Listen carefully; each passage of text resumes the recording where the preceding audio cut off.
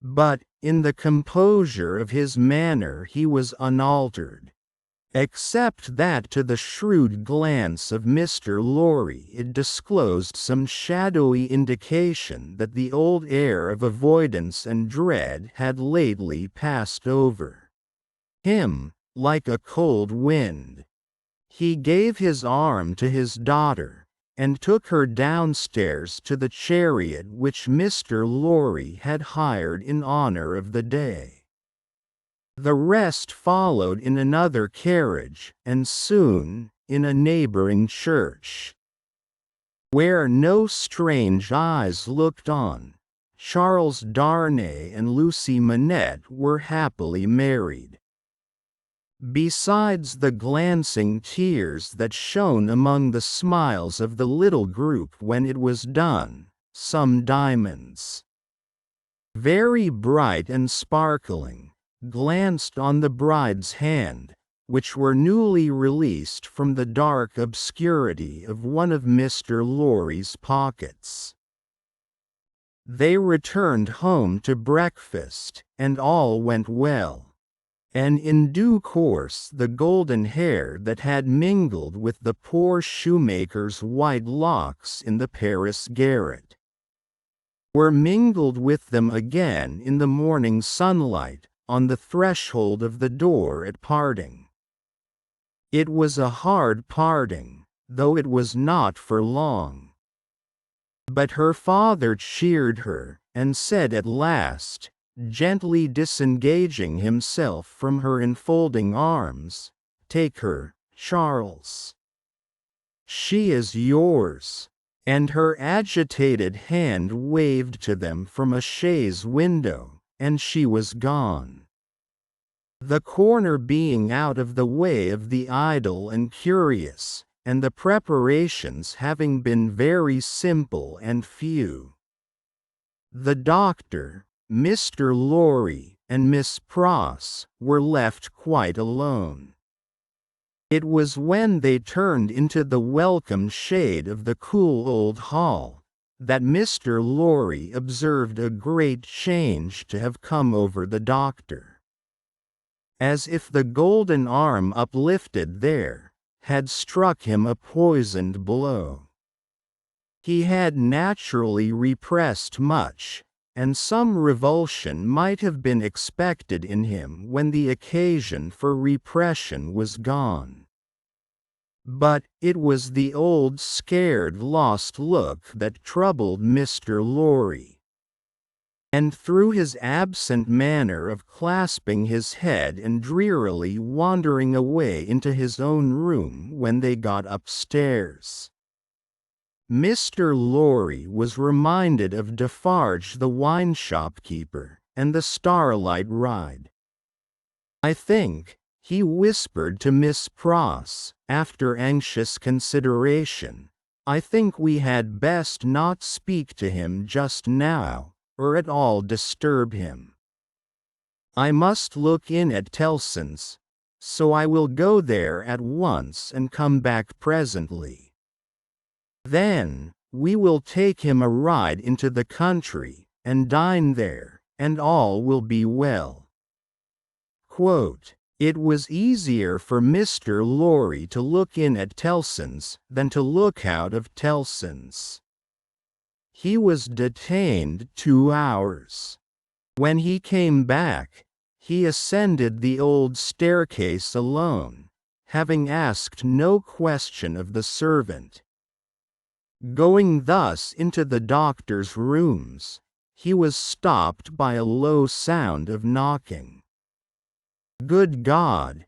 he said, with a start. "What's that?" Miss Pross, with a terrified face, was at his ear. "Oh me, all is lost!" cried she, wringing her hands. "What is to be told to Ladybird?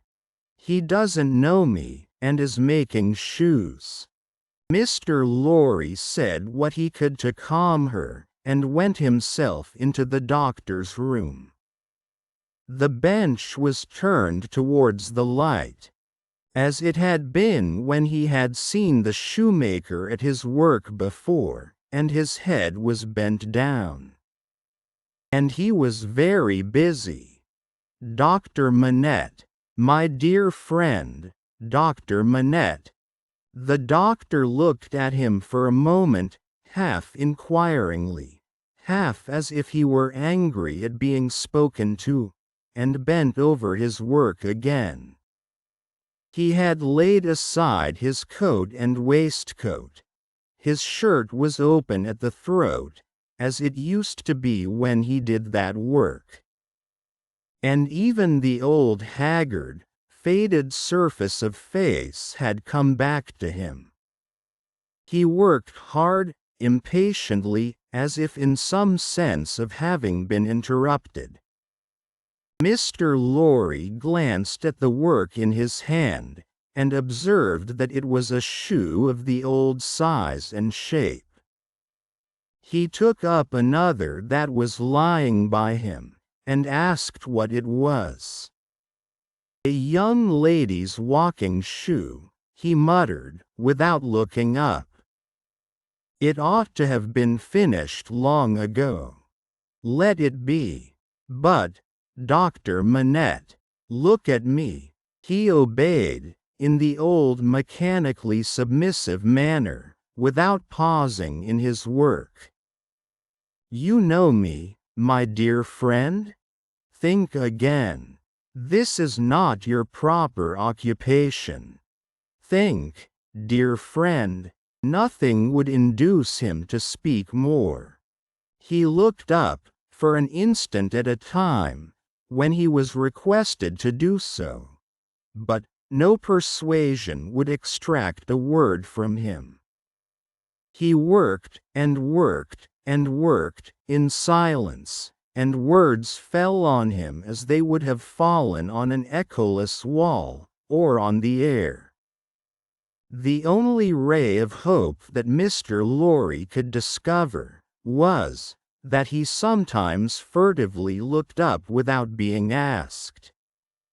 In that, there seemed a faint expression of curiosity or perplexity, as though he were trying to reconcile some doubts in his mind. Two things at once impressed themselves on Mr. Lorry, as important above all others. The first, that this must be kept secret from Lucy. The second, that it must be kept secret from all who knew him. In conjunction with Miss Pross, he took immediate steps towards the latter precaution. By giving out that the doctor was not well, and required a few days of complete rest. In aid of the kind deception to be practiced on his daughter, Miss Pross was to write, describing his having been called away professionally, and referring to an imaginary letter of 2 or 3 hurried lines in his own hand, represented to have been addressed to her by the same post. These measures, advisable to be taken in any case, Mr. Lorry took in the hope of his coming to himself. If that should happen soon, he kept another course in reserve, which was, to have a certain opinion that he thought the best, on the doctor's case. In the hope of his recovery, and of resort to this third course being thereby rendered practicable, Mr. Lorry resolved to watch him attentively, with as little appearance as possible of doing so. He therefore made arrangements to absent himself from Tellson's for the first time in his life, and took his post by the window in the same room. He was not long in discovering that it was worse than useless to speak to him, since, on being pressed, he became worried. He abandoned that attempt on the first day, and resolved merely to keep himself always before him. As a silent protest against the delusion into which he had fallen, or was failing. He remained, therefore, in his seat near the window, reading and writing, and expressing in as many pleasant and natural ways as he could think of, that it was a free place. Dr. Manette took what was given him to eat and drink, and worked on, that first day, until it was too dark to see, worked on, half an hour after Mr. Lorry could not have seen. For his life, to read or write, when he put his tools aside as useless, until morning, Mr. Lorry rose and said to him, "Will you go out?" He looked down at the floor on either side of him in the old manner, looked up in the old manner, and repeated in the old low voice, "Out? Yes. For a walk with me." He made no effort to say why not, and said not a word more. Lorry thought he saw, as he leaned forward on his bench in the dusk, with his elbows on his knees and his head in his hands, that he was in some misty way asking himself, why not? The sagacity of the man of business perceived an advantage here, and determined to hold it. Miss Pross and he divided the night into 2 watches, and observed him at intervals from the adjoining room. He paced up and down for a long time before he lay down, but, when he did finally lay himself down, he fell asleep. In the morning, he was up betimes, and went straight to his bench and to work. On this second day, Mr. Lorry saluted him cheerfully by his name, and spoke to him on topics that had been of late familiar to them. He returned no reply, but it was evident that he heard what was said, and that he thought about it, however confusedly.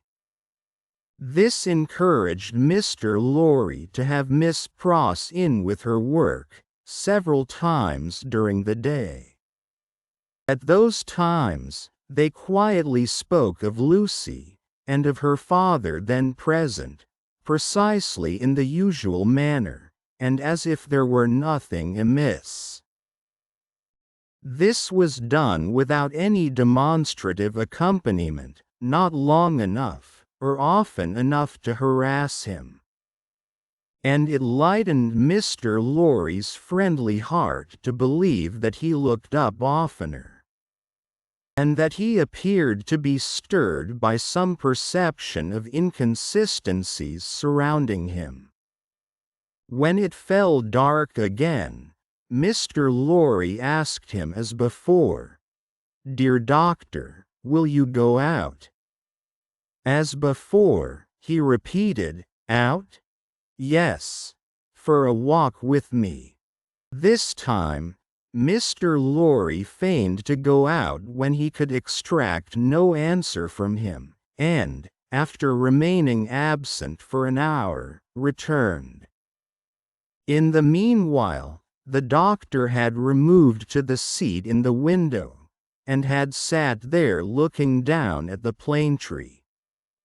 But, on Mr. Lorry's return, he slipped away to his bench. The time went very slowly on, and Mr. Lorry's hope darkened, and his heart grew heavier again, and grew yet heavier and heavier every day. The 3rd day came and went, the 4th, the 5th. 5 days, 6 days, 7 days, 8 days, 9 days. With the hope ever darkening, and with the heart always growing heavier and heavier, Mr. Lorry passed through this anxious time. The secret was well kept, and Lucy was unconscious and happy. But he could not fail to observe that the shoemaker, whose hand had been a little out at first, was growing dreadfully skilful, and that he had never been so intent on his work, and that his hands had never been so nimble and expert, as in the dusk of the 9th evening. 19. An opinion. Worn out by anxious watching, Mr. Lorry fell asleep at his post. On the 10th morning of his suspense, he was startled by the shining of the sun into the room where a heavy slumber had overtaken him when it was dark night. He rubbed his eyes and roused himself, but he doubted, when he had done so, whether he was not still asleep. For, going to the door of the doctor's room and looking in, he perceived that the shoemaker's bench and tools were put aside again, and that the doctor himself sat reading at the window. He was in his usual morning dress, and his face, which Mr. Lorry could distinctly see, though still very pale, was calmly studious and attentive. Even when he had satisfied himself that he was awake, Mr. Lorry felt giddily uncertain for some few moments whether the late shoemaking might not be a disturbed dream of his own. For, did not his eyes show him his friend before him in his accustomed clothing and aspect, and employed as usual? And was there any sign within their range, that the change of which he had so strong an impression had actually happened? It was but the inquiry of his first confusion and astonishment, the answer being obvious. If the impression were not produced by a real corresponding and sufficient cause, how came he, Jarvis Lorry, there? How came he to have fallen asleep, in his clothes, on the sofa in Dr. Manette's consulting room? And to be debating these points outside the doctor's bedroom door in the early morning? Within a few minutes, Miss Pross stood whispering at his side. If he had had any particle of doubt left, her talk would of necessity have resolved it, but he was by that time clear-headed, and had none. He advised that they should let the time go by until the regular breakfast hour, and should then meet the doctor as if nothing unusual had occurred. If he appeared to be in his customary state of mind, Mr. Lorry would then cautiously proceed to seek direction and guidance from the opinion he had been, in his anxiety, so anxious to obtain. Miss Pross, submitting herself to his judgment, the scheme was worked out with care. Having abundance of time for his usual methodical toilette, Mr. Lorry presented himself at the breakfast hour in his usual white linen, and with his usual neat leg. The doctor was summoned in the usual way, and came to breakfast. So far as it was possible to comprehend him without overstepping those delicate and gradual approaches which Mr. Lorry felt to be the only safe advance, he at first supposed that his daughter's marriage had taken place yesterday. An incidental allusion, purposely thrown out, to the day of the week, and the day of the month, set him thinking and counting, and evidently made him uneasy. In all other respects, however, he was so composedly himself, that Mr. Lorry determined to have the aid he sought. And that aid was his own. Therefore, when the breakfast was done and cleared away, and he and the doctor were left together, Mr. Lorry said, feelingly, "My dear Manette, I am anxious to have your opinion, in confidence, on a very curious case in which I am deeply interested. That is to say, it is very curious to me. Perhaps, to your better information it may be less so." Glancing at his hands, which were discolored by his late work, the doctor looked troubled, and listened attentively. He had already glanced at his hands more than once. "Dr. Manette," said Mr. Lorry, touching him affectionately on the arm, "the case is the case of a particularly dear friend of mine. Pray give your mind to it, and advise me well for his sake, and above all, for his daughters, my dear Manette." "If I understand," said the doctor, in a subdued tone, "some mental shock." "Yes. Be explicit," said the doctor. "Spare no detail." Mr. Lorry saw that they understood one another, and proceeded, "My dear Manette, it is the case of an old and a prolonged shock, of great acuteness and severity to the affections, the feelings, the, as you express it, the mind. It is the case of a shock under which the sufferer was borne down. One cannot say for how long, because I believe he cannot calculate the time himself. And there are no other means of getting at it. It is the case of a shock from which the sufferer recovered, by a process that he cannot trace himself, as I once heard him publicly relate in a striking manner. It is the case of a shock from which he has recovered so completely as to be a highly intelligent man, capable of close application of mind, and great exertion of body, and of constantly making fresh additions to his stock of knowledge, which was already very large.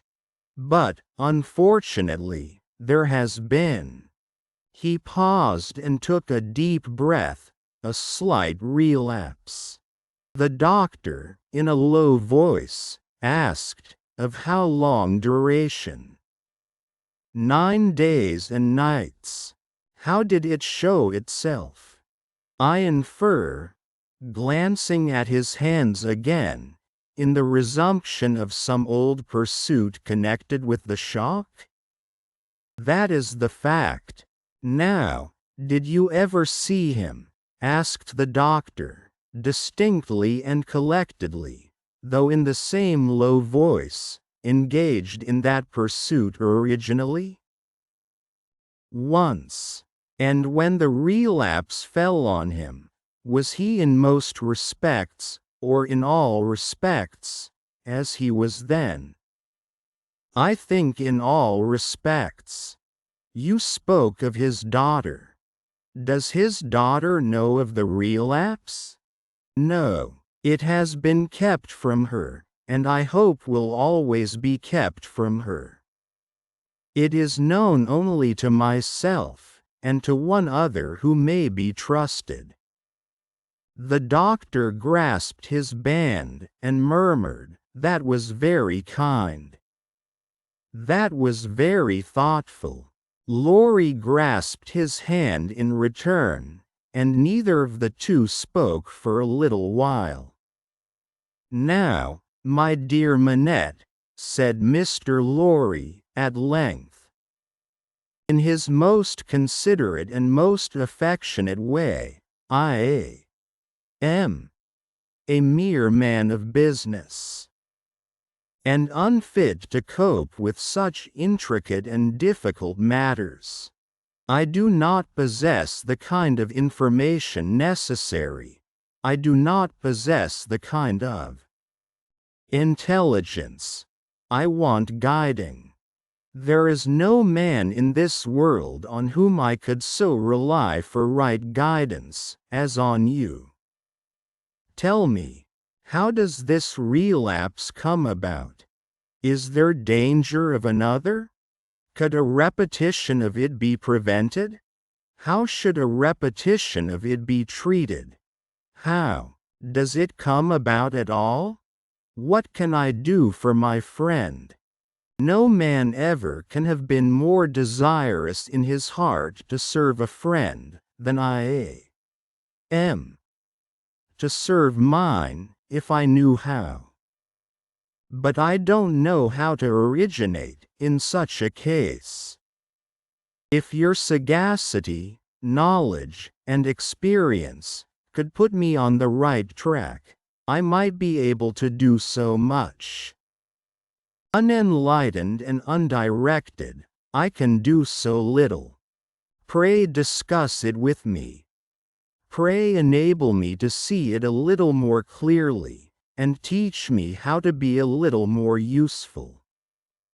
Quote, Dr. Manette sat meditating after these earnest words were spoken, and Mr. Lorry did not press him.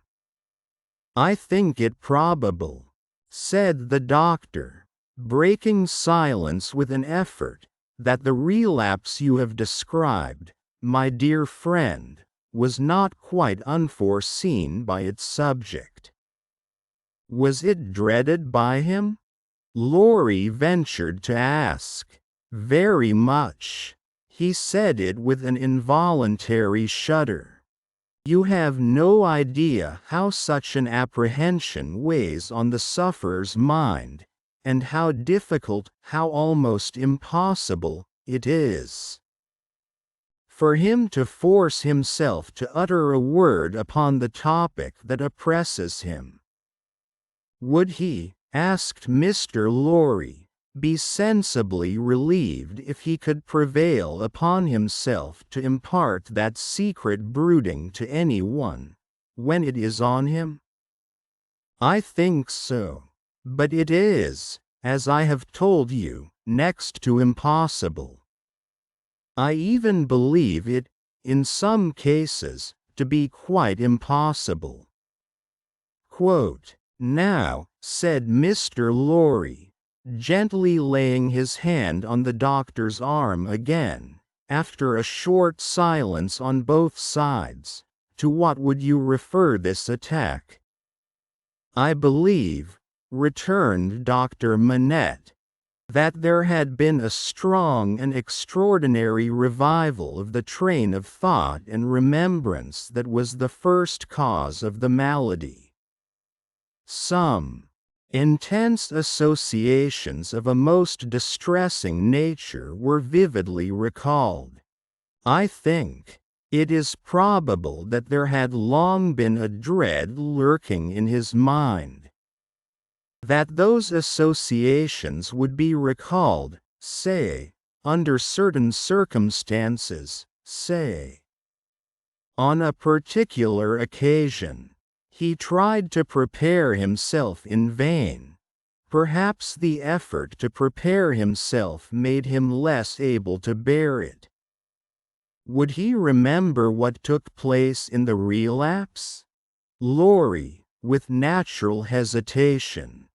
The doctor looked desolately round the room, shook his head, and answered, in a low voice, "Not at all." "Now, as to the future," hinted As to the future," said the doctor, recovering firmness. I should have great hope. As it pleased heaven in its mercy to restore him so soon, I should have great hope.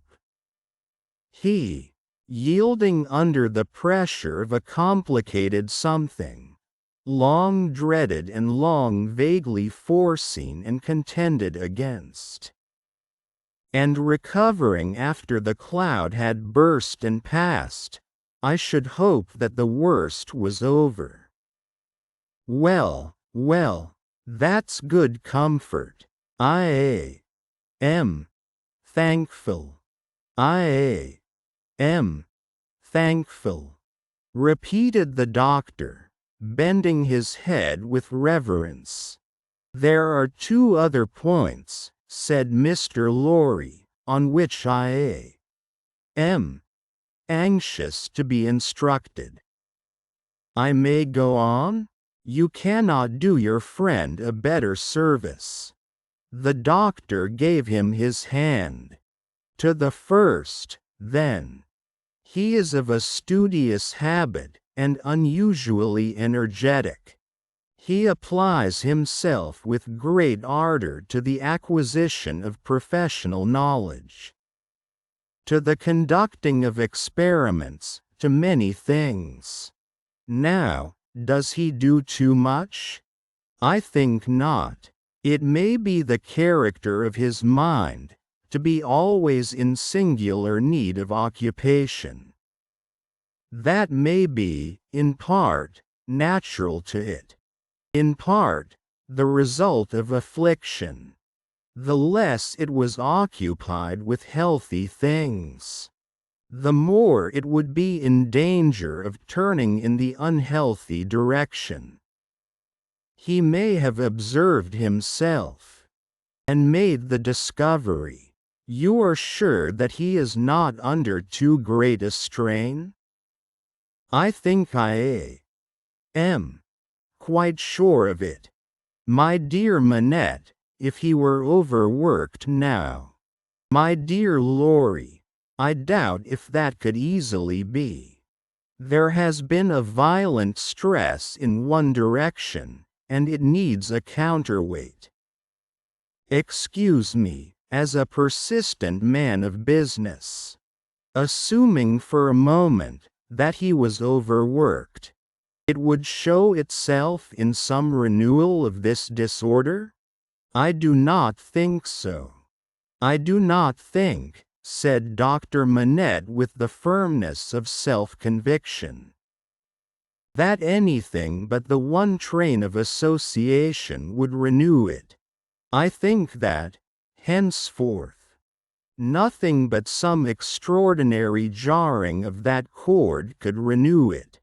After what has happened, and after his recovery, I find it difficult to imagine any such violent sounding of that string again. I trust, and I almost believe, that the circumstances likely to renew it are exhausted. He spoke with the diffidence of a man who knew how slight a thing would overset the delicate organization of the mind, and yet with the confidence of a man who had slowly won his assurance out of personal endurance and distress. It was not for his friend to abate that confidence. He professed himself more relieved and encouraged than he really was, and approached his second and last point. He felt it to be the most difficult of all, but, remembering his old Sunday morning conversation with Miss Pross, and remembering what he had seen in the last 9 days, he knew that he must face it. The occupation resumed under the influence of this passing affliction so happily recovered from, said Mr. Lorry, clearing his throat, we will call blacksmith's work, blacksmith's work.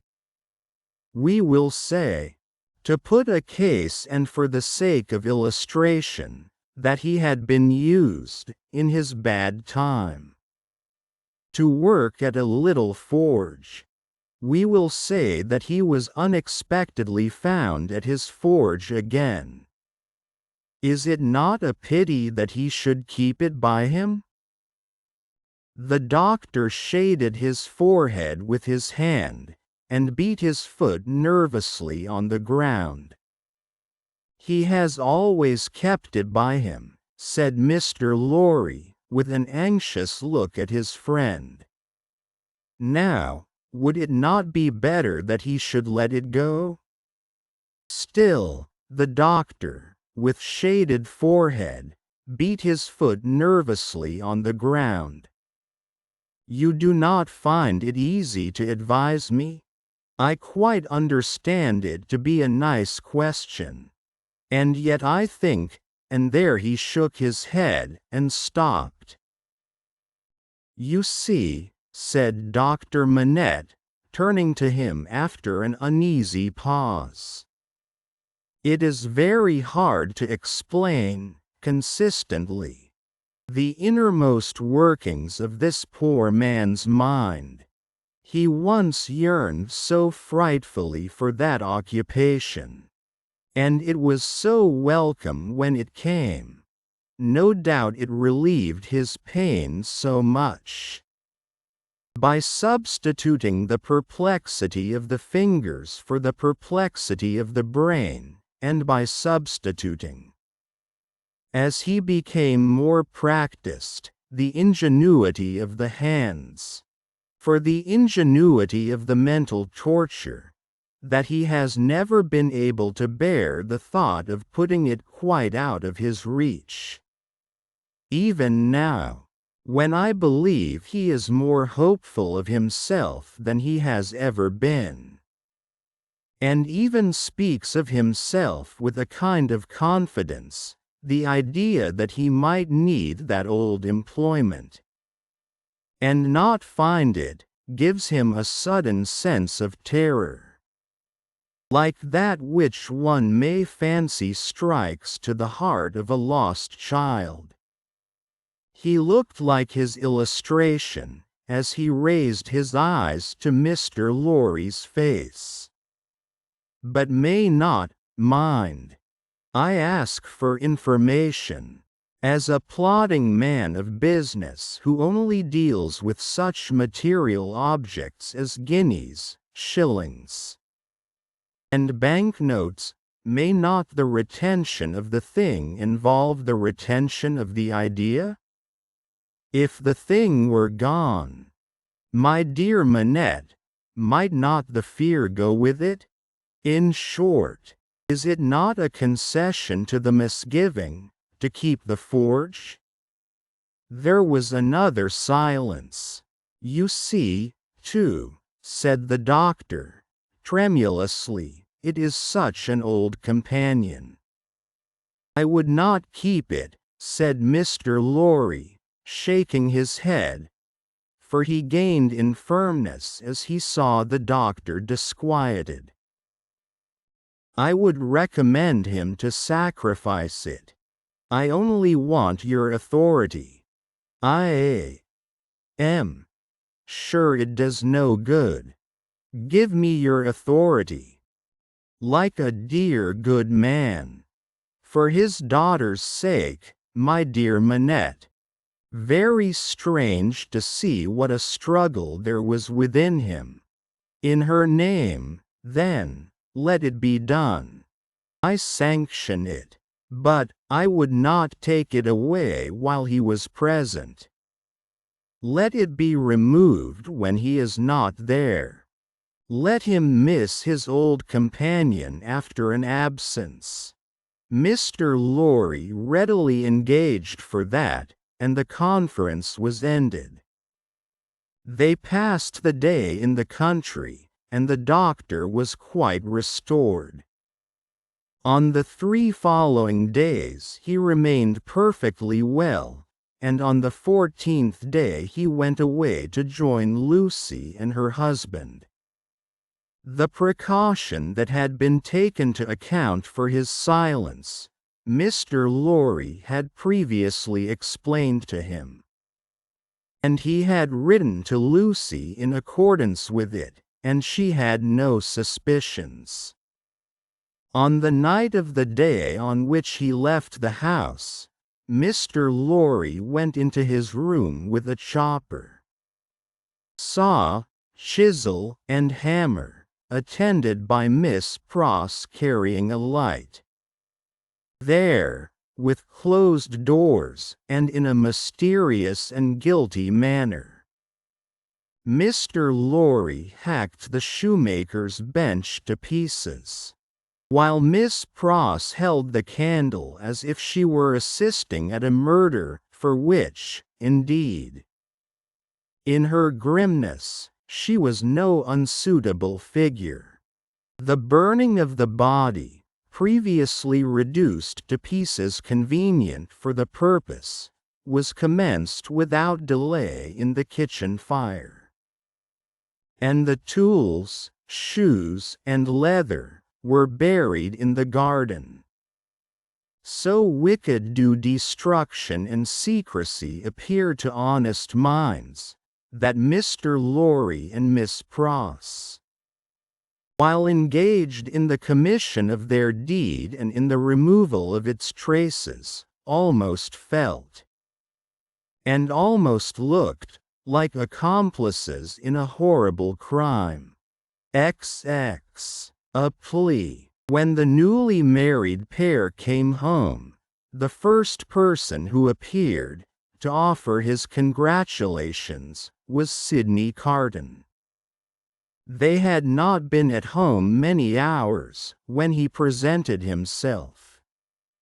He was not improved in habits, or in looks, or in manner, but there was a certain rugged air of fidelity about him, which was new to the observation of Charles Darnay.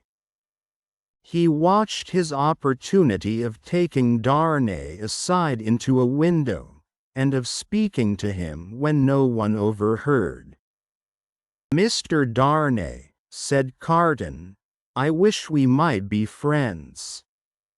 "We are already friends, I hope. You are good enough to say so, as a fashion of speech. But, I don't mean any fashion of speech. Indeed, when I say I wish we might be friends, I scarcely mean quite that, either." Charles Darnay, as was natural, asked him, in all good humor and good fellowship, what he did mean. "Upon my life," said Carton, smiling, "I find that easier to comprehend in my own mind, than to convey to yours. However, let me try. You remember a certain famous occasion when I was more drunk than usual?" "I remember a certain famous occasion when you forced me to confess that you had been drinking." "I remember it too. The curse of those occasions is heavy upon me, for I always remember them.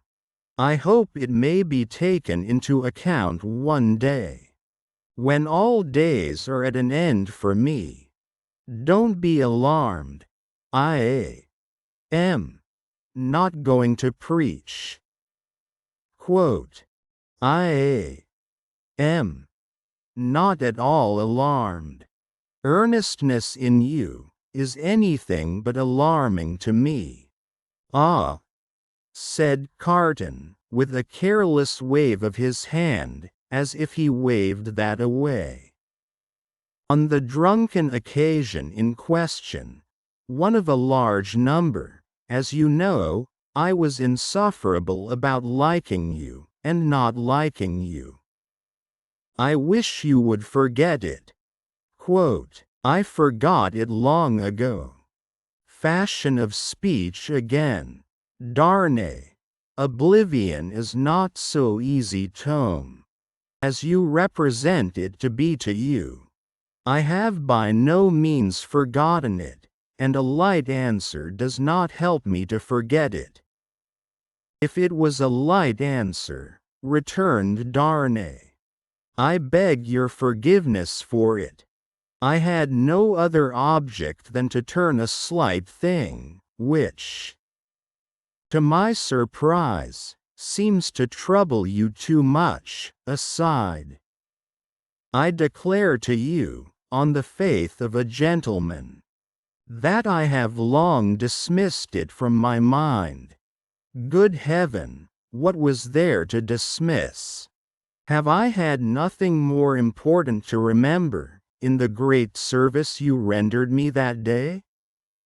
As to the great service, said Carton, I am bound to avow to you, when you speak of it in that way, that it was mere professional claptrap.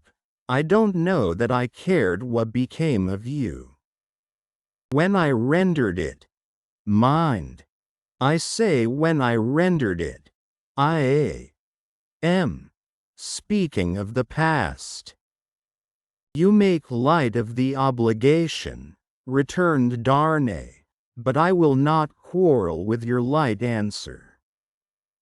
Genuine truth, Mr. Darnay, trust me. I have gone aside from my purpose. I was speaking about our being friends. Now, you know me.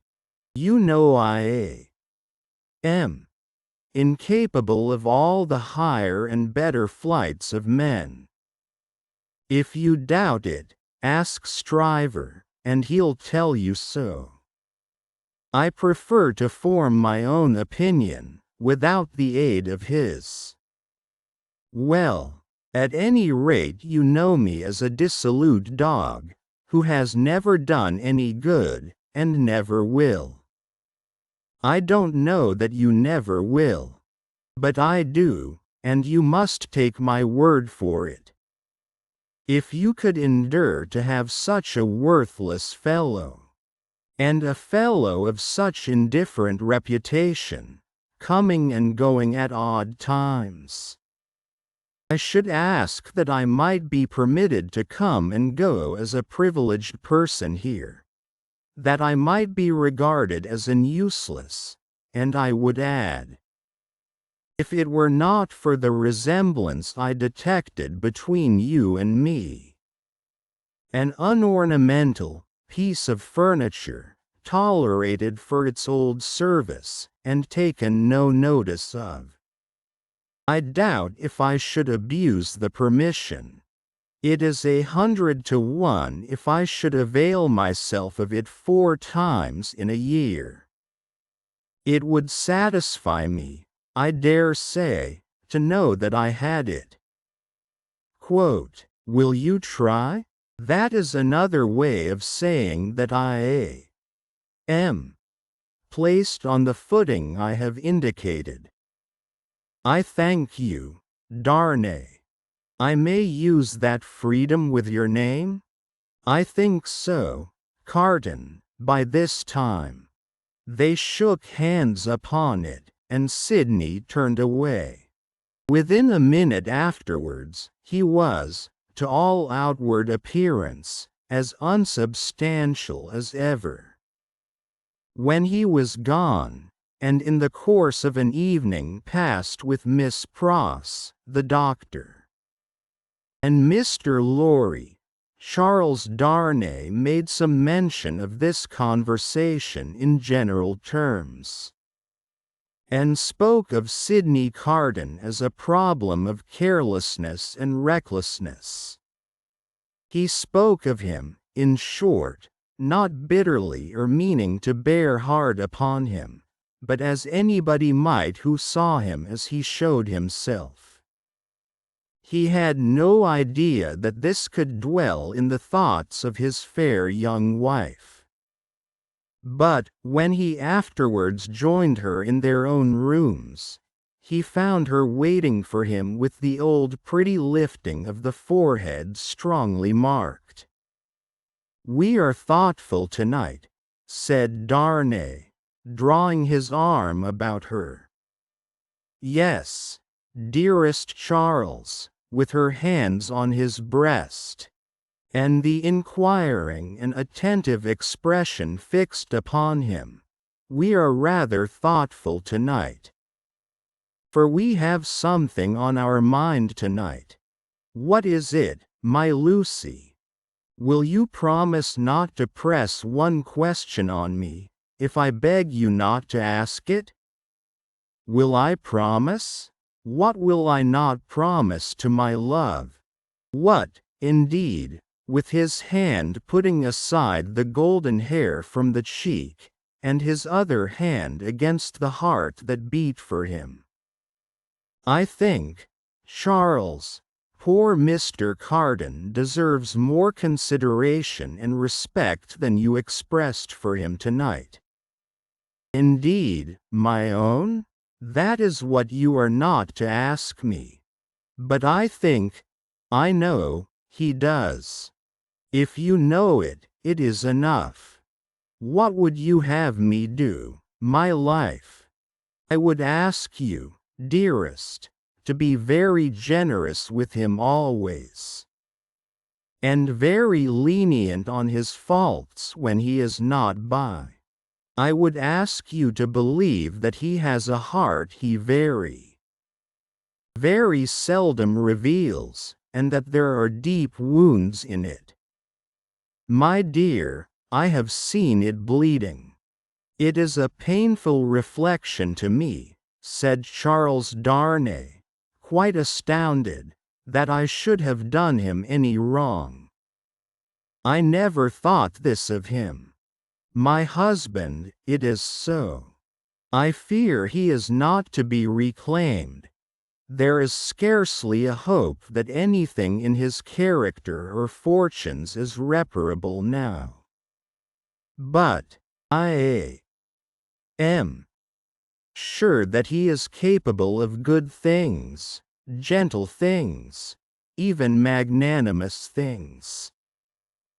She looked so beautiful in the purity of her faith in this lost man, that her husband could have looked at her as she was for hours. "And, oh my dearest love," she urged, clinging nearer to him, laying her head upon his breast, and raising her eyes to his, "remember how strong we are in our happiness, and how weak he is in his misery." The supplication touched him home. "I will always remember it, dear heart. I will remember it as long as I live." He bent over the golden head, and put the rosy lips to his, and folded her in his arms. If one forlorn wanderer then pacing the dark streets could have heard her innocent disclosure, and could have seen the drops of pity kissed away by her husband from the soft blue eyes so loving of that husband, he might have cried to the night, and the words would not have parted from his lips for the first time, "God bless her for her sweet compassion." 21. Echoing footsteps. A wonderful corner for echoes, it has been remarked, that corner where the doctor lived. Ever busily winding the golden thread which bound her husband, and her father, and herself, and her old directress and companion, in a life of quiet bliss. Lucy sat in the still house in the tranquilly resounding corner, listening to the echoing footsteps of years. At first, there were times, though she was a perfectly happy young wife, when her work would slowly fall from her hands, and her eyes would be dimmed. For there was something coming in the echoes, something light, afar off, and scarcely audible yet, that stirred her heart too much. fluttering hopes and doubts, hopes of a love as yet unknown to her, doubts of her remaining upon earth to enjoy that new delight, divided her breast. Among the echoes then, there would arise the sound of footsteps at her own early grave, and thoughts of the husband who would be left so desolate, and who would mourn for her so much, swelled to her eyes, and broke like waves. That time passed, and her little Lucy lay on her bosom. Then, among the advancing echoes, there was the tread of her tiny feet and the sound of her prattling words. Let greater echoes resound as they would, the young mother at the cradle side could always hear those coming. They came, and the shady house was sunny with a child's laugh. And the divine friend of children, to whom in her trouble she had confided hers, seemed to take her child in his arms, as he took the child of old, and made it a sacred joy to her. Ever busily winding the golden thread that bound them all together, weaving the service of her happy influence through the tissue of all their lives, and making it predominate nowhere. Lucy heard in the echoes of years none but friendly and soothing sounds. Her husband's step was strong and prosperous among them, her father's firm and equal.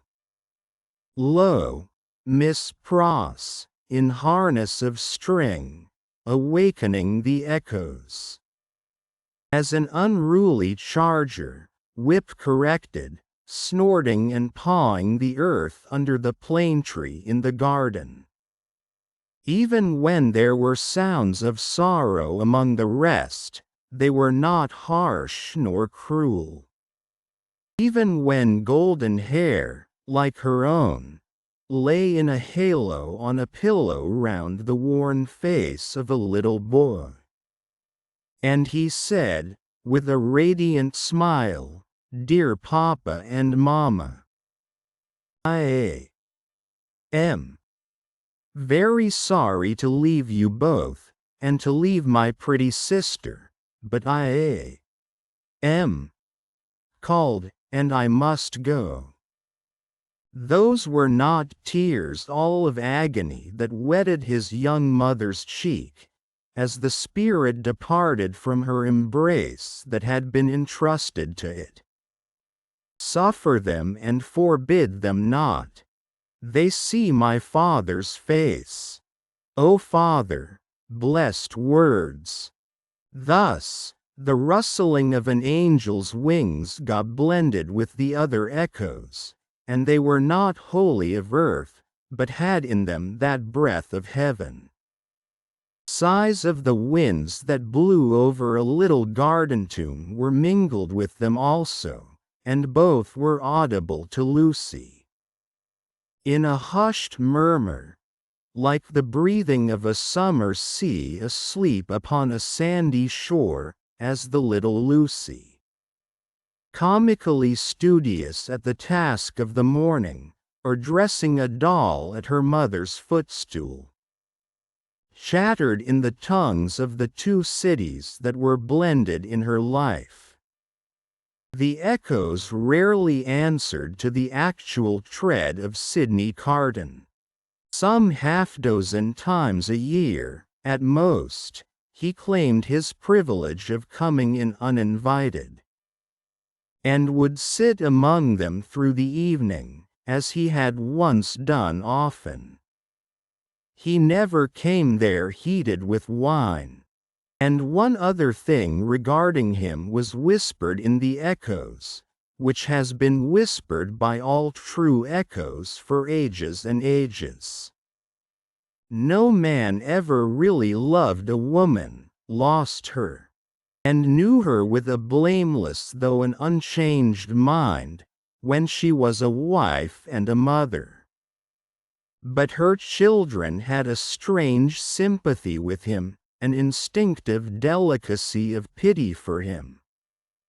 What fine hidden sensibilities are touched in such a case, no echoes tell, but it is so, and it was so here.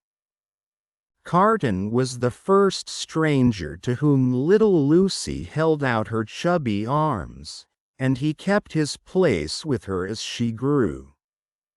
The little boy had spoken of him, almost at the last. "Poor Carton! Kiss him for me."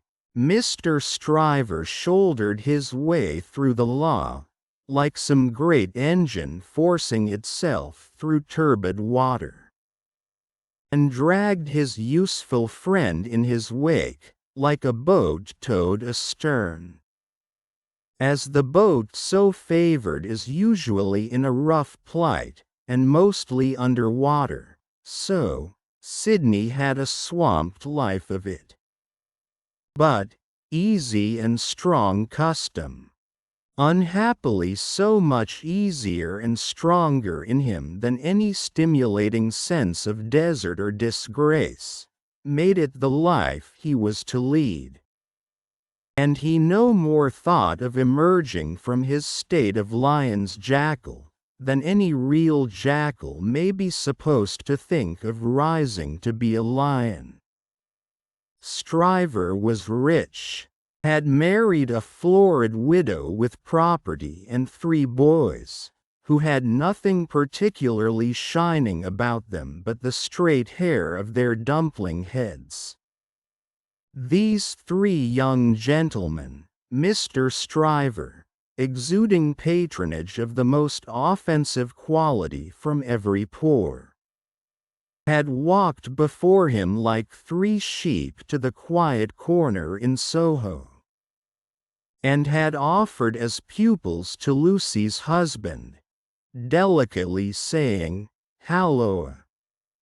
Here are 3 lumps of bread and cheese towards your matrimonial picnic, Darnay." The polite rejection of the 3 lumps of bread and cheese had quite bloated Mr. Stryver with indignation, which he afterwards turned to account in the training of the young gentlemen, by directing them to beware of the pride of beggars, like that Tudor fellow.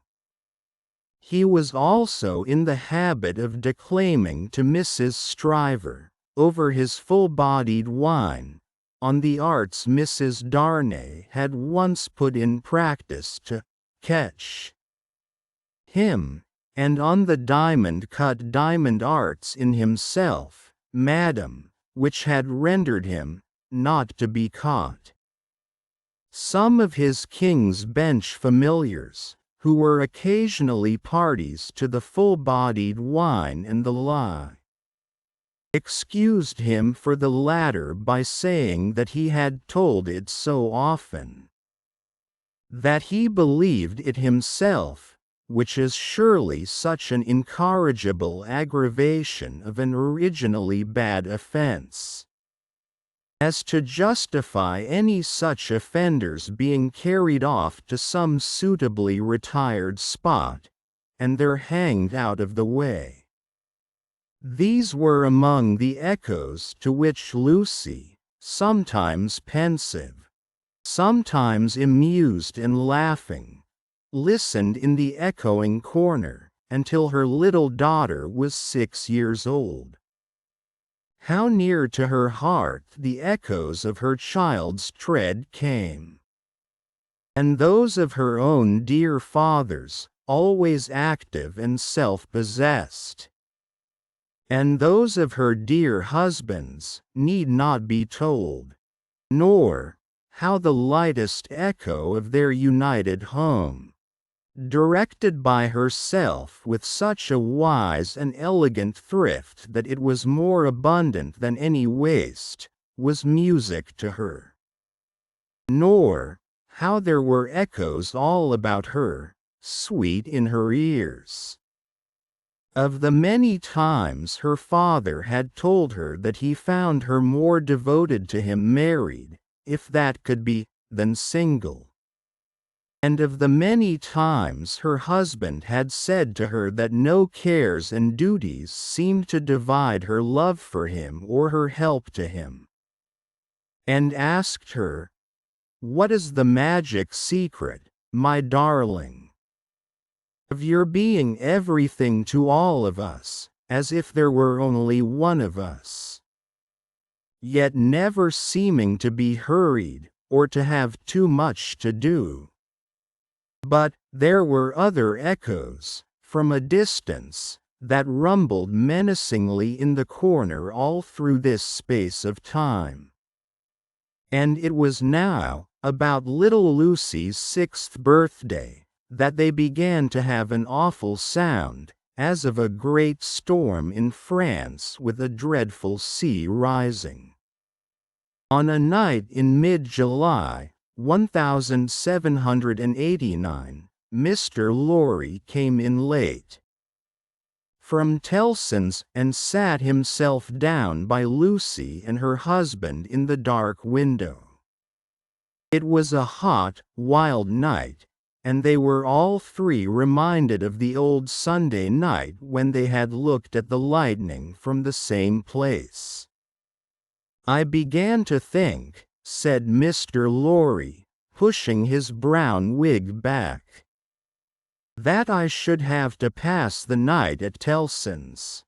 We have been so full of business all day, that we have not known what to do first, or which way to turn. There is such an uneasiness in Paris, that we have actually a run of confidence upon us. Our customers over there seem not to be able to confide their property to us fast enough. There is positively a mania among some of them for sending it to England." "That has a bad look," said Darnay. "A bad look, you say, my dear Darnay?" "Yes. But we don't know what reason there is in it. People are so unreasonable. Some of us at Tellson's are getting old, and we really can't be troubled out of the ordinary course without due occasion." "Still," said Darnay, "you know how gloomy and threatening the sky is." "I know that, to be sure," assented Mr. Lorry, trying to persuade himself that his sweet temper was soured, "and that he grumbled, but I am determined to be peevish after my long day's botheration. Where is Manette?" "Here he is," said the doctor, entering the dark room at the moment. "I am quite glad you are at home, for these hurries and forebodings by which I have been surrounded all day long have made me nervous without reason. You are not going out, I hope?" "No, I am going to play backgammon with you, if you like," said the doctor. "I don't think I do like, if I may speak my mind. I am not fit to be pitted against you tonight. Is the tea-board still there, Lucy? I can't see. Of course, it has been kept for you. Thank ye, my dear. The precious child is safe in bed? And sleeping soundly. That's right. All safe and well. I don't know why anything should be otherwise than safe and well here, thank God. But I have been so put out all day, and I am not as young as I was. My tea, my dear. Thank ye.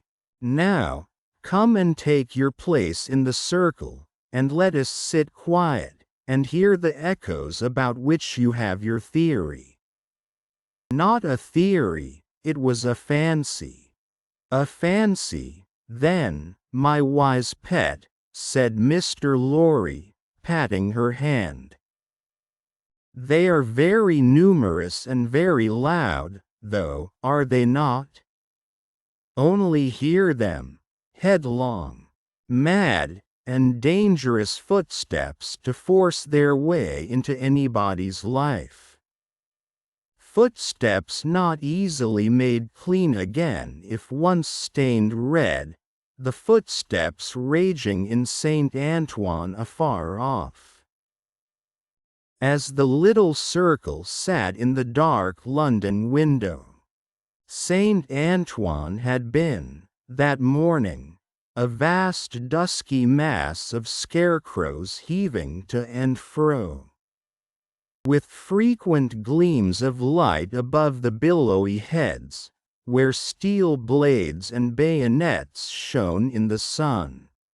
A tremendous roar arose from the throat of Saint Antoine, and a forest of naked arms struggled in the air like shriveled branches of trees in a winter wind.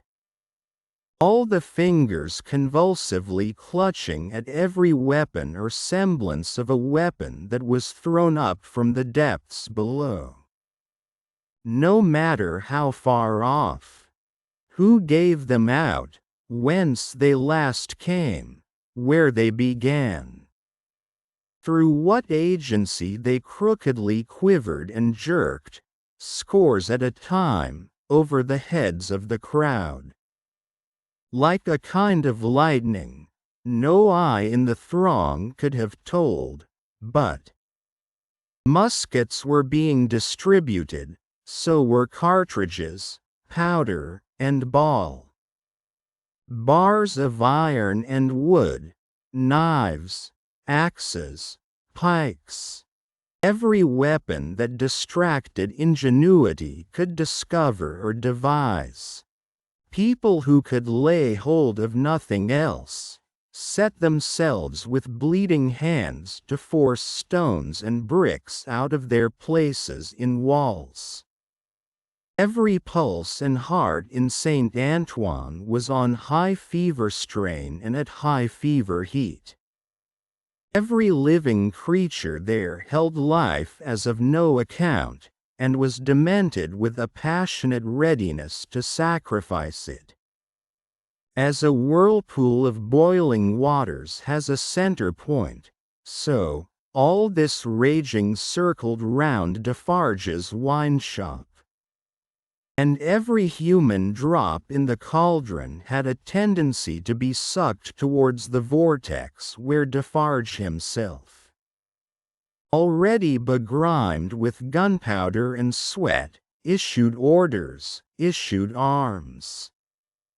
Thrust this man back, dragged this man forward, disarmed one to arm another, labored and strove in the thickest of the uproar.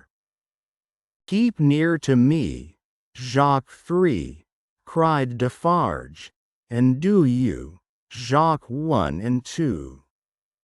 Separate and put yourselves at the head of as many of these patriots as you can. Where is my wife? Well, here you see me, said Madame, composed as ever, but not knitting today. Madame's resolute right hand was occupied with an axe, in place of the usual softer implements, and in her girdle were a pistol and a cruel knife. Where do you go, my wife? I go, said Madame, with you at present. You shall see me at the head of women, by and bye. Come, then, cried Defarge, in a resounding voice. Patriots and friends, we are ready. The Bastille. with a roar that sounded as if all the breath in France had been shaped into the detested word. The living sea rose, wave on wave, depth on depth, and overflowed the city to that point. Alarm bells ringing, drums beating, the sea raging and thundering on its new beach, the attack began. Deep ditches, double drawbridge, massive stone walls, 8 great towers, cannon, muskets, fire and smoke. Through the fire and through the smoke, in the fire and in the smoke, for the sea cast him up against a cannon. And on the instant he became a cannoneer. Defarge of the wine shop worked like a manful soldier, 2 fierce hours. Deep ditch, single drawbridge, massive stone walls, 8 great towers, cannon, muskets, fire and smoke. 1 drawbridge down, work, comrades all, work, work, Jacques 1, Jacques 2, Jacques 1000, Jacques 2000, Jacques 5 and 20,000. In the name of all the angels or the devils, which you prefer, work. Thus Defarge of the wine shop, still at his gun, which had long gown hot. To me, women, cried Madam his wife, we can kill as well as the men when the place is taken. And to her, with a shrill thirsty cry, trooping women variously armed, but all armed age in hunger and revenge.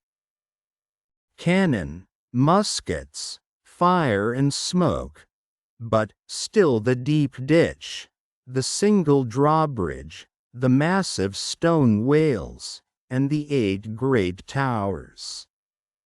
Slight displacements of the raging sea, made by the falling wounded. Flashing weapons, blazing torches, smoking wagonloads of wet straw. Hard work at neighboring barricades in all directions, shrieks, volleys. Execrations, bravery without stint, boom smash and rattle. And the furious sounding of the living sea, but still the deep ditch. And the single drawbridge, and the massive stone walls, and the 8 great towers. And still Defarge of the wine shop at his gun, grown doubly hot by the service of 4 fierce hours. A white flag from within the fortress, and a parley, this dimly perceptible through the raging storm. Nothing audible in it.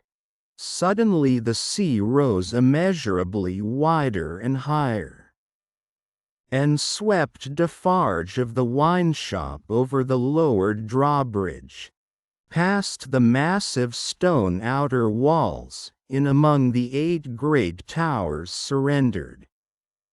So resistless was the force of the ocean bearing him on, that even to draw his breath or turn his head was as impracticable as if he had been struggling in the surf at the South Sea.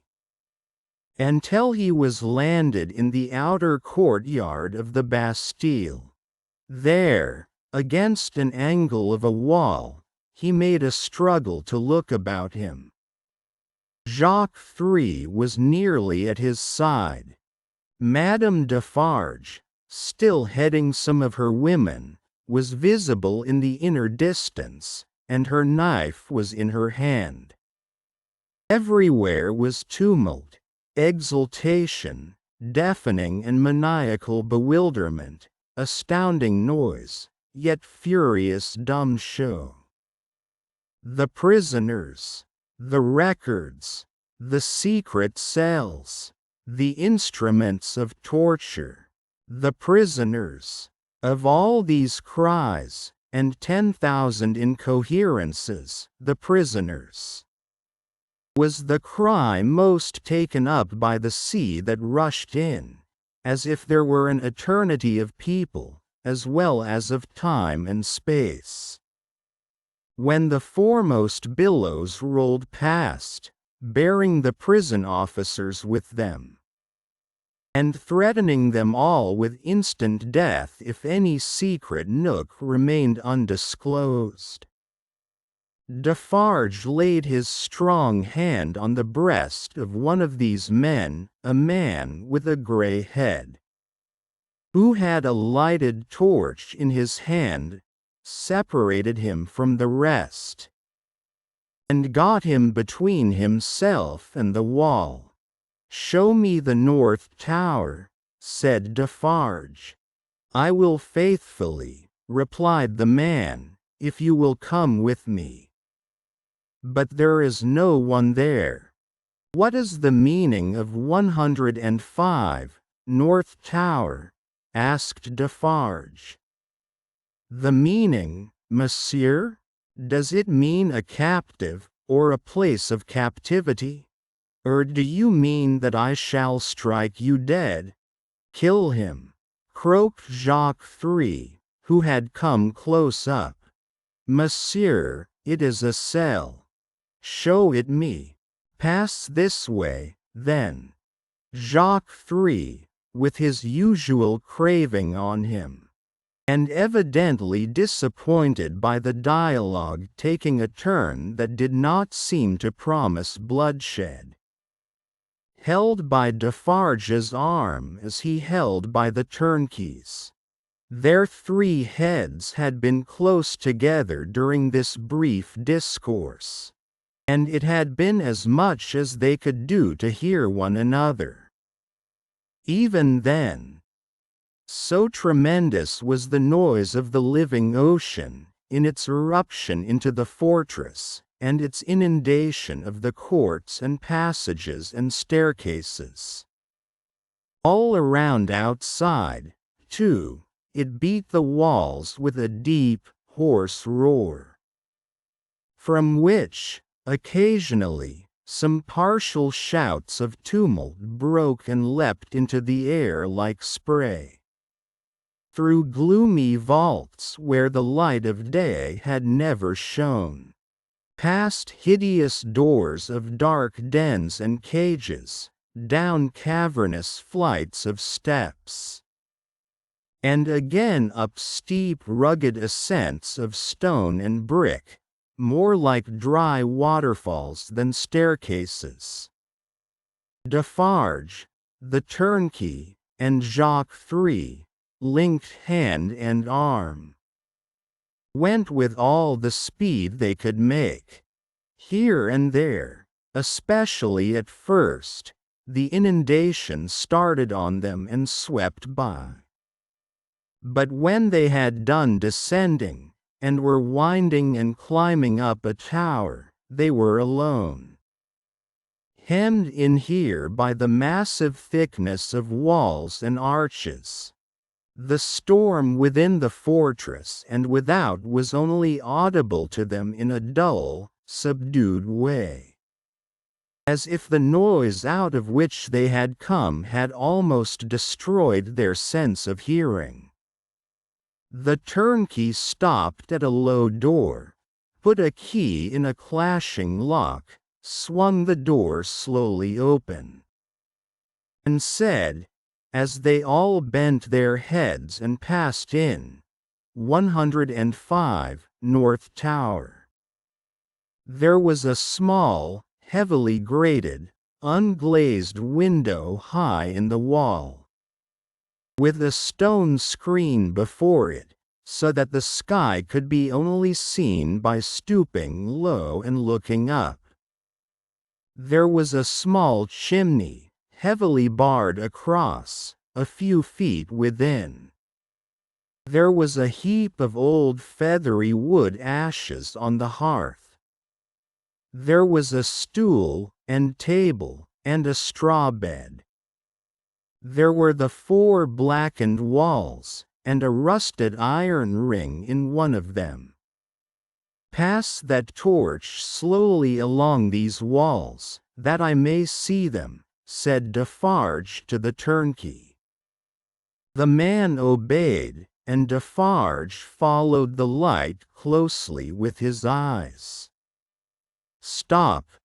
Look here, Jacques. A.M. croaked Jacques 3, as he read greedily. Alexander Manette, said Defarge in his ear, following the letters with his swart forefinger, deeply ingrained with gunpowder. And here he wrote a poor physician. And it was he, without doubt, who scratched a calendar on this stone. What is that in your hand? Give it me. Quote, he had still the linstock of his gun in his own hand. He made a sudden exchange of the 2 instruments, and turning on the worm-eaten stool and table, beat them to pieces in a few blows. Hold the light higher, he said, wrathfully, to the turnkey. Look among those fragments with care, Jacques. Here is my knife. Throwing it to him. Rip open that bed, and search the straw. Hold the light higher, you. Quote, with a menacing look at the turnkey he crawled upon the hearth. And, peering up the chimney, struck and prized at its sides with the crowbar. And worked at the iron grating across it. In a few minutes, some mortar and dust came dropping down, which he averted his face to avoid. And in it, and in the old wood ashes, and in a crevice in the chimney into which his weapon had slipped or wrought itself, he groped with a cautious touch. Nothing in the wood, and nothing in the straw, Jacques? Nothing. Let us collect them together, in the middle of the cell. Light them, you. The turnkey fired the little pile, which blazed high and hot. Stooping again to come out at the low-arched door, they left it burning, and retraced their way to the courtyard. Seeming to recover their sense of hearing as they came down, until they were in the raging flood once more. They found it surging and tossing, in quest of Defarge himself. Saint Antoine was clamorous to have its wine shopkeeper foremost in the guard upon the governor who had defended the Bastille and shot the people. Otherwise, the governor would not be marched to the Hôtel de Ville for judgment. Otherwise, the governor would escape, and the people's blood, suddenly of some value, after many years of worthlessness, be unavenged. In the howling universe of passion and contention that seemed to encompass this grim old officer conspicuous in his gray coat and red decoration, there was but one quite steady figure, and that was a woman's. See, there is my husband, she cried, pointing him out. See Defarge. She stood immovable close to the gray old officer, and remained immovable close to him through the streets.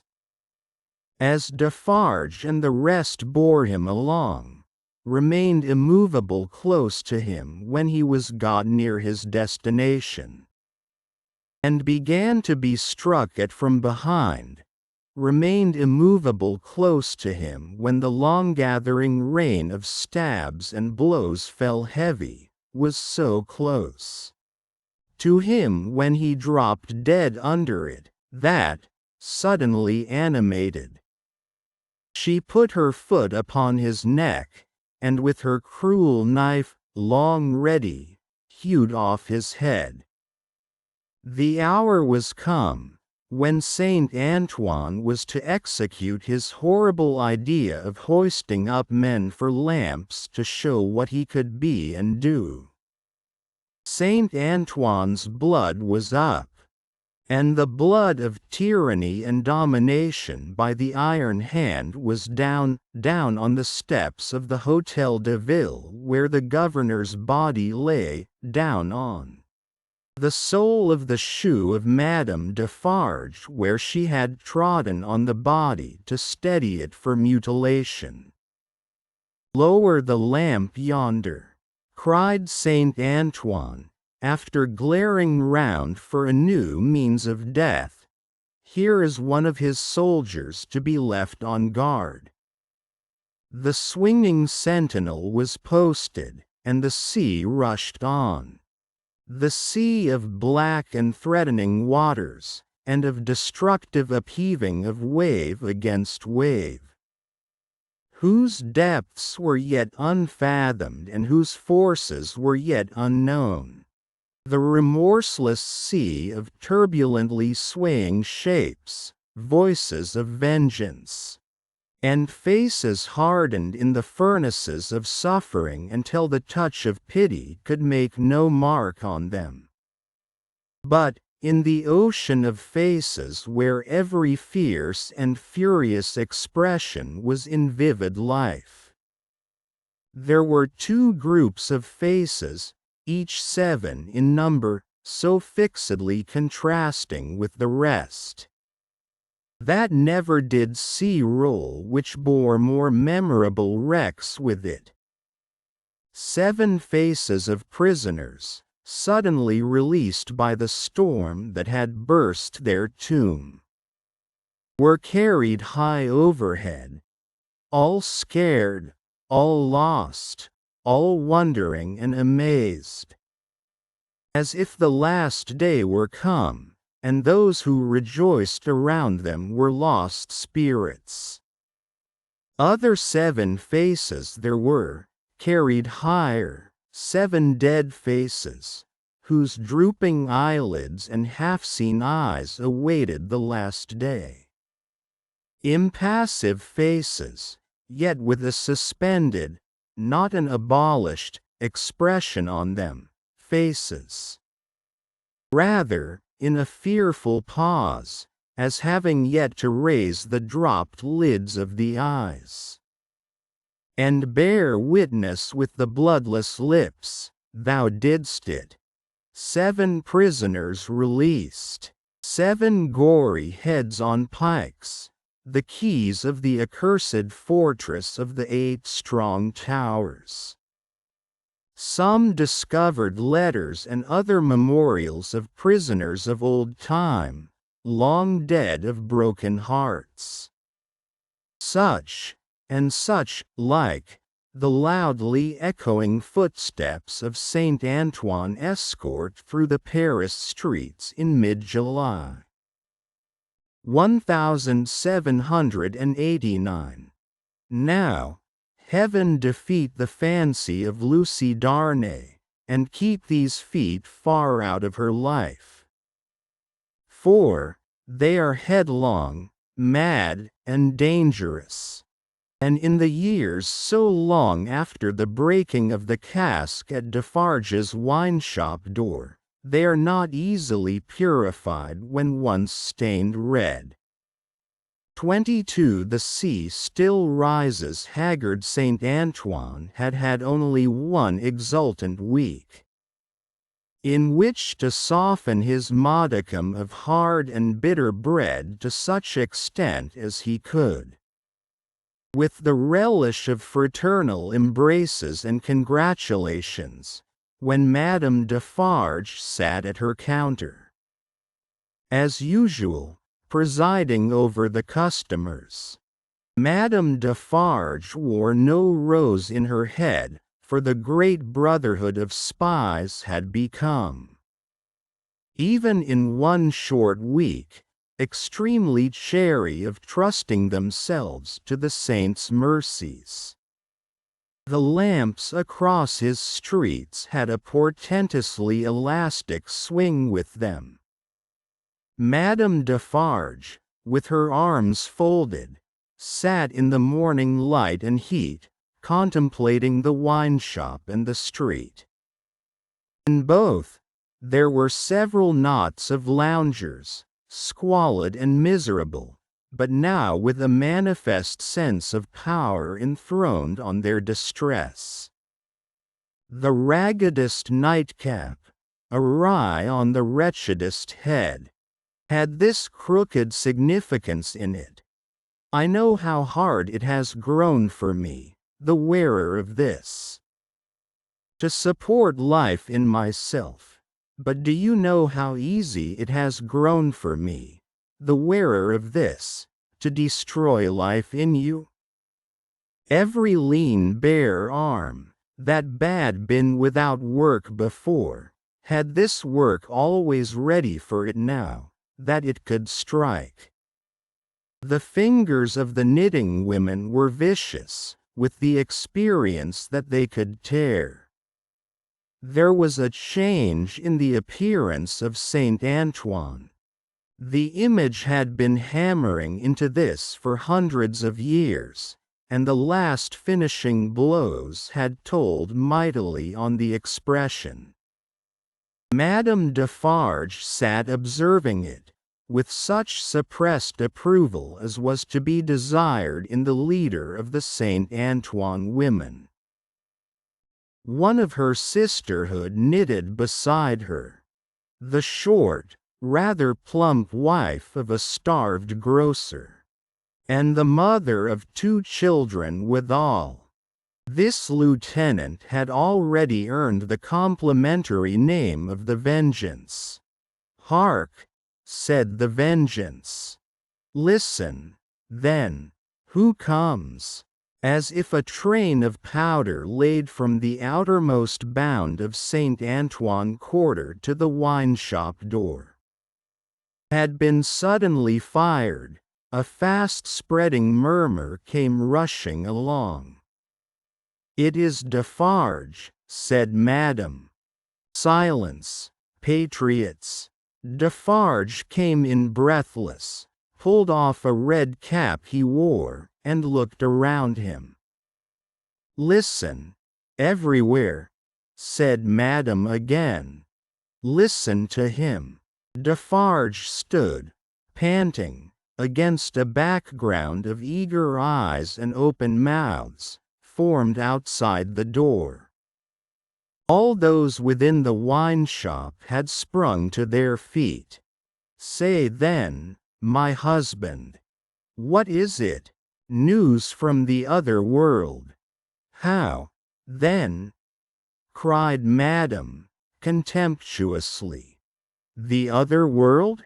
Does everybody here recall old Foulon, who told the famished people that they might eat grass, and who died, and went to hell? Everybody, from all throats. The news is of him.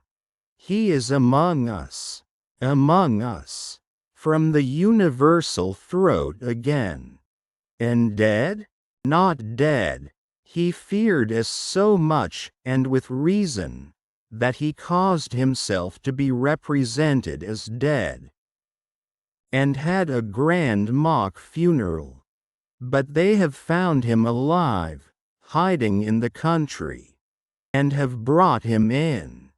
I have seen him but now, on his way to the Hôtel de Ville. A prisoner. I have said that he had reason to fear us. Had he reason?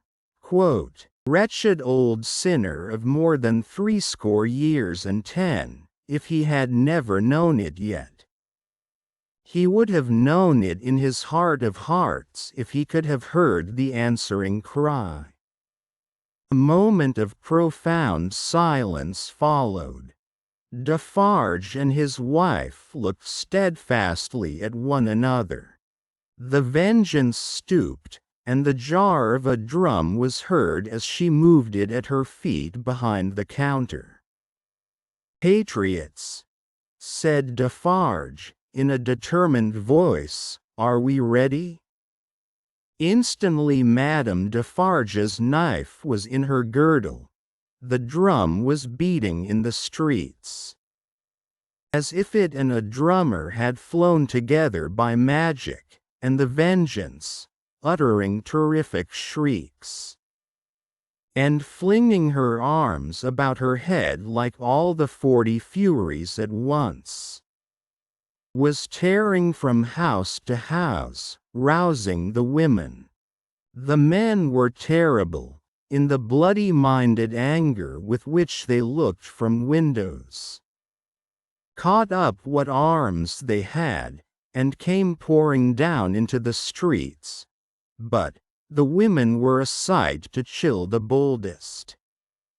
From such household occupations as their bare poverty yielded, from their children, from their aged and their sick crouching on the bare ground famished and naked, they ran out with streaming hair, urging one another, and themselves, to madness with the wildest cries and actions.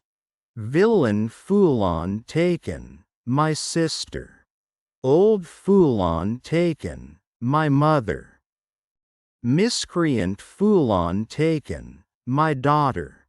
Then a score of others ran into the midst of these, beating their breasts, tearing their hair, and screaming, "Foulon alive!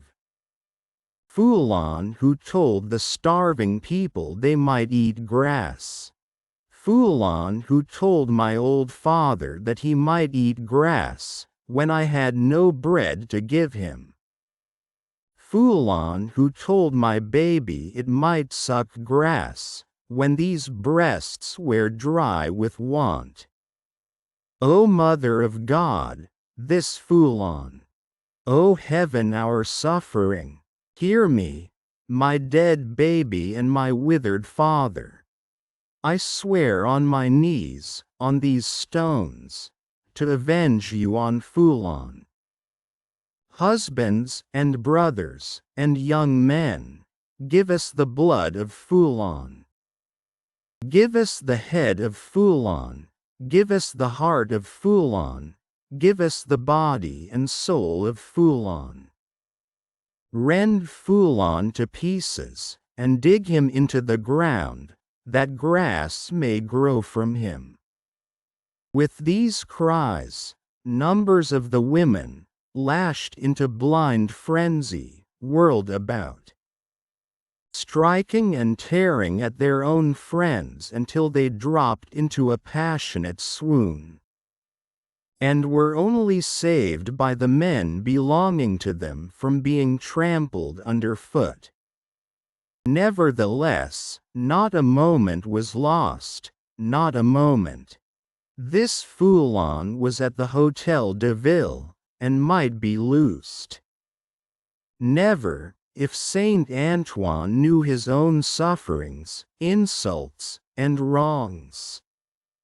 Armed men and women flocked out of the quarter so fast, and drew even these last dregs after them with such a force of suction, that within a quarter of an hour there was not a human creature in Saint Antoine's bosom but a few old crones and the wailing children. No, they were all by that time choking the hall of examination where this old man, ugly and wicked, was, and overflowing into the adjacent open space and streets. The Defarges, husband and wife, the Vengeance, and Jacques III, were in the first press, and at no great distance from him in the hall.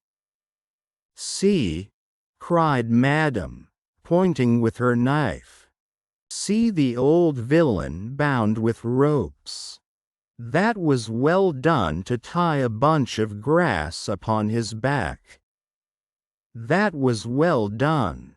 Let him eat it now. Madame put her knife under her arm, and clapped her hands as at a play. The people immediately behind Madame Defarge, explaining the cause of her satisfaction to those behind them, and those again explaining to others, and those to others. The neighboring streets resounded with the clapping of hands.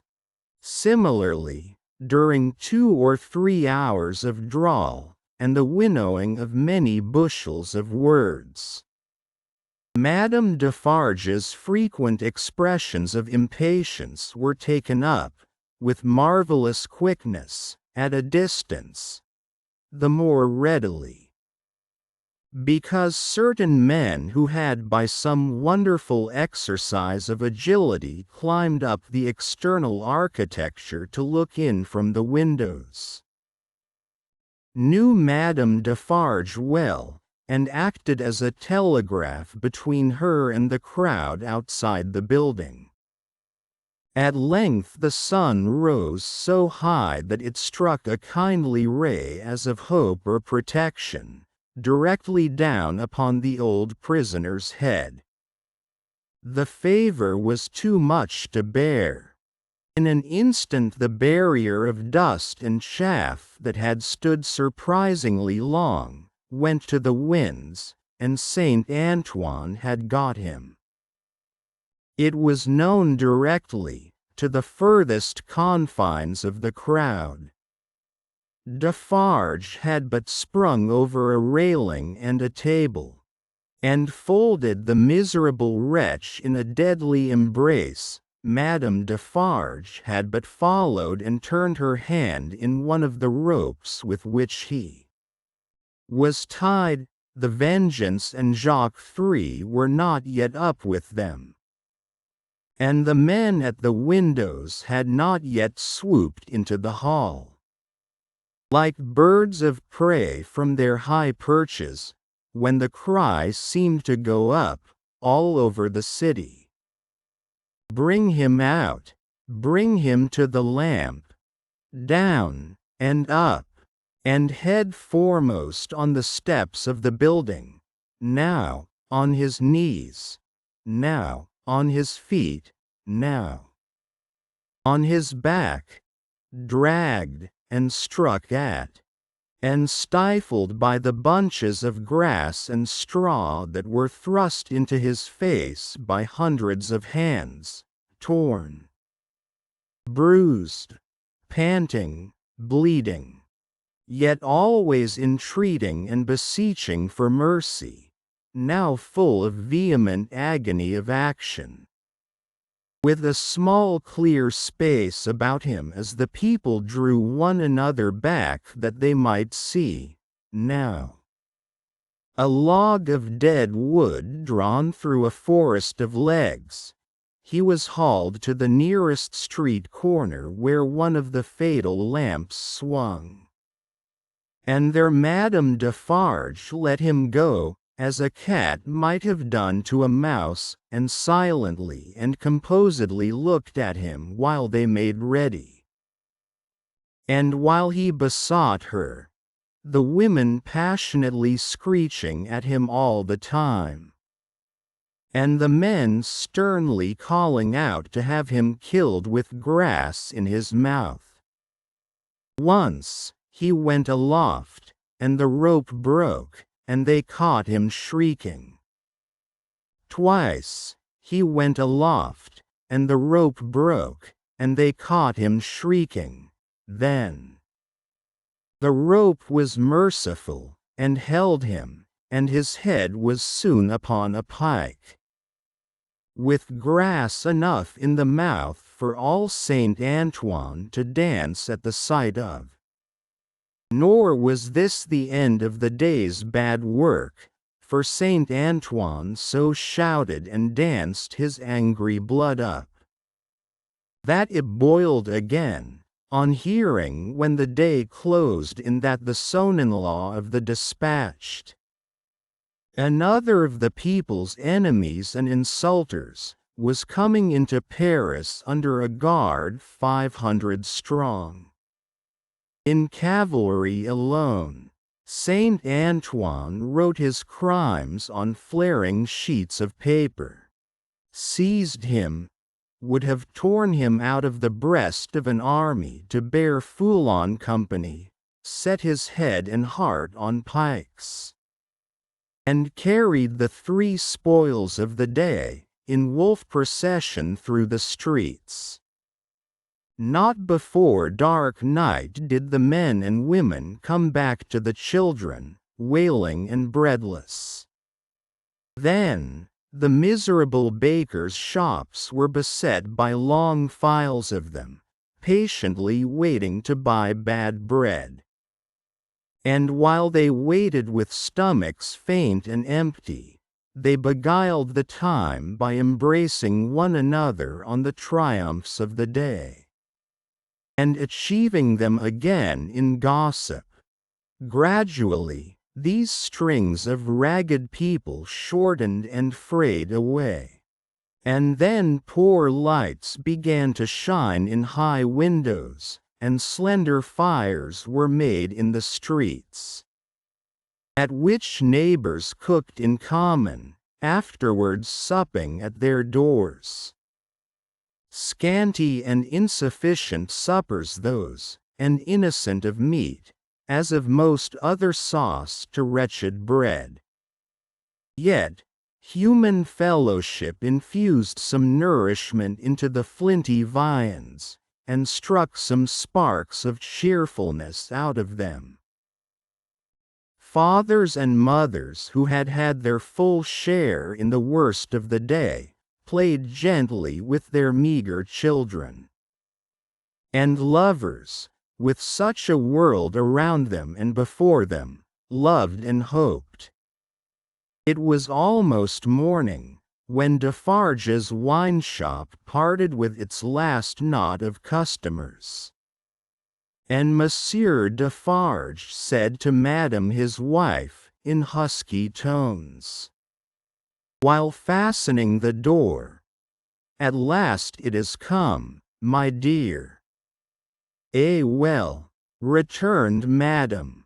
Saint Antoine slept, the Defarges slept. Even the Vengeance slept with her starved grocer, and the drum was at rest. The drums was the only voice in Saint Antoine that blood and hurry had not changed.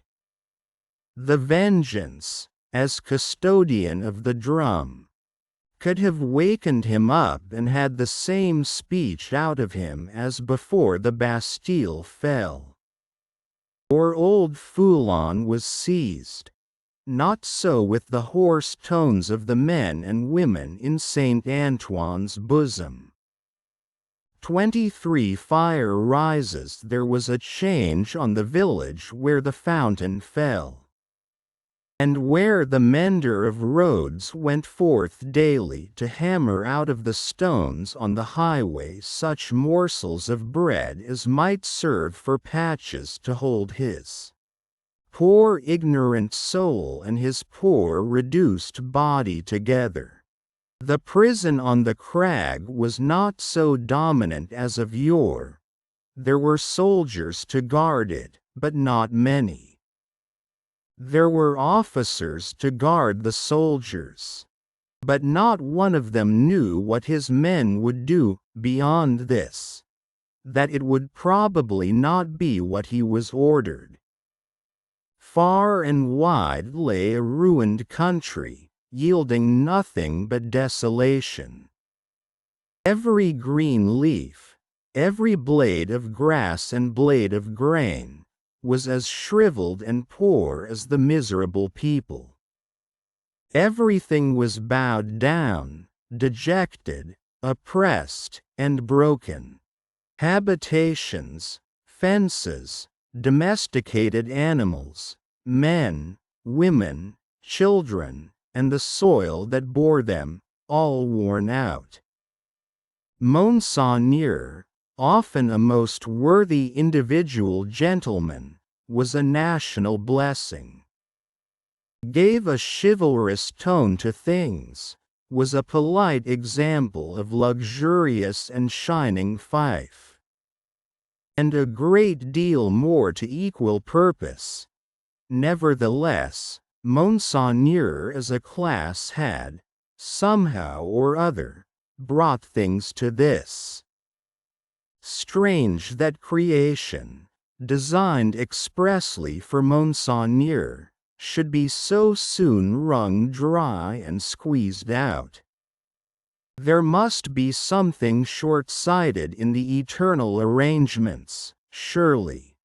Thus it was, however, and the last drop of blood having been extracted from the flints, and the last screw of the rack having been turned so often that its purchase crumbled, and it now turned and turned with nothing to bite, Monseigneur began to run away from a phenomenon so low and unaccountable. But this was not the change on the village, and on many a village like it. For scores of years gone by, Monseigneur had squeezed it and wrung it, and had seldom graced it with his presence except for the pleasures of the chase, now found in hunting the people, now found in hunting the beasts, for whose preservation Monseigneur made edifying spaces of barbarous and barren wilderness. The change consisted in the appearance of strange faces of low caste, rather than in the disappearance of the high caste, chiseled, and otherwise beautified and beautifying features of Monseigneur. For, in these times, as the mender of roads worked, solitary, in the dust, not often troubling himself to reflect that dust he was and to dust he must return, being for the most part too much occupied in thinking how little he had for supper and how much more he would eat if he had it, in these times. As he raised his eyes from his lonely labor, and viewed the prospect, he would see some rough figure approaching on foot, the like of which was once a rarity in those parts, but was now a frequent presence. As it advanced, the mender of roads would discern without surprise that it was a shaggy-haired man, of almost barbarian aspect, tall, in wooden shoes that were clumsy even to the eyes of a mender of roads, grim, rough, swart, steeped in the mud and dust of many highways, dank with the marshy moisture of many low grounds, sprinkled with the thorns and leaves and moss of many byways through woods. Such a man came upon him, like a ghost, at noon in the July weather, as he sat on his heap of stones under a bank, taking such shelter as he could get from a shower of hail. The man looked at him, looked at the village in the hollow, at the mill, and at the prison on the crag. When he had identified these objects in what benighted mind he had, he said, in a dialect that was just intelligible, "How goes it, Jacques?" "All well, Jacques." "Touch then." They joined hands, and the man sat down on the heap of stones. "No dinner?" "Nothing but supper now," said the mender of roads, with a hungry face. "It is the fashion," growled the man. "I meet no dinner anywhere." He took out a blackened pipe, filled it, lighted it with flint and steel, pulled at it until it was in a bright glow, then suddenly held it from him and dropped something into it from between his finger and thumb. That blazed and went out in a puff of smoke. Touch then. It was the turn of the mender of roads to say it this time, after observing these operations. They again joined hands. "Tonight?" said the mender of roads. "Tonight," said the man, putting the pipe in his mouth. "Where?" "Here." He and the mender of roads sat on the heap of stones looking silently at one another, with the hail driving in between them like a pygmy charge of bayonets, until the sky began to clear over the village. "Show me," said the traveler then, moving to the brow of the hill. "See," returned the mender of roads, with extended finger. "You go down here, and straight through the street, and past the fountain." "To the devil with all that," interrupted the other, rolling his eye over the landscape. _I_ go through no streets and past no fountains. Well? Quote, "Well, about 2 leagues beyond the summit of that hill above the village." "Good. When do you cease to work?" "At sunset." "Will you wake me before departing?" "I have walked 2 nights without resting. Let me finish my pipe, and I shall sleep like a child." "Will you wake me?" "Surely." The wayfarer smoked his pipe out, put it in his breast, slipped off his great wooden shoes, and lay down on his back on the heap of stones. He was fast asleep directly, as the road mender plied his dusty labor, and the hail clouds, rolling away, revealed bright bars and streaks of sky which were responded to by silver gleams upon the landscape. The little man, who wore a red cap now, in place of his blue one, seemed fascinated by the figure on the heap of stones. His eyes were so often turned towards it, that he used his tools mechanically, and, one would have said, to very poor account. The bronze face, the shaggy black hair and beard, the coarse woolen red cap, the rough medley dress of homespun stuff and hairy skins of beasts, the powerful frame attenuated by spare living, and the sullen and desperate compression of the lips in sleep, inspired the mender of roads with awe. The traveler had traveled far, and his feet were footsore, and his ankles chafed and bleeding, his great shoes, stuffed with leaves and grass, had been heavy to drag over the many long leagues, and his clothes were chafed into holes, as he himself was into sores. Stooping down beside him, the road mender tried to get a peep at secret weapons in his breast or where not.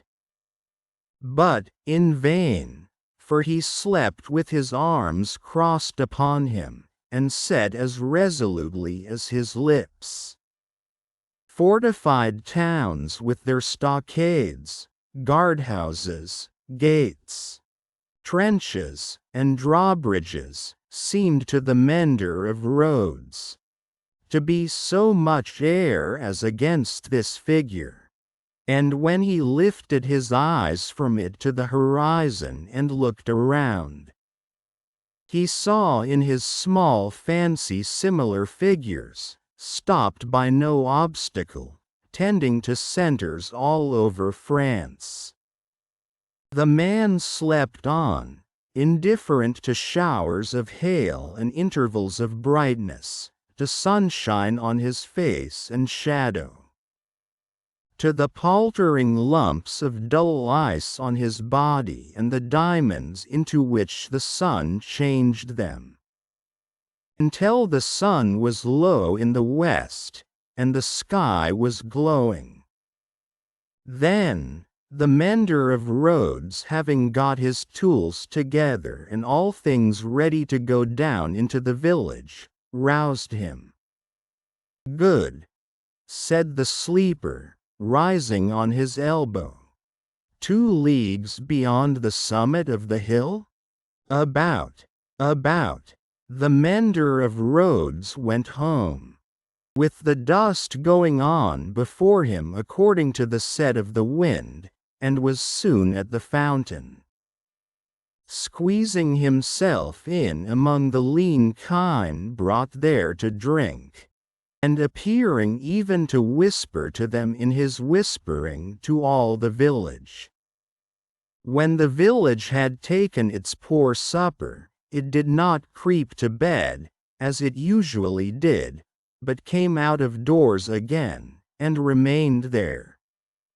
A curious contagion of whispering was upon it, and also, when it gathered together at the fountain in the dark, another curious contagion of looking expectantly at the sky in one direction only. Monsieur Gabelle, chief functionary of the place, became uneasy, went out on his housetop alone, and looked in that direction too, glanced down from behind his chimneys at the darkening faces by the fountain below, and sent word to the sacristan who kept the keys of the church, that there might be need to ring the tocsin by and by. The night deepened. The trees environing the old chateau, keeping its solitary state apart, moved in a rising wind, as though they threatened the pile of building massive and dark in the gloom. Up the 2 terrace flights of steps the rain ran wildly, and beat at the great door, like a swift messenger rousing those within. Uneasy rushes of wind went through the hall, among the old spears and knives, and passed lamenting up the stairs, and shook the curtains of the bed where the last Marquis had slept. East, west, north, and south, through the woods, 4 heavy treading, unkempt figures crushed the high grass and cracked the branches, striding on cautiously to come together in the courtyard. 4 lights broke out there, and moved away in different directions, and all was black again. But, not for long.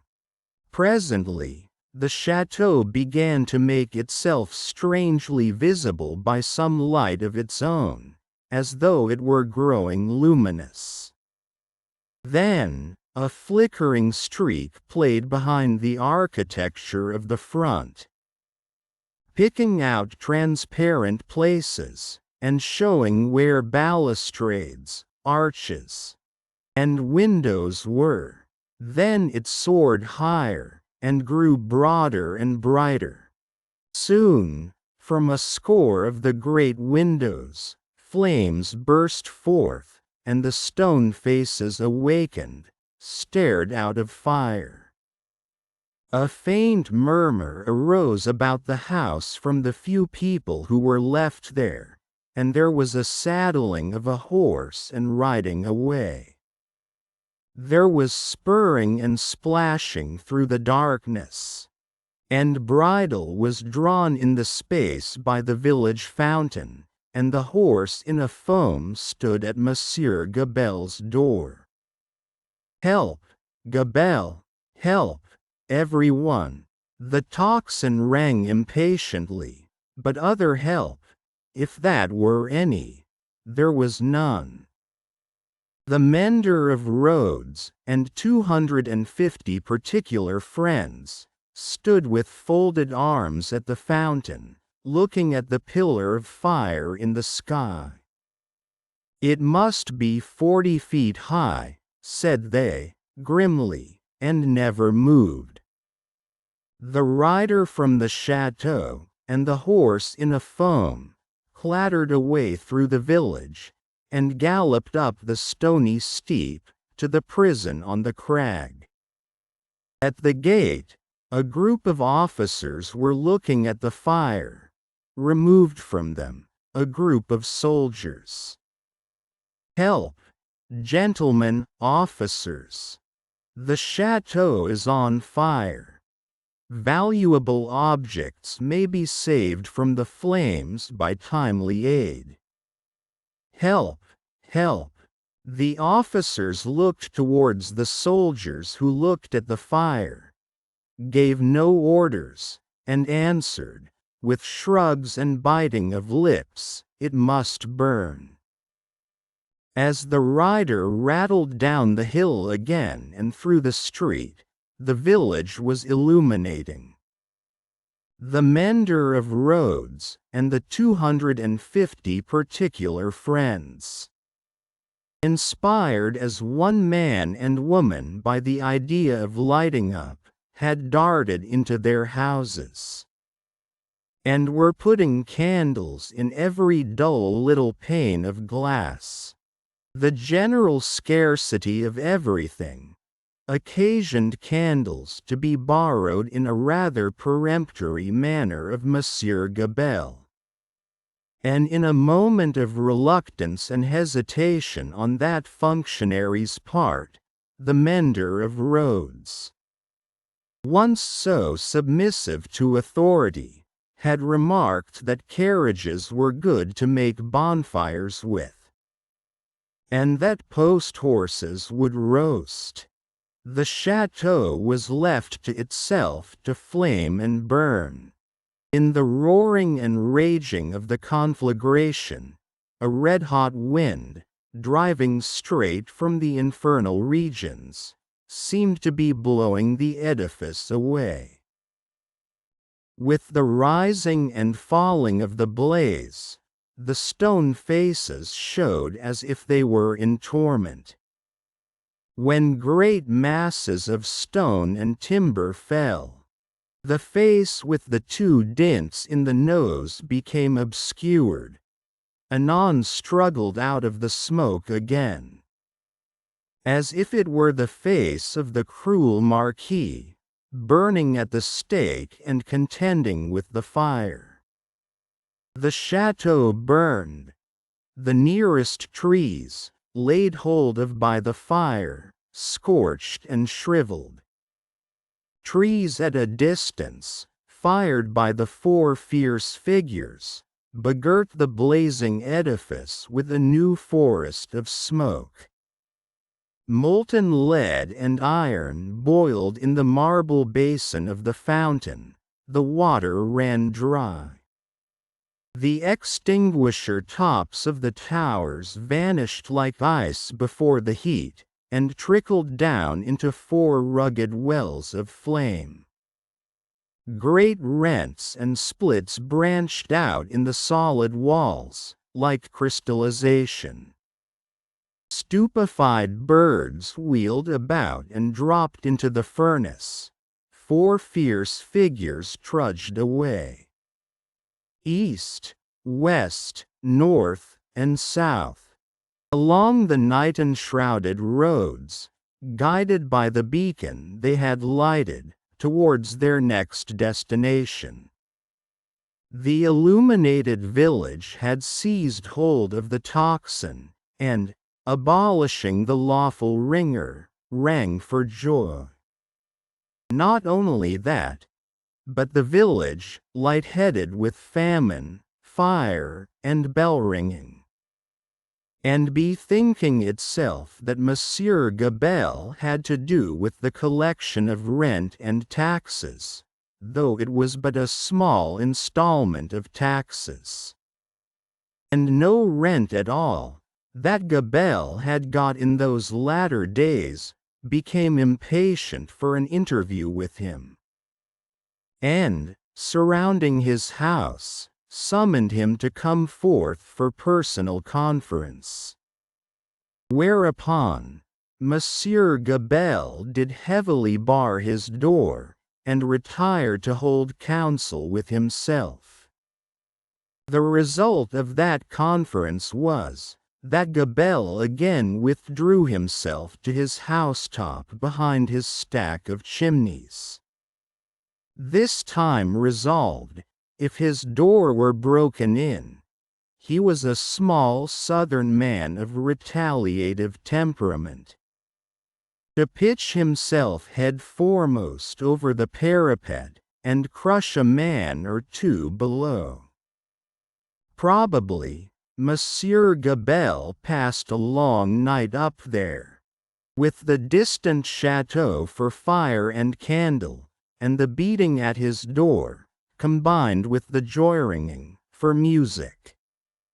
Not to mention his having an almond lamp slung across the road before his posting-house gate, which the village showed a lively inclination to displace in his favor. A trying suspense, to be passing a whole summer night on the brink of the Black Ocean, ready to take that plunge into it upon which Monsieur Gabelle had resolved. But, the friendly dawn appearing at last, and the rush candles of the village guttering out, the people happily dispersed, and Monsieur Gabelle came down bringing his life with him for that while. Within 100 miles, and in the light of other fires, there were other functionaries less fortunate. That night and other nights, whom the rising sun found hanging across once peaceful streets, where they had been born and bred, also. There were other villagers and townspeople less fortunate than the mender of roads and his fellows, upon whom the functionaries and soldiery turned with success, and whom they strung up in their turn. But, the fierce figures were steadily wending east, west, north, and south, be that as it would, and whosoever hung, fire burned. The altitude of the gallows that would turn to water and quench it, no functionary, by any stretch of mathematics, was able to calculate successfully. 24 drawn to the lodestone rock in such risings of fire and risings of sea, the firm earth shaken by the rushes of an angry ocean which had now no ebb, but was always on the flow, higher and higher. To the terror and wonder of the beholders on the shore, 3 years of tempest were consumed. 3 more birthdays of little Lucy had been woven by the golden thread into the peaceful tissue of the life of her home. Many a night and many a day had its inmates listened to the echoes in the corner, with hearts that failed them when they heard the thronging feet. For, the footsteps had become to their minds as the footsteps of a people, tumultuous under a red flag and with their country declared in danger, changed into wild beasts, by terrible enchantment long persisted in. Monseigneur, as a class, had dissociated himself from the phenomenon of his not being appreciated, of his being so little wanted in France, as to incur considerable danger of receiving his dismissal from it and this life together. Like the fabled rustic who raised the devil with infinite pains, and was so terrified at the sight of him that he could ask the enemy no question, but immediately fled. So, Monseigneur, after boldly reading the Lord's Prayer backwards for a great number of years, and performing many other potent spells for compelling the evil one, no sooner beheld him in his terrors than he took to his noble heels. The shining bull's eye of the court was gone, or it would have been the mark for a hurricane of national bullets. It had never been a good eye to see with, had long had the mote in it of Lucifer's pride, Sardana Palace's luxury, and a mole's blindness, but it had dropped out and was gone. The court, from that exclusive inner circle to its outermost rotten ring of intrigue, corruption, and dissimulation, was all gone together. Royalty was gone, had been besieged in its palace and suspended, when the last tidings came over. The August of the year 1792 was come, and Monseigneur was by this time scattered far and wide. As was natural, the headquarters and great gathering place of Monseigneur, in London, was Tellson's Bank. Spirits are supposed to haunt the places where their bodies most resorted, and Monseigneur without a guinea haunted the spot where his guineas used to be. Moreover, it was the spot to which such French intelligence as was most to be relied upon, came quickest. Again, Tellson's was a munificent house, and extended great liberality to old customers who had fallen from their high estate. Again, those nobles who had seen the coming storm in time, and anticipating plunder or confiscation, had made provident remittances to Tellson's, were always to be heard of there by their needy brethren. To which it must be added that every newcomer from France reported himself and his tidings at Tellson's almost as a matter of course. For such variety of reasons, Tellson's was at that time, as to French intelligence, a kind of high exchange. And this was so well known to the public, and the inquiries made there were in consequence so numerous, that Tellson's sometimes wrote the latest news out in a line or so and posted it in the bank windows, for all who ran through Temple Bar to read. On a steaming, misty afternoon, Mr. Lorry sat at his desk, and Charles Darnay stood leaning on it, talking with him in a low voice. The penitential den, once set apart for interviews with the House, was now the news exchange, and was filled to overflowing. It was within half an hour or so of the time of closing. But, although you are the youngest man that ever lived, said Charles Darnay, rather hesitating, I must still suggest to you.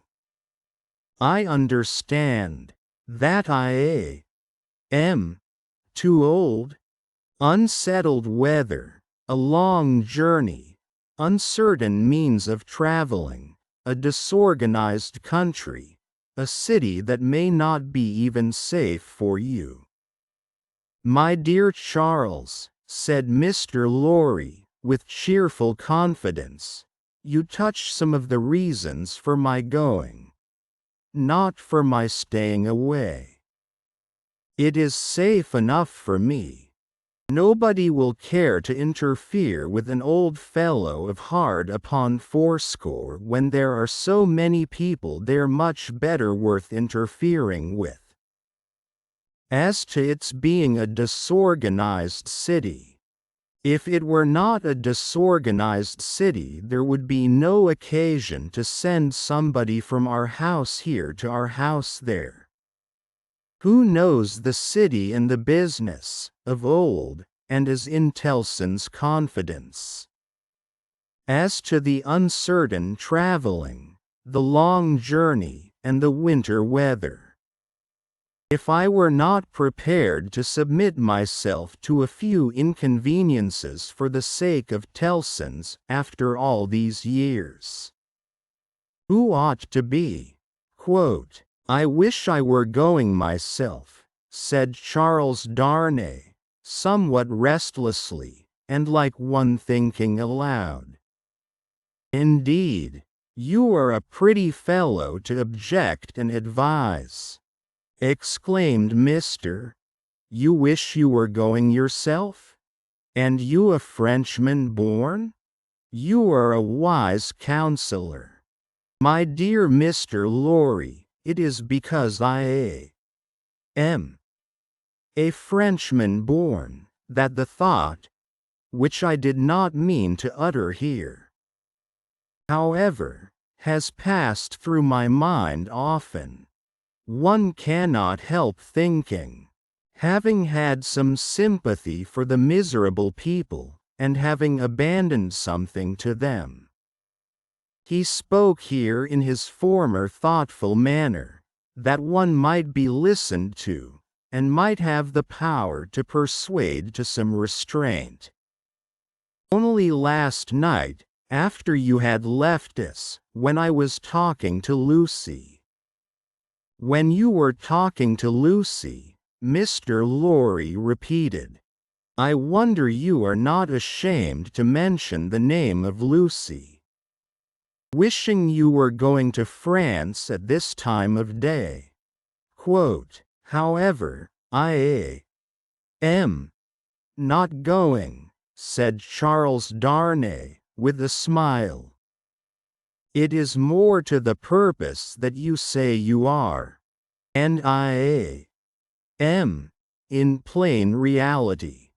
The truth is, my dear Charles, Mr. Lorry glanced at the distant house, and lowered his voice. You can have no conception of the difficulty with which our business is transacted, and of the peril in which our books and papers over yonder are involved. The Lord above knows what the compromising consequences would be to numbers of people, if some of our documents were seized or destroyed, and they might be. At any time, you know, for who can say that Paris is not set afire today, or sacked tomorrow? Now, a judicious selection from these with the least possible delay, and the burying of them, or otherwise getting of them out of harm's way, is within the power, without loss of precious time, of scarcely anyone but myself.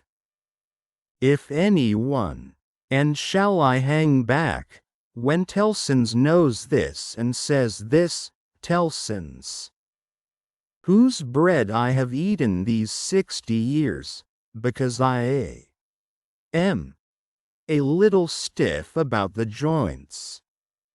Why, I am a boy, sir, to half a dozen old codgers here. How I admire the gallantry of your youthful spirit, Mr. Tut. Nonsense, sir, "And, my dear Charles," said Mr. Lorry, glancing at the house again, "you are to remember that getting things out of Paris at this present time, no matter what things, is next to an impossibility. Papers and precious matters were this very day brought to us here. I speak in strict confidence. It is not businesslike to whisper it, even to you, by the strangest bearers you can imagine, every one of whom had his head hanging on by a single hair as he passed the barriers. At another time, our parcels would come and go, as easily as in businesslike old England, but now everything is stopped. And do you really go tonight? I really go tonight, for the case has become too pressing to admit of delay. And do you take no one with you? All sorts of people have been proposed to me, but I will have nothing to say to any of them. I intend to take Jerry. Jerry has been my bodyguard on Sunday nights for a long time past, and I am used to him. Nobody will suspect Jerry of being anything but an English bulldog, or of having any design in his head but to fly at anybody who touches his master. I must say again that I heartily admire your gallantry and youthfulness. I must say again, nonsense, nonsense.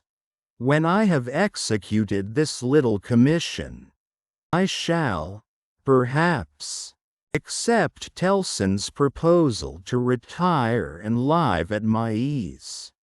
Time enough, then, to think about growing old. This dialogue had taken place at Mr. Lorry's usual desk, with Monseigneur swarming within a yard or two of it, boastful of what he would do to avenge himself on the rascal people before long. It was too much the way of Monseigneur under his reverses as a refugee, and it was much too much the way of native British orthodoxy, to talk of this terrible revolution as if it were the only harvest ever known under the skies that had not been sown, as if nothing had ever been done, or omitted to be done, that had led to it, as if observers of the wretched millions in France, and of the misused and perverted resources that should have made them prosperous, had not seen it inevitably coming, years before, and had not in plain words recorded what they saw. Such vaporing, combined with the extravagant plots of Monseigneur for the restoration of a state of things that had utterly exhausted itself, and worn out heaven and earth as well as itself, was hard to be endured without some remonstrance by any sane man who knew the truth. And it was such vaporing all about his ears, like a troublesome confusion of blood in his own head, added to a latent uneasiness in his mind, which had already made Charles Darnay restless, and which still kept him so. Among the talkers was Stryver, of the King's Bench Bar, far on his way to state promotion, and, therefore, loud on the theme, broaching to Monseigneur his devices for blowing the people up and exterminating them from the face of the earth, and doing without them. and for accomplishing many similar objects akin in their nature to the abolition of eagles by sprinkling salt on the tails of the race.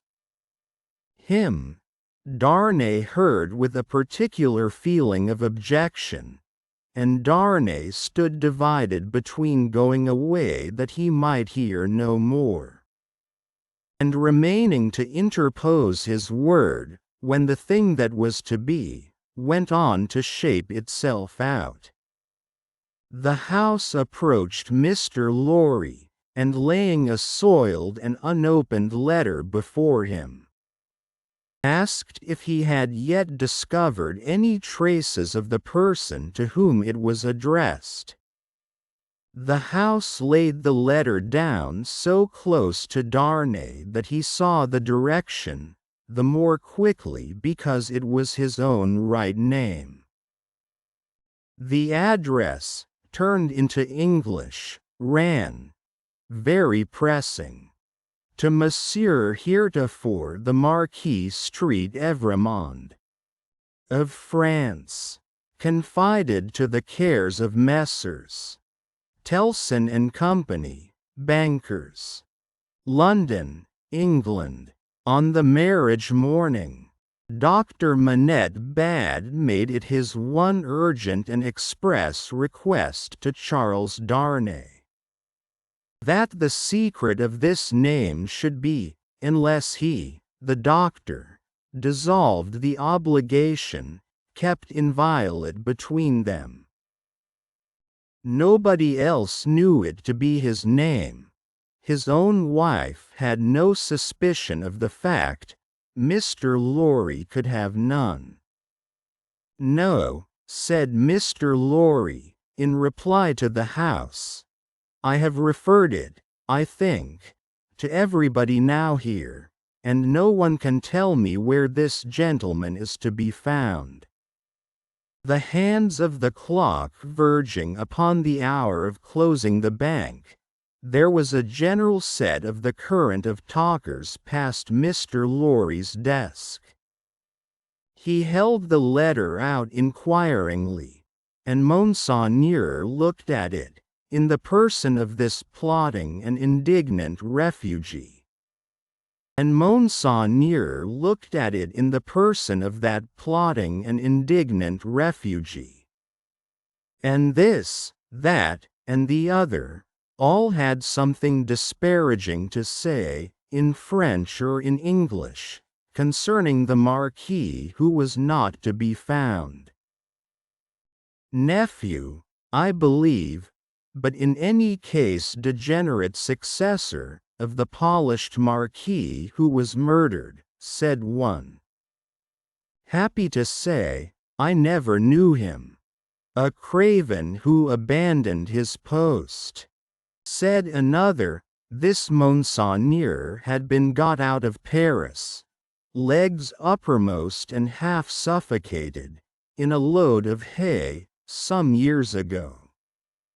Infected with the new doctrines, said a third, eyeing the direction through his glass in passing, set himself in opposition to the last Marquis, abandoned the estates when he inherited them, and left them to the ruffian herd.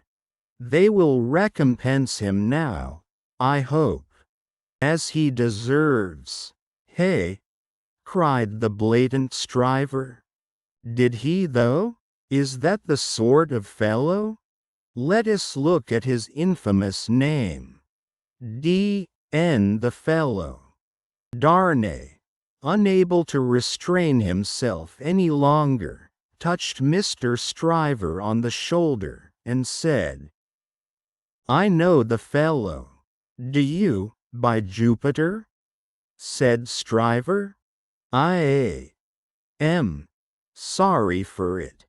Why, Mr. d'ye hear what he did? Don't ask, why, in these times. But I do ask why. Then I tell you again, Mr. Darnay. I am sorry for it. I am sorry to hear you putting any such extraordinary questions. Here is a fellow who, infected by the most pestilent and blasphemous code of devilry that ever was known, abandoned his property to the vilest scum of the earth that ever did murder by wholesale. And you ask me why I am sorry that a man who instructs youth knows him. Well, but I'll answer you, I am sorry because I believe there is contamination in such a scoundrel. That's why, mindful of the secret, Darnay with great difficulty checked himself, and said, "You may not understand the gentleman. I understand how to put you in a corner, Mr. Darnay," said Bully Stryver. "And I'll do it. If this fellow is a gentleman, I don't understand him. You may tell him so. With my compliments.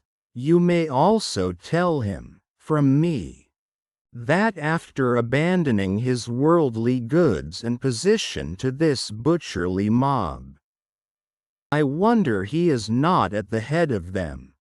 But, no, gentlemen," said Stryver, looking all round, and snapping his fingers, "I know something of human nature, and I tell you that you'll never find a fellow like this fellow, trusting himself to the mercies of such precious protégés. No, gentlemen, he'll always show 'em a clean pair of heels very early in the scuffle, and sneak away." With those words, and a final snap of his fingers, Mr. Stryver shouldered himself into Fleet Street, amidst the general approbation of his hearers. Laurie and Charles Darnay were left alone at the desk, in the general departure from the bank. "Will you take charge of the letter? You know where to deliver it?" "I do. Will you undertake to explain that we suppose it to have been addressed here, on the chance of our knowing where to forward it, and that it has been here some time?" "I will do so. Do you start for Paris from here?" "From here, at 8. I will come back, to see you off." Very ill at ease with himself, and with Stryver and most other men, Darnay made the best of his way into the quiet of the Temple, opened the letter, and read it. These were its contents. "Prison of the Abbaye, Paris, June 21, 1792. Monsieur heretofore the Marquis, after having long been in danger of my life at the hands of the village, I have been seized with great violence and indignity, and brought a long journey on foot to Paris. On the road I have suffered a great deal. Nor is that all. My house has been destroyed, razed to the ground. The crime for which I am imprisoned, Monsieur heretofore the Marquis, and for which I shall be summoned before the tribunal, and shall lose my life, without your so generous help, is, they tell me, treason against the majesty of the people. In that I have acted against them for an emigrant, it is in vain I represent that I have acted for them, and not against, according to your commands. It is in vain I represent that, before the sequestration of emigrant property, I had remitted the imposts they had ceased to pay, that I had collected no rent, that I had had recourse to no process. The only response is, that I have acted for an emigrant, and where is that emigrant? Ah, most gracious Monsieur heretofore the Marquis, where is that emigrant? I cry in my sleep, where is he? I demand of heaven, will he not come to deliver me? Ah, Monsieur heretofore the Marquis, I send my desolate cry across the sea, hoping it may perhaps reach your ears through the great bank of Tilson known at Paris. For the love of heaven, of justice, of generosity, of the honor of your noble name, I supplicate you, Monsieur heretofore the Marquis, to succor and release me. My fault is, that I have been true to you. O Monsieur heretofore the Marquis, I pray you be you true to me. From this prison here of horror, whence I every hour tend nearer and nearer to destruction, I send you, Monsieur heretofore the Marquis, the assurance of my dolorous and unhappy service. Your afflicted, Gabelle, the latent uneasiness in Darnay's mind was roused to vigorous life by this letter. The peril of an old servant and a good one, whose only crime was fidelity to himself and his family, stared him so reproachfully in the face, that, as he walked to and fro in the temple considering what to do, he almost hid his face from the passers-by. He knew very well that in his horror of the deed which had culminated the bad deeds and bad reputation of the old family house, in his resentful suspicions of his uncle, and in the aversion with which his conscience regarded the crumbling fabric that he was supposed to uphold, he had acted imperfectly. He knew very well that in his love for Lucy, his renunciation of his social place, though by no means new to his own mind, had been hurried and incomplete. He knew that he ought to have systematically worked it out and supervised it, and that he had meant to do it, and that it had never been done. The happiness of his own chosen English home, the necessity of being always actively employed, the swift changes and troubles of the time which bad followed on one another so fast, that the events of this week annihilated the immature plans of last week, and the events of the week following made all new again, he knew very well. That to the force of these circumstances he had yielded, not without disquiet, but still without continuous and accumulating resistance. That he had watched the times for a time of action, and that they had shifted and struggled until the time had gone by, and the nobility were trooping from France by every highway and byway, and their property was in course of confiscation and destruction, and their very names were blotting out, was as well known to himself as it could be to any new authority in France that might impeach him for it. But he had oppressed no man, he had imprisoned no man, he was so far from having harshly exacted payment of his dues, that he had relinquished them of his own will, thrown himself on a world with no favor in it, won his own private place there, and earned his own bread. Monsieur Gabelle had held the impoverished and involved estate on written instructions to spare the people, to give them what little there was, to give such fuel as the heavy creditors would let them have in the winter, and such produce as could be saved from the same grip in the summer, and no doubt he had put the fact in plea and proof, for his own safety, so that it could not but appear now. This favored the desperate resolution Charles Darnay had begun to make, that he would go to Paris. Yes, like the mariner in the old story, the winds and streams had driven him within the influence of the lodestone rock, and it was drawing him to itself, and he must go.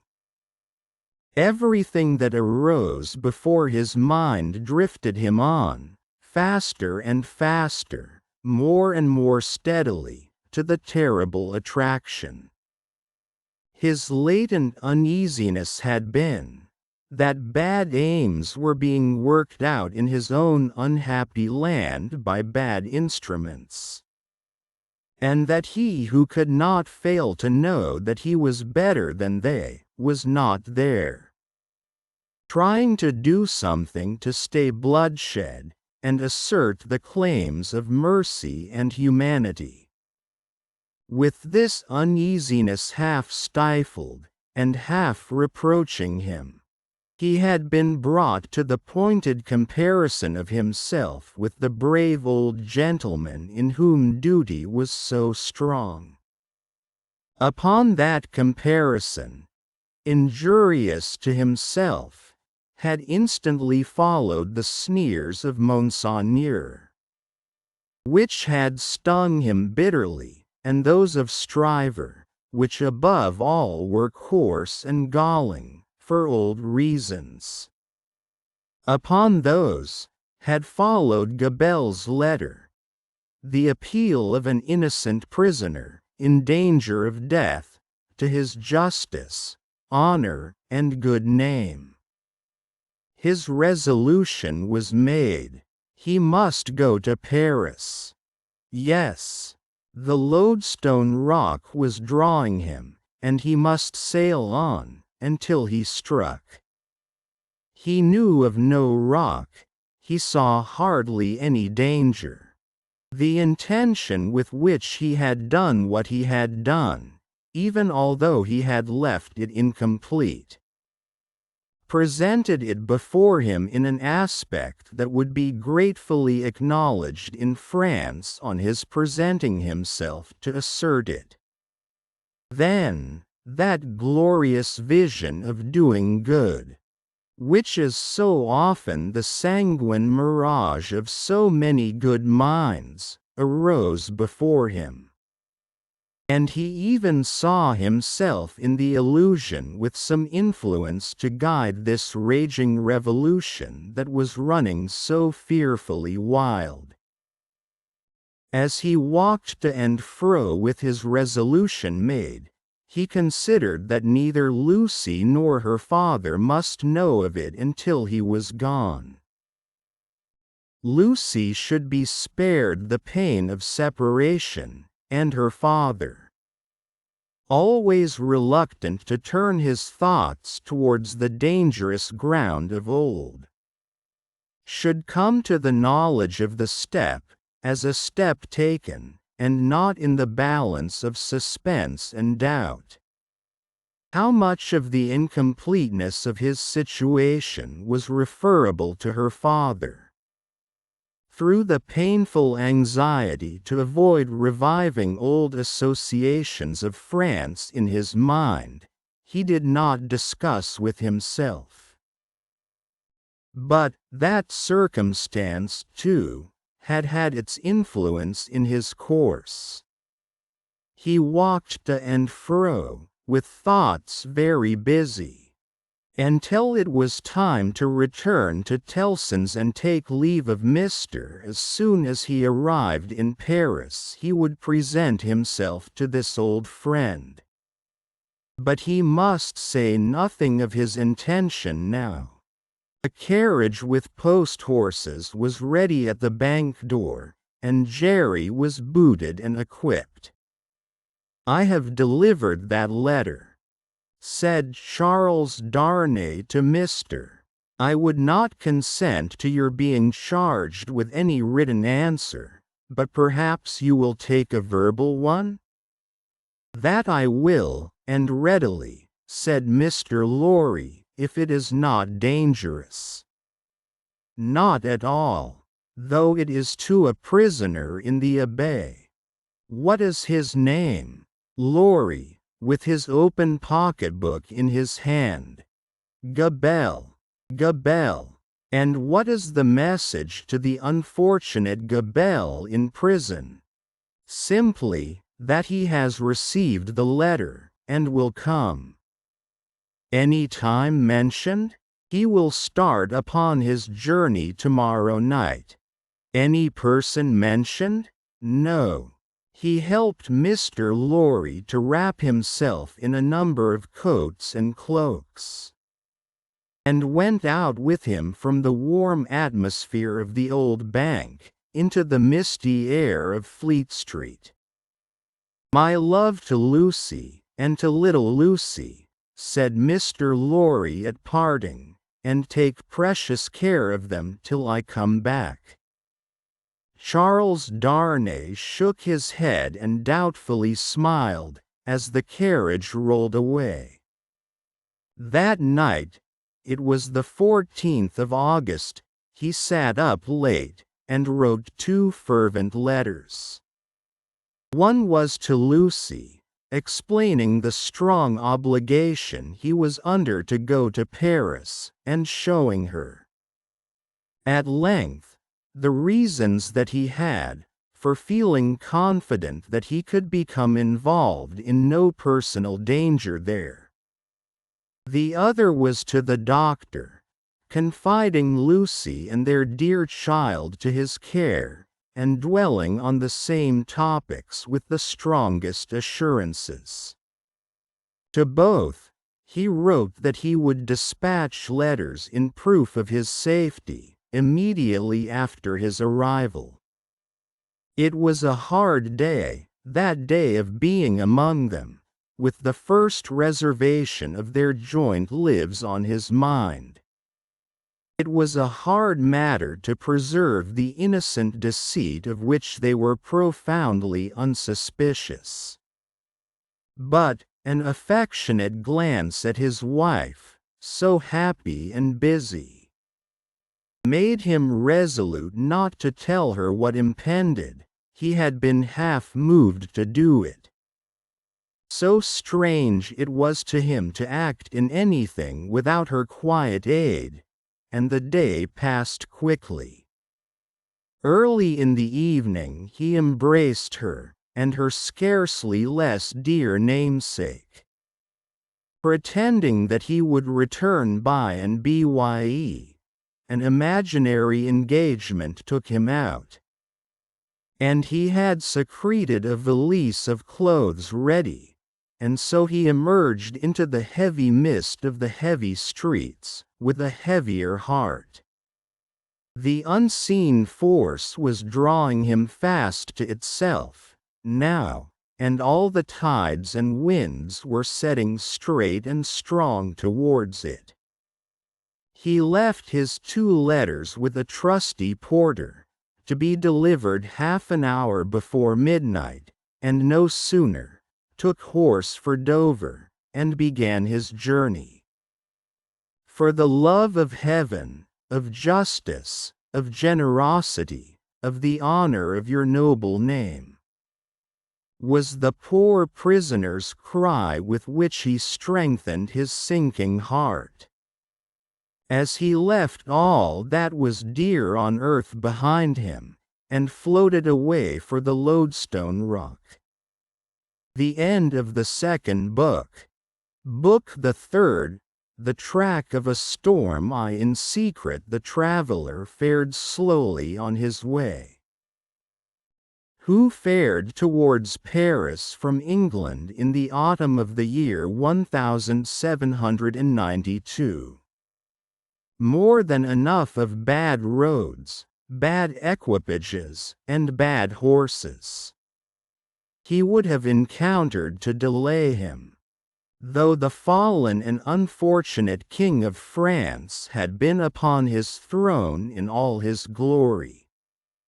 But the changed times were fraught with other obstacles than these. Every town gate and village taxing house had its band of citizen patriots, with their national muskets in a most explosive state of readiness, who stopped all comers and goers, cross-questioned them, inspected their papers, looked for their names in lists of their own, turned them back, or sent them on, or stopped them and laid them in hold, as their capricious judgment or fancy deemed best for the dawning republic, one and indivisible, of liberty, equality, fraternity, or death. A very few French leagues of his journey were accomplished, when Charles Darnay began to perceive that for him along these country roads there was no hope of return until he should have been declared a good citizen at Paris. Whatever might befall now, he must on to his journey's end. Not a mean village closed upon him, not a common barrier dropped across the road behind him. But he knew it to be another iron door in the series that was barred between him and England. The universal watchfulness so encompassed him, that if he had been taken in a net, or were being forwarded to his destination in a cage, he could not have felt his freedom more completely gone. This universal watchfulness not only stopped him on the highway 20 times in a stage, but retarded his progress 20 times in a day, by riding after him and taking him back, riding before him and stopping him by anticipation, riding with him and keeping him in charge. He had been days upon his journey in France alone, when he went to bed tired out, in a little town on the high road, still a long way from Paris. Nothing but the production of the afflicted Gabelle's letter from his prison of the Abbaye would have got him on so far. His difficulty at the guardhouse in this small place had been such, that he felt his journey to have come to a crisis. And he was, therefore, as little surprised as a man could be, to find himself awakened at the small inn to which he had been remitted until morning, in the middle of the night. Awakened by a timid local functionary and 3 armed patriots in rough red caps and with pipes in their mouths, who sat down on the bed. "Emigrant," said the functionary, "I am going to send you on to Paris, under an escort." "Citizen, I desire nothing more than to get to Paris, though I could dispense with the escort." "Silence," growled a redcap, striking at the coverlet with the butt end of his musket. "Peace, aristocrat, it is as the good patriot says," observed the timid functionary. "You are an aristocrat, and must have an escort, and must pay for it." "I have no choice," said Charles Darnay. "Choice? Listen to him," cried the same scowling redcap, as if it was not a favor to be protected from the lampiron. "It is always as the good patriot says," observed the functionary. "Rise and dress yourself, emigrant." Darnay complied, and was taken back to the guardhouse, where other patriots in rough red caps were smoking, drinking, and sleeping by a watchfire. Here he paid a heavy price for his escort, and hence he started with it on the wet roads at 3 o'clock in the morning. The escort were 2 mounted patriots in red caps and tricolored cockades, armed with national muskets and sabers, who rode one on either side of him.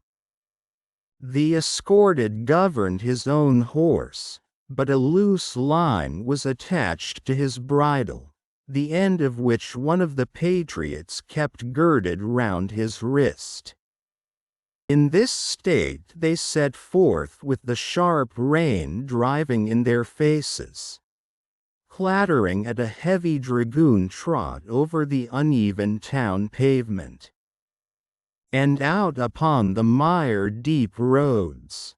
In this state they traversed without change, except of horses and pace, all the mire-deep leagues that lay between them and the capital.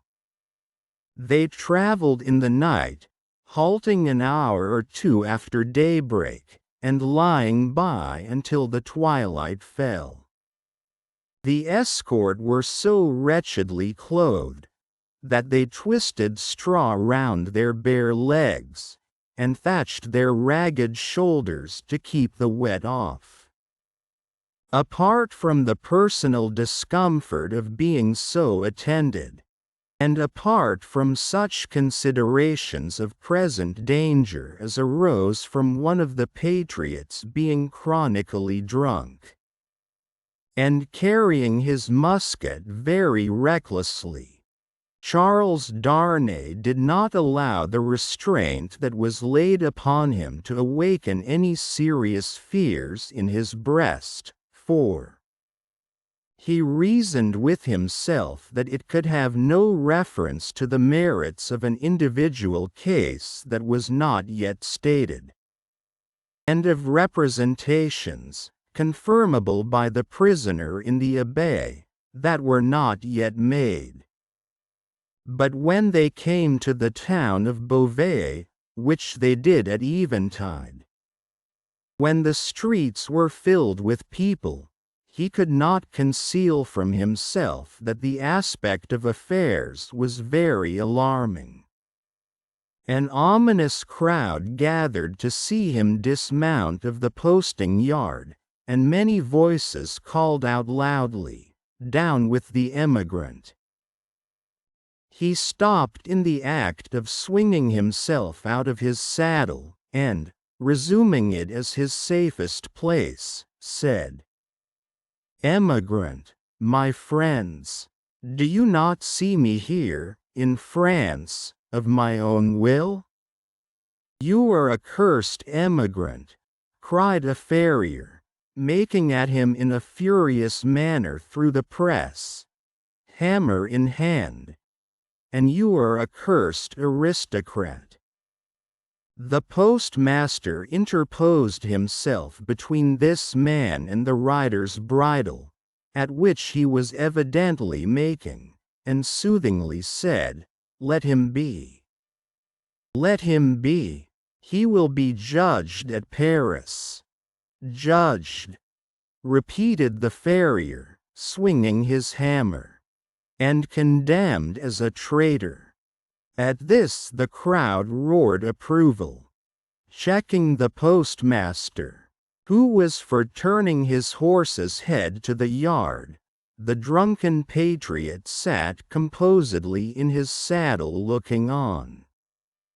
With the line round his wrist, Darnay said, as soon as he could make his voice heard, "Friends, You deceive yourselves, or you are deceived. I am not a traitor. He lies, cried the smith.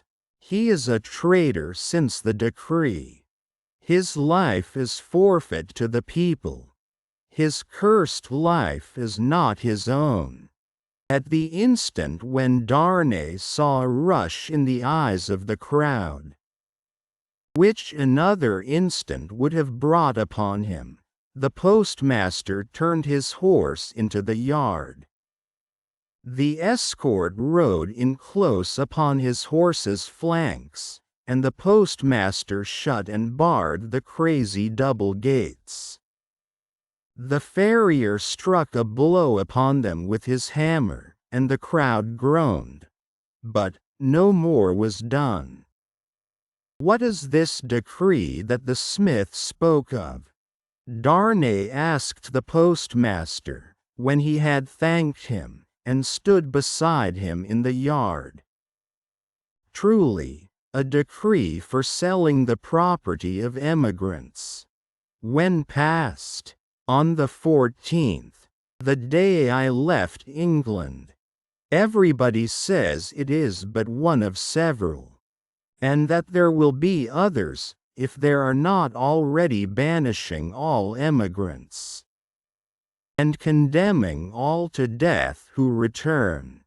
That is what he meant when he said your life was not your own. But there are no such decrees yet? What do I know? Said the postmaster, shrugging his shoulders. There may be, or there will be. It is all the same. What would you have? They rested on some straw in a loft until the middle of the night, and then rode forward again when all the town was asleep. Among the many wild changes observable on familiar things which made this wild ride unreal, not the least was the seeming rarity of sleep. After long and lonely spurring over dreary roads, they would come to a cluster of poor cottages, not steeped in darkness, but all glittering with lights, and would find the people, in a ghostly manner in the dead of the night, circling hand in hand round a shriveled tree of liberty, or all drawn up together singing a liberty song. Happily, however, there was sleep in Beauvais that night to help them out of it, and they passed on once more into solitude and loneliness, jingling through the untimely cold and wet, among impoverished fields that had yielded no fruits of the earth that year, diversified by the blackened remains of burnt houses, and by the sudden emergence from ambuscade, and sharp reining up across their way, of patriot patrols on the watch on all the roads. Daylight at last found them before the wall of Paris. The barrier was closed and strongly guarded when they rode up to it. "Where are the papers of this prisoner?" demanded a resolute-looking man in authority, who was summoned out by the guard. Naturally struck by the disagreeable word, Charles Darnay requested the speaker to take notice that he was a free traveler and French citizen, in charge of an escort which the disturbed state of the country had imposed upon him, and which he had paid for. "Where?" repeated the same personage, without taking any heed of him whatever, "are the papers of this prisoner?" The drunken patriot had them in his cap, and produced them. Casting his eyes over Gabelle's letter, the same personage in authority showed some disorder and surprise, and looked at Darnay with a close attention. He left escort and escorted without saying a word, however, and went into the guardroom. Meanwhile, they sat upon their horses outside the gate.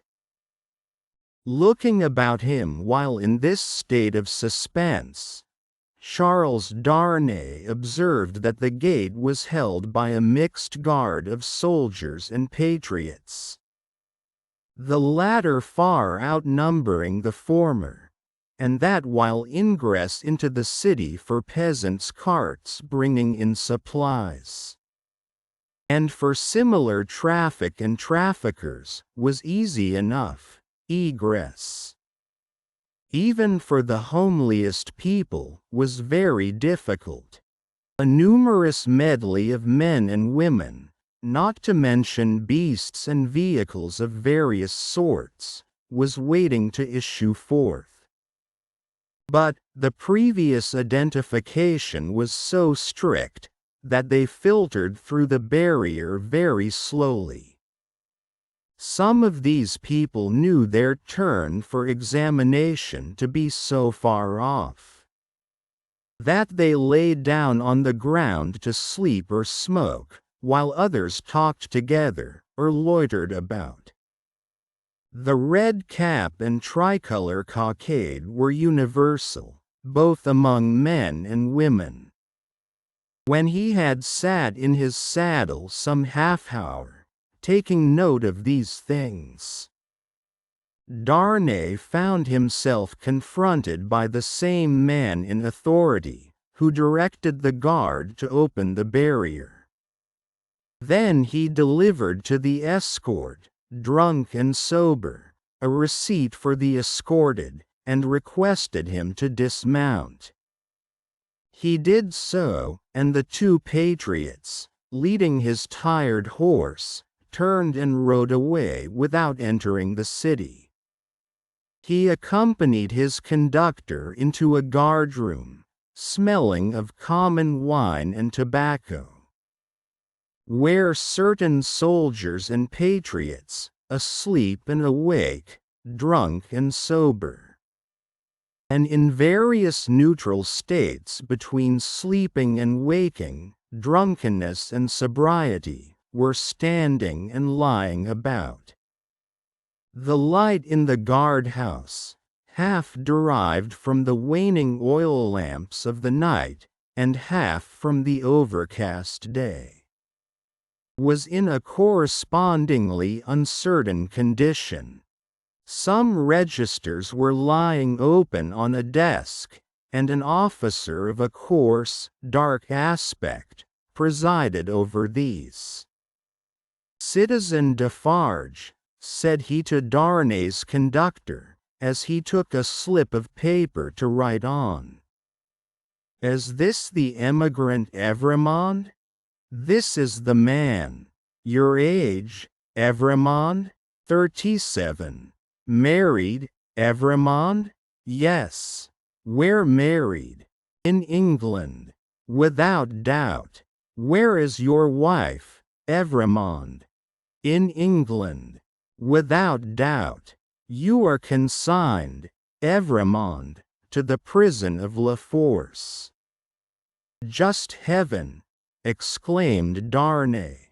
"Under what law, and for what offense?"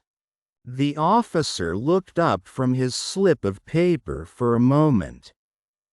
"We have new laws, Evrémonde, and new offenses, since you were here." He said it with a hard smile, and went on writing. "I entreat you to observe that I have come here voluntarily, in response to that written appeal of a fellow countryman which lies before you. I demand no more than the opportunity to do so without delay. Is not that my right? Emigrants have no rights, Evrémonde," was the stolid reply. The officer wrote until he had finished, read over to himself what he had written, sanded it, and handed it to Defarge, with the words, "In secret." Defarge motioned with the paper to the prisoner that he must accompany him. The prisoner obeyed, and a guard of 2 armed patriots attended them. "Is it you?" said Defarge, in a low voice, as they went down the guardhouse steps and turned into Paris. "Who married the daughter of Dr. Manette, once a prisoner in the Bastille that is no more?" "Yes," replied Darnay, looking at him with surprise. "My name is Defarge, and I keep a wine shop in the Quarter Saint Antoine. Possibly you have heard of me. My wife came to your house to reclaim her father?" The word, wife, seemed to serve as a gloomy reminder to Defarge, to say with sudden impatience, "In the name of that sharp female newly born, and called La Guillotine, why did you come to France?" "You heard me say why, a minute ago. Do you not believe it is the truth?" "A bad truth for you," said Defarge, speaking with knitted brows, and looking straight before him. "Indeed I am lost here. All here is so unprecedented, so changed, so sudden and unfair, that I am absolutely lost. Will you render me a little help?" "None." Defarge spoke, always looking straight before him. "Will you answer me a single question?" "Perhaps. According to its nature, you can say what it is. In this prison that I am going to so unjustly, shall I have some free communication with the world outside? You will see. I am not to be buried there, prejudged, and without any means of presenting my case. You will see. But, what then? Other people have been similarly buried in worse prisons before now. But never by me, Citizen Defarge." Defarge glanced darkly at him for answer, and walked on in a steady and set silence. The deeper he sank into this silence, the fainter hope there was, or so Darnay thought, of his softening in any slight degree. He, therefore, made haste to say, "It is of the utmost importance to me, you know, citizen, even better than I." "Of how much importance?" "That I should be able to communicate to Mr. Lorry of Tellson's Bank, an English gentleman who is now in Paris, the simple fact, without comment, that I have been thrown into the prison of La Force. Will you cause that to be done for me?" "I will do," Defarge doggedly rejoined. "Nothing for you. My duty is to my country and the people. I am the sworn servant of both, against you. I will do nothing for you."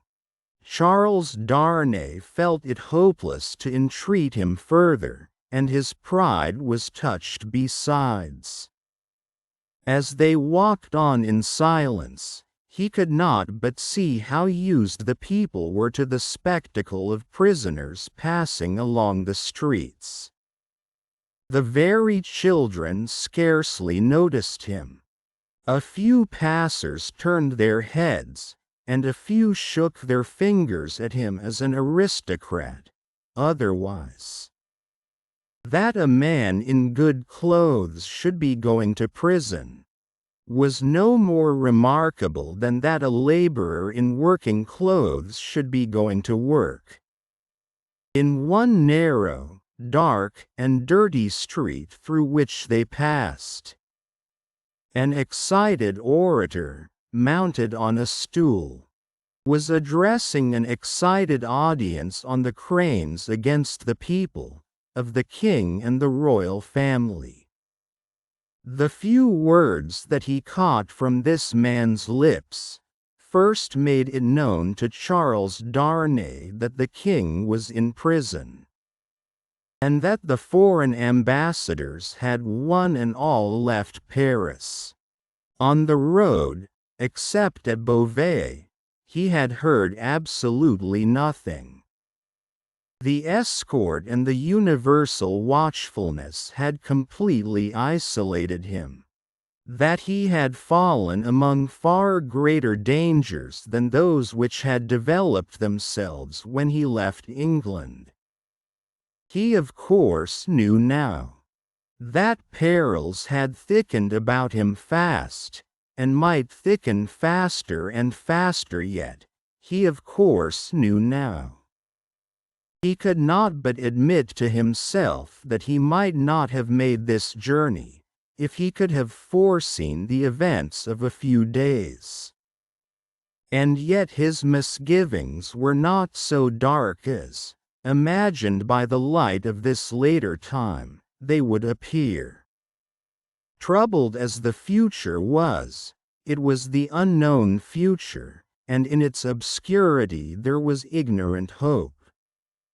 The horrible massacre, days and nights long, which, within a few rounds of the clock, was to set a great mark of blood upon the blessed garnering time of harvest, was as far out of his knowledge as if it had been 100,000 years away.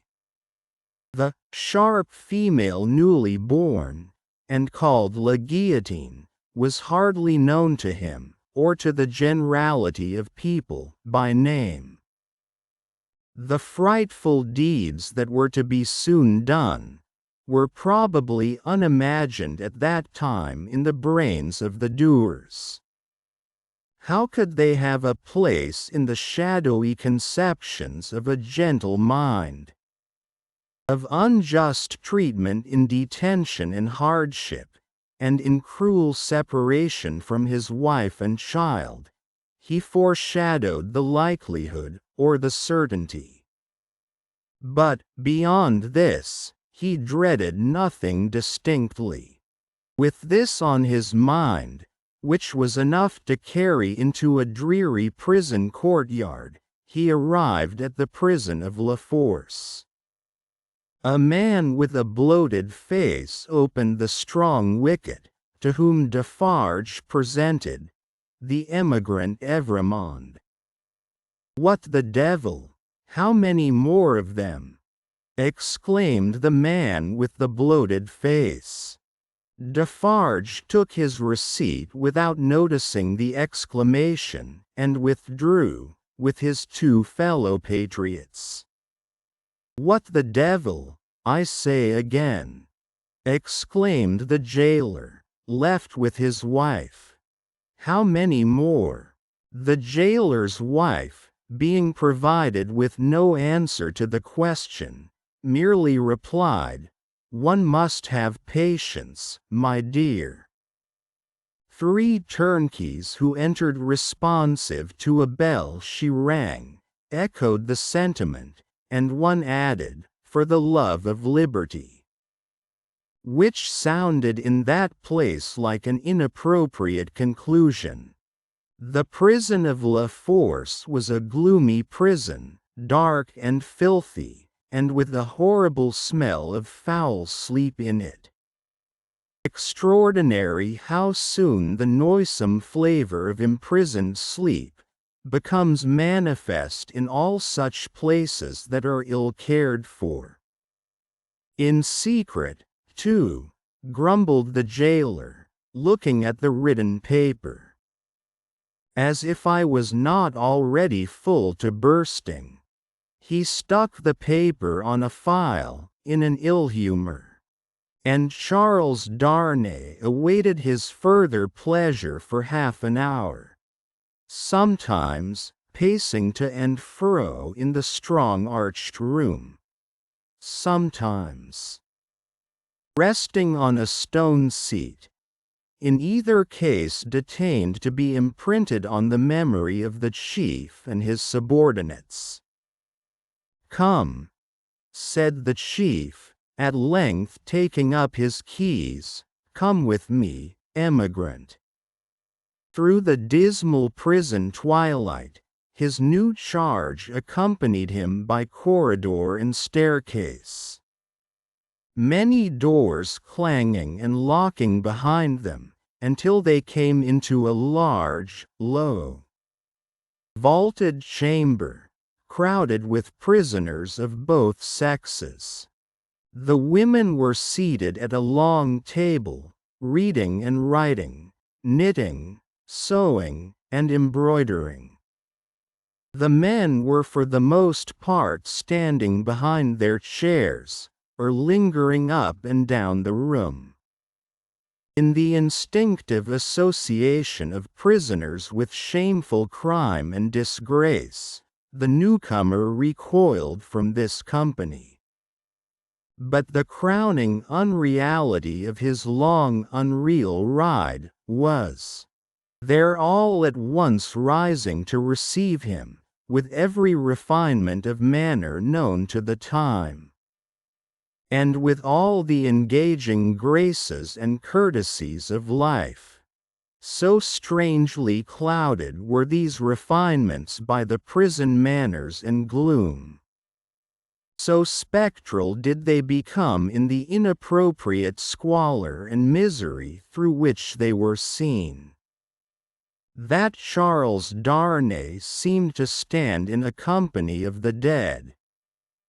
Ghosts all. The ghost of beauty, the ghost of stateliness, the ghost of elegance, the ghost of pride, the ghost of frivolity, the ghost of wit, the ghost of youth, the ghost of age, all waiting their dismissal from the desolate shore, all turning on him eyes that were changed by the death they had died in coming there. It struck him motionless, the jailer standing at his side, and the other jailers moving about, who would have been well enough as to appearance in the ordinary exercise of their functions, looked so extravagantly coarse contrasted with sorrowing mothers and blooming daughters who were there, with the apparitions of the coquette, the young beauty, and the mature woman delicately bred, that the inversion of all experience and likelihood which the scene of shadows presented was heightened to its utmost. Surely, ghosts all. Surely, the long unreal ride some progress of disease that had brought him to these gloomy shades. In the name of the assembled companions in misfortune, said a gentleman of courtly appearance and address, coming forward, I have the honor of giving you welcome to La Force, and of condoling with you on the calamity that has brought you among us. May it soon terminate happily. It would be an impertinence elsewhere, but it is not so here, to ask your name and condition? Quote, Charles Darnay roused himself, and gave the required information, in words as suitable as he could find. But I hope, said the gentleman, following the chief jailer with his eyes, who moved across the room, that you are not in secret. I do not understand the meaning of the term, but I have heard them say so. Ah, what a pity! We so much regret it. But take courage. Several members of our society have been in secret, at first, and it has lasted but a short time." Then he added, raising his voice, "I grieve to inform the society, in secret." There was a murmur of commiseration as Charles Darnay crossed the room to a grated door where the jailer awaited him. And many voices, among which the soft and compassionate voices of women were conspicuous, gave him good wishes and encouragement. He turned at the grated door, to render the thanks of his heart.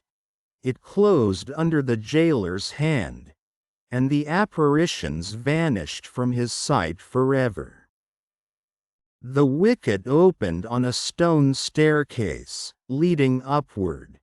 When they bad ascended 40 steps, the prisoner of half an hour already counted them.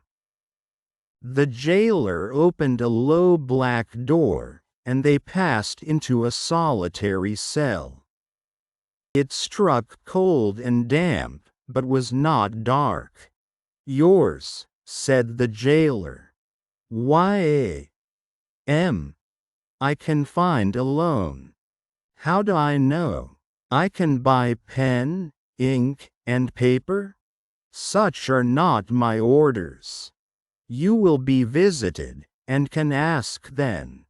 At present, you may buy your food, and nothing more." There were in the cell a chair, a table, and a straw mattress. As the jailer made a general inspection of these objects, and of the 4 walls, before going out, a wandering fancy wandered through the mind of the prisoner leaning against the wall opposite to him. That this jailer was so unwholesomely bloated, both in face and person, as to look like a man who had been drowned and filled with water. When the jailer was gone, he thought in the same wandering way, "Now I left, as if I were dead." Stopping then, to look down at the mattress, he turned from it with a sick feeling.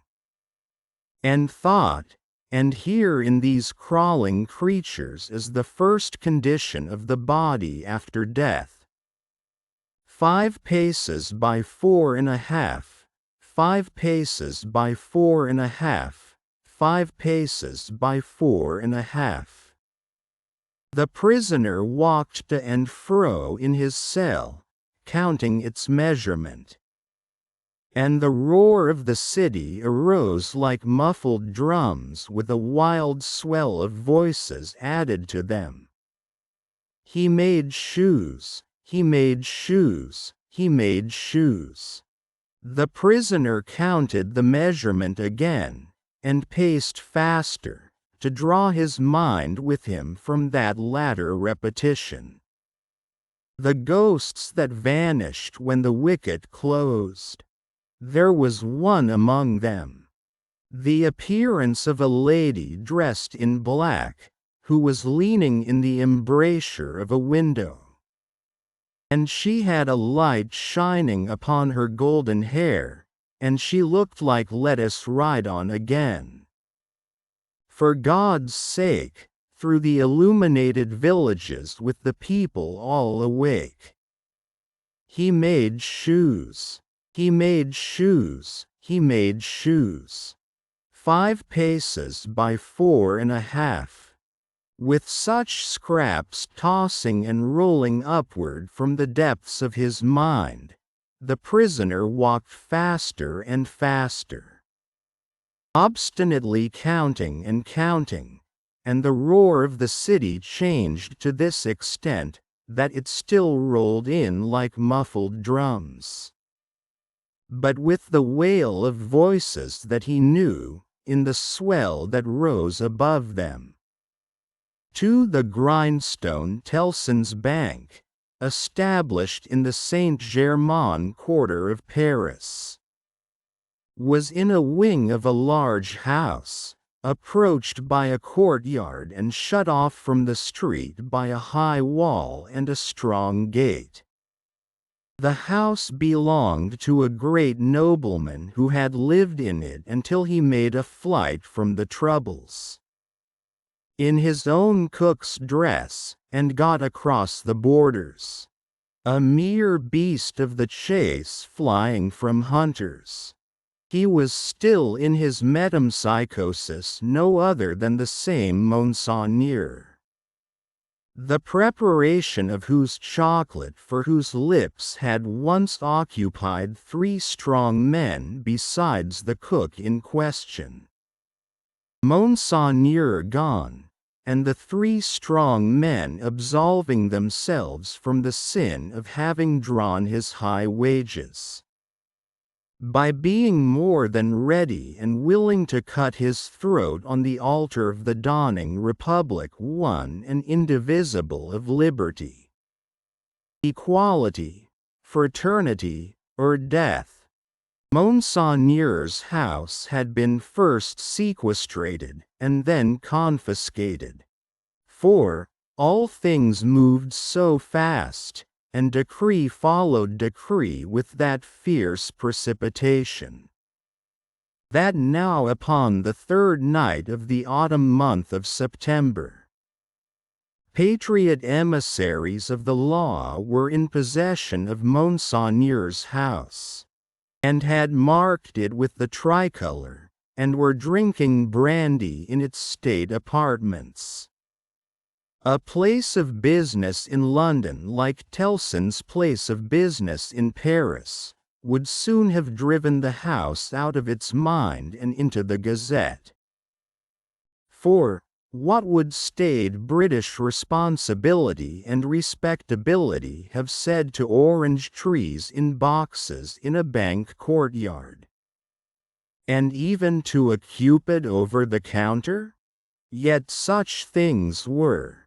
Tellson's had whitewashed the Cupid, but he was still to be seen on the ceiling, in the coolest linen, aiming, as he very often does, at money from morning to night.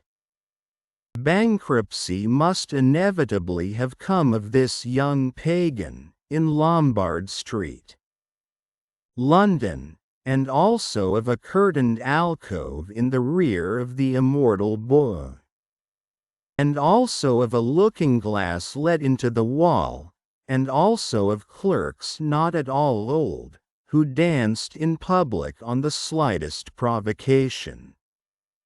Yet, a French Tellson's could get on with these things exceedingly well, and, as long as the Times held together, no man had taken fright at them, and drawn out his money. What money would be drawn out of Tellson's henceforth, and what would lie there, lost and forgotten? What plate and jewels would tarnish in Tellson's hiding places, while the depositors rusted in prisons, and when they should have violently perished? How many accounts with Tellson's never to be balanced in this world, must be carried over into the next? No man could have said, that night, any more than Mr. Jarvis Lorry could, though he thought heavily of these questions. He sat by a newly lighted wood fire. The blighted and unfruitful year was prematurely cold, and on his honest and courageous face there was a deeper shade than the pendant lamp could throw, or any object in the room distortedly reflect, a shade of horror. He occupied rooms in the bank, in his fidelity to the house of which he had grown to be a part. Lie strong Rouletabille, It chanced that they derived a kind of security from the patriotic occupation of the main building. But the true-hearted old gentleman never calculated about that. All such circumstances were indifferent to him, so that he did his duty. On the opposite side of the courtyard, under a colonnade, was extensive stand-in for carriages, where, indeed, some carriages of Monseigneur yet stood. Against two of the pillars were fastened two great flaring flambeaux, and in the light of these, standing out in the open air, was a large grindstone, a roughly mounted thing which appeared to have hurriedly been brought there from some neighboring smithy or other workshop. Rising and looking out of window at these harmless objects, Mr. Lorry shivered, and retired to his seat by the fire. He had opened, not only the glass window, but the lattice blind outside it, and he had closed both again, and he shivered through his frame. From the streets beyond the high wall and the strong gate, there came the usual night hum of the city, with now and then an indescribable ring in it, weird and unearthly, as if some unwanted sounds of a terrible nature were going up to heaven. "Thank God," said Mr. Lorry, clasping his hands, "that no one near and dear to me is in this dreadful town tonight. May He have mercy on all who are in danger." Soon afterwards, the bell at the great gate sounded, and he thought, "They have come back," and sat listening. But there was no loud eruption into the courtyard, as he had expected, and he heard the gate clash again, and all was quiet. The nervousness and dread that were upon him inspired that vague uneasiness respecting the bank, which a great change would naturally awaken, with such feelings roused. It was well guarded, and he got up to go among the trusty people who were watching it, when his door suddenly opened, and two figures rushed in, at sight of which he fell back in amazement. Lucy and her father, Lucy with her arms stretched out to him, and with that old look of earnestness so concentrated and intensified, that it seemed as though it had been stamped upon her face expressly to give force and power to it in this one passage of her life. "What is this?" Lorry, breathless and confused. "What is the matter? What has happened? What has brought you here? What is it?" With the look fixed upon him, in her paleness and wildness, she panted out in his arms, imploringly, "Oh, my dear friend! My husband!" "Your husband, Lucy? Charles?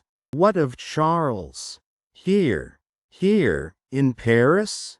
Has been here some days, 3 or 4, I don't know how many, I can't collect my thoughts. An errand of generosity brought him here, unknown to us. He was stopped at the barrier, and sent to prison." The old man uttered an irrepressible cry. Almost at the same moment, the bell of the great gate rang again, and a loud noise of feet and voices came pouring into the courtyard. "What is that noise?" said the doctor, turning towards the window. Don't look out, Manette, for your life, don't touch the blind. The doctor turned, with his hand upon the fastening of the window, and said, with a cool, bold smile, "My dear friend, I have a charmed life in this city. I have been a Bastille prisoner. There is no patriot in Paris, in France, who, knowing me to have been a prisoner in the Bastille, would touch me, except to overwhelm me with embraces, or carry me in triumph. My old pain has given me a power that has brought us through the barrier, and gained us news of Charles there, and brought us here. I knew it would be so. I knew I could help Charles out of all danger. I told Lucy so. What is that noise?" His hand was again upon the window. "Don't look, Laurie," absolutely desperate. "No, Lucy, my dear, nor you." He got his arm round her and held her. "Don't be so terrified, my love. I solemnly swear to you that I know of no harm having happened to Charles. That I had no suspicion even of his being in this fatal place. What prison is he in? La Force, La Force. Lucy, my child, if ever you were brave and serviceable in your life, and you were always both, you will compose yourself now, to do exactly as I bid you. For more depends upon it than you can think, or I can say. There is no help for you in any action on your part tonight. You cannot possibly stir out. I say this, because what I must bid you to do for Charles's sake, is the hardest thing to do of all. You must instantly be obedient, still and quiet. You must let me put you in a room at the back here. You must leave your father and me alone for 2 minutes, and as there are life and death in the world, you must not delay. Quote, I will be submissive to you. I see in your face that you know I can do nothing else than this. I know you are true. The old man kissed her, and hurried her into his room, and turned the key, then came hurrying back to the doctor, and opened the window and partly opened the blind, and put his hand upon the doctor's arm, and looked out with him into the courtyard. Looked out upon a throng of men and women, not enough in number, or near enough, to fill the courtyard. Not more than 40 or 50 in all. The people in possession of the house had let them in at the gate, and they had rushed in to work at the grindstone. It had evidently been set up there for their purpose, as in a convenient and retired spot. But, such awful workers, and such awful work. The grindstone had a double handle, and, turning at it madly, were 2 men, whose faces, as their long hair wrapped back when the whirlings of the grindstone brought their faces up, were more horrible and cruel than the visages of the wildest savages in their most barbarous disguise. False eyebrows and false mustaches were stuck upon them, and their hideous countenances were all bloody and sweaty, and all awry with howling, and all staring and glaring with beastly excitement and want of sleep. As these ruffians turned and turned, their matted locks now flung forward over their eyes, now flung backward over their necks. Some women held wine to their mouths that they might drink. And what with dropping blood, and what with dropping wine, and what with the stream of sparks struck out of the stone. All their wicked atmosphere seemed gore and fire. The eye could not detect one creature in the group free from the smear of blood. Shouldering one another to get next at the sharpening stone, were men stripped to the waist, with the stain all over their limbs and bodies.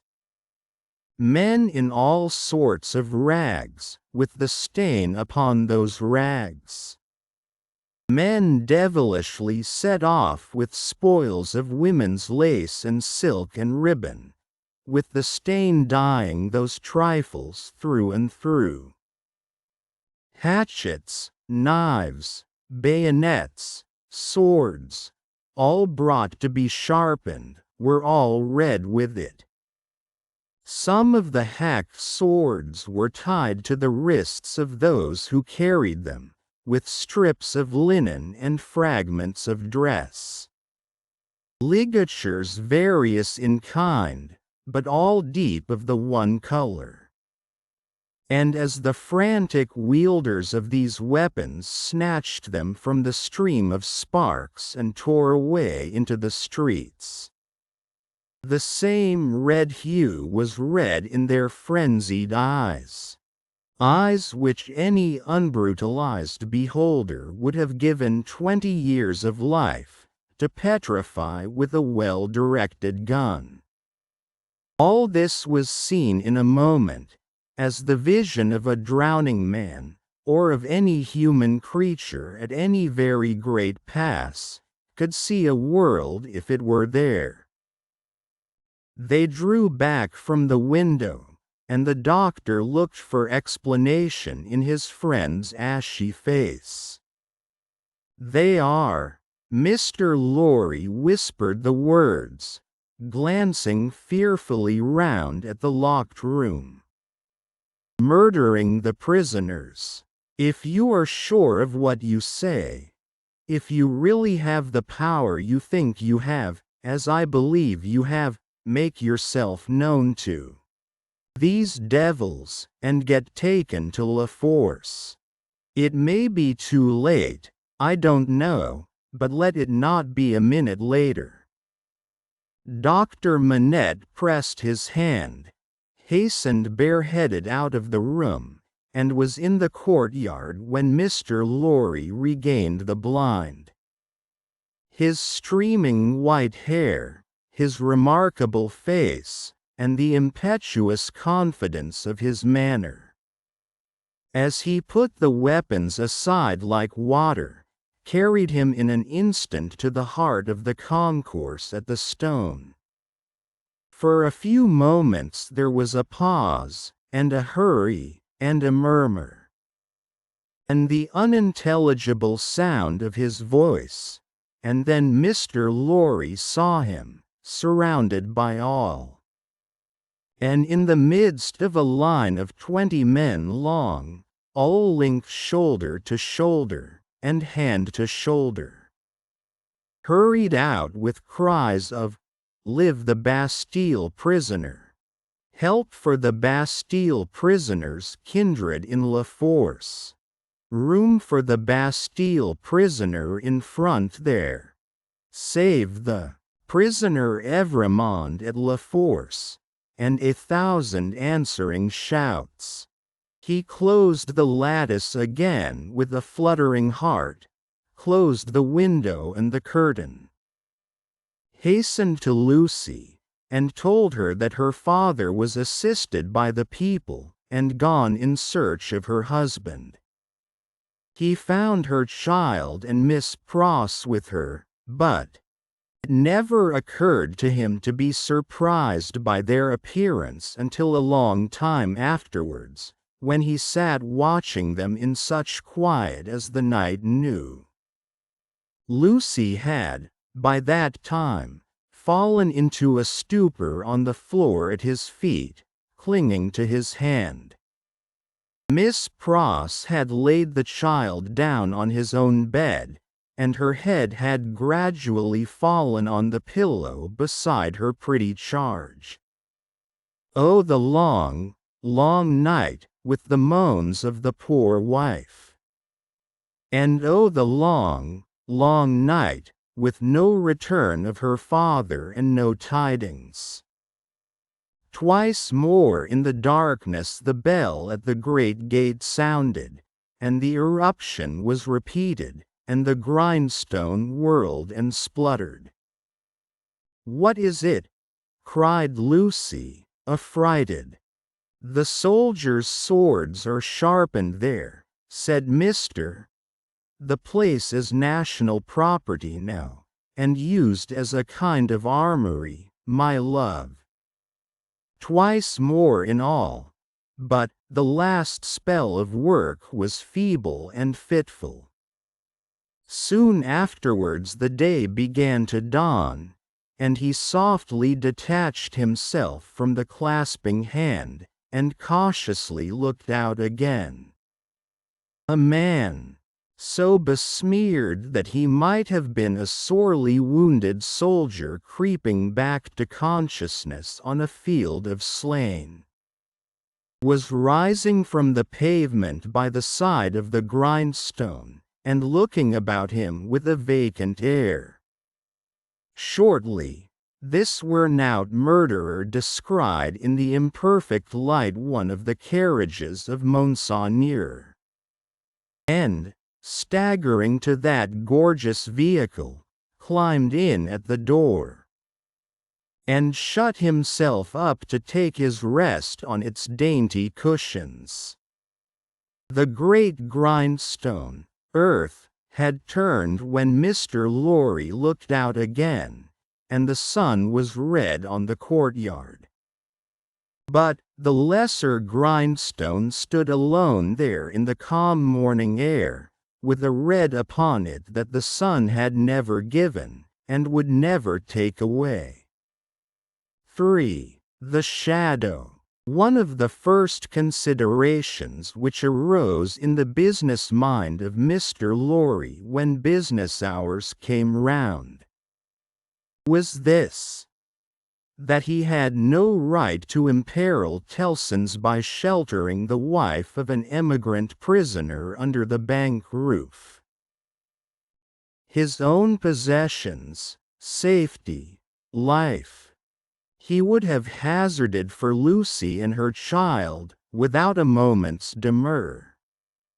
But the great trust he held was not his own, and as to that business charge he was a strict man of business. At first, his mind reverted to Defarge, and he thought of finding out the wine shop again and taking counsel with its master in reference to the safest dwelling place in the distracted state of the city, but the same consideration that suggested him repudiated him.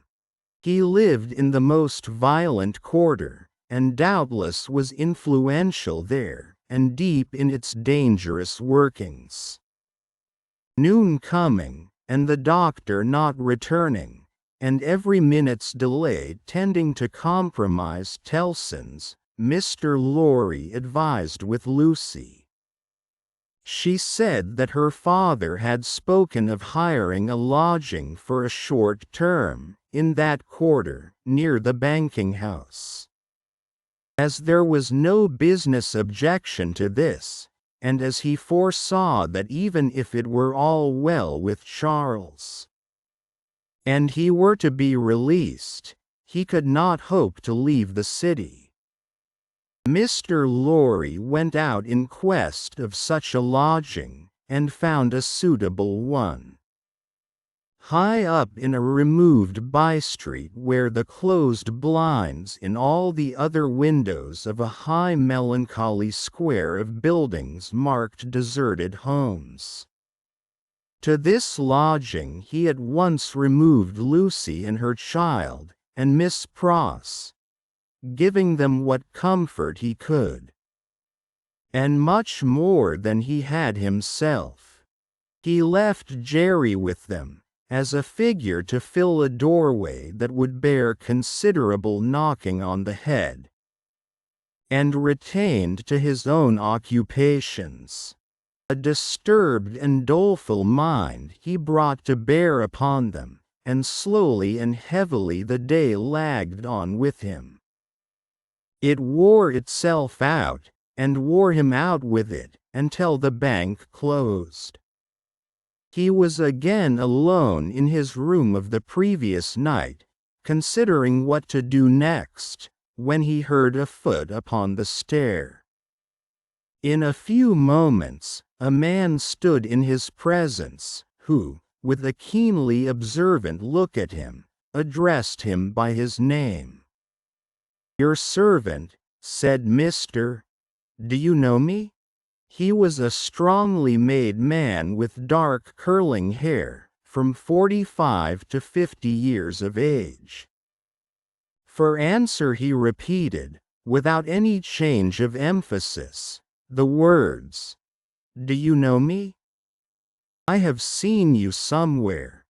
Perhaps at my wine shop?"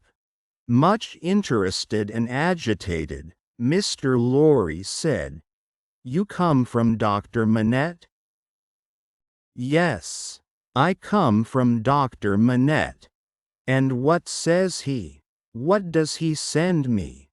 Defarge gave into his anxious hand an open scrap of paper. It bore the words in the doctor's writing. "Charles is safe, but I cannot safely leave this place yet. I have obtained the favor that the bearer has a short note from Charles to his wife. Let the bearer see his wife. It was dated from La Force, within an hour. Will you accompany me?" said Mr. Lorry, joyfully relieved after reading this note aloud, "to where his wife resides?" "Yes," returned Defarge, scarcely noticing as yet in what a curiously reserved and mechanical way Defarge spoke. Mr. Lorry put on his hat and they went down into the courtyard. There, they found two women, one knitting. Madame Defarge, Shirley, Lorry, who had left her in exactly the same attitude some 17 years ago. "It is she," observed her husband. "Does Madame go with us?" inquired Mr. Lorry, seeing that she moved as they moved. "Yes, that she may be able to recognize the faces and know the persons. It is for their safety." Beginning to be struck by Defarge's manner, Mr. Lorry looked dubiously at him, and led the way. Both the women followed, the second woman being the Vengeance. They passed through the intervening streets as quickly as they might, ascended the staircase of the new domicile, were admitted by Jerry, and found Lucy weeping.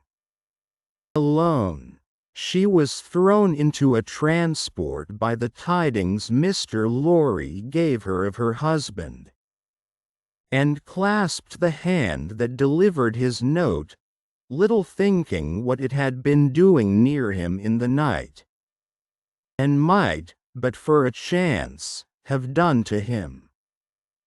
"Dearest, take courage. I am well, and your father has influence around me. You cannot answer this.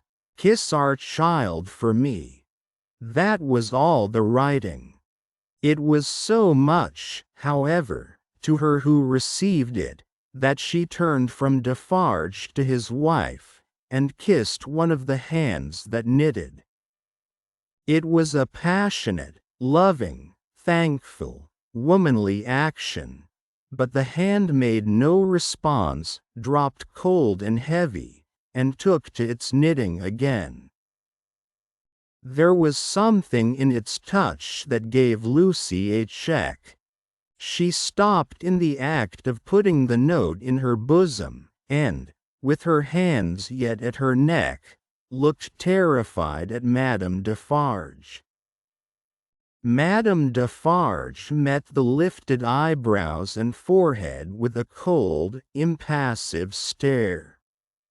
"My dear," said Mr. Lorry, striking in to explain, "there are frequent risings in the streets, and, although it is not likely they will ever trouble you, Madame Defarge wishes to see those whom she has the power to protect at such times, to the end that she may know them, that she may identify them. I believe," said Mr. Lorry, rather halting in his reassuring words, as the stony manner of all the three impressed itself upon him more and more, "I state the case, Citizen Defarge." Defarge looked gloomily at his wife, and gave no other answer than a gruff sound of acquiescence. "You had better, Lucy," said Mr. Lorry, doing all he could to propitiate, by tone and manner, "have the dear child here, and our good Pross. Our good Pross, Defarge, is an English lady, and knows no French. The lady in question, whose rooted conviction that she was more than a match for any foreigner, was not to be shaken by distress and danger, appeared with folded arms, and observed in English to the Vengeance, whom her eyes first encountered, 'Well, I am sure, Boldface, I hope you are pretty well.' She also bestowed a British cough on Madame Defarge, but neither of the two took much heed of her. "Is that his child?" said Madame Defarge, stopping in her work for the first time, and pointing her knitting needle at little Lucy as if it were the finger of fate. "Yes, madam," answered Mr. Lorry. "This is our poor prisoner's darling daughter, and only child."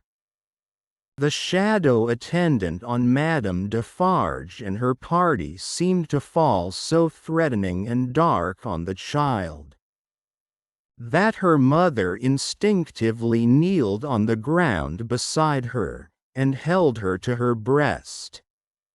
The shadow attendant on Madame Defarge and her party seemed then to fall, threatening and dark, on both the mother and the child. "It is enough, my husband," said Madame Defarge. "I have seen them. We may go."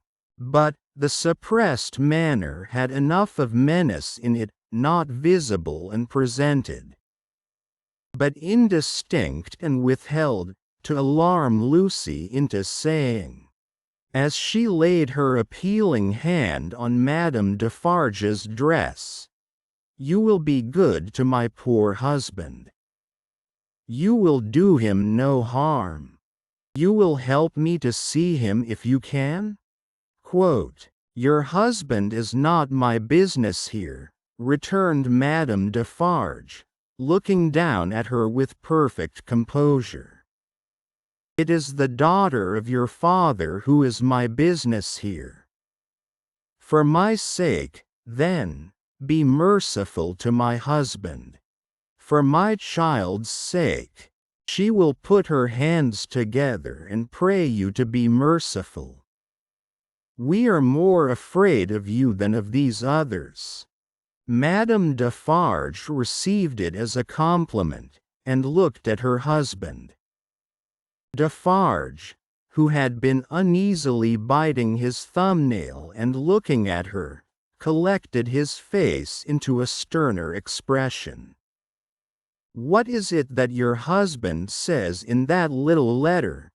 asked Madame Defarge, with a lowering smile. "Influence? He says something touching influence?" "That my father," said Lucy, hurriedly taking the paper from her breast, but with her alarmed eyes on her questioner and not on it, "has much influence around him." "Surely it will release him," said Madame Defarge. "Let it do so." "As a wife and mother," cried Lucy, most earnestly, "I implore you to have pity on me and not to exercise any power that you possess against my innocent husband, but to use it in his behalf. O sister woman, think of me. As a wife and mother." Madame Defarge looked, coldly as ever, at the suppliant, and said, turning to her friend, "The vengeance, the wives and mothers we have been used to see, since we were as little as this child, and much less, have not been greatly considered. We have known their husbands and fathers laid in prison and kept from them.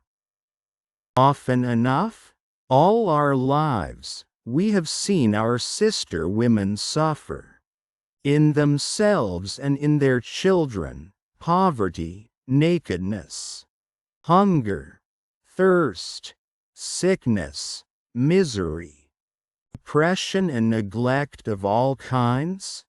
We have seen nothing else," returned the vengeance.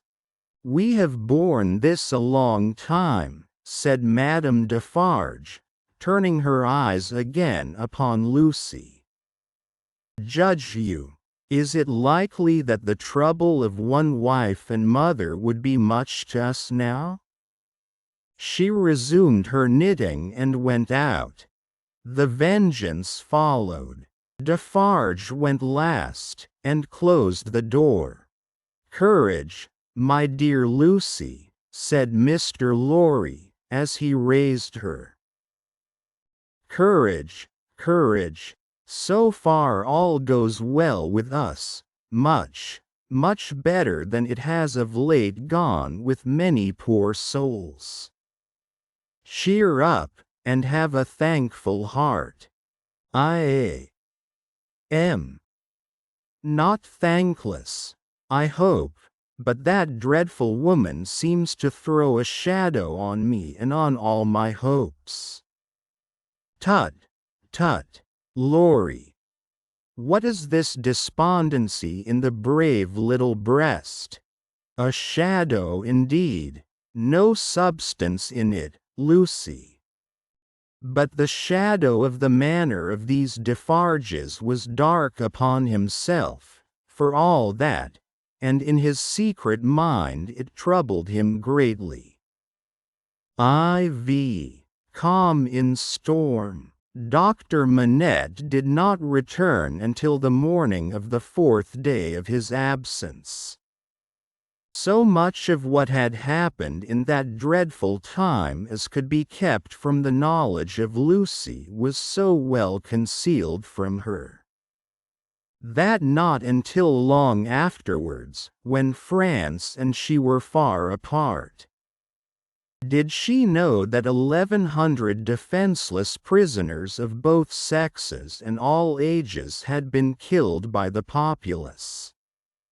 That 4 days and nights had been darkened by this deed of horror, and that the air around her had been tainted by the slain. She only knew that there had been an attack upon the prisons, that all political prisoners had been in danger, and that some had been dragged out by the crowd and murdered. To Mr. Lorry, The doctor communicated under an injunction of secrecy on which he had no need to dwell. That the crowd had taken him through a scene of carnage to the prison of La Force. That, in the prison he had found a self-appointed tribunal sitting, before which the prisoners were brought singly, and by which they were rapidly ordered to be put forth to be massacred, or to be released, or, in a few cases, to be sent back to their cells. That, presented by his conductors to this tribunal, he had announced himself by name and profession as having been for 18 years a secret and unaccused prisoner in the Bastille. That, one of the bodies so sitting in judgment had risen and identified him, and that this man was Defarge.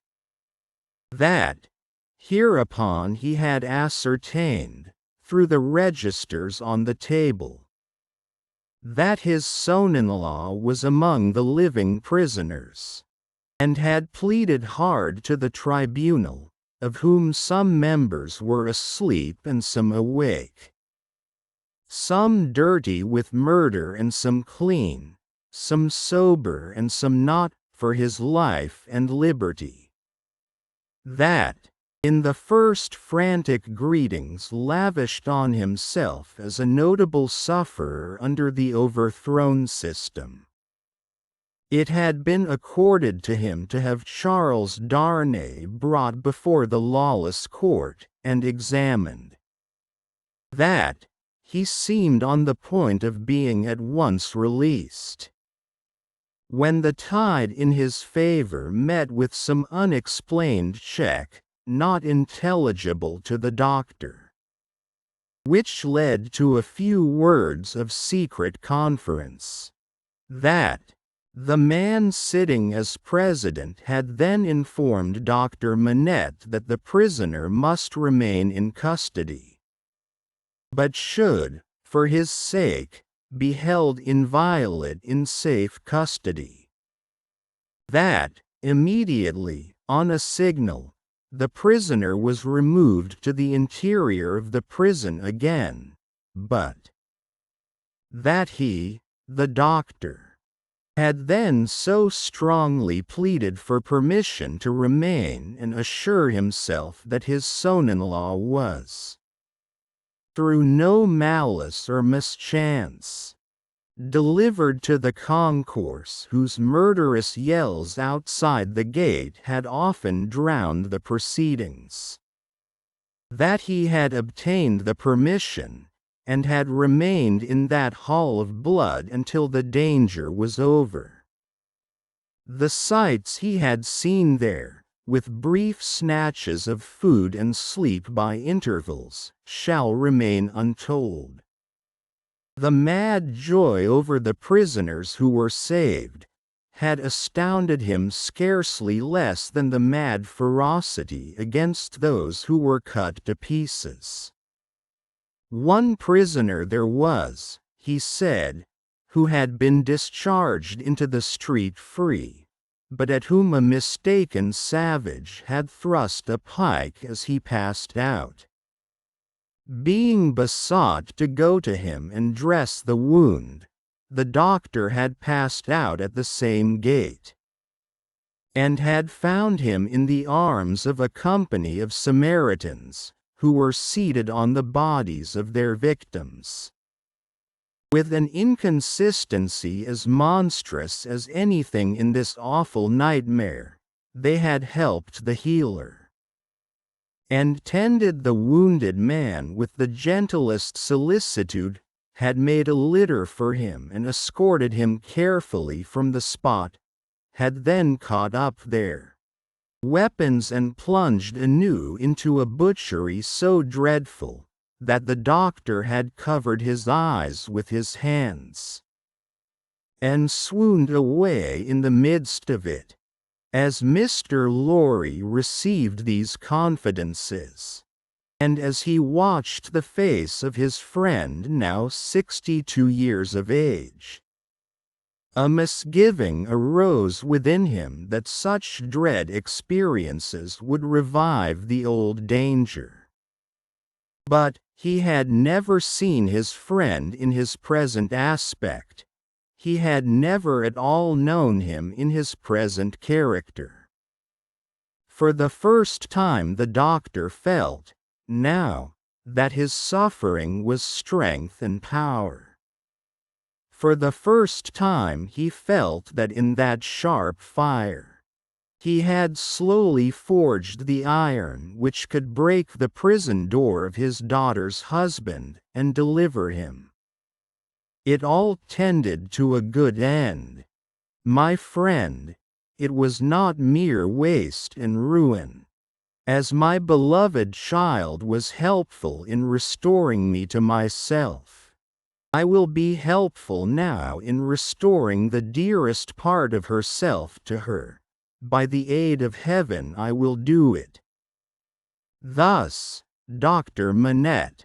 And when Jarvis Lorry saw the kindled eyes, the resolute face, the calm, strong look and bearing of the man whose life always seemed to him to have been stopped, like a clock, for so many years, and then set going again with an energy which had lain dormant during the cessation of its usefulness, he believed greater things than the doctor had at that time to contend with would have yielded before his persevering purpose.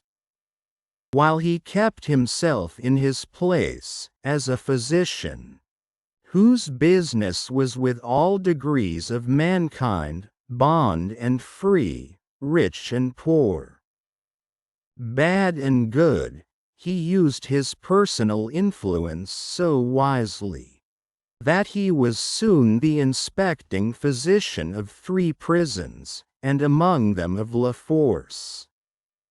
He could now assure Lucy that her husband was no longer confined alone, but was mixed with the general body of prisoners. He saw her husband weekly, and brought sweet messages to her, straight from his lips. Sometimes her husband himself sent a letter to her, though never by the doctor's hand. But she was not permitted to write to him, for, among the many wild suspicions of plots in the prisons, the wildest of all pointed at emigrants who were known to have made friends or permanent connections abroad. This new life of the doctor's was an anxious life, no doubt. Still, the sagacious Mr. Lorry saw that there was a new sustaining pride in it. Nothing unbecoming tinged the pride, it was a natural and worthy one. But he observed it as a curiosity. The doctor knew that up to that time, his imprisonment had been associated in the minds of his daughter and his friend with his personal affliction, deprivation, and weakness. Now that this was changed, and he knew himself to be invested through that old trial with forces to which they both looked for Charles's ultimate safety and deliverance, he became so far exalted by the change that he took the lead and direction, and required them as the weak to trust to him as the strong. The preceding relative positions of himself and Lucy were reversed, yet only as the liveliest gratitude and affection could reverse them. For he could have had no pride but in rendering some service to her who had rendered so much to him. All curious to see, thought Mr. Lorry, in his amiably shrewd way, but all natural and right. So, take the lead, my dear friend, and keep it. It couldn't be in better hands. But, though the doctor tried hard, and never ceased trying, to get Charles Darnay set at liberty, or at least to get him brought to trial, the public current of the time set too strong and fast for him. The new era began. The king was tried, doomed, and beheaded. The Republic of Liberty, Equality, Fraternity, or Death, declared for victory or death against the world in arms. The black flag waved night and day from the great towers of Notre Dame, 300,000 men, summoned to rise against the tyrants of the earth, rose from all the varying soils of France. As if the dragon's teeth had been sown broadcast, and had yielded fruit equally on hill and plain, on rock, in gravel, and alluvial mud, under the bright sky of the south and under the clouds of the north, in fell and forest, in the vineyards and the olive grounds and among the cropped grass and the stubble of the corn, along the fruitful banks of the broad rivers, and in the sand of the seashore. What private solicitude could rear itself against the deluge of the year one of liberty, the deluge rising from below, not falling from above, and with the windows of heaven shut, not opened? There was no pause, no pity, no peace, no interval of relenting rest, no measurement of time.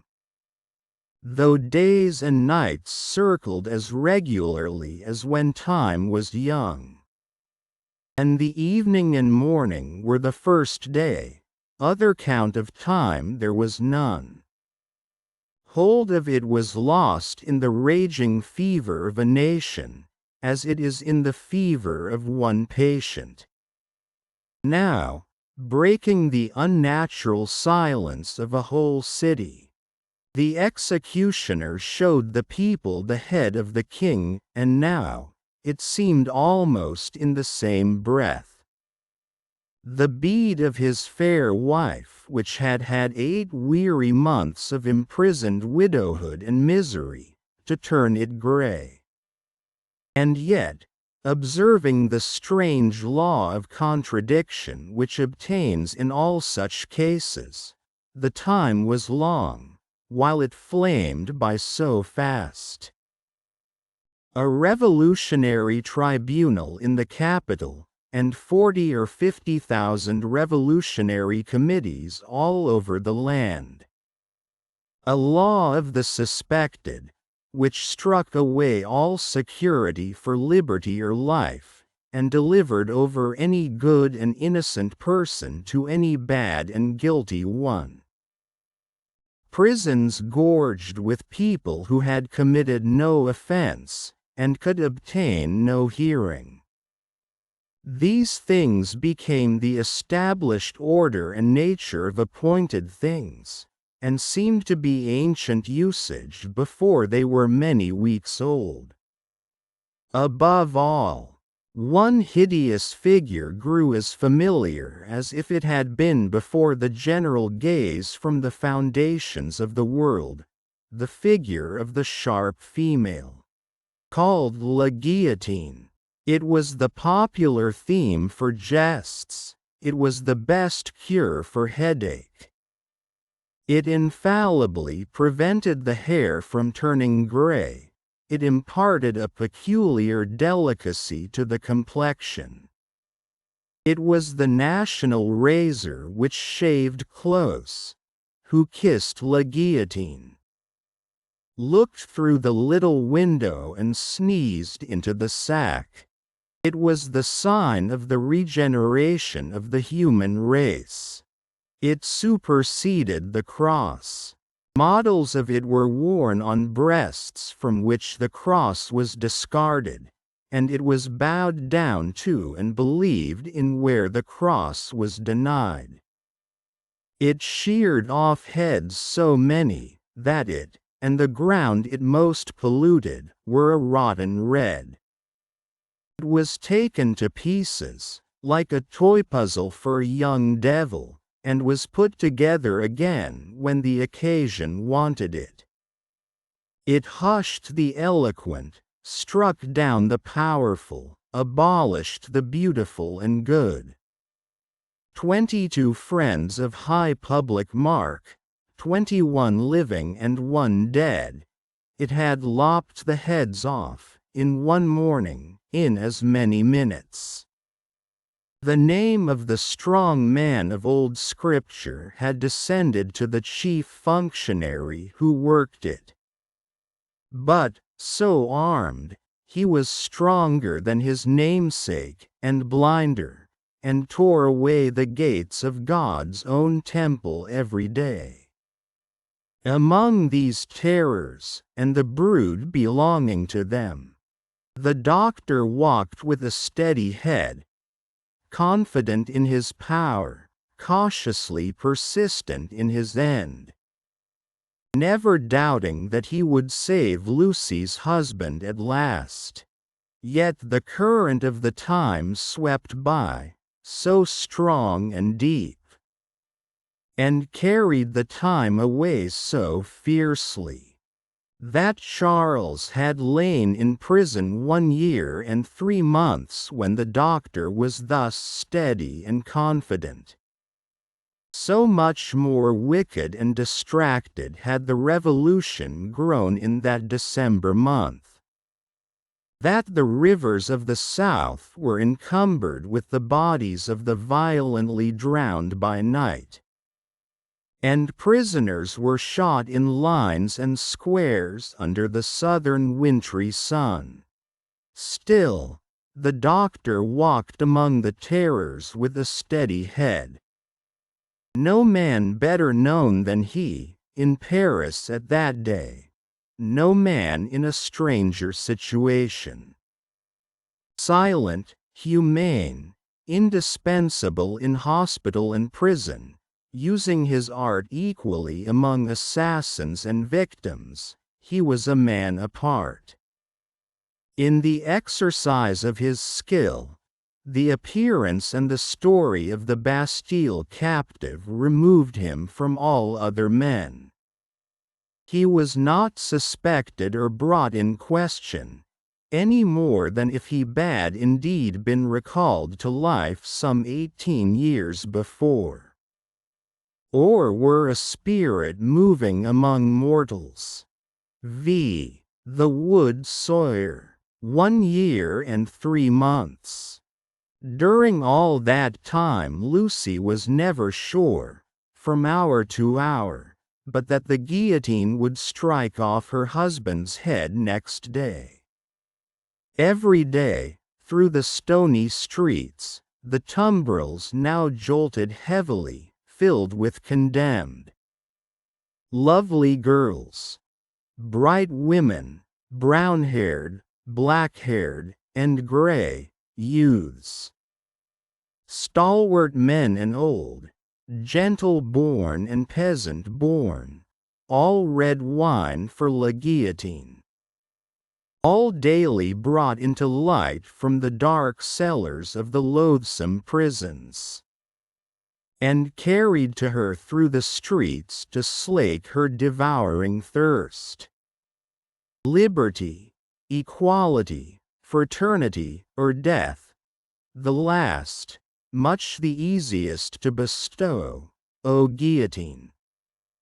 If the suddenness of her calamity, and the whirling wheels of the time, had stunned the doctor's daughter into awaiting the result in idle despair, it would but have been with her as it was with many.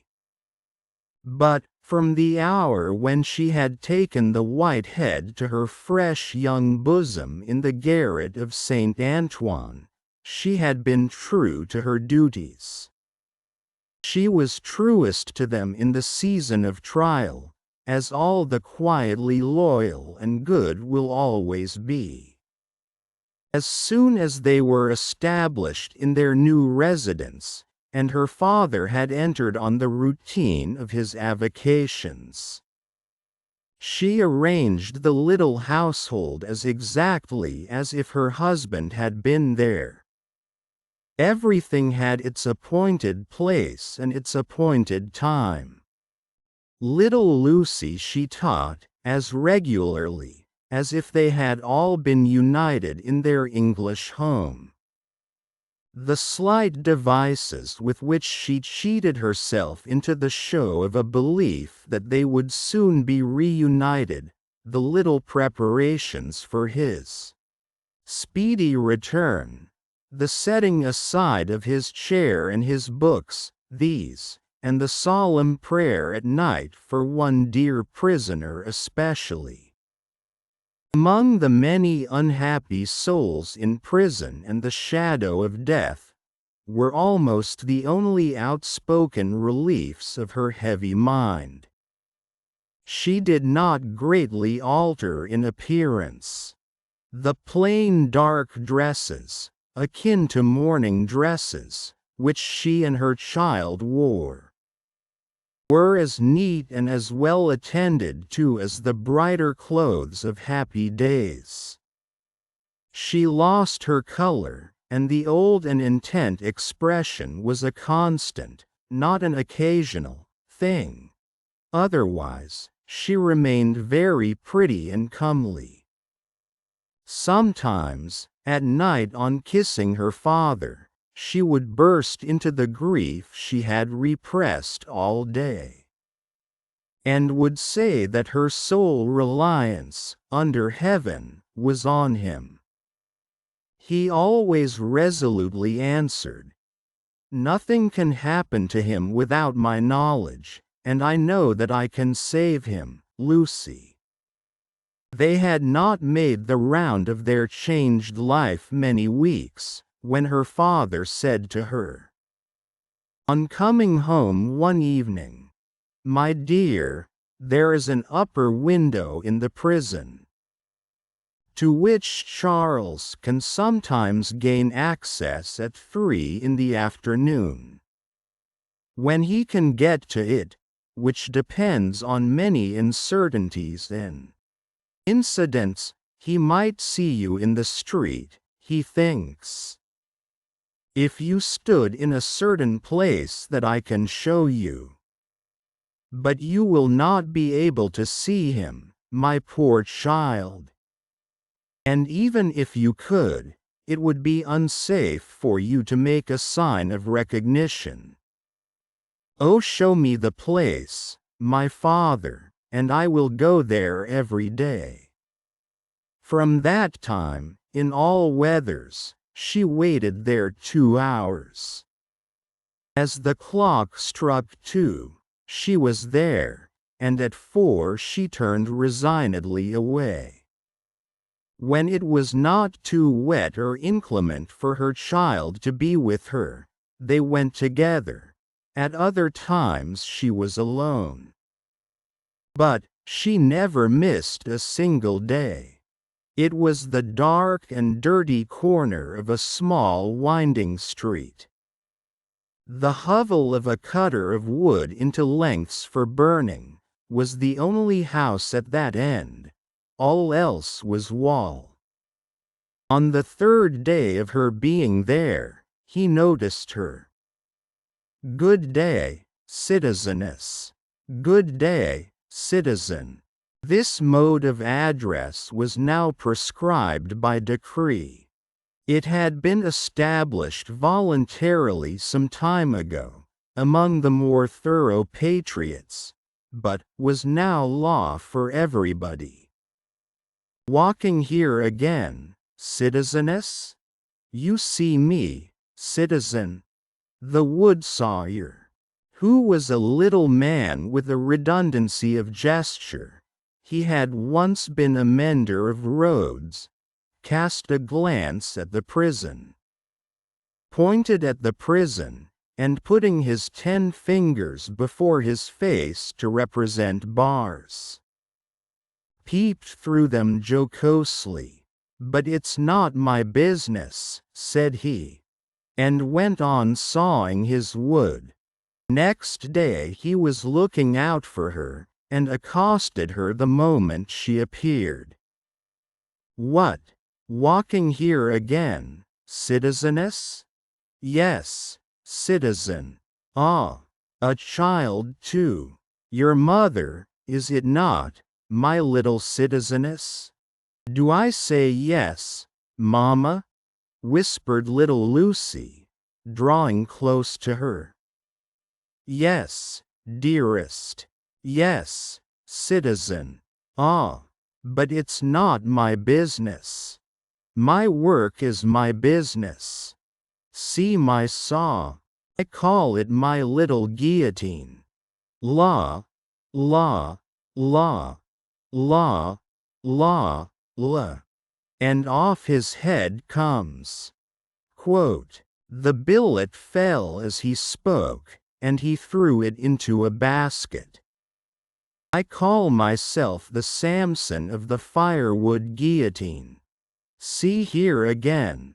Loo, loo, loo, loo, loo, loo. And off her head comes. Now, a child. Tickle, tickle, pickle, pickle. And off its head comes. All the family." Quote, Lucy shuddered as he threw 2 more billets into his basket. But it was impossible to be there while the wood sawyer was at work, and not be in his sight. Thenceforth, to secure his good will, she always spoke to him first, and often gave him drink money, which he readily received. He was an inquisitive fellow, and sometimes when she had quite forgotten him in gazing at the prison roof and grates, and in lifting her heart up to her husband, she would come to herself to find him looking at her, with his knee on his bench and his saw stopped in its work. "But it's not my business," he would generally say at those times, and would briskly fall to his sawing again. In all weathers, in the snow and frost of winter, in the bitter winds of spring, in the hot sunshine of summer, in the rains of autumn, and again in the snow and frost of winter, Lucy passed 2 hours of every day at this place, and every day on leaving it, she kissed the prison wall. Her husband saw her, so she learned from her father. It might be once in 5 or 6 times. It might be twice or thrice running. It might be not for a week or a fortnight together. It was enough that he could and did see her when the chances served. And on that possibility she would have waited out the day, 7 days a week. These occupations brought her round to the December month, wherein her father walked among the terrors with a steady head. On a lightly snowing afternoon she arrived at the usual corner. It was a day of some wild rejoicing, and a festival. She had seen the houses, as she came along, decorated with little pikes, and with little red caps stuck upon them, also with tricolored ribbons. Also, with the standard inscription, tricolored letters were the favorite, Republic one and indivisible. Liberty, equality, fraternity, or death. The miserable shop of the wood sawyer was so small that its whole surface furnished very indifferent space for this legend. He had got somebody to scrawl it up for him, however, who had squeezed death in with most inappropriate difficulty. On his housetop, he displayed pike and cap, as a good citizen must. And in a window he had stationed his saw inscribed as his little Saint Guillotine, for the great sharp female was by that time popularly canonized. His shop was shut and he was not there, which was a relief to Lucy, and left her quite alone. But he was not far off, for presently she heard a troubled movement and a shouting coming along, which filled her with fear. A moment afterwards, and a throng of people came pouring round the corner by the prison wall, in the midst of whom was the woodsawyer hand in hand with the Vengeance. There could not be fewer than 500 people, and they were dancing like 5,000 demons. There was no other music than their own singing. They danced to the popular Revolution song, keeping a ferocious time that was like a gnashing of teeth in unison. Men and women danced together, women danced together, men danced together, as hazard had brought them together. At first, they were a mere storm of coarse red caps and coarse woolen rags. But, as they filled the place, and stopped to dance about Lucy, some ghastly apparition of a dance figure gone raving mad arose among them.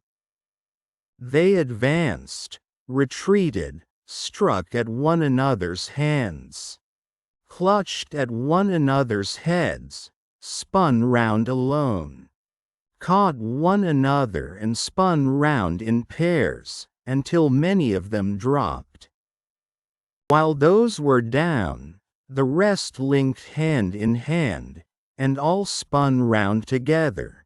Then the ring broke. And in separate rings of 2 and 4 they turned and turned until they all stopped at once, began again, struck, clutched, and tore, and then reversed the spin. And all spun round another way. Suddenly they stopped again, paused, struck out the time afresh, formed into lines the width of the public way, and, with their heads low down and their hands high up, swooped screaming off. No fight could have been half so terrible as this dance. It was so emphatically a fallen sport, a something, once innocent, delivered over to all devilry, a healthy pastime changed into a means of angering the blood, bewildering the senses, and stealing the heart. Such grace as was visible in it, made it the uglier, showing how warped and perverted all things good by nature were become. The maidenly bosom bared to this, the pretty almost child's head thus distracted, the delicate foot mincing in this slough of blood and dirt, were types of the disjointed time. This was the Carmagnole, as it passed, leaving Lucy frightened and bewildered in the doorway of the woodsawyer's house. The feathery snow fell as quietly and lay as white and soft, as if it had never been. "Oh, my father!" For he stood before her when she lifted up the eyes she had momentarily darkened with her hand. Such a cruel, bad sight. "I know, my dear, I know. I have seen it many times. Don't be frightened, not one of them would harm you. I am not frightened for myself, my father. But when I think of my husband and the mercies of these people, we will set him above their mercies very soon. I left him climbing to the window, and I came to tell you. There is no one here to see. You may kiss your hand towards that highest shelving roof. Quote, I do so, Father, and I send him my soul with it. You cannot see him, my poor dear? No, Father, said Lucy, yearning and weeping as she kissed her hand, no. A footstep in the snow. Madame Defarge, I salute you, citizeness, from the doctor. I salute you, citizen. This in passing, nothing more. Madame Defarge gone, like a shadow over the white road. Give me your arm, my love. Pass from here with an air of cheerfulness and courage, for his sake. That was well done. They had left the spot. It shall not be in vain. Charles is summoned for tomorrow. For tomorrow. There is no time to lose. I am well prepared, but there are precautions to be taken. That could not be taken until he was actually summoned before the tribunal. He has not received the notice yet, but I know that he will presently be summoned for tomorrow, and removed to the conciergerie. I have timely information. You are not afraid? Quote, she could scarcely answer. I trust in you. Do so, implicitly. Your suspense is nearly ended, my darling. He shall be restored to you within a few hours. I have encompassed him with every protection. I must see Laurie. He stopped. There was a heavy lumbering of wheels within hearing. They both knew too well what it meant. 3 tumbrils faring away with their dread loads over the hushing snow. I must see Laurie, the doctor repeated, turning her another way. The staunch old gentleman was still in his trust, had never left it. He and his books were in frequent requisition as to property confiscated and made national. What he could save for the owners, he saved. No better man living to hold fast by what Tellson's had in keeping, and to hold his peace. A murky red and yellow sky, and a rising mist from the Seine, denoted the approach of darkness. It was almost dark when they arrived at the bank. The stately residence of Monseigneur was altogether blighted and deserted. Above a heap of dust and ashes in the court, ran the letters. National property. Republic one and indivisible. Liberty, equality, fraternity, or death. Who could that be with Mr. Laurie, the owner of the riding coat upon the chair, who must not be seen? From whom newly arrived, did he come out, agitated and surprised, to take his favorite in his arms? To whom did he appear to repeat her faltering words, when, raising his voice and turning his head towards the door of the room from which he had issued, he said, removed to the conciergerie, and summoned for tomorrow? Triumph. The dread tribunal of 5 judges, public prosecutor, and determined jury, sat every day. Their lists went forth every evening, and were read out by the jailers of the various prisons to their prisoners. The standard jailer joke was, "Come out and listen to the evening paper, you inside there." Charles Evremond, called Darnay. So at last began the evening paper at La Force. When a name was called, its owner stepped apart into a spot reserved for those who were announced as being thus fatally recorded.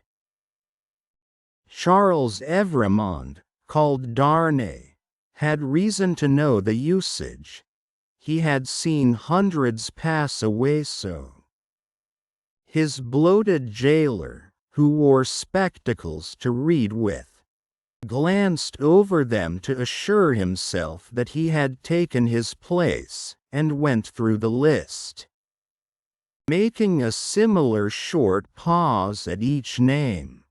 There were 23 names, but only 20 were responded to. For one of the prisoners so summoned had died in jail and been forgotten, and 2 had already been guillotined and forgotten. The list was read, in the vaulted chamber where Darnay had seen the associated prisoners on the night of his arrival. Every one of those had perished in the massacre. Every human creature he had since cared for and parted with, had died on the scaffold. There were hurried words of farewell and kindness, but the parting was soon over. It was the incident of every day, and the Society of La Force were engaged in the preparation of some games of forfeits and a little concert. For that evening, they crowded to the grates and shed tears there, but 20 places in the projected entertainments had to be refilled, and the time was, at best, short to the lock-up hour, when the common rooms and corridors would be delivered over to the great dogs who kept watch there through the night. The prisoners were far from insensible or unfeeling. Their ways arose out of the condition of the time. Similarly, though with a subtle difference, a species of fervor or intoxication, known, without doubt, to have led some persons to brave the guillotine unnecessarily, and to die by it, was not mere boastfulness, but a wild infection of the wildly shaken public mind. In seasons of pestilence, some of us will have a secret attraction to the disease, a terrible passing inclination to die of it. And all of us have like wonders hidden in our breasts, only needing circumstances to evoke them. The passage to the conciergerie was short and dark. The night in its vermin-haunted cells was long and cold. Next day, 15 prisoners were put to the bar before Charles Darnay's name was called. All the 15 were condemned, and the trials of the whole occupied an hour and a half. Charles Evremond, called Darnay, was at length arraigned. His judges sat upon the bench in feathered hats, but the rough red cap and tricolored cockade was the headdress otherwise prevailing. Looking at the jury and the turbulent audience, he might have thought that the usual order of things was reversed, and that the felons were trying the honest men. The lowest, cruelest, and worst populace of a city, never without its quantity of low, cruel, and bad, were the directing spirits of the scene, noisily commenting, applauding, disapproving, anticipating, and precipitating the result, without a check. Of the men, the greater part were armed in various ways. Of the women, some wore knives, some daggers, some ate and drank as they looked on, many knitted. Among these last was one, with a spare piece of knitting under her arm as she worked. She was in a front row, by the side of a man whom he had never seen since his arrival at the barrier, but whom he directly remembered as Defarge. He noticed that she once or twice whispered in his ear, and that she seemed to be his wife, but what he most noticed in the two figures was that although they were posted as close to himself as they could be, they never looked towards him. They seemed to be waiting for something with a dogged determination, and they looked at the jury, but at nothing else. Under the president sat Dr. Manette, in his usual quiet dress. As well as the prisoner could see, he and Mr. Lorry were the only men there. Unconnected with the tribunal, who wore their usual clothes, and had not assumed the coarse garb of the Carminal. Charles Evremond, called Darnay, was accused by the public prosecutor as an emigrant, whose life was forfeit to the Republic, under the decree which banished all emigrants on pain of death. It was nothing that the decree bore date since his return to France. There he was, and there was the decree. He had been taken in France, and his head was demanded. "Take off his head," cried the audience, "an enemy to the Republic."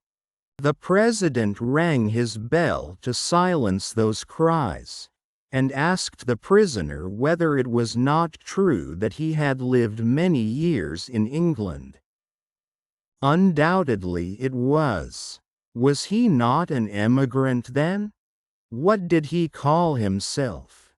Not an emigrant, he hoped, within the sense and spirit of the law. Why not? The president desired to know. Because he had voluntarily relinquished a title that was distasteful to him, and a station that was distasteful to him, and had left his country. He submitted before the word emigrant in the present acceptation by the tribunal was in use to live by his own industry in England, rather than on the industry of the overladen people of France. What proof had he of this? He handed in the names of two witnesses, Théophile Gabelle and Alexander Manette. But he had married in England? The president reminded him. True, but not an English woman. A citizeness of France? Yes. Her name and family? Lucy Manette, only daughter of Dr. Manette, the good physician who sits there. This answer had a happy effect upon the audience. Cries in exaltation of the well-known good physician rent the hall. So capriciously were the people moved, that tears immediately rolled down several ferocious countenances which had been glaring at the prisoner a moment before, as if with impatience to pluck him out into the streets and kill him. On these few steps of his dangerous way, Charles Darnay had set his foot according to Dr. Manette's reiterated instructions. The same cautious counsel directed every step that lay before him, and had prepared every inch of his road. The president asked, why had he returned to France when he did, and not sooner? He had not returned sooner, he replied, simply because he had no means of living in France, save those he had resigned. Whereas, in England, he lived by giving instruction in the French language and literature. He had returned when he did, on the pressing and written entreaty of a French citizen, who represented that his life was endangered by his absence. He had come back, to save a citizen's life, and to bear his testimony, at whatever personal hazard, to the truth. Was that criminal in the eyes of the Republic? The populace cried enthusiastically, no, and the president rang his bell to quiet them. Which it did not, for they continued to cry, no, until they left off, of their own will. The president required the name of that citizen. The accused explained that the citizen was his first witness. He also referred with confidence to the citizen's letter, which had been taken from him at the barrier, but which he did not doubt would be found among the papers then before the president. The doctor had taken care that it should be there, had assured him that it would be there, and at this stage of the proceedings it was produced and read. Citizen Gabelle was called to confirm it, and did so.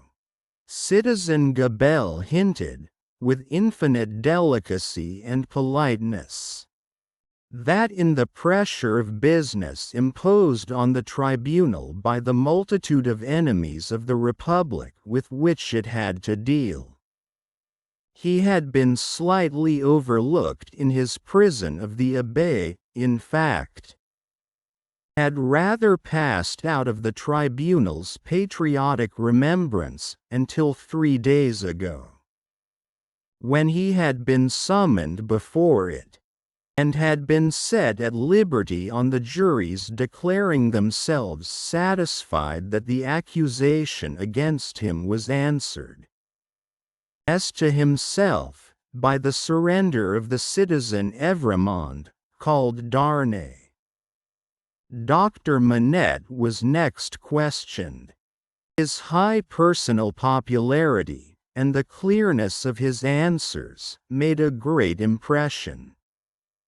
But, as he proceeded, as he showed that the accused was his first friend on his release from his long imprisonment, that the accused had remained in England, always faithful and devoted to his daughter and himself in their exile, that, so far from being in favor with the aristocrat government there, he had actually been tried for his life by it, as the foe of England and friend of the United States, as he brought these circumstances into view. With the greatest discretion and with the straightforward force of truth and earnestness, the jury and the populace became one.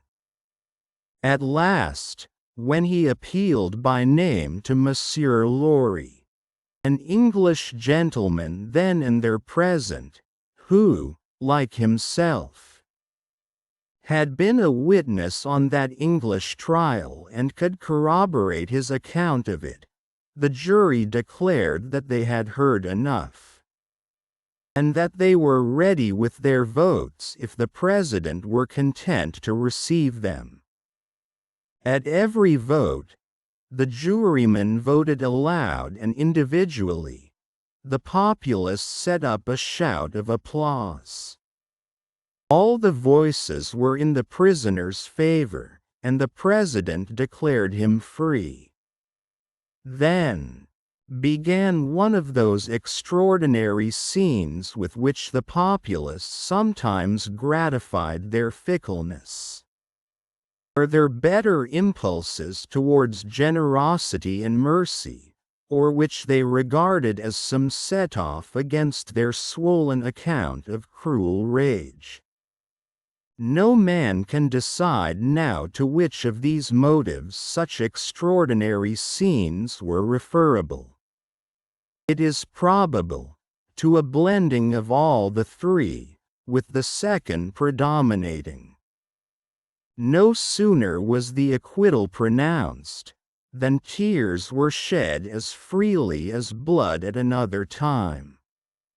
And such fraternal embraces were bestowed upon the prisoner by as many of both sexes as could rush at him, that after his long and unwholesome confinement he was in danger of fainting from exhaustion. None the less because he knew very well that the very same people, carried by another current, would have rushed at him with the very same intensity, to rend him to pieces and strew him over the streets. His removal, to make way for other accused persons who were to be tried, rescued him from these caresses for the moment. 5 were to be tried together, next, as enemies of the Republic, forasmuch as they had not assisted it by word or deed. So quick was the tribunal to compensate itself and the nation for a chance lost, that these 5 came down to him before he left the place, condemned to die within 24 hours. The first of them told him so, with the customary prison sign of death, a raised finger, and they all added in words, "Long live the Republic." The 5 had, it is true, no audience to lengthen their proceedings. For when he and Dr. Manette emerged from the gate, there was a great crowd about it, in which there seemed to be every face he had seen in court except 2, for which he looked in vain. On his coming out, the concourse made at him anew, weeping, embracing, and shouting, all by turns and all together, until the very tide of the river on the bank of which the mad scene was acted, seemed to run mad, like the people on the shore. They put him into a great chair they had among them, and which they had taken either out of the court itself, or one of its rooms or passages. Over the chair they had thrown a red flag, and to the back of it they had bound a pike with a red cap on its top. In this car of triumph, not even the doctor's entreaties could prevent his being carried to his home on men's shoulders, with a confused sea of red caps heaving about him, and casting up to sight from the stormy deep such wrecks of faces, that he more than once misdoubted his mind being in confusion, and that he was in the tumbril on his way to the guillotine. In wild dreamlike procession, embracing whom they met and pointing him out, they carried him on, reddening the snowy streets with the prevailing Republican color, in winding and tramping through them, as they had reddened them below the snow with a deeper dye. They carried him thus into the courtyard of the building where he lived. Her father had gone on before, to prepare her, and when her husband stood upon his feet, she dropped insensible in his arms. As he held her to his heart and turned her beautiful head between his face and the brawling crowd, so that his tears and her lips might come together unseen, a few of the people fell to dancing. Instantly, all the rest fell to dancing, and the courtyard overflowed with the Carmagnole. Then, they elevated into the vacant chair a young woman from the crowd to be carried as the goddess of liberty, and then swelling and overflowing out into the adjacent streets, and along the river's bank, and over the bridge, the Carmagnole absorbed them everyone and whirled them away. After grasping the doctor's hand, as he stood victorious and proud before him. After grasping the hand of Mr. Lorry, who came panting and breathless from his struggle against the waterspout of the Carmagnole. After kissing little Lucy, who was lifted up to clasp her arms round his neck. And after embracing the ever-zealous and faithful Pross who lifted her, he took his wife in his arms, and carried her up to their rooms. Lucy, I am safe. Oh dearest Charles, let me thank God for this on my knees as I have prayed to him. They all reverently bowed their heads and hearts. When she was again in his arms, he said to her, "And now speak to your father, dearest. No other man in all this France could have done what he has done for me." She laid her head upon her father's breast, as she had laid his poor head on her own breast, long, long ago. He was happy in the return he had made her, he was recompensed for his suffering, he was proud of his strength. "You must not be weak, my darling," he remonstrated, "don't tremble so. I have saved him." 7. A knock at the door. I have saved him. It was not another of the dreams in which he had often come back, he was really here. And yet his wife trembled, and a vague but heavy fear was upon her. All the air round was so thick and dark. The people were so passionately revengeful and fitful. The innocent were so constantly put to death on vague suspicion and black malice.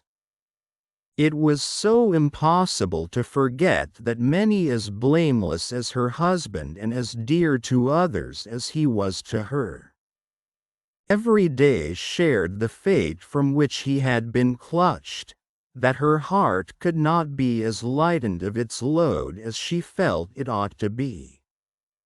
The shadows of the wintry afternoon were beginning to fall, and even now the dreadful carts were rolling through the streets. Her mind pursued them, looking for him among the condemned, and then she clung closer to his real presence and trembled more. Her father, cheering her, showed a compassionate superiority to this woman's weakness, which was wonderful to see. No garret, no shoemaking, no 105, North Tower, now. He had accomplished the task he had set himself, his promise was redeemed, he had saved Charles. Let them all lean upon him.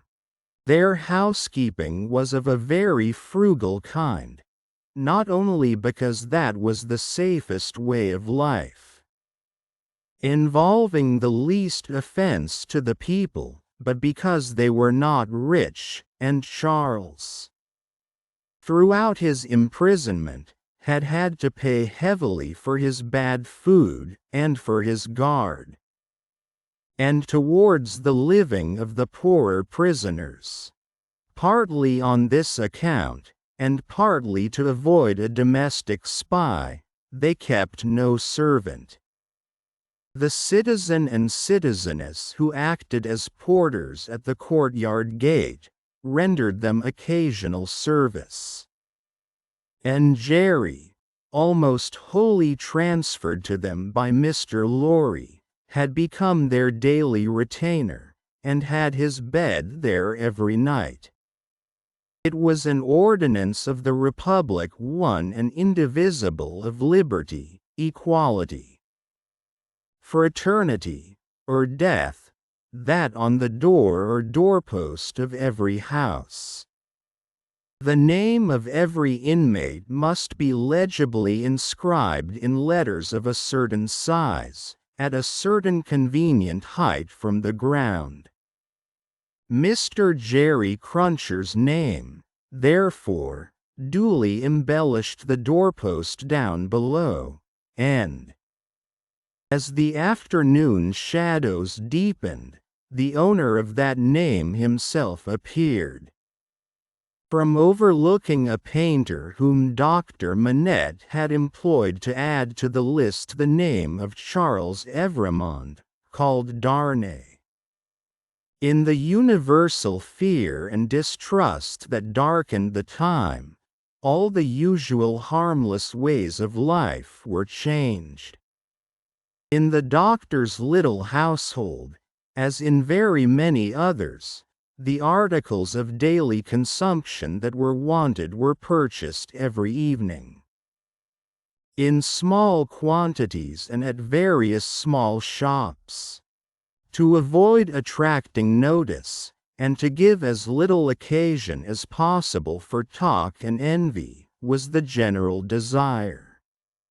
For some months past, Miss Pross and Mr. Cruncher had discharged the office of purveyors, the former carrying the money, the latter the basket.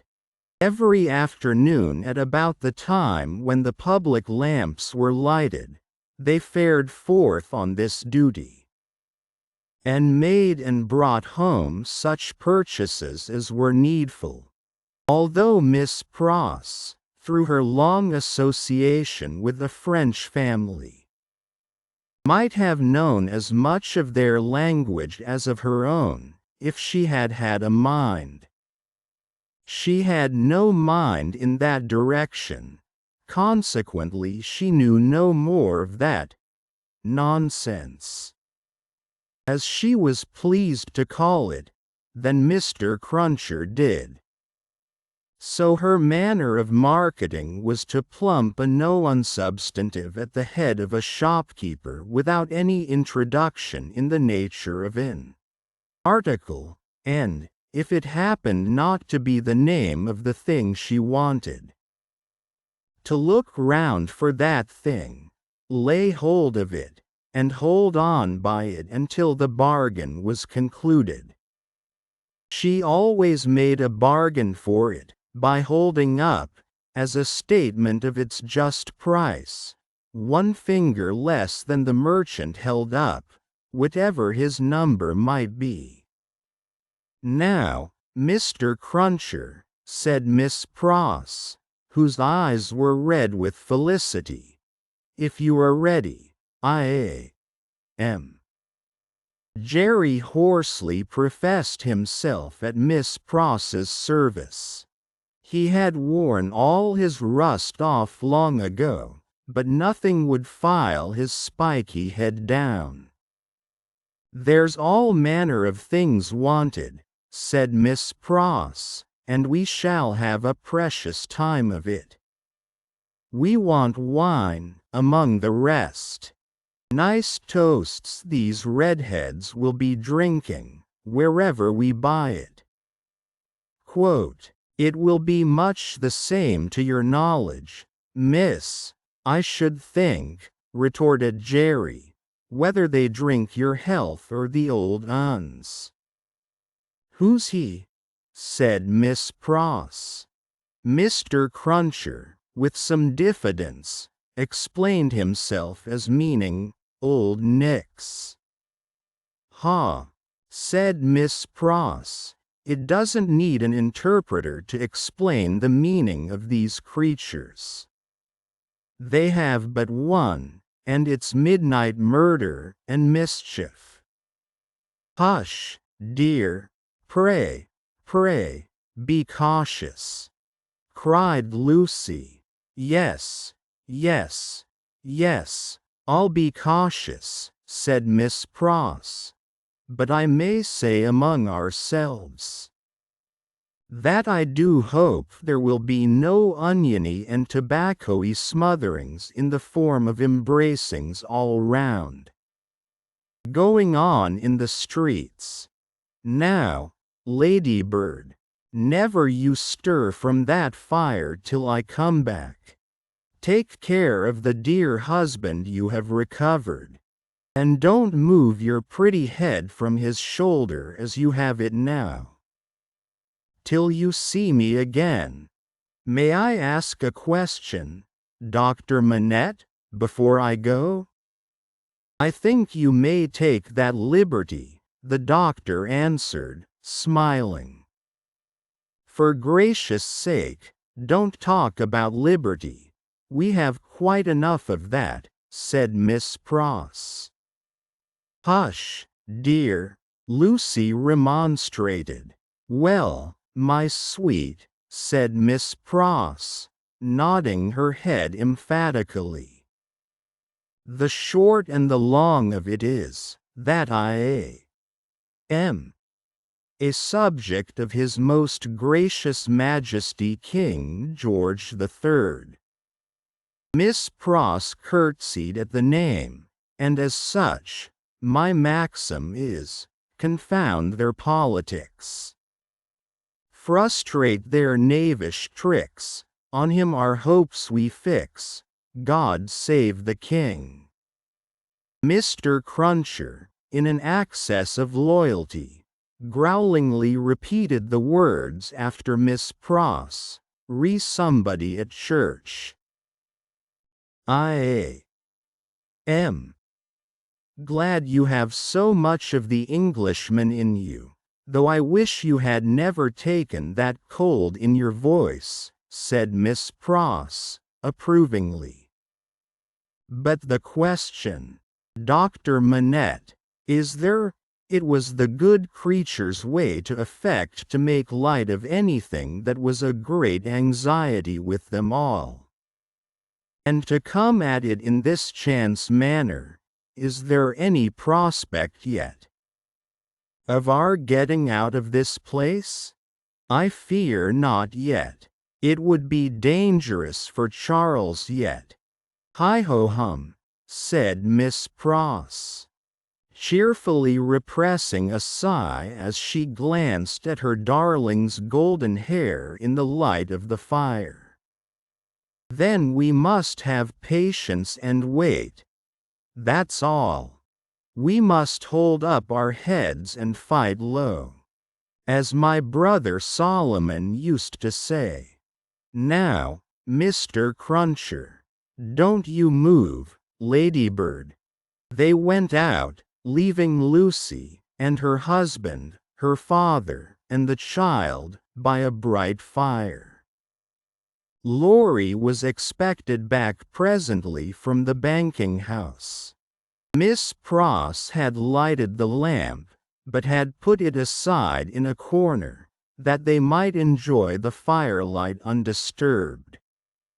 Little Lucy sat by her grandfather with her hands clasped through his arm, and he, in a tone not rising much above a whisper, began to tell her a story of a great and powerful fairy who had opened a prison wall and let out a captive who had once done the fairy a service.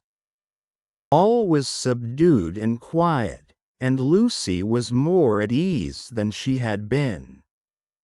"What is that?" she cried, all at once. "My dear," said her father, stopping in his story, and laying his hand on hers, "command yourself. What a disordered state you are in. The least thing, nothing, startles you. You, your father's daughter." "I thought, my father," said Lucy, excusing herself, with a pale face and in a faltering voice, "that I heard strange feet upon the stairs." "My love, the staircase is as still as death." As he said the word, a blow was struck upon the door. "Oh, father, father, what can this be? Hide Charles." "My child," said the doctor, rising, and laying his hand upon her shoulder, "I have saved him." "What weakness is this, my dear? Let me go to the door." He took the lamp in his hand, crossed the two intervening outer rooms, and opened it. A rude clattering of feet over the floor, and 4 rough men in red caps, armed with sabers and pistols, entered the room. "The citizen Evremond, called Darnay," said the first. "Who seeks him?" answered Darnay. "I seek him. We seek him. I know you, Evremond. I saw you before the tribunal today.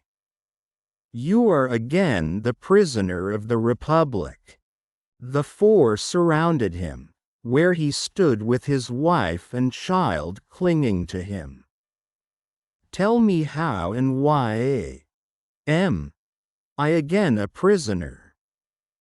"It is enough that you return straight to the conciergerie, and will know tomorrow. You are summoned for tomorrow. Dr. Manette, whom this visitation had so turned into stone, that be stood with the lamp in his band, as if be woe a statue made to hold it. Moved after these words were spoken, put the lamp down, and confronting the speaker, and taking him, not ungently, by the loose front of his red woolen shirt, said, "You know him, you have said. Do you know me?" "Yes, I know you, citizen doctor." "We all know you, citizen doctor," said the other 3. He looked abstracted from one to another, and said, in a lower voice, after a pause, "Will you answer his question to me then? How does this happen?" "Citizen doctor," said the first, reluctantly, "he has been denounced to the section of Saint Antoine." "This citizen," pointing out the second who had entered, "is from Saint Antoine." The citizen here indicated nodded his head, and added, "He is accused by Saint Antoine." "Of what?" asked the doctor. "Citizen doctor," said the first, with his former reluctance, "ask no more. If the Republic demands sacrifices from you, without doubt you as a good patriot will be happy to make them. The Republic goes before all. The people is supreme. Evremond, we are pressed. One word," the doctor entreated. "Will you tell me who denounced him?" "It is against rule," answered the first, "but you can ask him of Saint Antoine here." The doctor turned his eyes upon that man, who moved uneasily on his feet, rubbed his beard a little, and at length said, "Well, Truly it is against rule. But he is denounced, and gravely, by the citizen and citizeness Defarge. And by one other. What other? Do you ask, citizen doctor? Yes. Then, said he of Saint Antoine, with a strange look, you will be answered tomorrow. Now, I am dumb. Ate a hand at cards, happily unconscious of the new calamity at home. Miss Pross threaded her way along the narrow streets and crossed the river by the bridge of the Pont Neuf. Reckoning in her mind the number of indispensable purchases she had to make. Cruncher, with the basket, walked at her side. They both looked to the right and to the left into most of the shops they passed. Had a wary eye for all gregarious assemblages of people, and turned out of their road to avoid any very excited group of talkers. It was a raw evening, and the misty river, blurred to the eye with blazing lights and to the ear with harsh noises, showed where the barges were stationed in which the smiths worked, making guns for the army of the Republic. Woe to the man who played tricks with that army, or got undeserved promotion in it. Better for him that his beard had never grown, for the national razor shaved him close. Having purchased a few small articles of grocery, and a measure of oil for the lamp, Miss Pross bethought herself of the wine they wanted. After peeping into several wine shops, she stopped at the sign of the good Republican Brutus of antiquity. Not far from the National Palace, once, and twice. The Tuileries, where the aspect of things rather took her fancy. It had a quieter look than any other place of the same description they had passed, and, though red with patriotic caps, was not so red as the rest. Sounding Mr. Cruncher, and finding him of her opinion, Miss Pross resorted to the good Republican Brutus of antiquity, attended by her cavalier. Slightly observant of the smoky lights, of the people, pipe in mouth, playing with limp cards and yellow dominoes. Of the one bare-breasted, bare-armed, soot-begrimed workman reading a journal aloud, and of the others listening to him. Of the weapons worn or laid aside to be resumed. Of the 2 or 3 customers fallen forward asleep, who in the popular high-shouldered shaggy black spencer looked, in that attitude, like slumbering bears or dogs. The 2 outlandish customers approached the counter, and showed what they wanted. As their wine was measuring out, a man parted from another man in a corner, and rose to depart. In going, he had to face Miss Pross. No sooner did he face her, than Miss Pross uttered a scream, and clapped her hands. In a moment, the whole company were on their feet. That somebody was assassinated by somebody vindicating a difference of opinion was the likeliest occurrence. Everybody looked to see somebody fall, but only saw a man and a woman standing staring at each other. The man with all the outward aspect of a Frenchman and a thorough Republican, the woman, evidently English. What was said in this disappointing anticlimax by the disciples of the good Republican Brutus of antiquity? Except that it was something very voluble and loud, would have been as so much Hebrew or Chaldean to Miss Pross and her protector, though they had been all ears. But they bade no ears for anything in their surprise. For, it must be recorded, that not only was Miss Pross lost in amazement and agitation, but Mr. Cruncher, though it seemed on his own separate and individual account, was in a state of the greatest wonder. "What is the matter?" said the man who had caused Miss Pross to scream, speaking in a vexed, abrupt voice, though in a low tone, and in English. "Oh, Solomon, dear Solomon," cried Miss Pross, clapping her hands again. "After not setting eyes upon you or hearing of you for so long a time, do I find you here? Don't call me Solomon. Do you want to be the death of me?"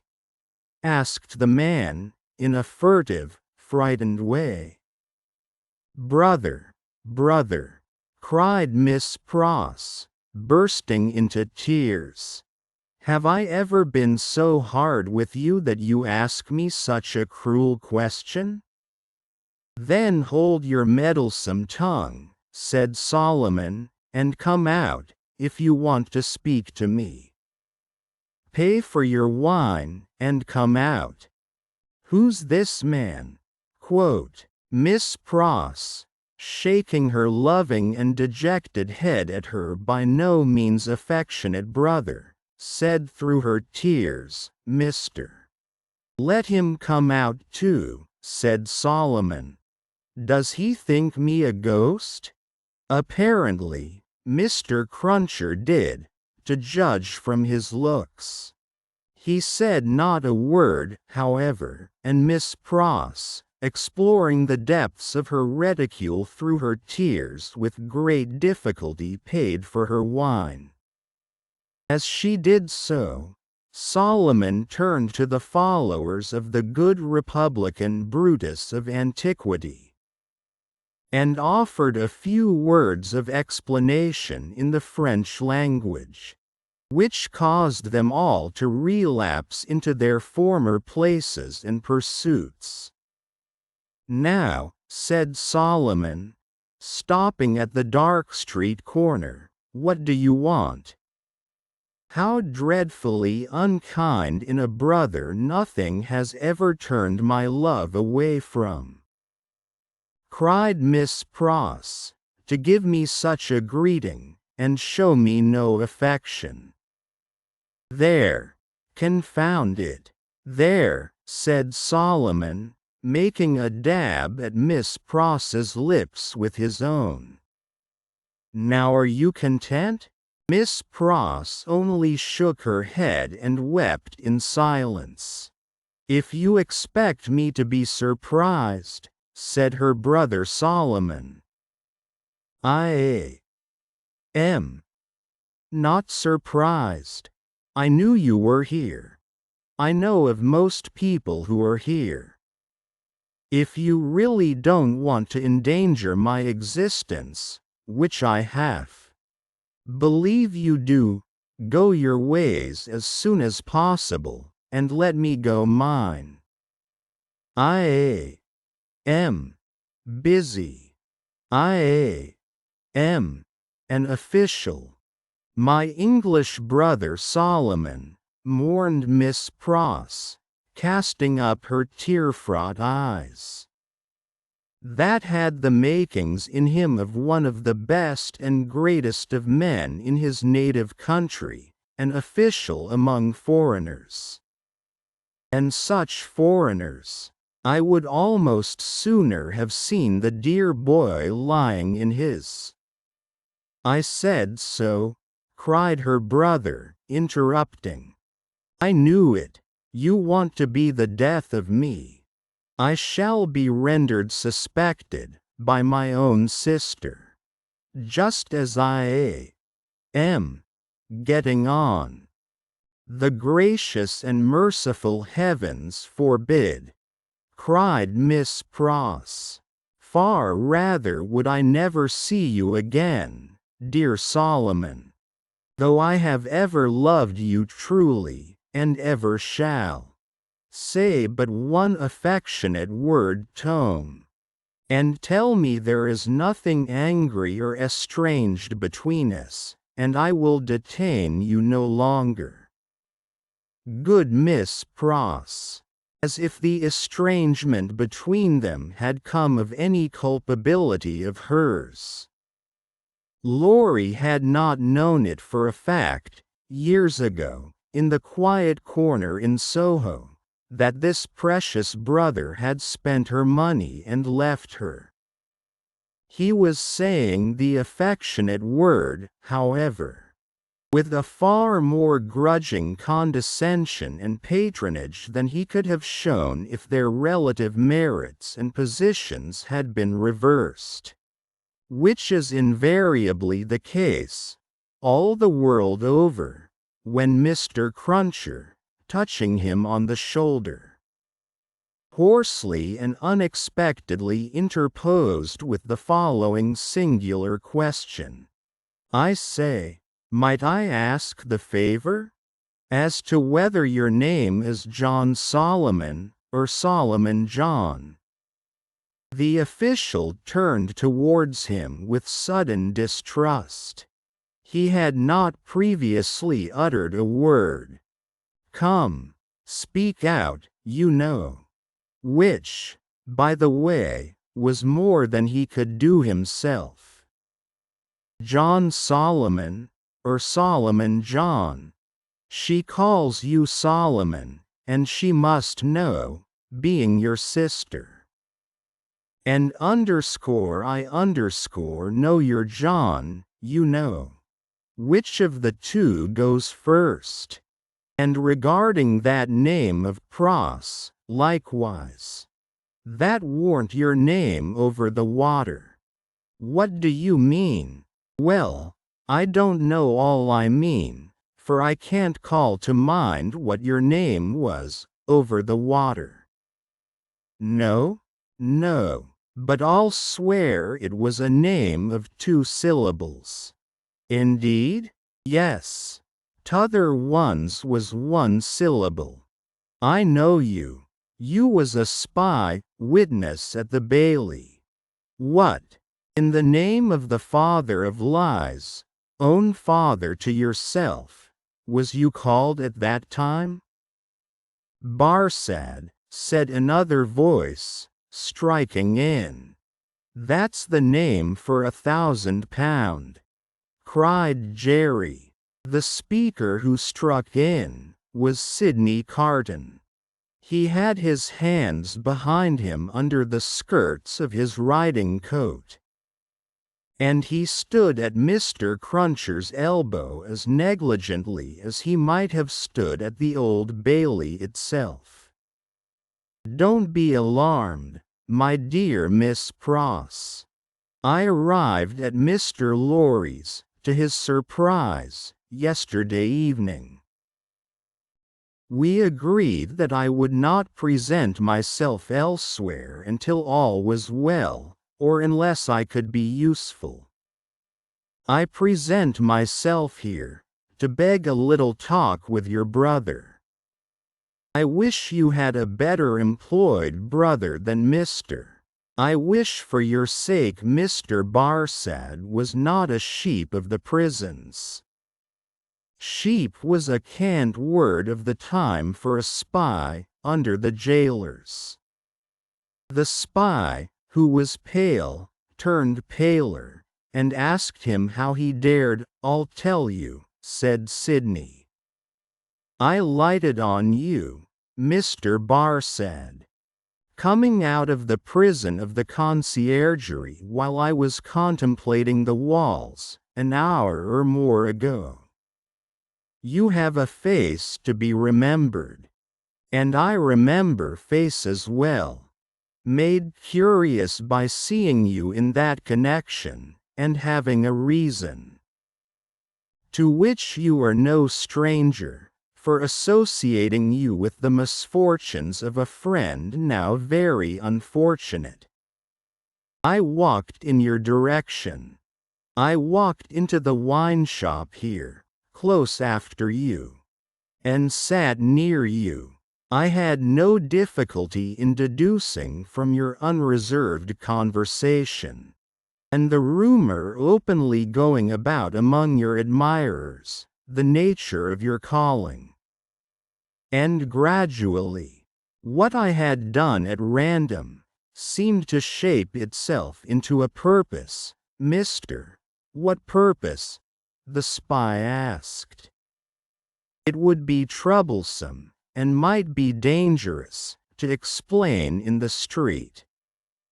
Could you favor me, in confidence, with some minutes of your company at the office of Tellson's Bank? For instance? Under a threat? Oh, did I say that? Then, why should I go there? Really, Mr. Barsad, I can't say, if you can't. Do you mean that you won't say, sir? The spy irresolutely asked. You apprehend me very clearly. Mr. Carden's negligent recklessness of manner came powerfully in aid of his quickness and skill. In such a business as he had in his secret mind, and with such a man as he had to do with, his practiced eye saw it, and made the most of it. Now, I told you so, said the spy, casting a reproachful look at his sister. If any trouble comes of this, it's your doing. Come, come, mister, exclaimed Sidney. Don't be ungrateful, but for my great respect for your sister, I might not have led up so pleasantly to a little proposal that I wish to make for our mutual satisfaction. Do you go with me to the bank? I'll hear what you have got to say. Yes, I'll go with you. I propose that we first conduct your sister safely to the corner of her own street. Let me take your arm. Miss Pross, this is not a good city, at this time, for you to be out in. Unprotected, and as your escort knows Mr. Barsad, I will invite him to Mr. Lorry's with us. Are we ready? Come then. Quote, Miss Pross recalled soon afterwards, and to the end of her life remembered, that as she pressed her hands on Sidney's arm and looked up in his face, imploring him to do no hurt to Solomon, there was a braced purpose in the arm and a kind of inspiration in the eyes, which not only contradicted his light manner, but changed and raised the man. She was too much occupied then with fears for the brother who so little deserved her affection, and with Sidney's friendly reassurances, adequately to heed what she observed. They left her at the corner of the street, and Carden led the way to Mr. Lorry's, which was within a few minutes' walk. John Barsad, or Solomon Pross, walked at his side.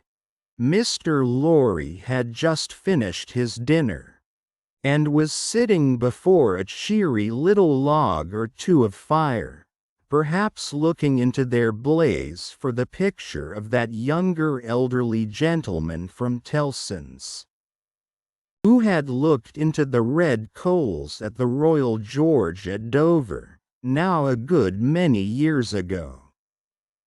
He turned his head as they entered, and showed the surprise with which he saw a stranger. "Miss Pross's brother, sir," said Sidney. "Barsad?" repeated the old gentleman. "Barsad? I have an association with the name, and with the face." "I told you you had a remarkable face, Mr. Barsad," observed Carton, coolly. "Pray sit down." As he took a chair himself, he supplied the link that Mr. Lorry wanted, by saying to him with a frown, "Witness at that trial." Mr. Lorry immediately remembered, and regarded his new visitor with an undisguised look of abhorrence. "Mr. Barsad has been recognized by Miss Pross as the affectionate brother you have heard of," said Sidney, "and has acknowledged the relationship. I pass to worse news. Darnay has been arrested again." Struck with consternation, the old gentleman exclaimed, "What do you tell me?" "I left him safe and free within these 2 hours, and am about to return to him. Arrested for all that. When was it done, Mr.?" "Just now, if at all. Mr. Barsad is the best authority possible, sir," said Sidney. "And I have it from Mr. Barsad's communication to a friend and brother Sheep over a bottle of wine, that the arrest has taken place. He left the messengers at the gate, and saw them admitted by the porter. There is no earthly doubt that he is retaken." Mr. Lorry's business eye read in the speaker's face that it was loss of time to dwell upon the point. Confused, but sensible that something might depend on his presence of mind, he commanded himself, and was silently attentive. "Now, I trust," said Sidney to him, "that the name and influence of Dr. Manette may stand him in as good stead tomorrow. You said he would be before the tribunal again tomorrow." "Mr. Barsad? Yes, I believe so. In as good stead tomorrow as today. But it may not be so. I own to you, I am shaken, Mr. Lorry, by Dr. Manette's not having had the power to prevent this arrest." "He may not have known of it beforehand," said Mr. "But that very circumstance would be alarming, when we remember how identified he is with his son-in-law." "That's true," Mr. Lorry acknowledged, with his troubled hand at his chin, and his troubled eyes on Carton. "In short," said Sidney, "this is a desperate time. When desperate games are played for desperate stakes. Let the doctor play the winning game, I will play the losing one. No man's life here is worth purchase. Any one carried home by the people today may be condemned tomorrow. Now, the stake I have resolved to play for, in case of the worst, is a friend in the conciergerie, and the friend I purpose to myself to win is Mr. You need have good cards, sir," said the spy. "I'll run them over. I'll see what I hold, Mr. Lorry. You know what a brute I am. I wish you'd give me a little brandy." It was put before him, and he drank off a glassful, drank off another glassful, pushed the bottle thoughtfully away. "Mr. Barsad," he went on, in the tone of one who really was looking over a hand at cards. "Sheep of the prisons. Emissary of Republican committees, now turnkey, now prisoner, always spy and secret informer. So much the more valuable here for being English that an Englishman is less open to suspicion of subornation in those characters than a Frenchman represents himself to his employers under a false name. That's a very good card." Barsad, now in the employ of the Republican French government, was formerly in the employ of the aristocratic English government. The enemy of France and freedom. That's an excellent card. Inference clear as day in this region of suspicion. That Mr. Barsad, still in the pay of the aristocratic English government, is the spy of Pitt, the treacherous foe of the Republic crouching in its bosom. The English traitor and agent of all mischief so much spoken of and so difficult to find. That's a card not to be beaten. Have you followed my hand, Mr.? Not to understand your play, returned the spy, somewhat uneasily. I play my ace. Denunciation of Mr. Barsad to the nearest section committee. Look over your hand, Mr. Barsad, and see what you have. Don't hurry. He drew the bottle near, poured out another glassful of brandy, and drank it off. He saw that the spy was fearful of his drinking himself into a fit state for the immediate denunciation of him. Seeing it, he poured out and drank another glassful. Look over your hand carefully, Mr. Take time. It was a poorer hand than he suspected. Barsad saw losing cards in it that Sidney Carton knew nothing of. Thrown out of his honorable employment in England, through too much unsuccessful hard swearing there, not because he was not wanted there. Our English reasons for vaunting our superiority to secrecy and spies are of very modern date. He knew that he had crossed the Channel and accepted service in France. First, as a tempter and an eavesdropper among his own countrymen there. Gradually, as a tempter and an eavesdropper among the natives. He knew that under the overthrown government he had been a spy upon Saint Antoine and Defarge's wine shop. Had received from the watchful police such heads of information concerning Dr. Manette's imprisonment, release, and history, as should serve him for an introduction to familiar conversation with the Defarges. And tried them on Madame Defarge, and had broken down with them signally. He always remembered with fear and trembling that that terrible woman had knitted when he talked with her, and had looked ominously at him as her fingers moved. He had since seen her, in the section of Saint Antoine, over and over again produce her knitted registers, and denounce people whose lives the guillotine then surely swallowed up.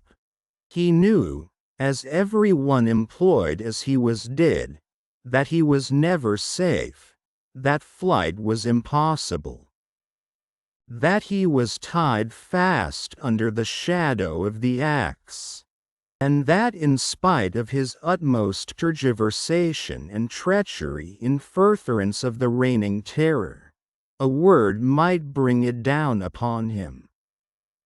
Once denounced, and on such grave grounds as had just now been suggested to his mind, he foresaw that the dreadful woman of whose unrelenting character he had seen many proofs would produce against him that fatal register, and would quash his last chance of life. Besides that all secret men are men soon terrified, here were surely cards enough of one black suit to justify the holder in growing rather livid as he turned them over. "You scarcely seem to like your hand," said Sidney, with the greatest composure. "Do you play?"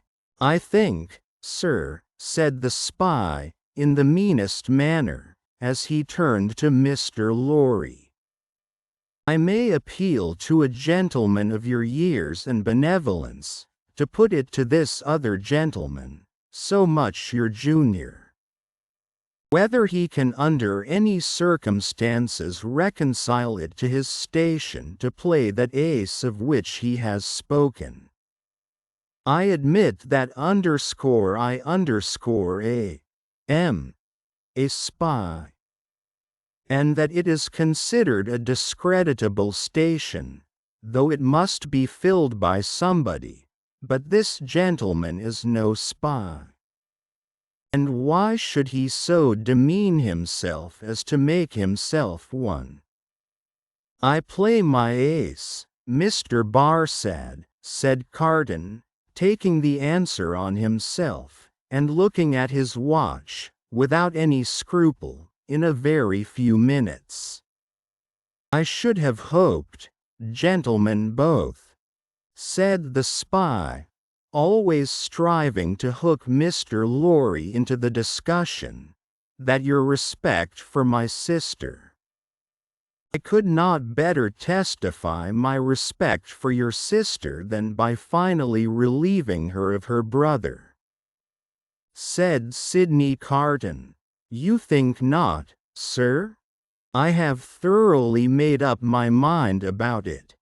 The smooth manner of the spy, curiously in dissonance with his ostentatiously rough dress, and probably with his usual demeanor, received such a check from the inscrutability of Carton, who was a mystery to wiser and honester men than he, that it faltered here and failed him.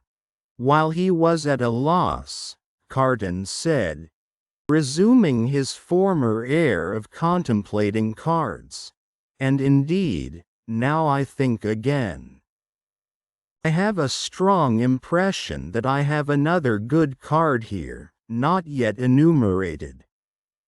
That friend and fellow sheep, who spoke of himself as pasturing in the country prisons, who was he?"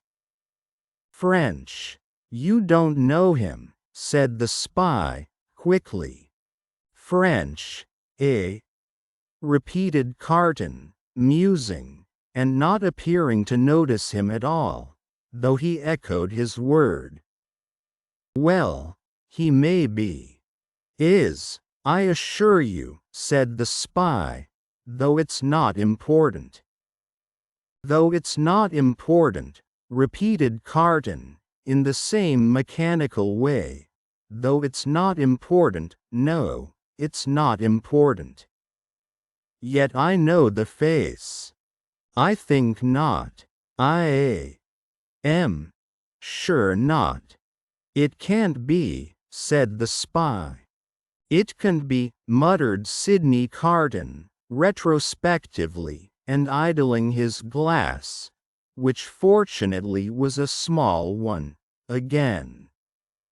"Spoke good French, yet like a foreigner, I thought?" "Provincial," said the spy.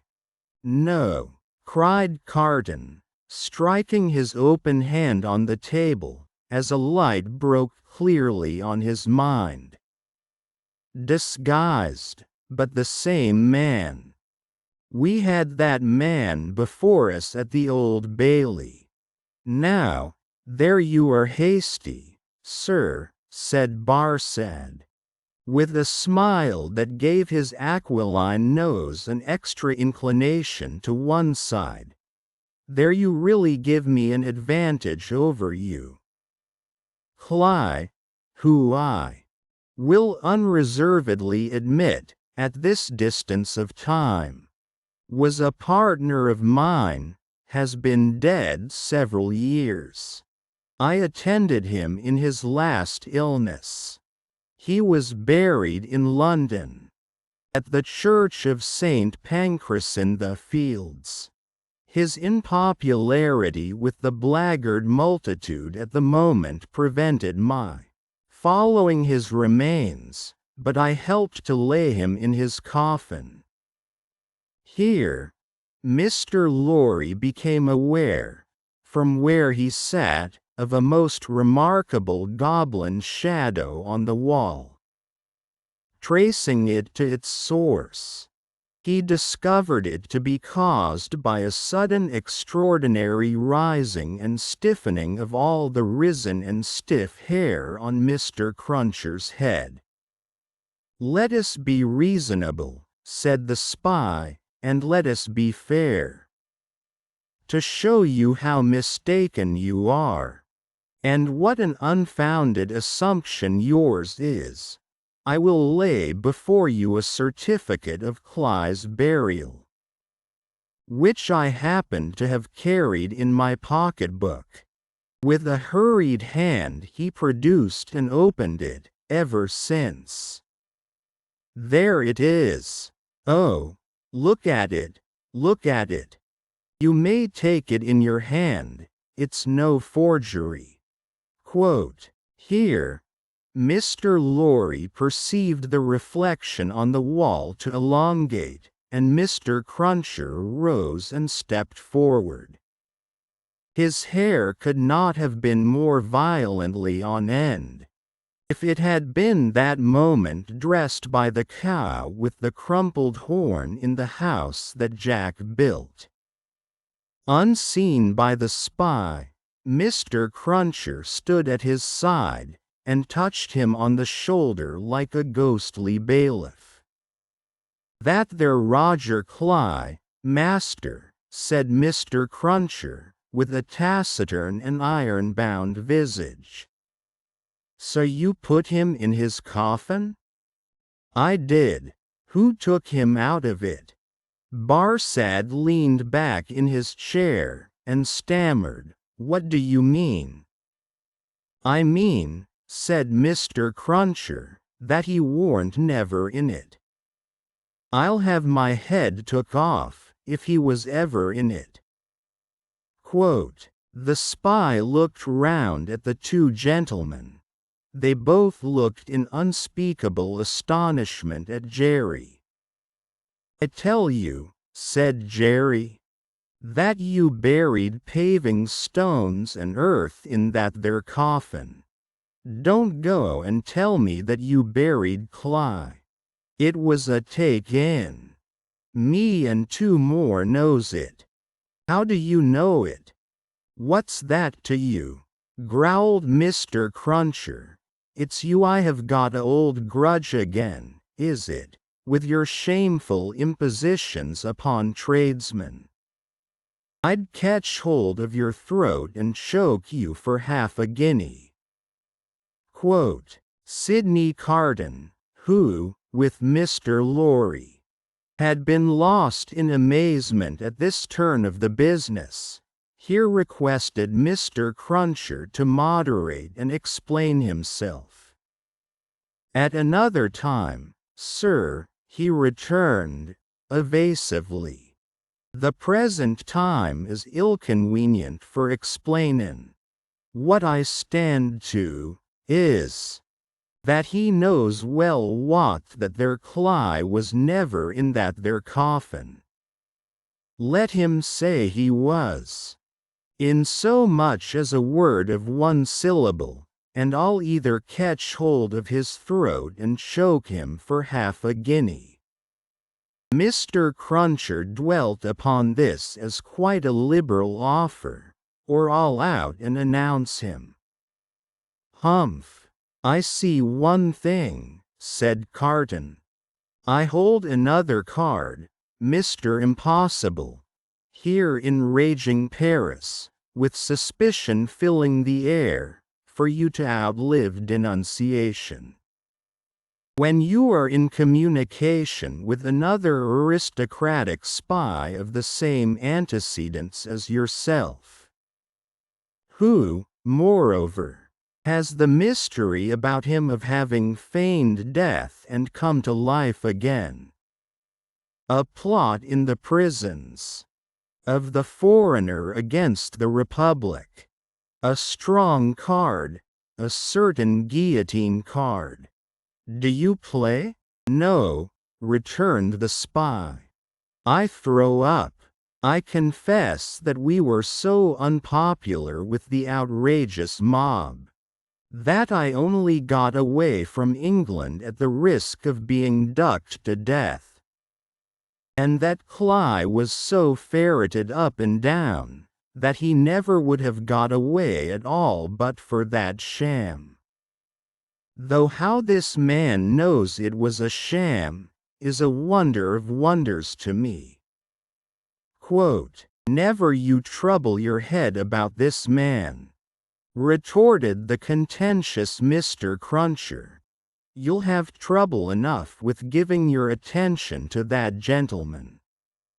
And look here, once more, Mr. Cruncher could not be restrained from making rather an ostentatious parade of his liberality. I'd catch hold of your throat and choke you for half a guinea. The sheep of the prisons turned from him to Sydney Carton, and said, with more decision, it has come to a point. I go on duty soon, and can't overstay my time. You told me you had a proposal. What is it? Now, it is of no use asking too much of me. Ask me to do anything in my office, putting my head in great extra danger. And I had better trust my life to the chances of a refusal than the chances of consent. In short, I should make that choice. You talk of desperation. We are all desperate here. I may denounce you if I think proper, and I can swear my way through stone walls, and so can others. Now, what do you want with me? Quote, not very much. You are a turnkey at the conciergerie?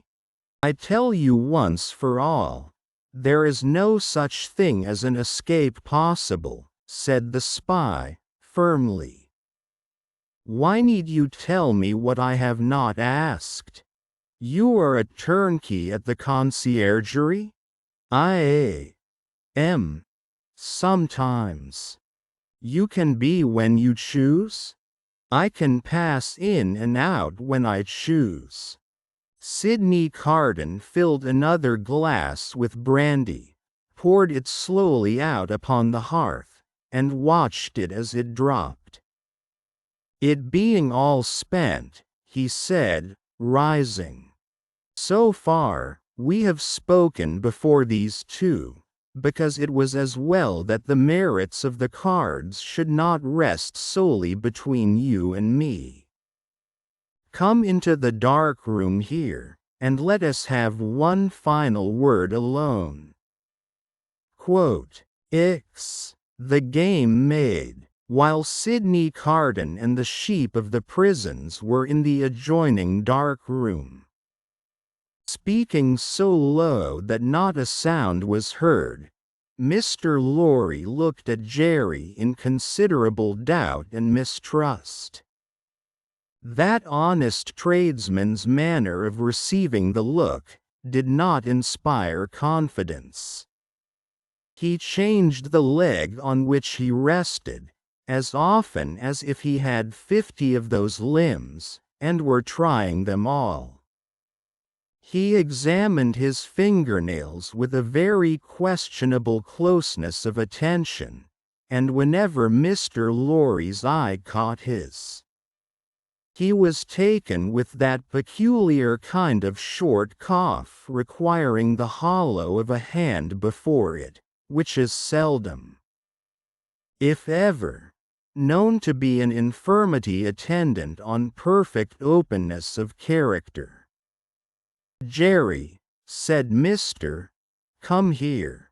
Mr. Cruncher came forward sideways, with one of his shoulders in advance of him.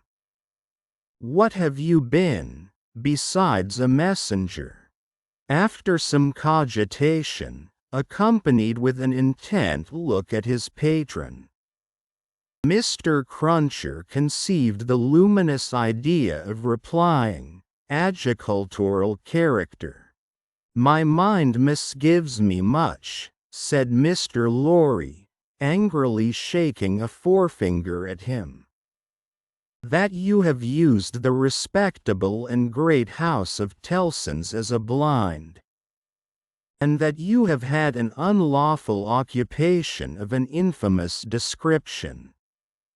If you have, don't expect me to befriend you when you get back to England. If you have, don't expect me to keep your secret. Tellson's shall not be imposed upon." "I hope, sir," pleaded the abashed Mr. Cruncher, "that a gentleman like yourself what I've had the honor of odd jobbing till I'm grey at it, would think twice about harming of me, even if it was so. I don't say it is, but even if it was, and which it is to be took into account that if it was, it wouldn't, even then, be all o' one side. There'd be two sides to it. There might be medical doctors at the present hour, a-picking up their guineas where a honest tradesman don't pick up his fardens. No, nor yet his half-fardens.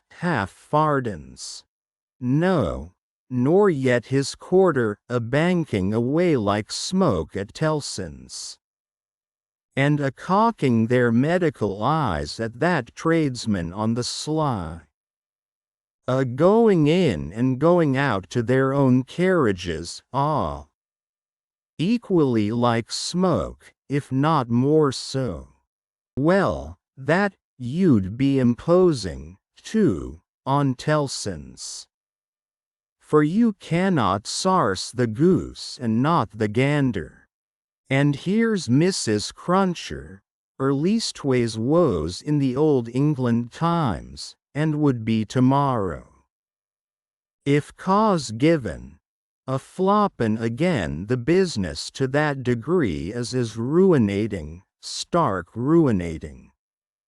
Whereas them medical doctors' wives don't flop, catch him at it. Or, if they flop, their toppings goes in favor of more patients, and how can you rightly have one without t'other?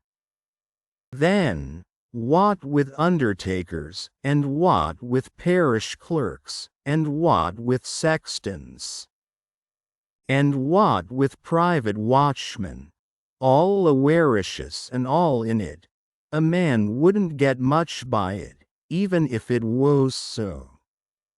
And what little a man did get, would never prosper with him, mister, he'd never have no good of it. He'd want all along to be out of the line, if he could see his way out, being once in, even if it was so. Lorry, rather relenting, nevertheless, I am shocked at the sight of you. Now, What I would humbly offer to you, sir, pursued Mr. Cruncher, even if it was so, which I don't say it is. Don't prevaricate, said Mr.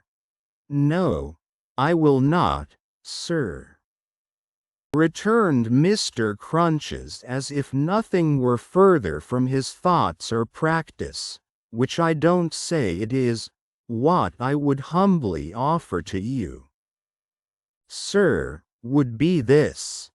Upon that there stool, at that there bar, sets that there boy of mine, brought up and growed up to be a man, what will errand you, message you, general light job you, till your heels is where your head is. If such should be your wishes, if it was so, which I still don't say it is, for I will not prevaricate to you, sir, let that there boy keep his father's place, and take care of his mother.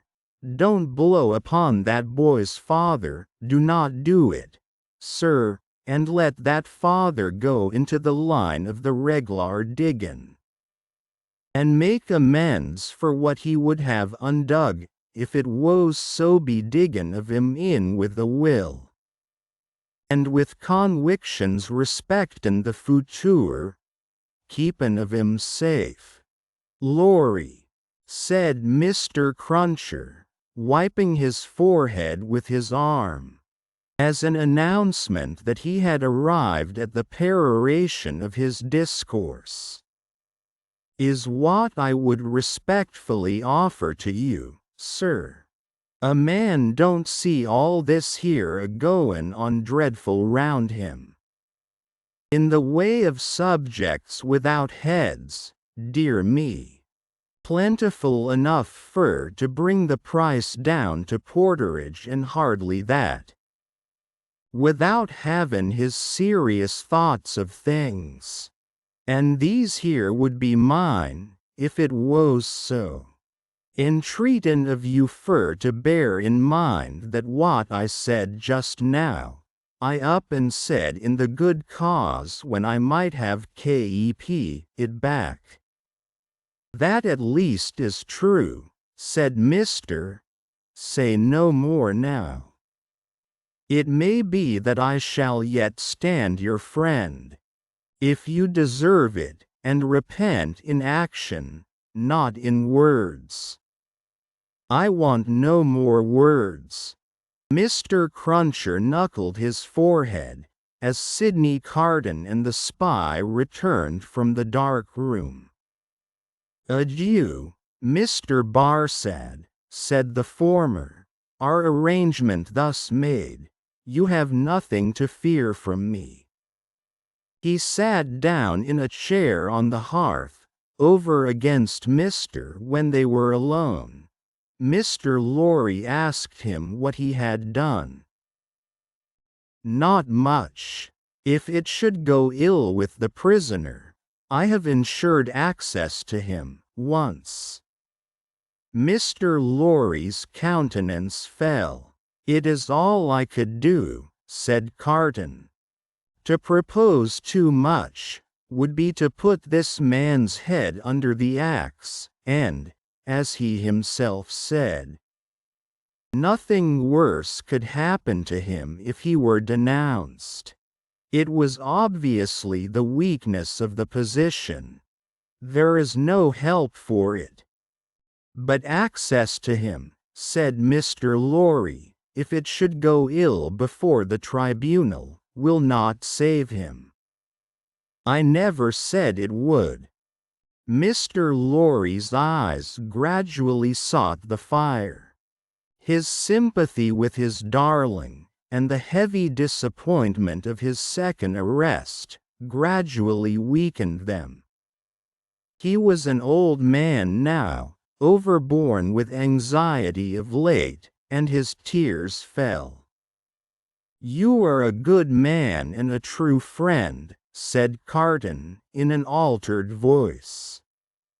Forgive me if I notice that you are affected. I could not see my father weep and sit by, careless, and I could not respect your sorrow more if you were my father. You are free from that misfortune. However, though he said the last words with a slip into his usual manner, there was a true feeling and respect both in his tone and in his touch that Mr. Lorry, who had never seen the better side of him, was wholly unprepared for. He gave him his band, and Carton gently pressed it. To return to poor Darnay, said Carton.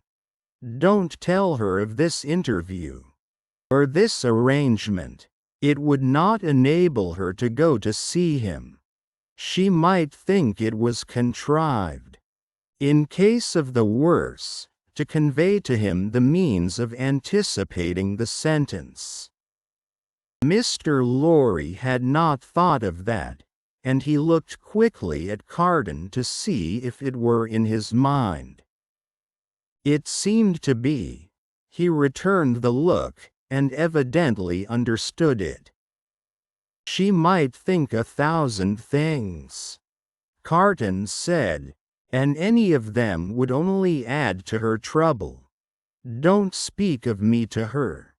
As I said to you when I first came, I had better not see her. I can put my hand out to do any little helpful work for her that my hand can find to do.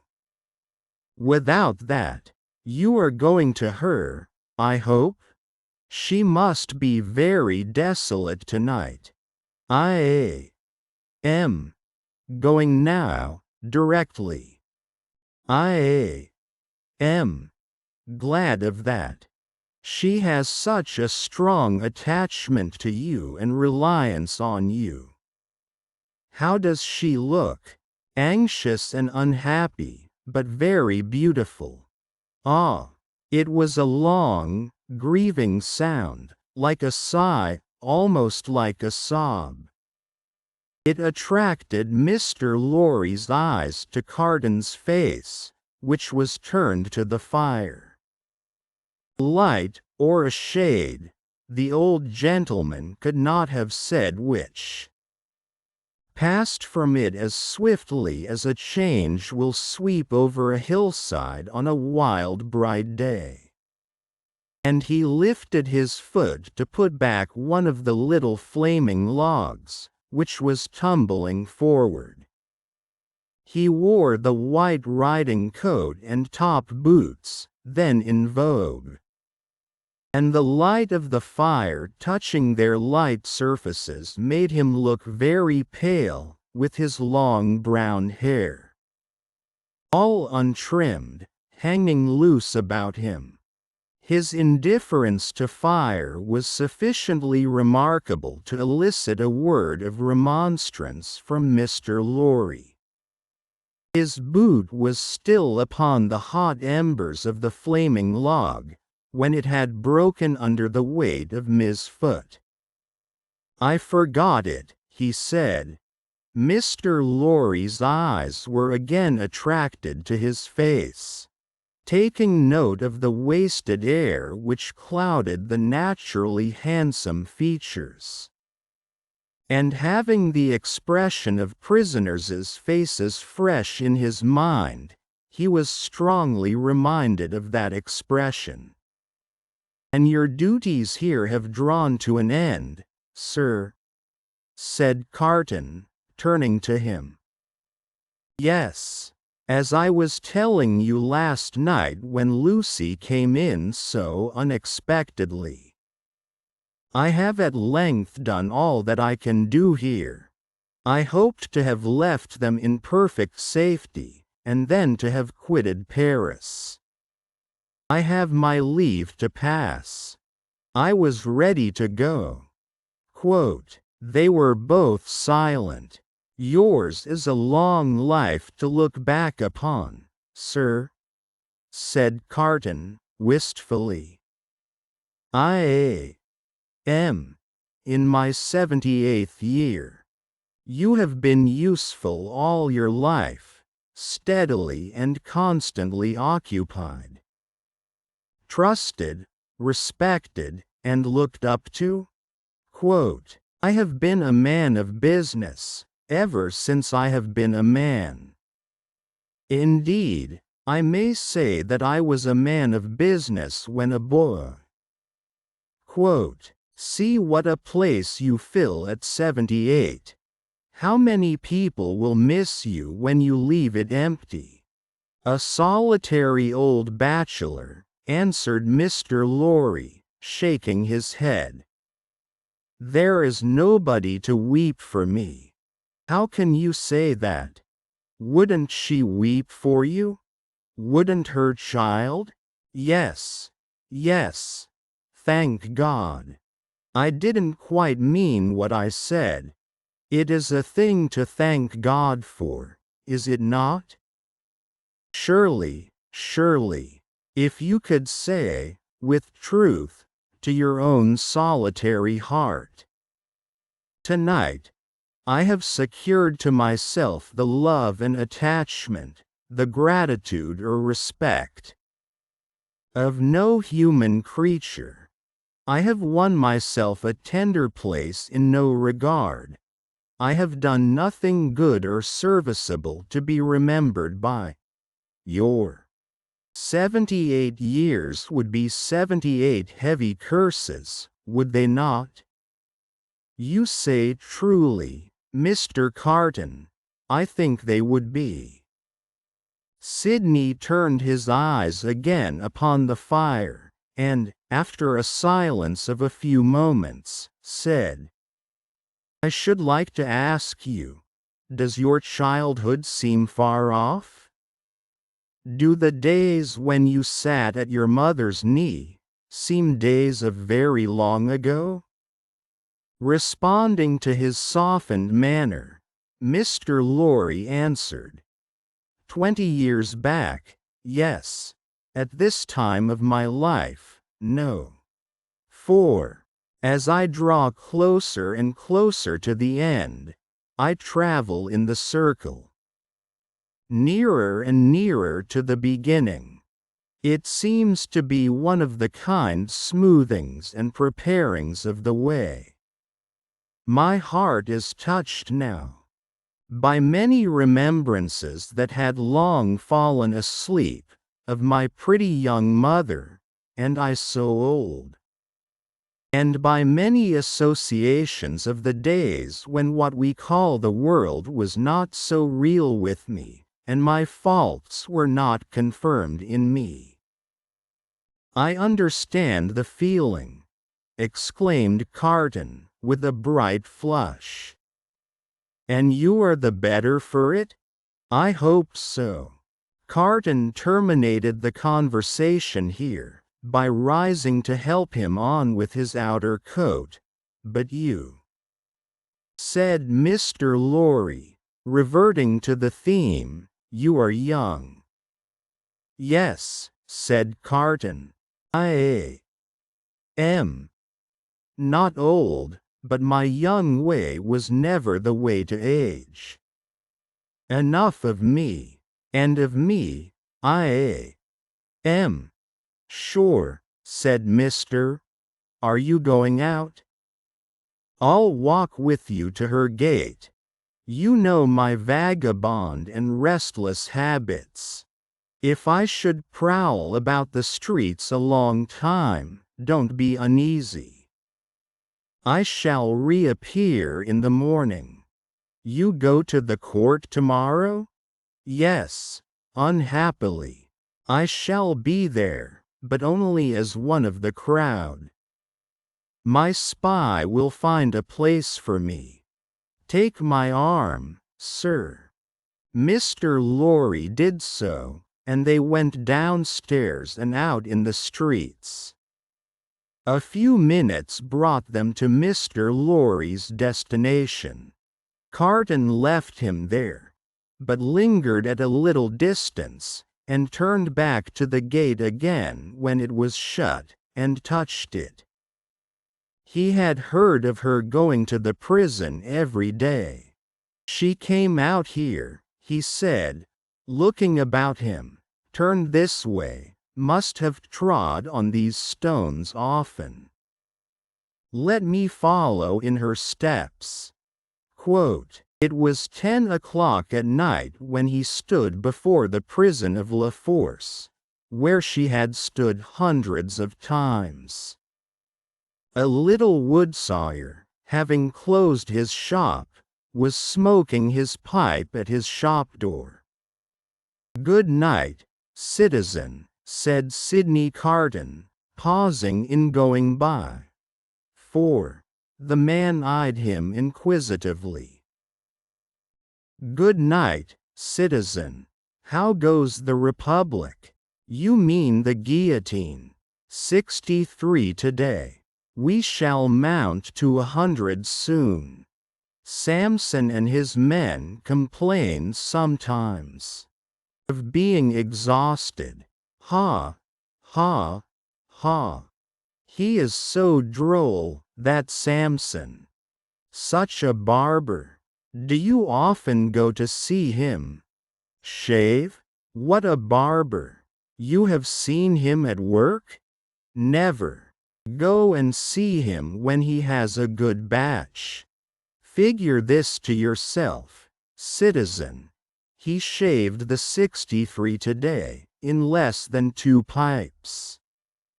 Less than 2 pipes. Word of honor.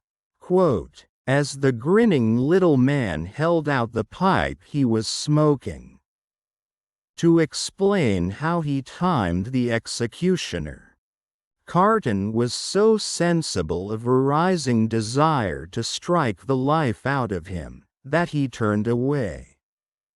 But you are not English, said the woodsawyer, though you wear English dress? Yes, said Carton, pausing again, and answering over his shoulder. You speak like a Frenchman. I am an old student here. Aha, a perfect Frenchman. Good night, Englishman. Good night, citizen. But go and see that droll dog, the little man persisted, calling after him. And take a pipe with you. Sidney had not gone far out of sight, when he stopped in the middle of the street under a glimmering lamp, and wrote with his pencil on a scrap of paper. Then, traversing with the decided step of one who remembered the way well, several dark and dirty streets, much dirtier than usual, for the best public thoroughfares remained uncleansed in those times of terror, he stopped at a chemist's shop, which the owner was closing with his own hands. A small, dim, crooked shop, kept in a tortuous, uphill thoroughfare, by a small, dim, crooked man. Giving this citizen, too, good night, as he confronted him at his counter, he laid the scrap of paper before him. The chemist whistled softly, as he read it. Sidney Carton took no heed, and the chemist said, For you, citizen? For me. You will be careful to keep them separate, citizen? You know the consequences of mixing them? Perfectly. Certain small packets were made and given to him. He put them, one by one, in the breast of his inner coat, counted out the money for them, and deliberately left the shop. There is nothing more to do, said he, glancing upward at the moon, until tomorrow. I can't sleep. It was not a reckless manner. the manner in which he said these words aloud under the fast-sailing clouds. Nor was it more expressive of negligence than defiance. It was the settled manner of a tired man, who had wandered and struggled and got lost, but who at length struck into his road and saw its end. Long ago, when he had been famous among his earliest competitors as a youth of great promise, he had followed his father to the grave. His mother had died years before. These solemn words, which had been read at his father's grave, arose in his mind as he went down the dark streets, among the heavy shadows, with the moon and the clouds sailing on high above him. I am the resurrection and the life, saith the Lord. He that believeth in me, though he were dead, yet shall he live. And whosoever liveth and believeth in me, shall never die. In a city dominated by the axe, alone at night, with natural sorrow rising in him for the 63 who had been that day put to death, and for tomorrow's victims then awaiting their doom in the prisons, and still of tomorrows and tomorrows, the chain of association that brought the words home, like a rusty old ship's anchor from the deep, might have been easily found.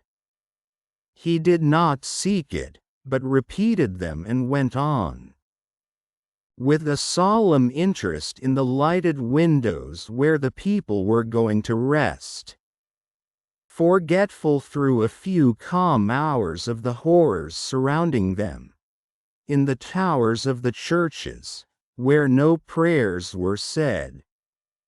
For the popular revulsion had even traveled that length of self-destruction from years of priestly impostors, plunderers, and profligates, in the distant burial places, reserved, as they wrote upon the gates, for eternal sleep, in the abounding jails, and in the streets along which the 60s rolled to a death which had become so common and material, that no sorrowful story of a haunting spirit ever arose among the people out of all the working of the guillotine.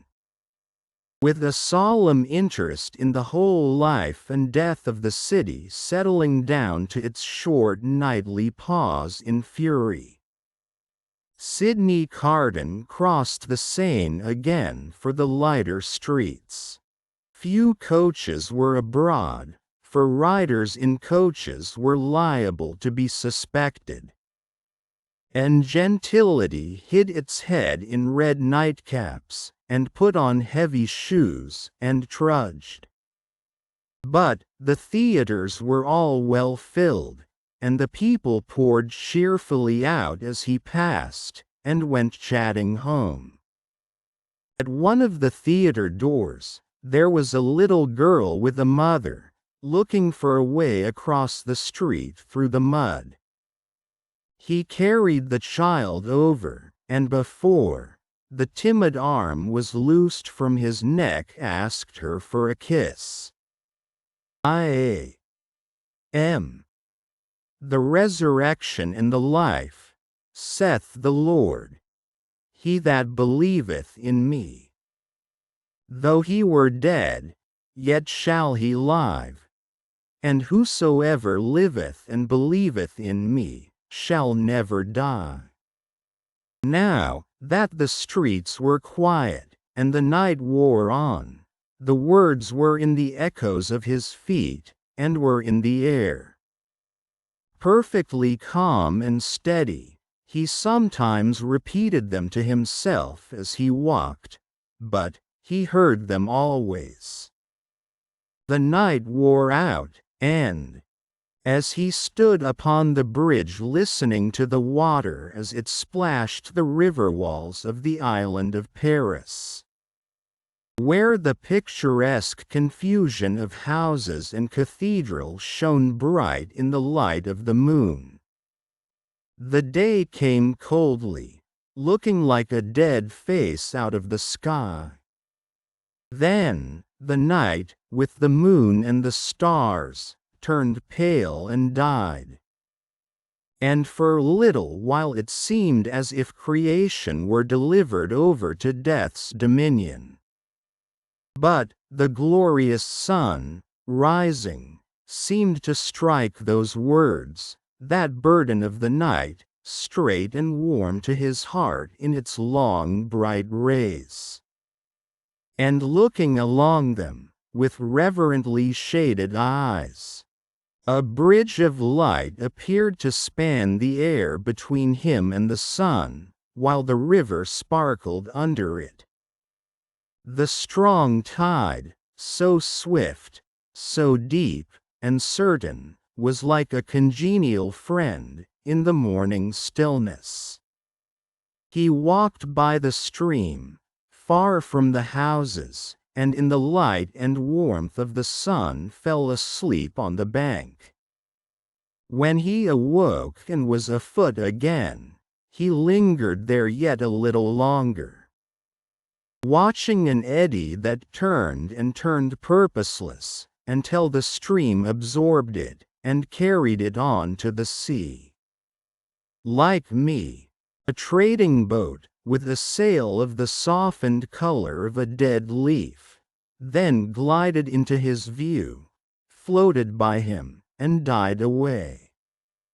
As its silent track in the water disappeared, the prayer that had broken up out of his heart for a merciful consideration of all his poor blindnesses and errors ended in the words, "I am the resurrection and the life." Mr. Lorry was already out when he got back, and it was easy to surmise where the good old man was gone. Sidney Carton drank nothing but a tittle coffee, ate some bread, and, having washed and changed to refresh himself, went out to the place of trial. The court was all astir and abuzz, when the black sheep, whom many fell away from in dread, pressed him into an obscure corner among the crowd. Lorry was there, and Dr. Manette was there. She was there, sitting beside her father. When her husband was brought in, she turned a look upon him, so sustaining, so encouraging, so full of admiring love and pitying tenderness, yet so courageous for his sake, that it called the healthy blood into his face, brightened his glance, and animated his heart. If there had been any eyes to notice the influence of her look on Sidney Carton, it would have been seen to be the same influence exactly.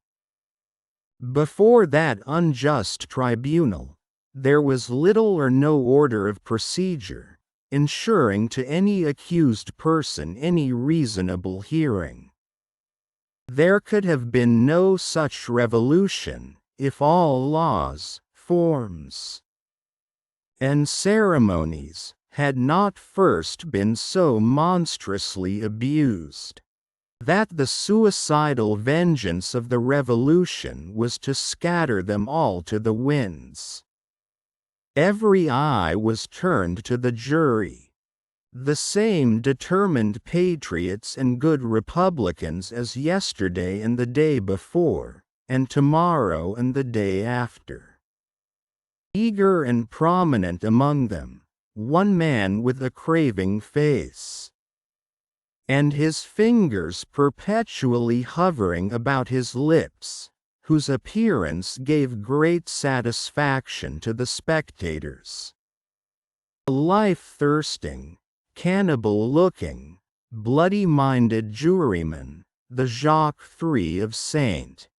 The whole jury, as a jury of dogs empaneled to try the deer. Every eye then turned to the 5 judges and the public prosecutor. No favorable leaning in that quarter today.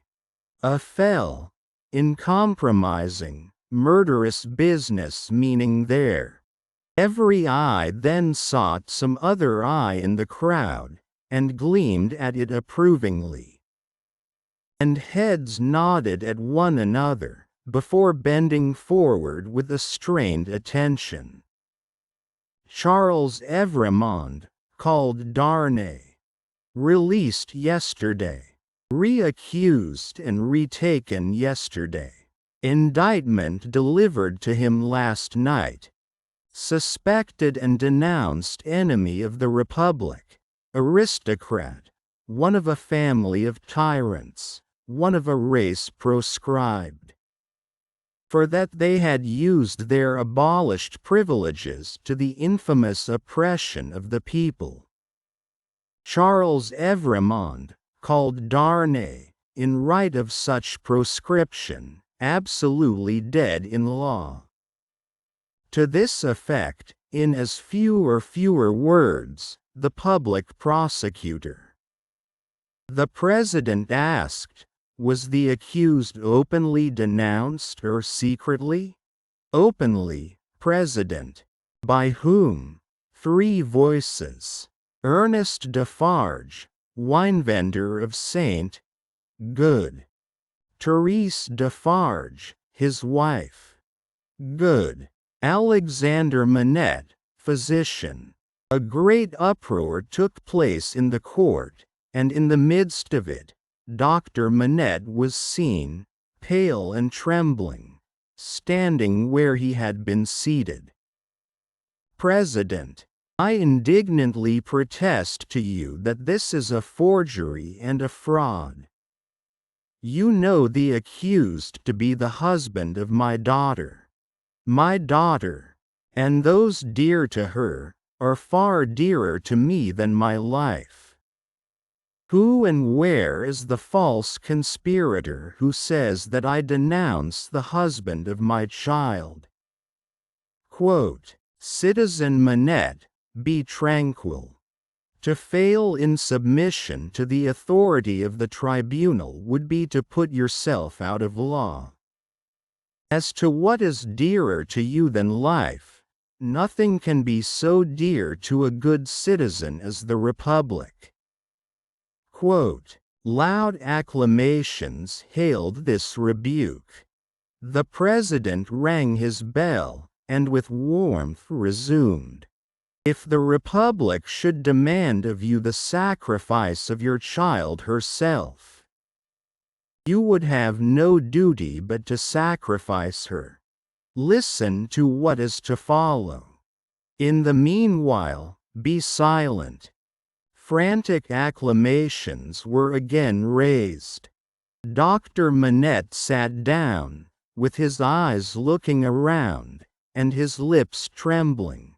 His daughter drew closer to him.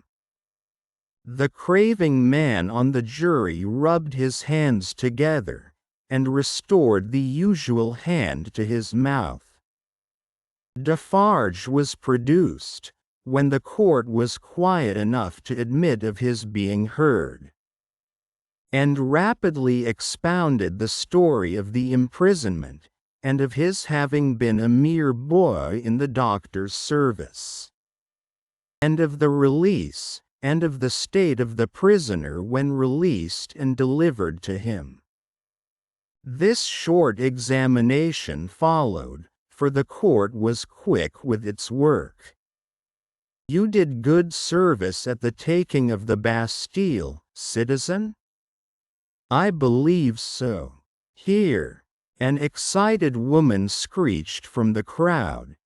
You were one of the best patriots there. Why not say so? You were a cannoneer that day there. And you were among the first to enter the accursed fortress when it fell. Patriots, I speak the truth. It was the vengeance who, amidst the warm commendations of the audience, thus assisted the proceedings. The president rang his bell, but the vengeance, warming with encouragement, shrieked, I defy that bell. Wherein she was likewise much commended. Inform the tribunal of what you did that day within the Bastille, citizen. I knew, said Defarge, looking down at his wife, who stood at the bottom of the steps on which he was raised. Looking steadily up at him, I knew that this prisoner, of whom I speak, had been confined in a cell known as 105 North Tower. I knew it from himself. He knew himself by no other name than 105 North Tower, when he made shoes under my care. As I serve my gun that day, I resolve, when the place shall fall, to examine that cell. It falls. I mount to the cell, with a fellow citizen who is one of the jury, directed by a jailer. I examine it, very closely. In a hole in the chimney, where a stone has been worked out and replaced, I find a written paper. This is that written paper. I have made it my business to examine some specimens of the writing of Dr. Manette. This is the writing of Dr. Manette.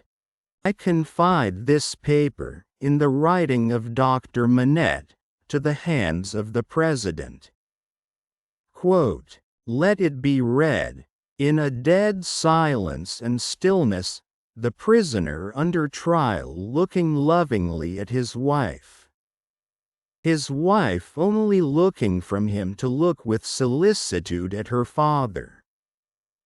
Dr. Manette keeping his eyes fixed on the reader, Madame Defarge never taking hers from the prisoner. Defarge never taking his from his feasting wife, and all the other eyes there intent upon the doctor, who saw none of them. The paper was read as follows. X. The substance of the shadow. I. Alexander Manette, unfortunate physician, native of Beauvais, and afterwards resident in Paris. Write this melancholy paper in my doleful cell in the Bastille, during the last month of the year 1767.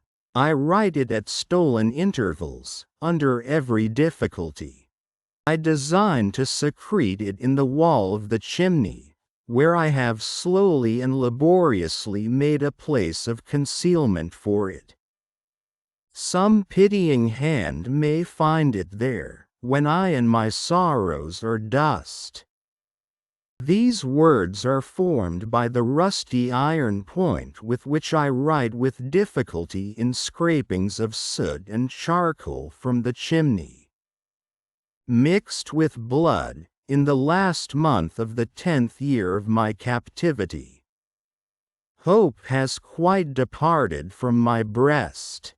I know from terrible warnings I have noted in myself that my reason will not long remain unimpaired. But I solemnly declare that I am at this time in the possession of my right mind, that my memory is exact and circumstantial, and that I write the truth as I shall answer for these my last recorded words, whether they be ever read by men or not, at the eternal judgment seat. One cloudy moonlight night, in the 3rd week of December, I think the 22nd of the month, in the year 1757. I was walking on a retired part of the quay by the Seine for the refreshment of the frosty air. At an hour's distance from my place of residence in the street of the School of Medicine, when a carriage came along behind me, driven very fast. As I stood aside to let that carriage pass, apprehensive that it might otherwise run me down, a head was put out at the window, and a voice called to the driver to stop. The carriage stopped as soon as the driver could rein in his horses, and the same voice called to me by my name. I answered. The carriage was then so far in advance of me that two gentlemen had time to open the door and alight before I came up with it. I observed that they were both wrapped in cloaks, and appeared to conceal themselves. As they stood side by side near the carriage door, I also observed that they both looked of about my own age, or rather younger, and that they were greatly alike, in stature, manner, voice, and, as far as I could see, face too. You are Dr. Manette? I am. Dr. Manette, formerly of Beauvais, said the other. The young physician, originally an expert surgeon, who within the last year or two has made a rising reputation in Paris. Gentlemen, I returned. I am that Dr. Manette of whom you speak so graciously. We have been to your residence, said the first, and not being so fortunate as to find you there, and being informed that you were probably walking in this direction, we followed, in the hope of overtaking you. Will you please to enter the carriage? The manner of both was imperious, and they both moved, as these words were spoken, so as to place me between themselves and the carriage door. They were armed. Gentlemen, said I, pardon me, but I usually inquire who does me the honor to seek my assistance, and what is the nature of the case to which I am summoned. The reply to this was made by him who had spoken second. Doctor, your clients are people of condition. As to the nature of the case, our confidence in your skill assures us that you will ascertain it for yourself better than we can describe it. Will you please to enter the carriage?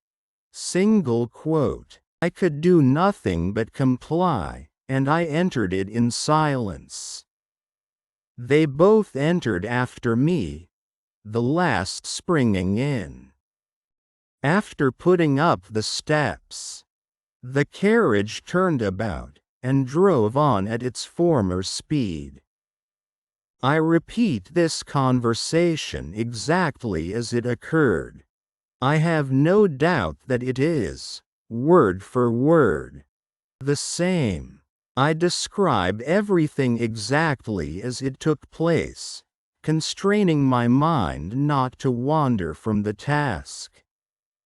Where I make the broken marks that follow here, I leave off for the time, and put my paper in its hiding place. The carriage left the streets behind, passed the North Barrier, and emerged upon the country road. At 2/3 of a league from the barrier, I did not estimate the distance at that time. But afterwards when I traversed it, it struck out of the main avenue, and presently stopped at a solitary house. We all three alighted, and walked by a damp soft footpath in a garden where a neglected fountain had overflowed, to the door of the house. It was not opened immediately, in answer to the ringing of the bell, and one of my two conductors struck the man who opened it, with his heavy riding glove, across the face. There was nothing in this action to attract my particular attention, for I had seen common people struck more commonly than dogs. But the other of the two, being angry likewise, struck the man in like manner with his arm. The look and bearing of the brothers were then so exactly alike, that I then first perceived them to be twin brothers. From the time of our alighting at the outer gate, which we found locked, and which one of the brothers had opened to admit us, and had relocked, I had heard cries proceeding from an upper chamber. I was conducted to this chamber straight, the cries growing louder as we ascended the stairs, and I found a patient in a high fever of the brain, lying on a bed. The patient was a woman of great beauty, and young, assuredly not much past 20. Her hair was torn and ragged, and her arms were bound to her sides with sashes and handkerchiefs. I noticed that these bonds were all portions of a gentleman's dress. On one of them, which was a fringed scarf for a dress of ceremony, I saw the armorial bearings of a noble, and the letter E. I saw this within the first minute of my contemplation of the patient, for in her restless strivings she had turned over on her face on the edge of the bed, had drawn the end of the scarf into her mouth, and was in danger of suffocation. My first act was to put out my hand to relieve her breathing, and in moving the scarf aside, the embroidery in the corner caught my sight.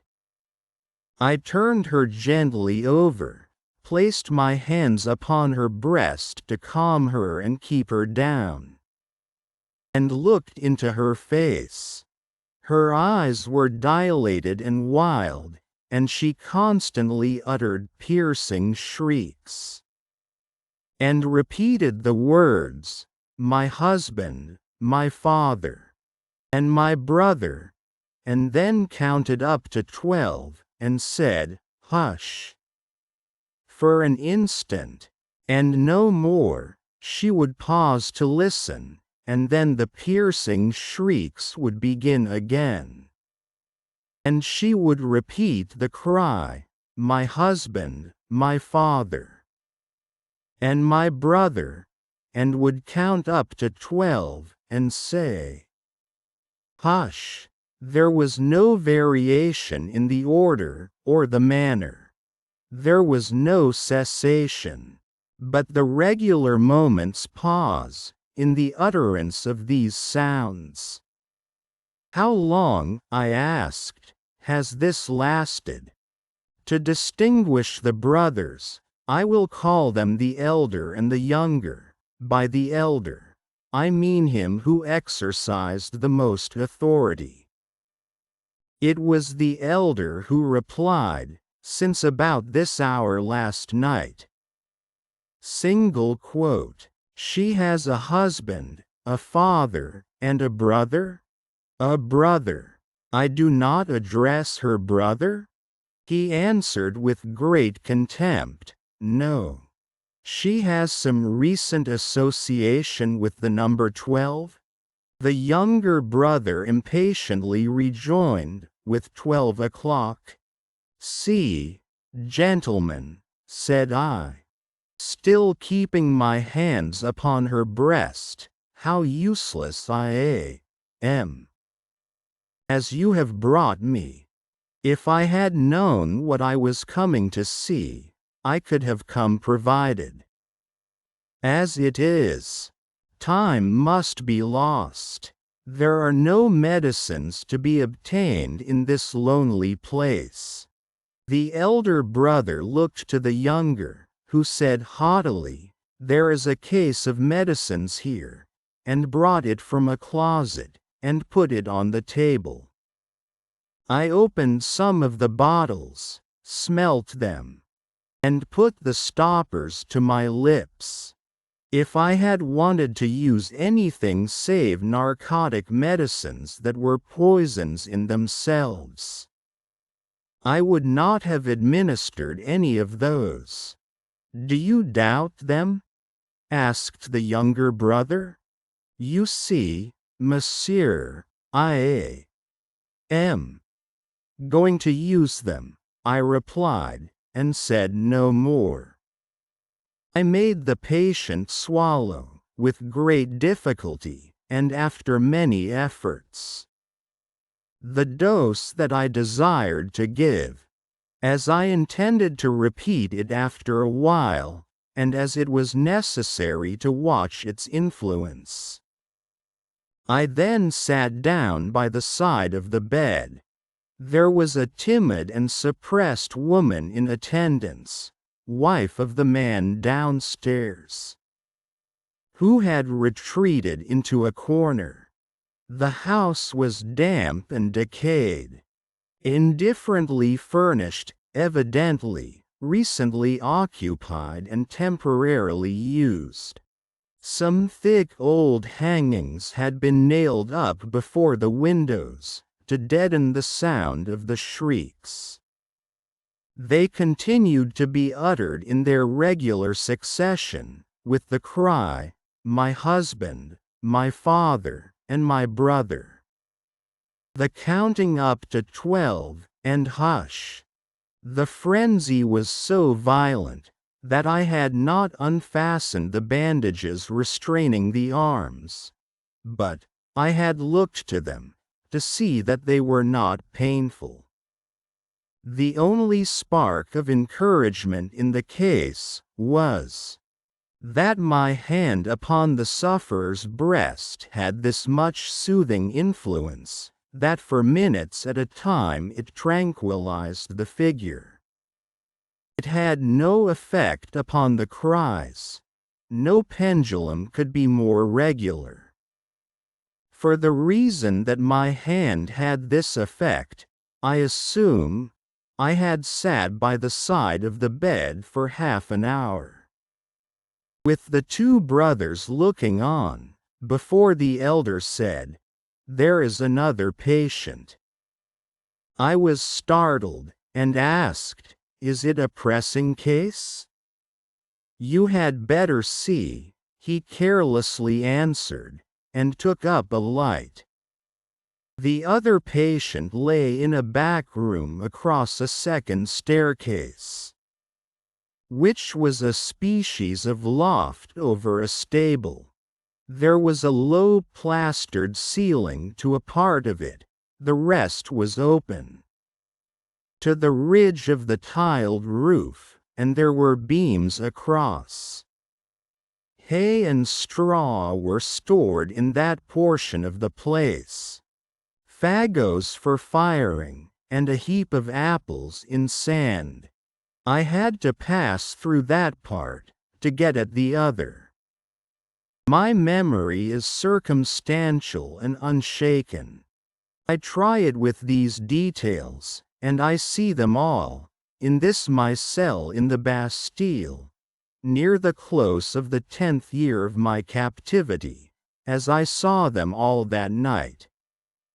On some hay on the ground, with a cushion thrown under his head, lay a handsome peasant boy, a boy of not more than 17 at the most. He lay on his back, with his teeth set, his right hand clenched on his breast, and his glaring eyes looking straight upward. I could not see where his wound was, as I kneeled on one knee over him. But I could see that he was dying of a wound from a sharp point. I am a doctor, my poor fellow, said I. Let me examine it. I do not want it examined, he answered, let it be. It was under his hand, and I soothed him to let me move his hand away. The wound was a sword thrust, received from 20 to 24 hours before. But no skill could have saved him if it had been looked to without delay. He was then dying fast. As I turned my eyes to the elder brother, I saw him looking down at this handsome boy whose life was ebbing out, as if he were a wounded bird, or hare, or rabbit, not at all as if he were a fellow creature. How has this been done, monsieur? A crazed young common dog forced my brother to draw upon him, and has fallen by my brother's sword like a gentleman. There was no touch of pity, sorrow, or kindred humanity in this answer. The speaker seemed to acknowledge that it was inconvenient to have that different order of creature dying there, and that it would have been better if he had died in the usual obscure routine of his vermin kind. He was quite incapable of any compassionate feeling about the boy or about his fate. The boy's eyes had slowly moved to him as he had spoken, and they now slowly moved to me. Doctor, they are very proud, these nobles, but we common dogs are proud too, sometimes. They plunder us, outrage us, beat us, kill us. But we have a little pride left. Sometimes. She, have you seen her, doctor?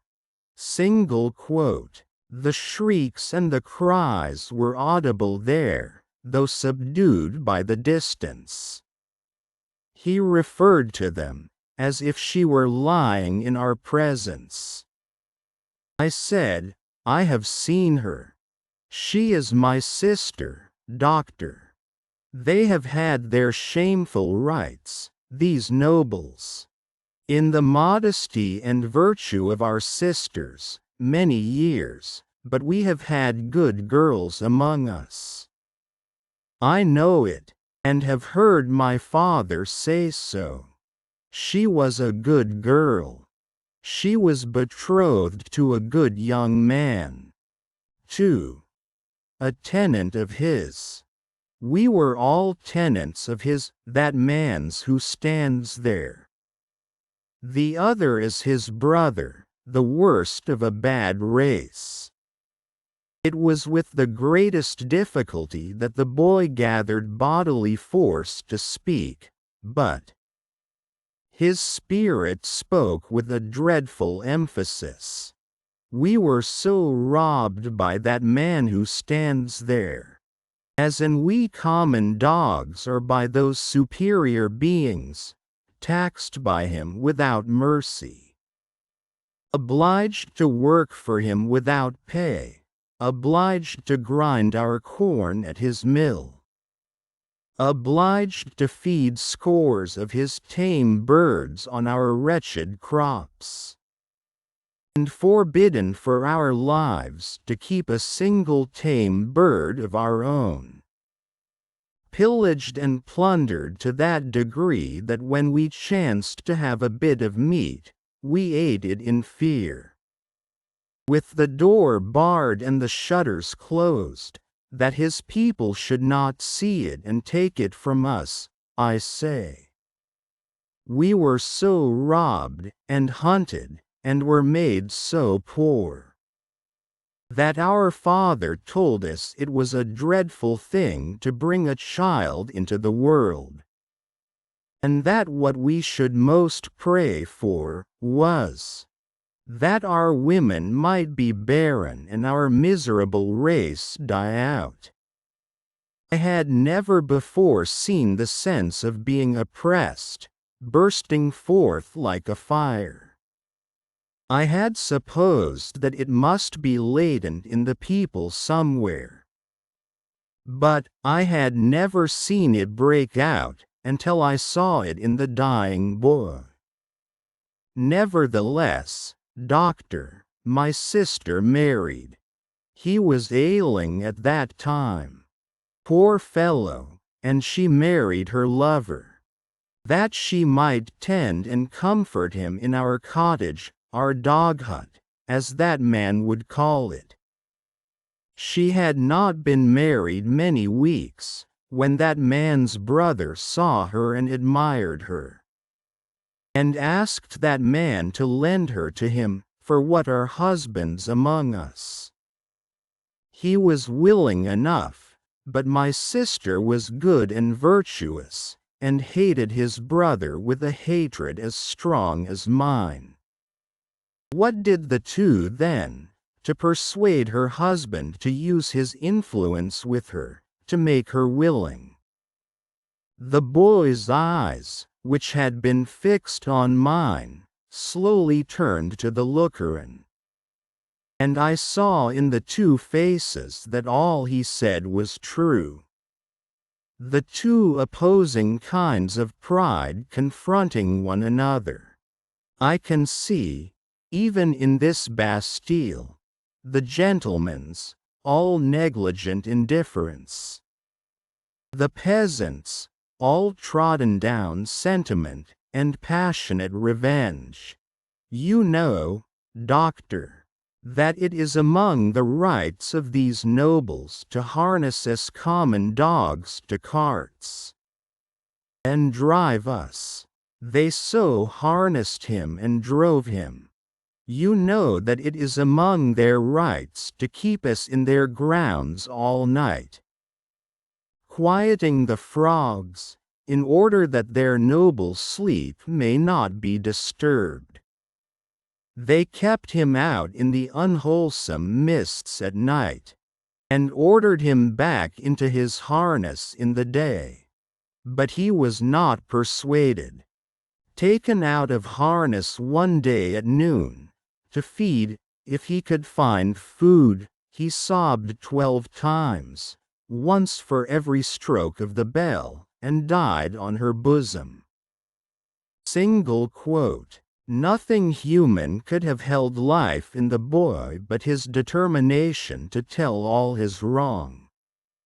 He forced back the gathering shadows of death, as he forced his clenched right hand to remain clenched, and to cover his wound.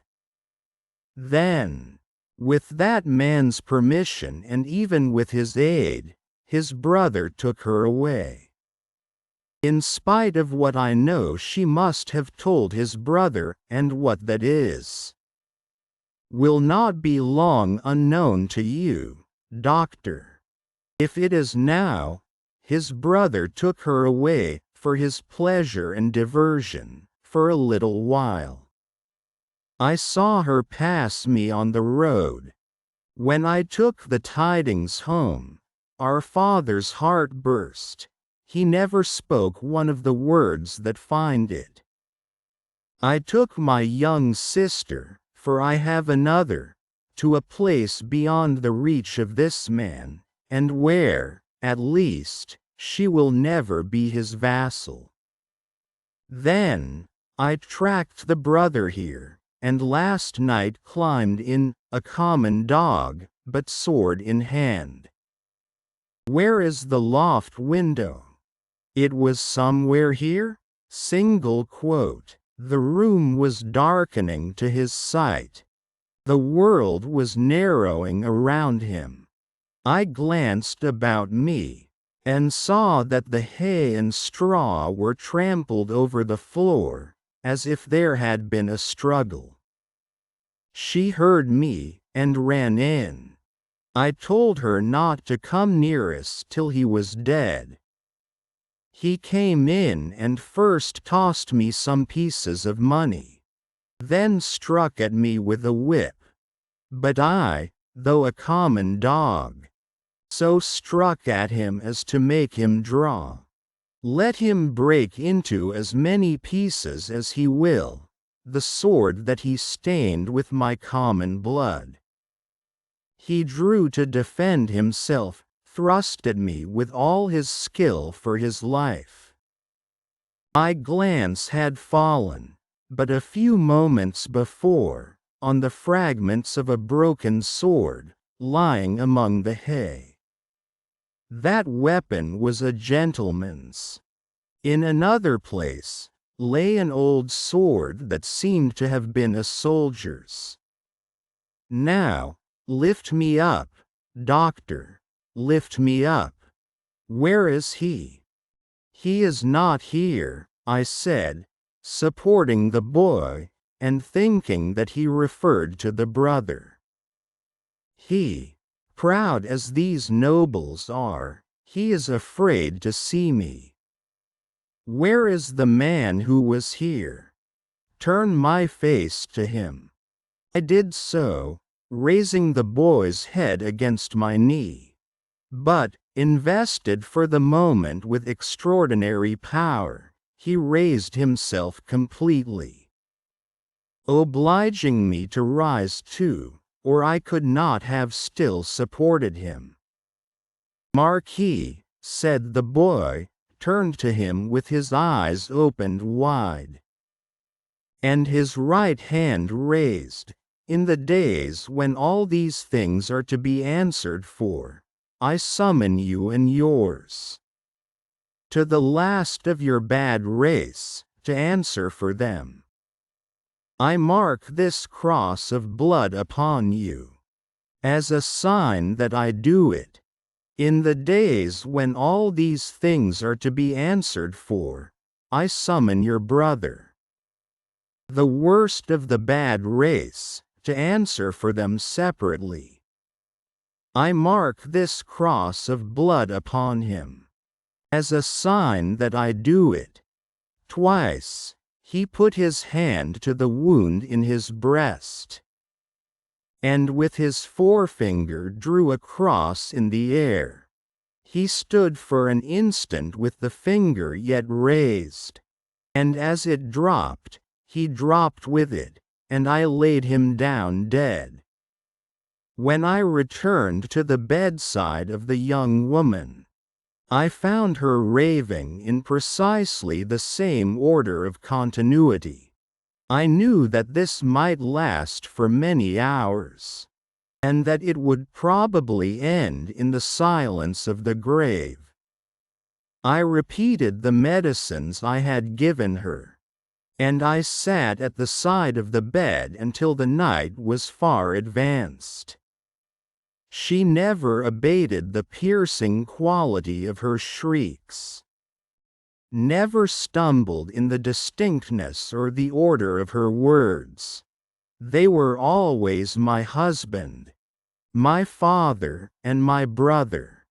1, 2, 3, 4, 5, 6, 7, 8, 9, 10, 11, 12. This lasted 26 hours from the time when I first saw her. I had come and gone twice, and was again sitting by her. When she began to falter, I did what little could be done to assist that opportunity. And by and by she sank into a lethargy, and lay like the dead. It was as if the wind and rain had lulled at last, after a long and fearful storm. I released her arms, and called the woman to assist me to compose her figure and the dress she had on. It was then that I knew her condition to be that of one in whom the first expectations of being a mother have arisen, and it was then that I lost the little hope I had had of her. "Is she dead?" asked the Marquis, whom I will still describe as the elder brother, coming booted into the room from his horse. "Not dead," said I, "but like to die. What strength there is in these common bodies," he said, looking down at her with some curiosity. "There is prodigious strength," I answered him, "in sorrow and despair." He first laughed at my words, and then frowned at them. He moved a chair with his foot near to mine, ordered the woman away, and said in a subdued voice, "Doctor, finding my brother in this difficulty with these hinds, I recommended that your aid should be invited. Your reputation is high, and, as a young man with your fortune to make, you are probably mindful of your interest. The things that you see here are things to be seen and not spoken of." I listened to the patient's breathing, and avoided answering. "Do you honor me with your attention, doctor?" "Monsieur," said I, "in my profession, the communications of patients are always received in confidence." I was guarded in my answer, for I was troubled in my mind with what I had heard and seen. Her breathing was so difficult to trace, that I carefully tried the pulse and the heart. There was life, and no more. Looking round as I resumed my seat, I found both the brothers intent upon me. "I write with so much difficulty, the cold is so severe. I am so fearful of being detected and consigned to an underground cell and total darkness, that I must abridge this narrative. There is no confusion or failure in my memory. It can recall, and could detail, every word that was ever spoken between me and those brothers." She lingered for a week. Towards the last, I could understand some few syllables that she said to me, by placing my ear close to her lips. She asked me where she was, and I told her who I was, and I told her. It was in vain that I asked her for her family name. She faintly shook her head upon the pillow, and kept her secret, as the boy had done. I had no opportunity of asking her any question, until I had told the brothers she was sinking fast, and could not live another day. Until then, though no one was ever presented to her consciousness save the woman and myself, one or other of them had always jealously sat behind the curtain at the head of the bed when I was there. But when it came to that, they seemed careless what communication I might hold with her. As if, the thought passed through my mind, I were dying too. I always observed that their pride bitterly resented the younger brothers, as I call him, having crossed swords with a peasant. And that peasant a boy. The only consideration that appeared to affect the mind of either of them was the consideration that this was highly degrading to the family, and was ridiculous. As often as I caught the younger brother's eyes, their expression reminded me that he disliked me deeply. For knowing what I knew from the boy, he was smoother and more polite to me than the elder. But I saw this. I also saw that I was an encumbrance in the mind of the elder, too. My patient died 2 hours before midnight, at a time, by my watch, answering almost to the minute when I had first seen her. I was alone with her, when her forlorn young head drooped gently on one side, and all her earthly wrongs and sorrows ended. The brothers were waiting in a room downstairs, impatient to ride away. I had heard them, alone at the bedside, striking their boots with their riding whips, and loitering up and down. "At last she is dead," said the elder when I went in. "She is dead," said I. "I congratulate you, my brother," were his words as he turned round. He had before offered me money, which I had postponed taking. He now gave me a rouleau of gold. I took it from his hand, but laid it on the table. I had considered the question, and had resolved to accept nothing. "Pray excuse me," said I under the circumstances. "No." They exchanged looks, but bent their heads to me as I bent mine to them, and we parted without another word on either side. I am weary, worn down by misery.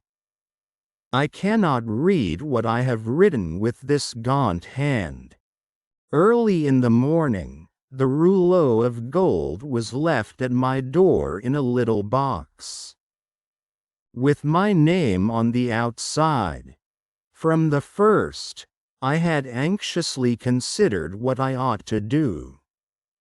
I decided, that day, to write privately to the minister, stating the nature of the 2 cases to which I had been summoned, and the place to which I had gone, in effect, stating all the circumstances. I knew what court influence was, and what the immunities of the nobles were, and I expected that the matter would never be heard of.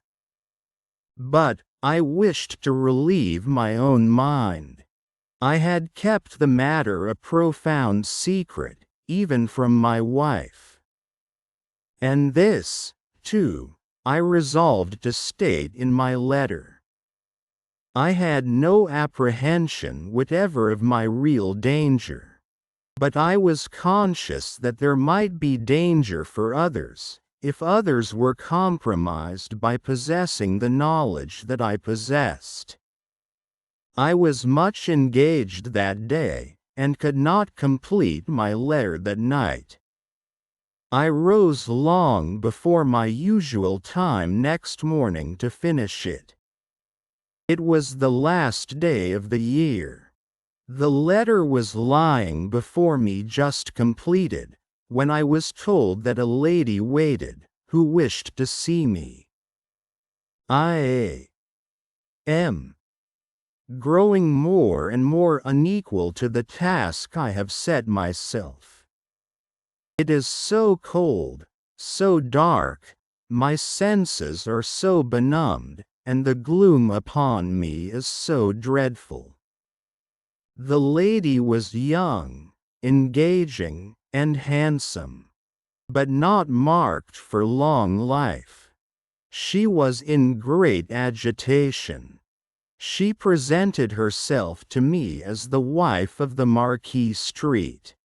I connected the title by which the boy had addressed the elder brother, with the initial letter embroidered on the scarf, and had no difficulty in arriving at the conclusion that I had seen that nobleman very lately. My memory is still accurate, but I cannot write the words of our conversation. I suspect that I am watched more closely than I was, and I know not at what times I may be watched.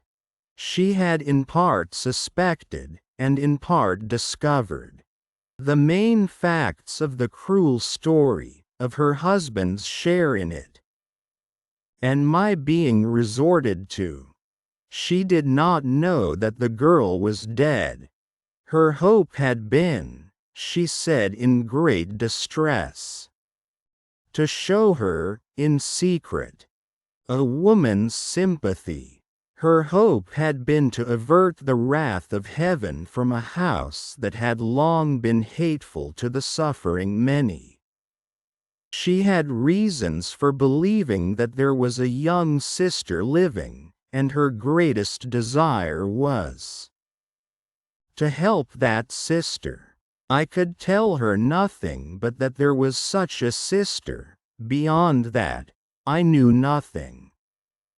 Her inducement to come to me, relying on my confidence, had been the hope that I could tell her the name and place of abode. Whereas, to this wretched hour I am ignorant of both. These scraps of paper fail me. One was taken from me, with a warning, yesterday. I must finish my record today. She was a good, compassionate lady, and not happy in her marriage. How could she be? The brother distrusted and disliked her, and his influence was all opposed to her. She stood in dread of him, and in dread of her husband too. When I handed her down to the door, there was a child, a pretty boy from 2 to 3 years old, in her carriage. For his sake, doctor, she said, pointing to him in tears, I would do all I can to make what poor amends I can. He will never prosper in his inheritance otherwise. I have a presentiment that if no other innocent atonement is made for this, it will one day be required of him. What I have left to call my own, it is little beyond the worth of a few jewels. I will make it the first charge of his life to bestow, with the compassion and lamenting of his dead mother, on this injured family. If the sister can be discovered. She kissed the boy, and said, caressing him, it is for thine own dear sake. Thou wilt be faithful, little Charles? The child answered her bravely. Yes. I kissed her hand, and she took him in her arms, and went away caressing him. I never saw her more. As she had mentioned her husband's name in the faith that I knew it, I added no mention of it to my letter. I sealed my letter, and, not trusting it out of my own hands, delivered it myself that day. That night, the last night of the year, towards 9 o'clock, a man in a black dress rang at my gate, demanded to see me, and softly followed my servant, Ernest Defarge, a youth, upstairs. When my servant came into the room where I sat with my wife, oh my wife, beloved of my heart, my fair young English wife, we saw the man, who was supposed to be at the gate, standing silent behind him. "An urgent case in the Rue Saint-Honoré," he said. "It would not detain me, he had a coach in waiting. It brought me here, it brought me to my grave. When I was clear of the house, a black muffler was drawn tightly over my mouth from behind, and my arms were pinioned. The two brothers crossed the road from a dark corner, and identified me with a single gesture. The Marquis took from his pocket the letter I had written, showed it me, burnt it in the light of a lantern that was held, and extinguished the ashes with his foot. Not a word was spoken. I was brought here. I was brought to my living grave.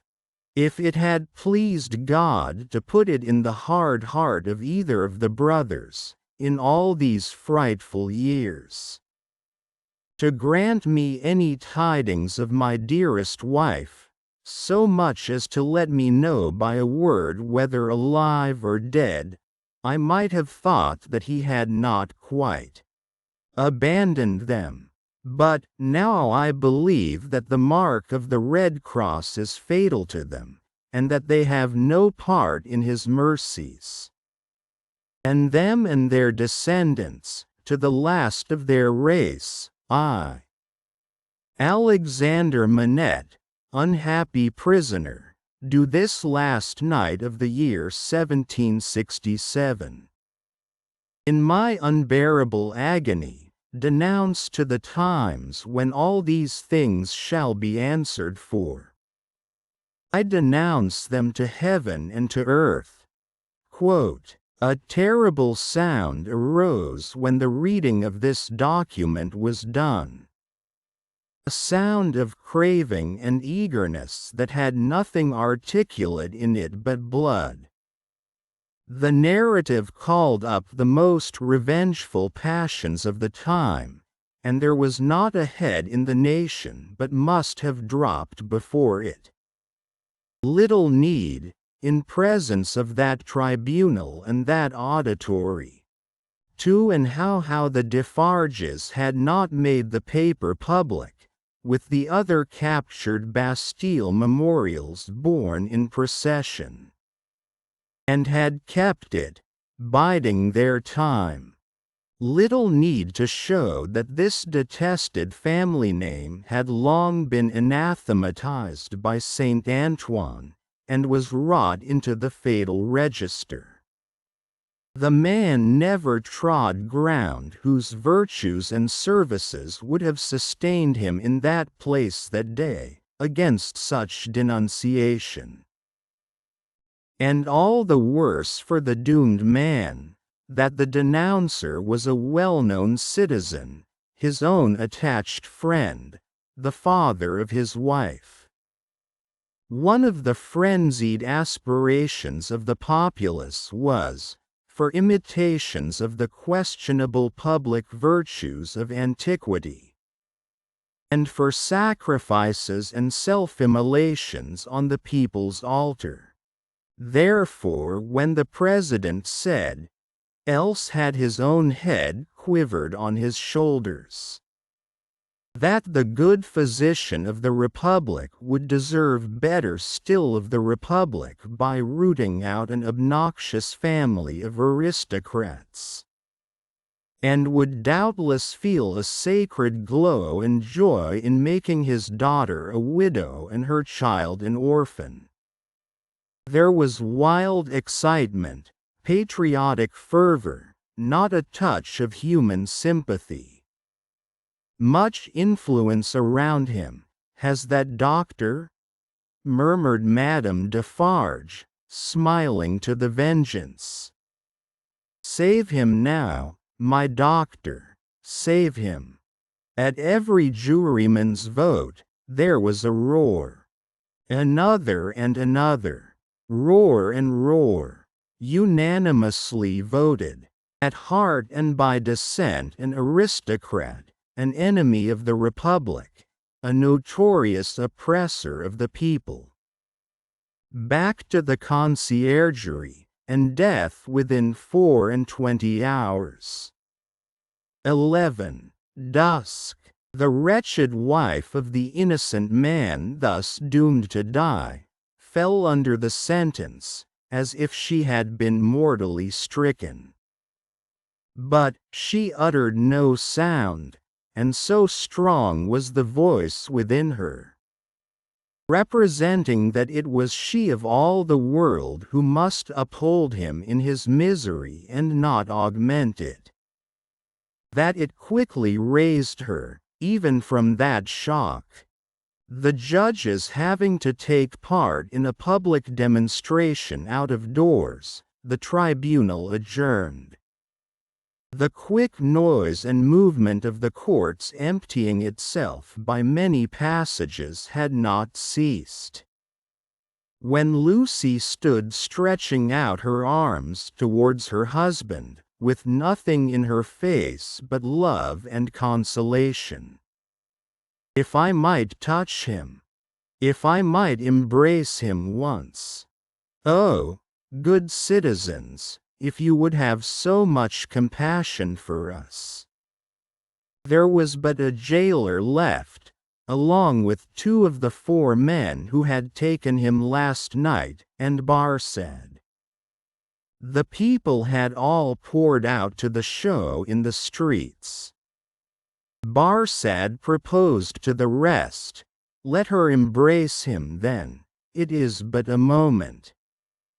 It was silently acquiesced in, and they passed her over the seats in the hall to a raised place, where he, by leaning over the dock, could fold her in his arms. Farewell, dear darling of my soul, my parting blessing on my love. We shall meet again, where the weary are at rest. Quote, they were her husband's words, as he held her to his bosom. I can bear it, dear Charles. I am supported from above. Don't suffer for me. A parting blessing for our Chad. I send it to her by you. I kiss her by you. I say farewell to her by you. My husband, he was tearing himself apart from her. We shall not be separated long. I feel that this will break my heart by and bye. But I will do my duty while I can, and when I leave her, God will raise up friends for her, as he did for me.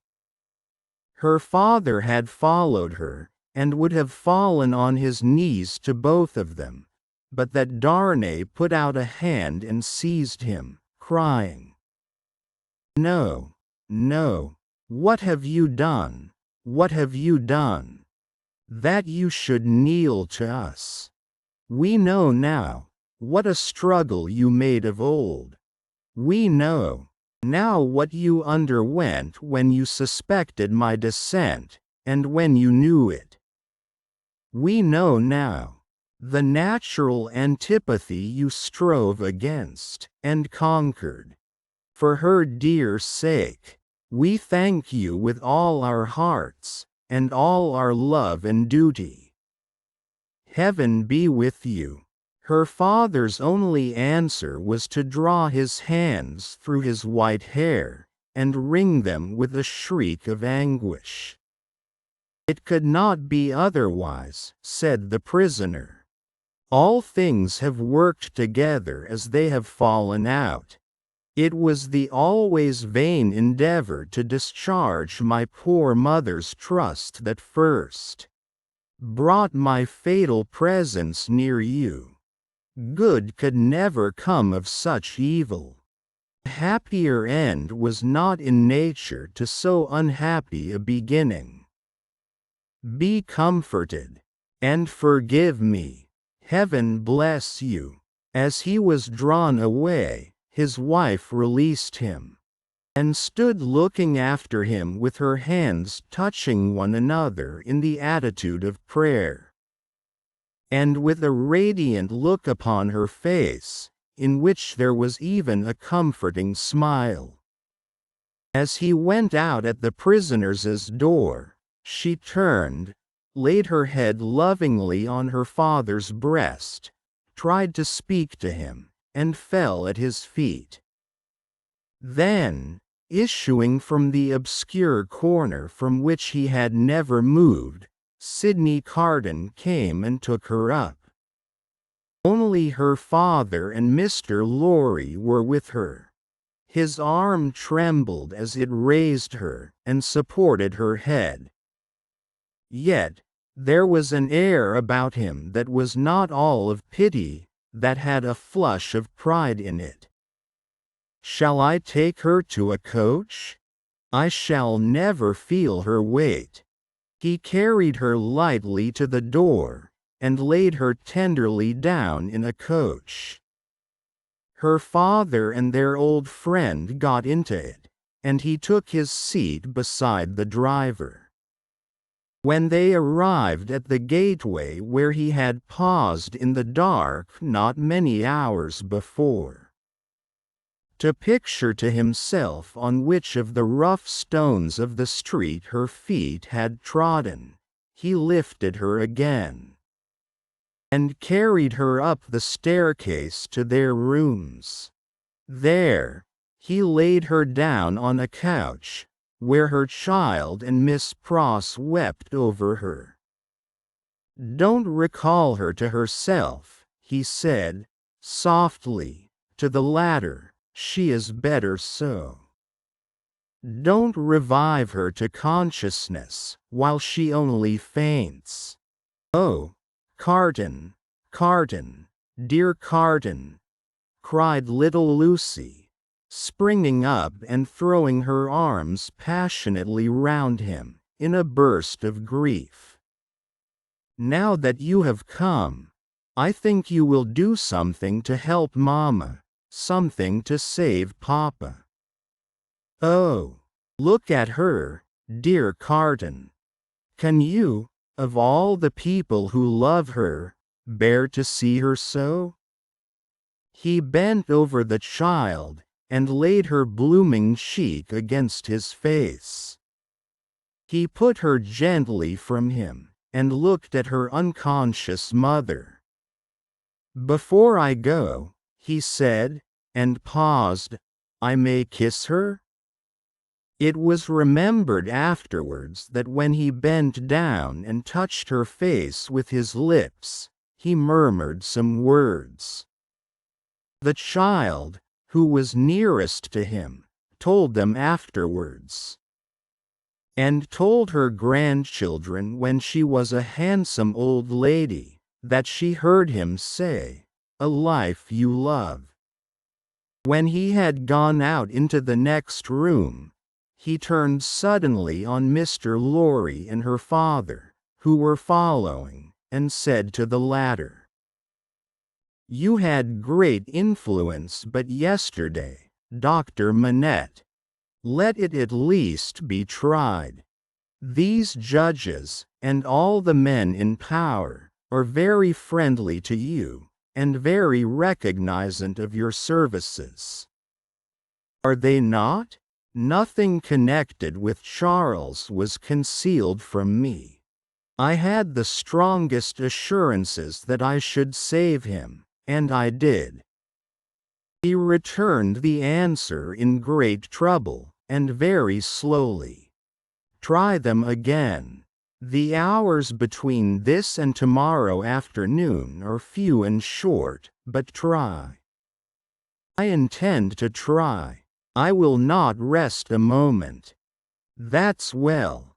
I have known such energy as yours do great things before now, though never," he added, with a smile and a sigh together, "such great things as this. Of little worth as life is when we misuse it. It is worth that effort. It would cost nothing to lay down if it were not. "I will go," said Dr. Manette, "to the prosecutor and the president straight, and I will go to others whom it is better not to name. I will write too, but stay. There is a celebration in the streets, and no one will be accessible until dark." Quote, "That's true. It is a forlorn hope at the best, and not much the forlorner for being delayed till dark. I should like to know how you speed. Though, mind, I expect nothing. When are you likely to have seen these dread powers, Dr. Manette?" "Immediately after dark, I should hope. Within an hour or two from this. It will be dark soon after 4. Let us stretch the hour or two. If I go to Mr. Lorry's at 9, shall I hear what you have done, either from our friend or from yourself?" "Yes. May you prosper?" Mr. Lorry followed Sidney to the outer door, and, touching him on the shoulder as he was going away, caused him to turn. "I have no hope," said Mr. Lorry, in a low and sorrowful whisper. "Nor have I. If any one of these men, or all of these men, were disposed to spare him, which is a large supposition, for what is his life? Or any man's to them, I doubt if they durst spare him after the demonstration in the court. And so do I heard the fall of the axe in that sound." Mr. Lorry leaned his arm upon the doorpost, and bowed his face upon it. "Don't despond," said Carton, very gently, "don't grieve. I encouraged Dr. Manette in this idea, because I felt that it might one day be consolatory to her. Otherwise, she might think his life was one only thrown away or wasted, and that might trouble her."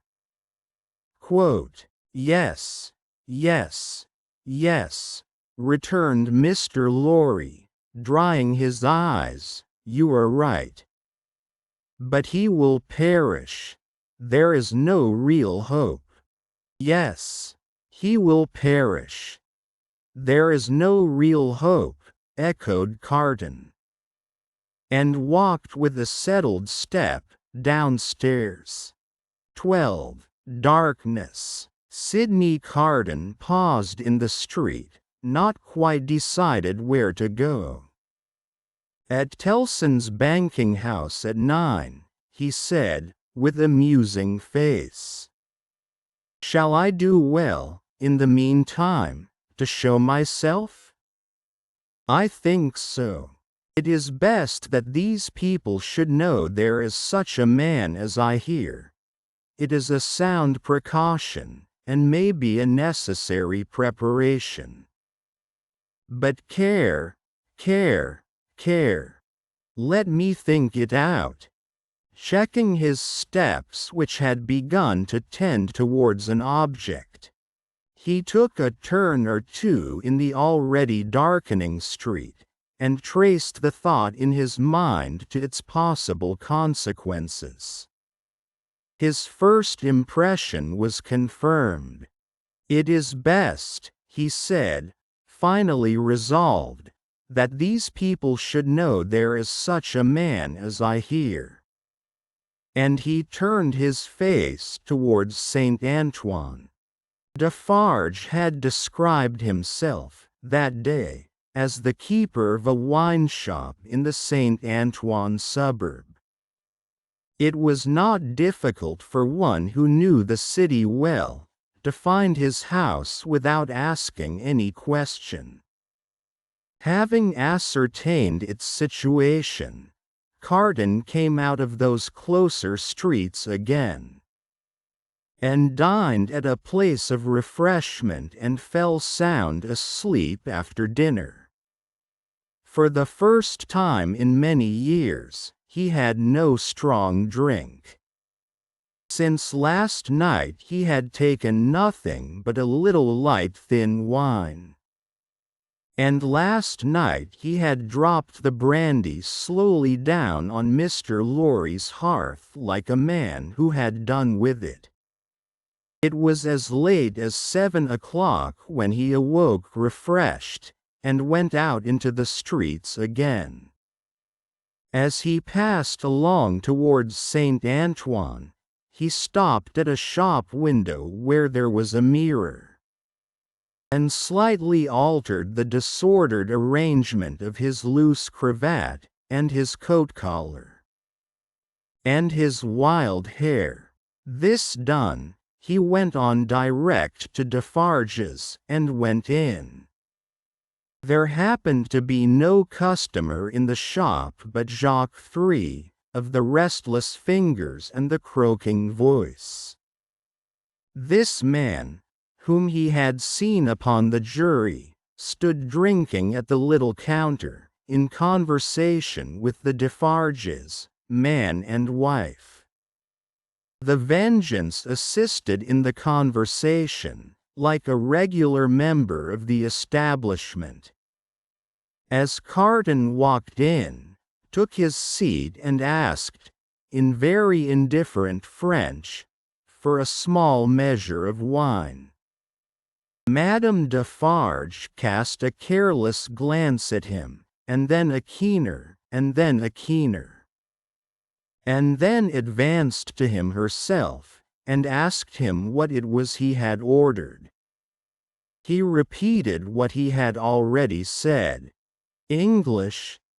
Asked Madame Defarge, inquisitively raising her dark eyebrows.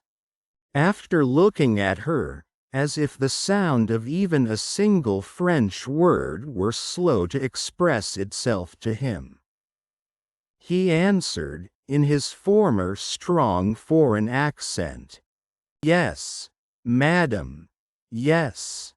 I am English." Madame Defarge returned to her counter to get the wine, and, as he took up a Jacobin journal and feigned to pore over it, puzzling out its meaning, he heard her say, "I swear to you, like Evrémonde." Defarge brought him the wine, and gave him good evening. "How? Good evening. Oh, good evening, citizen," filling his glass. "And good wine. I drink to the Republic." Defarge went back to the counter, and said, "Certainly, a little like." Madame sternly retorted, "I tell you a good deal like." Jacques III pacifically remarked, "He is so much in your mind. See you, madam." The amiable Vengeance added, with a laugh, "Yes, my faith. And you are looking forward with so much pleasure to seeing him once more tomorrow." Carton followed the lines and words of his paper, with a slow forefinger, and with a studious and absorbed face. They were all leaning their arms on the counter close together, speaking low. After a silence of a few moments, during which they all looked towards him without disturbing his outward attention from the Jacobin editor, they resumed their conversation. "It is true what Madame says," observed Jacques III. "There is great force in that." Well, reasoned Defarge, "but one must stop somewhere. After all, the question is still where." "At extermination," said Madame. "Magnificent," croaked Jacques III. The vengeance, also, highly approved. Extermination is good doctrine, my wife, said Defarge, rather troubled, in general. I say nothing against it. But this doctor has suffered much. You have seen him today. You have observed his face when the paper was read. I have observed his face, repeated Madam, contemptuously and angrily. I have observed his face. I have observed his face to be not the face of a true friend of the Republic. Let him take care of his face. And you have observed, my wife, said Defarge, in a deprecatory manner, the anguish of his daughter, which must be a dreadful anguish to him. I have observed his daughter, repeated Madam. Yes, I have observed his daughter, more times than one. I have observed her today. And I have observed her other days. I have observed her in the court. And I have observed her in the street by the prison. Let me but lift my finger. She seemed to raise it. The listener's eyes were always on his paper, and to let it fall with a rattle on the ledge before her, as if the axe had dropped. The citizeness is superb, croaked the juryman. She is an angel, said the vengeance, and embraced her. As to thee, pursued Madam, implacably, addressing her husband, if it depended on thee, which, happily, it does not, thou wouldst rescue this man even now.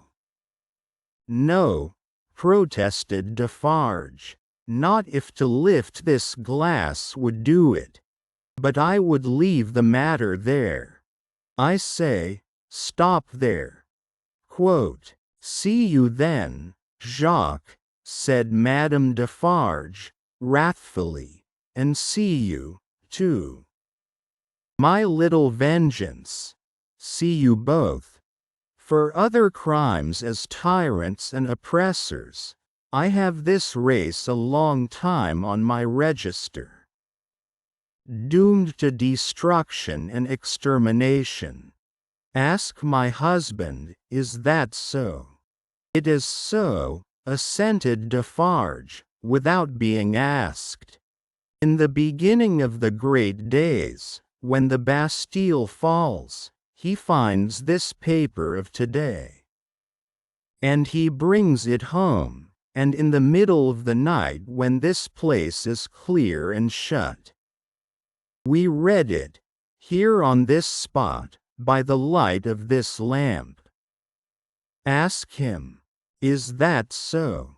It is so, assented Defarge.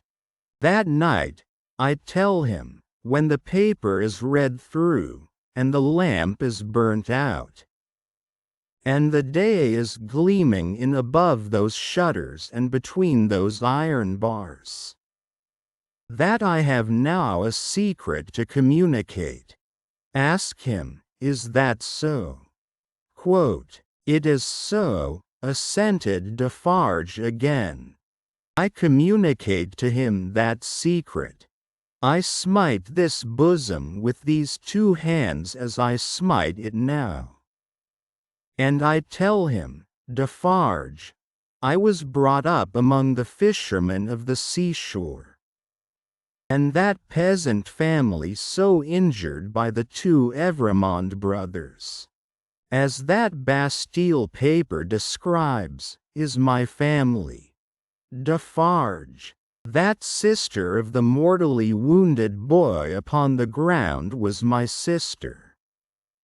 That husband was my sister's husband, that unborn child was their child. That brother was my brother, that father was my father, those dead are my dead. and that summons to answer for those things descends to me. Ask him, is that so? It is so, assented Defarge once more. Then tell wind and fire where to stop, returned Madam, but don't tell me. Both her hearers derived a horrible enjoyment from the deadly nature of her wrath. The listener could feel how white she was, without seeing her, and both highly commended it. Defarge, a weak minority, interposed a few words for the memory of the compassionate wife of the Marquis, but only elicited from his own wife a repetition of her last reply. Tell the wind and the fire where to stop, not me. Customers entered, and the group was broken up. The English customer paid for what he had, perplexedly counted his change, and asked, as a stranger, to be directed towards the National Palace. Madame Defarge took him to the door, and put her arm on his, in pointing out the road. The English customer was not without his reflections then, that it might be a good deed to seize that arm, lift it, and strike under it sharp and deep. But he went his way, and was soon swallowed up in the shadow of the prison wall. At the appointed hour, he emerged from it to present himself in Mr. Lorry's room again, where he found the old gentleman walking to and fro in restless anxiety. He said he had been with Lucy until just now, and had only left her for a few minutes, to come and keep his appointment. Her father had not been seen since he quitted the banking-house towards 4 o'clock. She had some faint hopes that his mediation might save Charles, but they were very slight. He had been more than 5 hours gone. Where could he be? Mr. Lorry waited until 10, but Dr. Manette not returning, and he being unwilling to leave Lucy any longer, it was arranged that he should go back to her, and come to the banking-house again at midnight. In the meanwhile, Carton would wait alone by the fire for the doctor. He waited and waited, and the clock struck 12, but Dr. Manette did not come back. Lorry returned, and found no tidings of him, and brought none. Where could he be? They were discussing this question, and were almost building up some weak structure of hope on his prolonged absence, when they heard him on the stairs. The instant he entered the room, it was plain that all was lost. Whether he had really been to any one, or whether B had been all that time traversing the streets, was never known. As he stood staring at them, they asked him no question, for his face told them everything. "I cannot find it," said he, "and I must have it." "Where is it?" His head and throat were bare, and, as he spoke with a helpless look straying all around, he took his coat off, and let it drop on the floor. "Where is my bench? I have been looking everywhere for my bench, and I can't find it. What have they done with my work? Time presses. I must finish those shoes."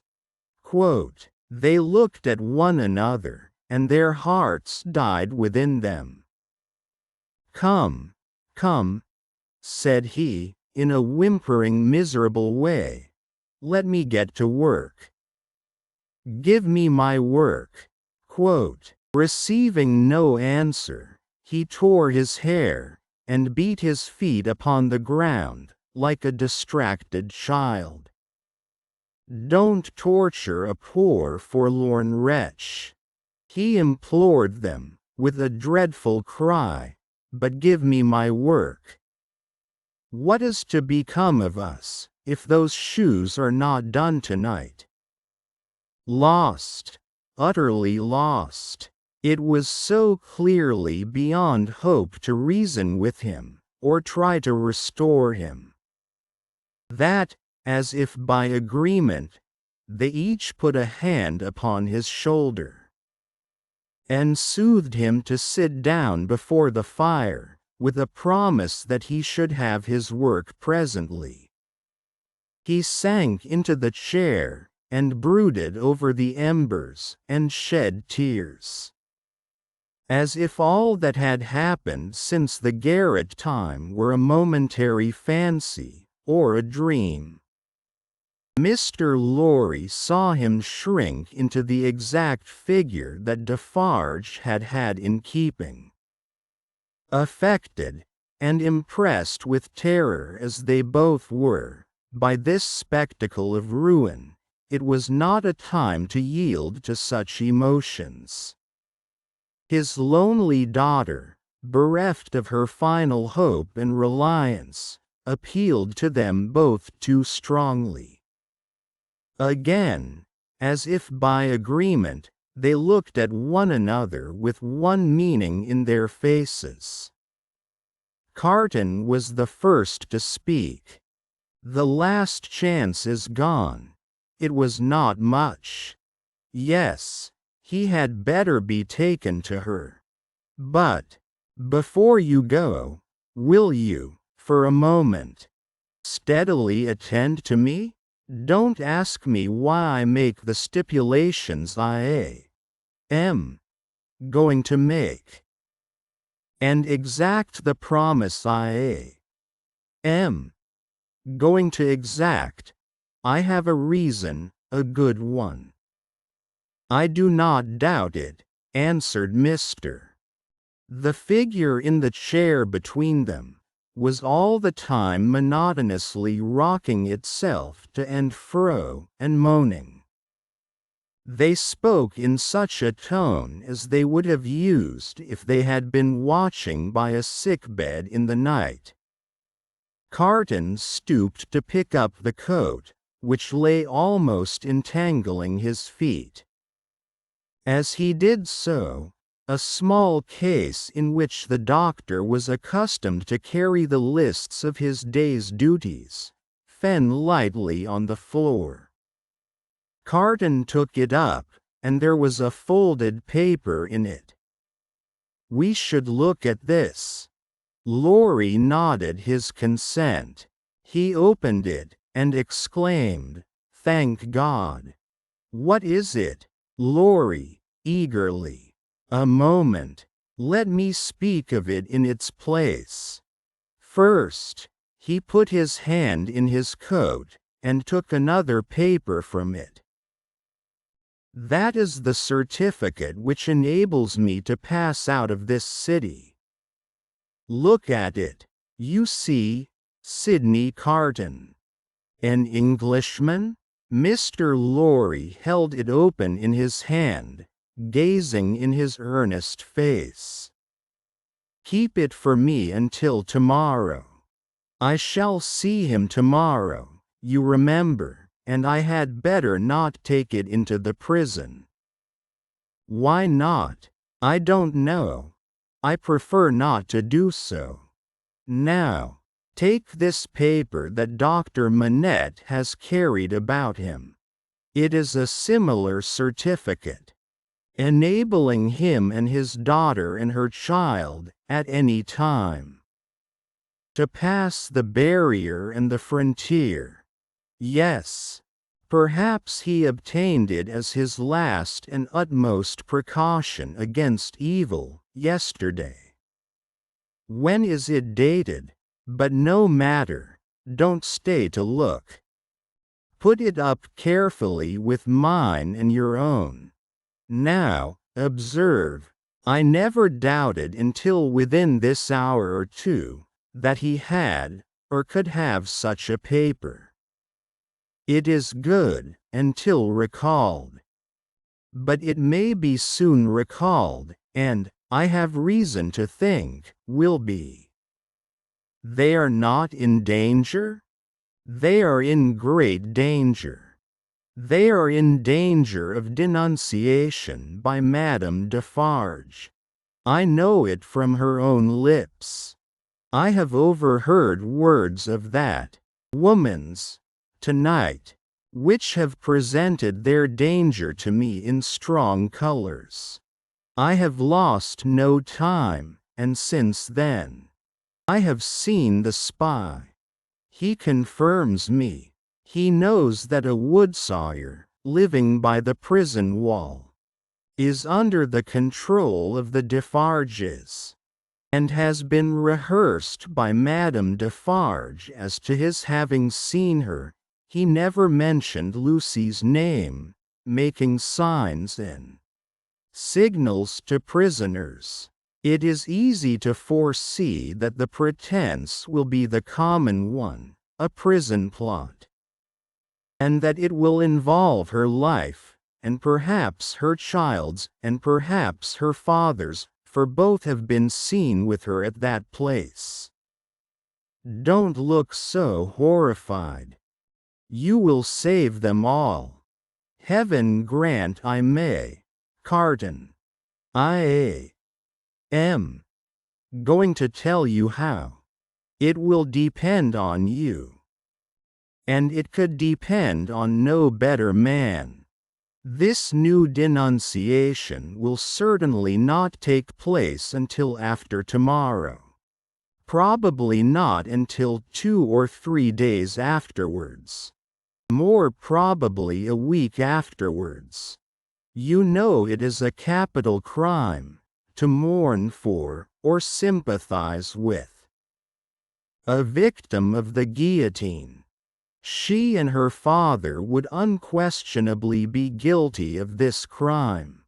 And this woman, the inveteracy of whose pursuit cannot be described, would wait to add that strength to her case, and make herself doubly sure. You follow me? So attentively, and with so much confidence in what you say, that for the moment I lose sight. Touching the back of the doctor's chair, even of this distress. You have money, and can buy the means of traveling to the seacoast as quickly as the journey can be made. Your preparations have been completed for some days. To return to England, early tomorrow have your horses ready, so that they may be in starting trim at 2 o'clock in the afternoon. It shall be done. His manner was so fervent and inspiring, that Mr. Lorry caught the flame, and was as quick as youth. You are a noble heart. Did I say we could depend upon no better man? Tell her, tonight, what you know of her danger as involving her child and her father. Dwell upon that, for she would lay her own fair head beside her husband's cheerfully. He faltered for an instant, then went on as before. For the sake of her child and her father, press upon her the necessity of leaving Paris. With them and you, at that hour. Tell her that it was her husband's last arrangement. Tell her that more depends upon it than she dare believe, or hope. You think that her father, even in this sad state, will submit himself to her, do you not?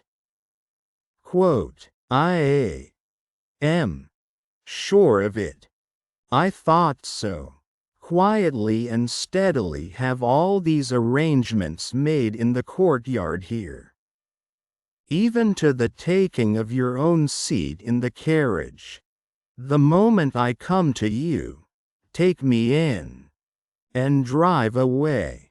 I understand that I wait for you under all circumstances. You have my certificate in your hand with the rest, you know, and will reserve my place. Wait for nothing but to have my place occupied, and then for England. Why, then, said Mr. Lorry, grasping his eager but so firm and steady hand. It does not all depend on one old man, but I shall have a young and ardent man at my side. By the help of heaven you shall. Promise me solemnly that nothing will influence you to alter the course on which we now stand pledged to one another. Nothing, Carton. Remember these words tomorrow. Change the course, or delay in it, for any reason, and no life can possibly be saved. And many lives must inevitably be sacrificed. I will remember them. I hope to do my part faithfully. And I hope to do mine. Now, goodbye. Though he said it with a grave smile of earnestness, and though he even put the old man's hand to his lips, he did not part from him then. He helped him so far to arouse the rocking figure before the dying embers, as to get a cloak and hat put upon it, and to tempt it forth to find where the bench and work were hidden that it still moaningly besought to have.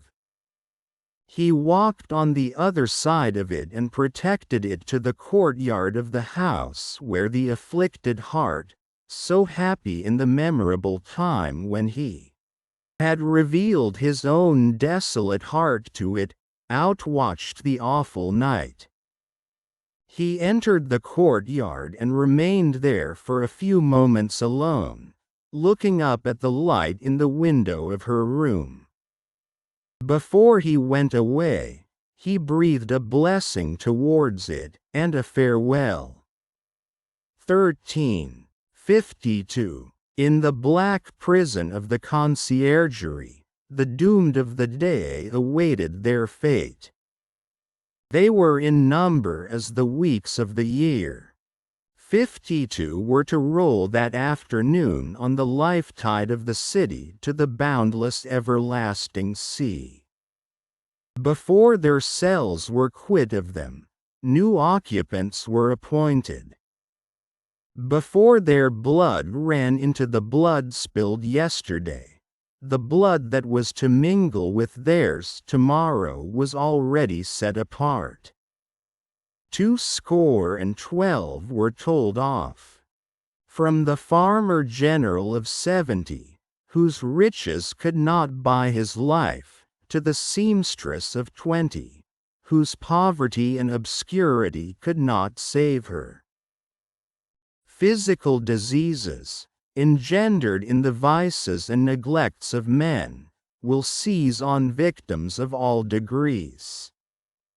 And the frightful moral disorder, born of unspeakable suffering, intolerable oppression, and heartless indifference, smote equally without distinction. Charles Darnay, alone in a cell, had sustained himself with no flattering delusion since he came to it from the tribunal. In every line of the narrative he had heard his condemnation. He had fully comprehended that no personal influence could possibly save him. That he was virtually sentenced by the millions, and that units could avail him nothing. Nevertheless, it was not easy, with the face of his beloved wife fresh before him, to compose his mind to what it must bear.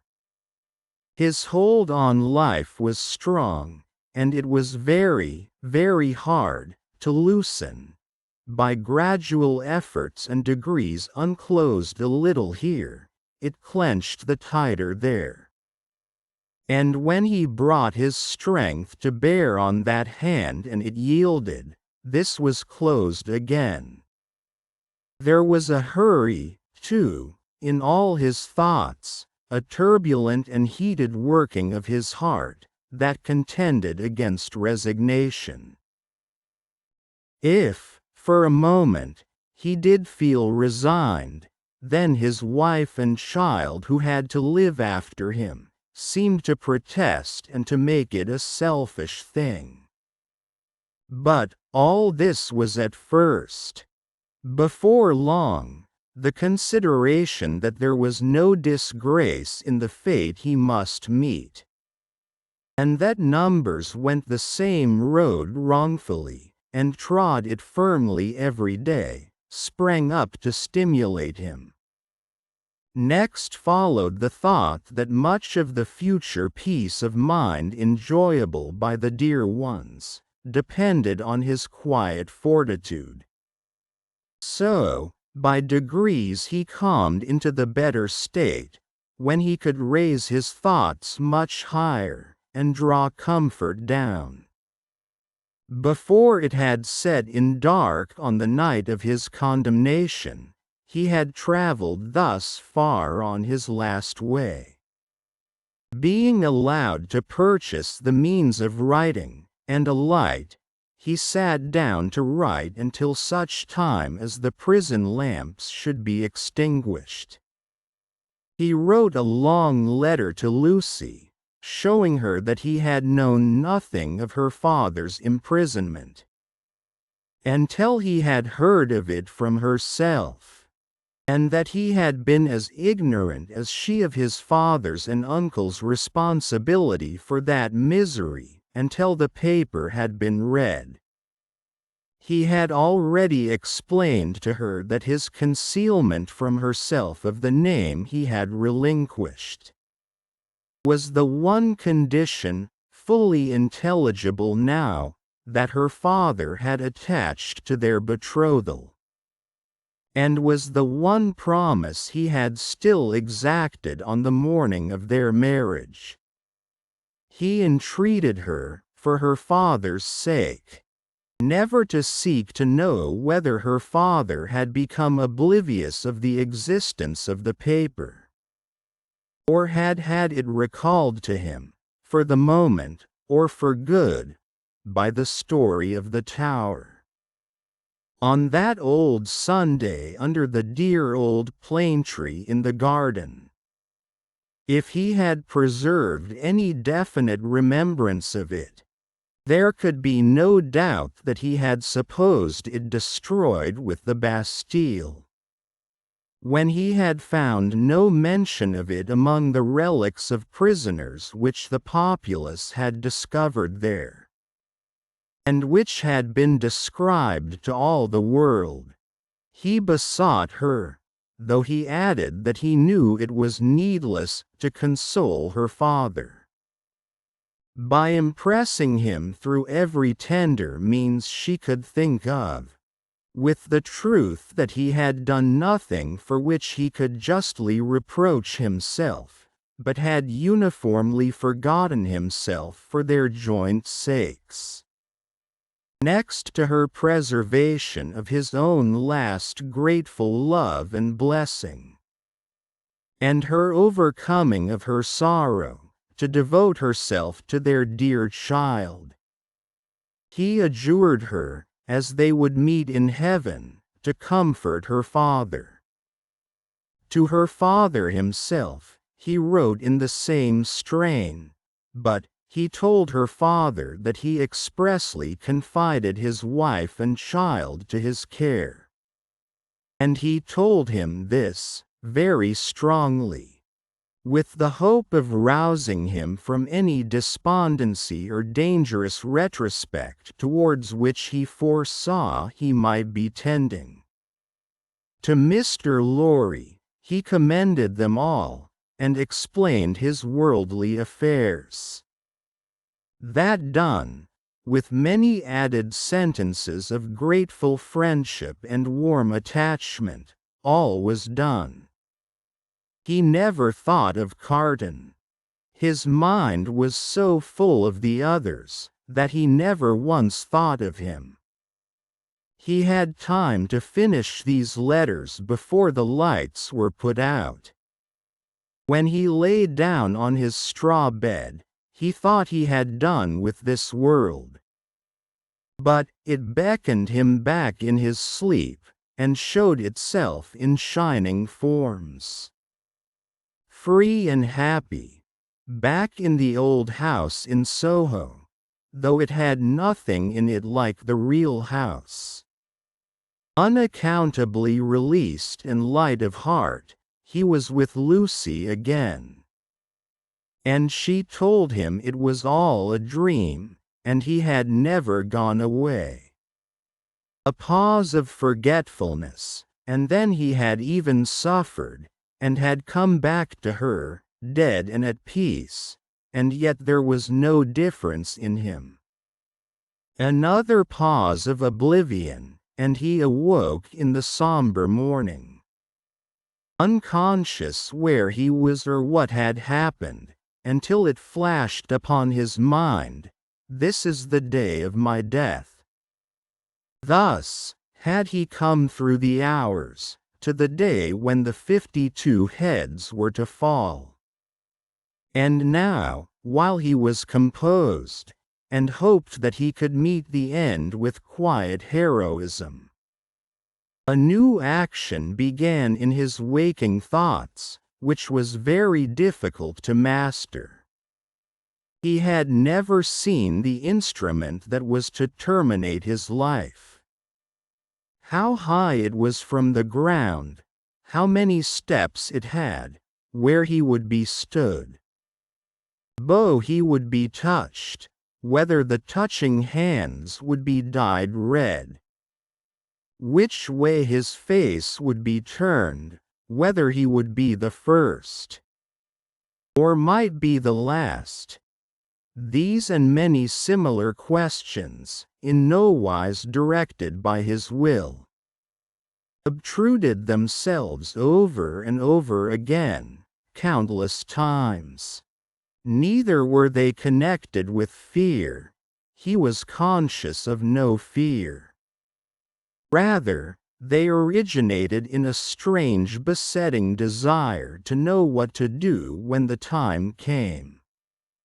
A desire gigantically disproportionate to the few swift moments to which it referred. A wondering that was more like the wondering of some other spirit within his than his own. The hours went on as he walked to and fro, and the clocks struck the numbers he would never hear again.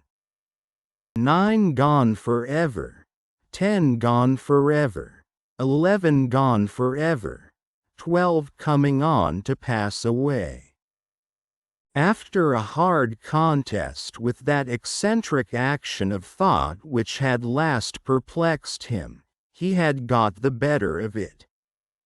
He walked up and down, softly repeating their names to himself. The worst of the strife was over. He could walk up and down, free from distracting fancies, praying for himself and for them. 12 gone forever. He had been apprised that the final hour was 3, and knew he would be summoned some time earlier. Inasmuch as the tumbrils jolted heavily and slowly through the streets, therefore, he resolved to keep 2 before his mind, as the hour. And so to strengthen himself in the interval that he might be able, after that time, to strengthen others, walking regularly to and fro with his arms folded on his breast. A very different man from the prisoner, who had walked to and fro at La Force. He heard one struck away from him, without surprise. The hour had measured like most other hours. Devoutly thankful to heaven for his recovered self-possession, he thought, "There is but another now," and turned to walk again. Footsteps in the stone passage outside the door. He stopped. The key was put in the lock, and turned. Before the door was opened, or as it opened, a man said in a low voice, in English, "He has never seen me here. I have kept out of his way. Go you in alone. I wait near. Lose no time." The door was quickly opened and closed, and there stood before him face to face, quiet, intent upon him, with the light of a smile on his features, and a cautionary finger on his lip, Sidney Carton. There was something so bright and remarkable in his look, that, for the first moment, the prisoner misdoubted him to be an apparition of his own imagining. But he spoke, and it was his voice. He took the prisoner's hand, and it was his real grasp. "Of all the people upon earth, you least expected to see me? I could not believe it to be you. I can scarcely believe it now.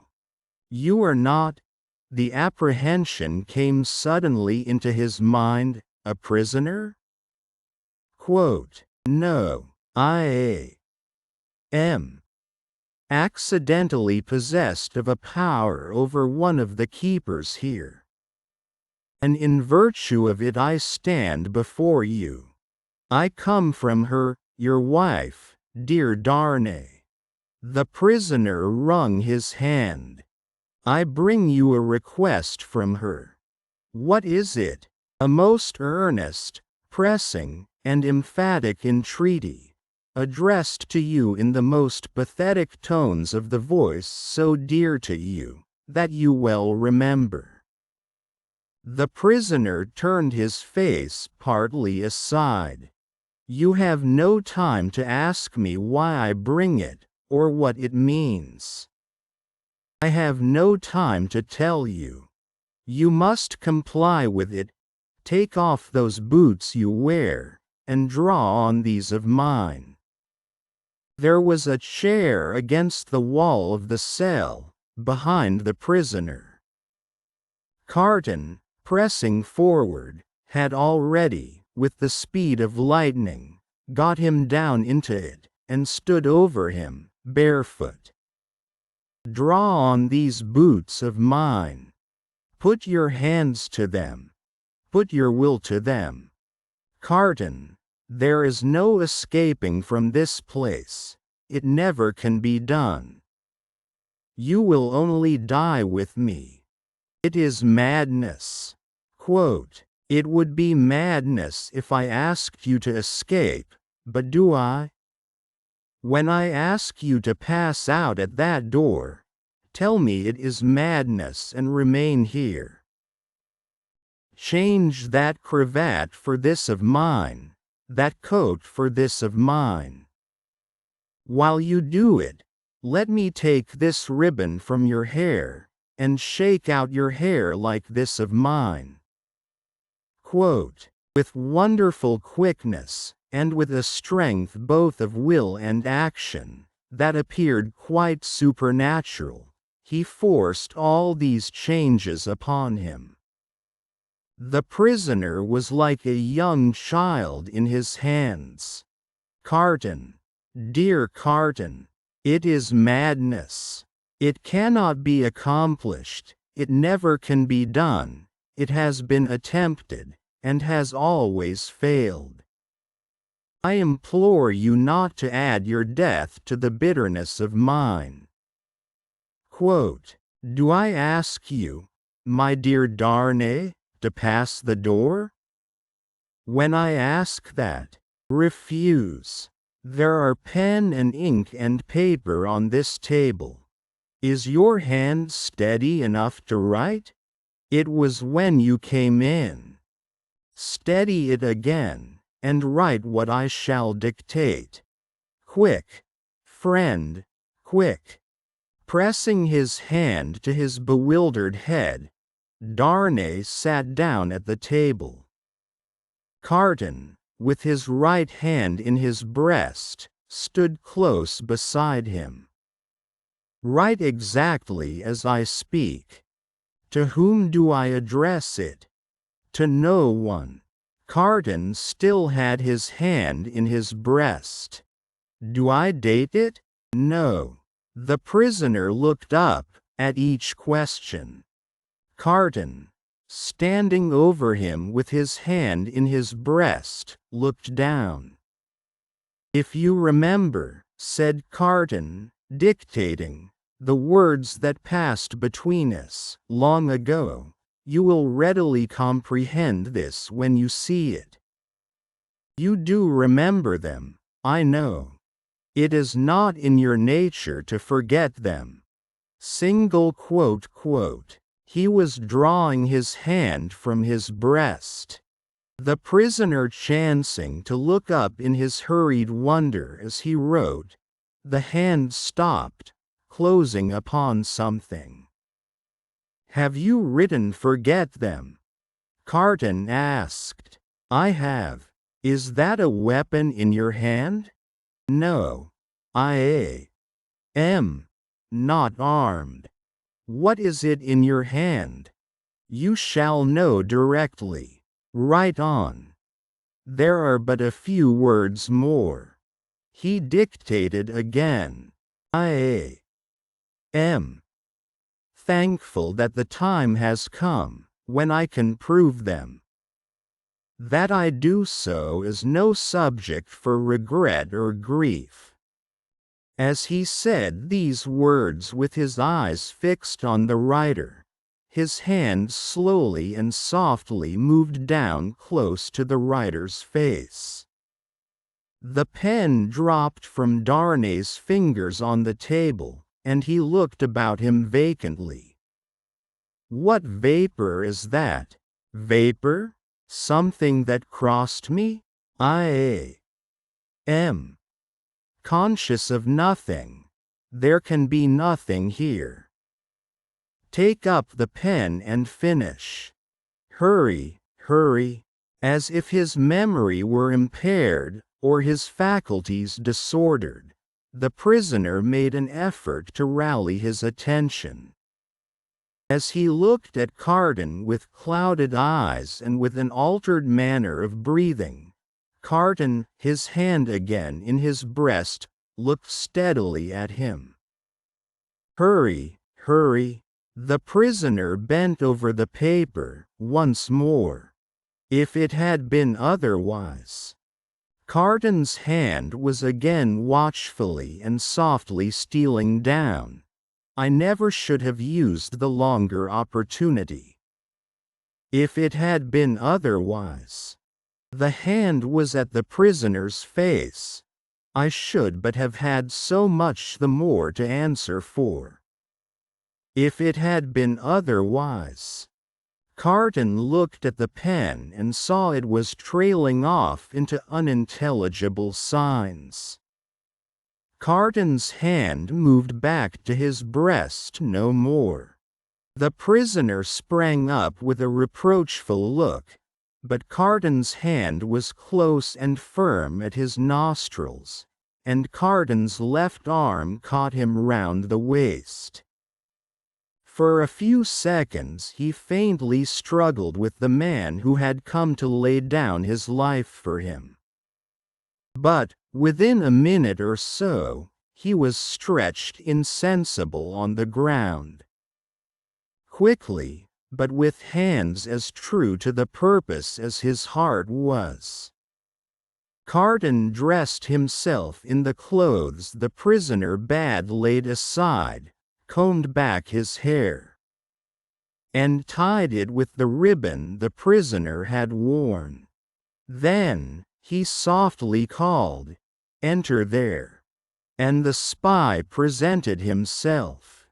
"You see," said Carton, looking up, as he kneeled on one knee beside the insensible figure, putting the paper in the breast. "Is your hazard very great?" "Mr. Carton," the spy answered, with a timid snap of his fingers, "my hazard is not that, in the thick of business here, if you are true to the whole of your bargain. Don't fear me, I will be true to the death. You must be, Mr. Carton, if the tale of 52 is to be right. Being made right by you in that dress, I shall have no fear." Quote, "Have no fear. I shall soon be out of the way of harming you, and the rest will soon be far from here. Please God, now, get assistance and take me to the coach." "You?" said the spy nervously. "Him, man, with whom I have exchanged. You go out at the gate by which you brought me in?" "Of course. I was weak and faint when you brought me in. And I am fainter now you take me out. The parting interview has overpowered me. Such a thing has happened here. Often, and too often. Your life is in your own hands. Call assistance. You swear not to betray me?" said the trembling spy, as he paused for a last moment. Man, returned Carton, stamping his foot. "Have I sworn by no solemn vow already, to go through with this? That you waste the precious moments now? Take him yourself to the courtyard you know of. Place him yourself in the carriage. Show him yourself to Mr. Lorry. Tell him yourself to give him no restorative but air, and to remember my words of last night, and his promise of last night, and drive away." The spy withdrew, and Carton seated himself at the table, resting his forehead on his hands. The spy returned immediately, with 2 men. "How, then?" said one of them, contemplating the fallen figure. "So afflicted to find that his friend has drawn a prize in the lottery of Saint Guillotine?" "A good patriot," said the other, "could hardly have been more afflicted if the aristocrat had drawn a blank." They raised the unconscious figure, placed it on a litter they had brought to the door, and bent to carry it away. "The time is short, Evrémonde," said the spy, in a warning voice. "I know it well," answered Carton. "Be careful of my friend, I entreat you, and leave me." "Come, then, my children," said Barsad. "Lift him, and come away." The door closed, and Carton was left alone, straining his powers of listening to the utmost.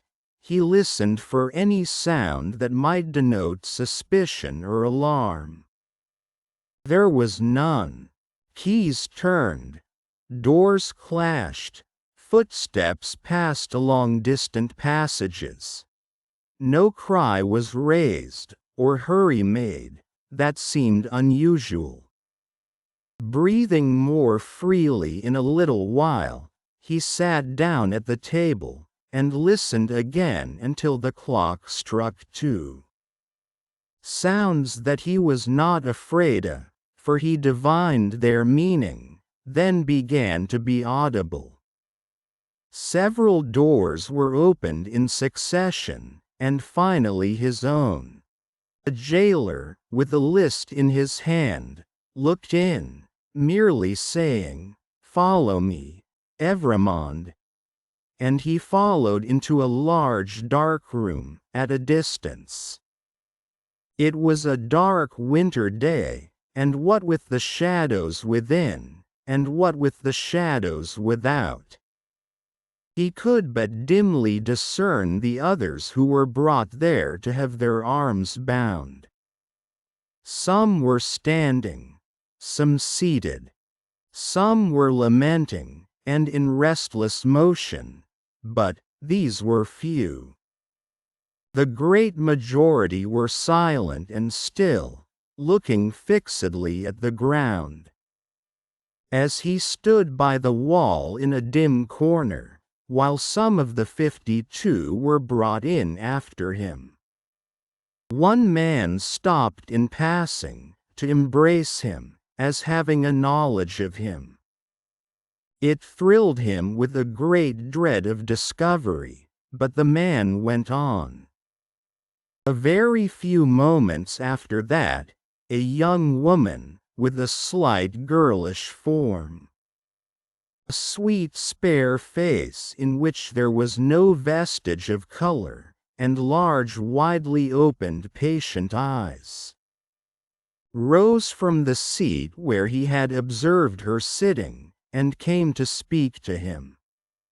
"Citizen Evrémonde," she said, touching him with her cold hand, "I am a poor little seamstress, who was with you in La Force." He murmured for answer, "True. I forget what you were accused of." "Plots, though the just heaven knows that I am innocent of any." "Is it likely? Who would think of plotting with a poor little weak creature like me?" The forlorn smile with which she said it, so touched him, that tears started from his eyes. "I am not afraid to die, Citizen Evrémonde, but I have done nothing. I am not unwilling to die, if the Republic which is to do so much good to us poor, will profit by my death. But I do not know how that can be, Citizen Evrémonde. Such a poor weak little creature. As the last thing on earth that his heart was to warm and soften to, it warmed and softened to this pitiable girl. I heard you were released, Citizen Evrémonde. I hoped it was true? It was. But I was again taken and condemned. If I may ride with you, Citizen Evrémonde, will you let me hold your hand? I am not afraid. But I am little and weak, and it will give me more courage." As the patient eyes were lifted to his face, he saw a sudden doubt in them, and then astonishment. He pressed the work-worn, hunger-worn young fingers, and touched his lips. "Are you dying for him?" she whispered. "And his wife and child? Oh, you will let me hold your brave hand, stranger? Hush! Yes, my poor sister, to the last. The same shadows that are falling on the prison are falling, in that same hour of the early afternoon, on the barrier with the crowd about it, when a coach going out of Paris drives up to be examined. Who goes here? Whom have we within? The papers are handed out, and read. Alexander Manette, Which is he? This is he. This helpless, inarticulately murmuring, wandering old man pointed out. Apparently the citizen doctor is not in his right mind. The revolution fever will have been too much for him? Greatly too much for him. Many suffer with it. His daughter. Which is she? This is she. Apparently it must be Lucy, the wife of Evremond, is it not? It is. Evremond has an assignation elsewhere. Lucy, her child. English.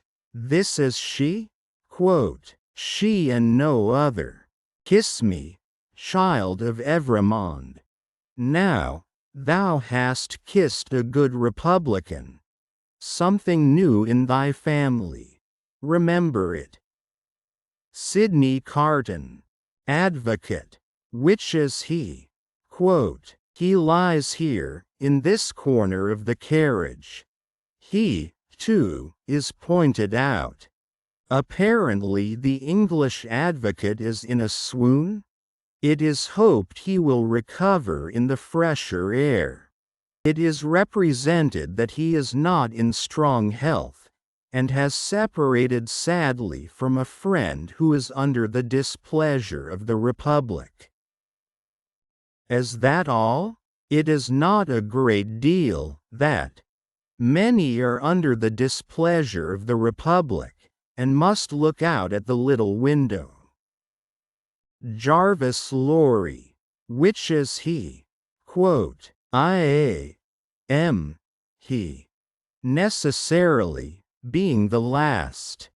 It is Jarvis Lorry who has replied to all the previous questions. It is Jarvis Lorry who has alighted and stands with his hand on the coach door, replying to a group of officials. They leisurely walk round the carriage and leisurely mount the box, to look at what little luggage it carries on the roof.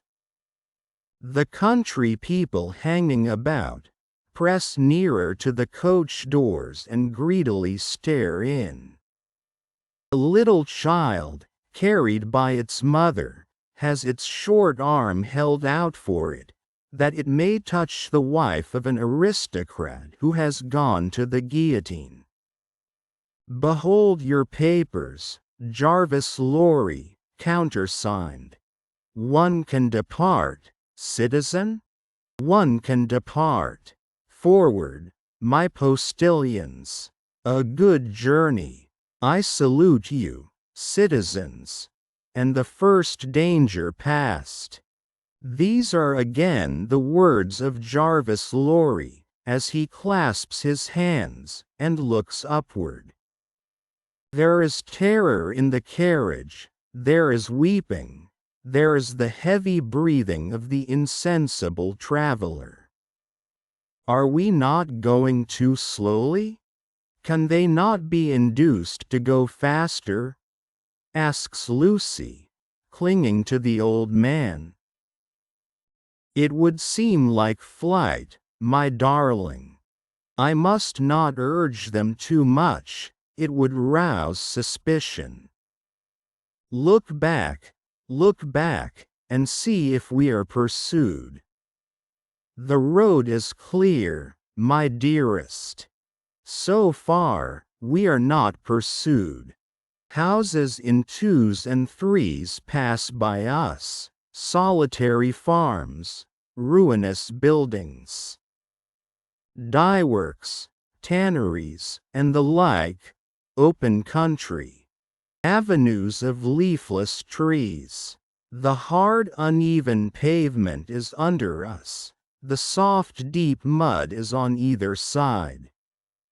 Sometimes we strike into the skirting mud, to avoid the stones that clatter us and shake us. Sometimes we stick in ruts and sloughs there. The agony of our impatience is then so great, that in our wild alarm and hurry we are forgetting out and running, hiding, doing anything but stopping.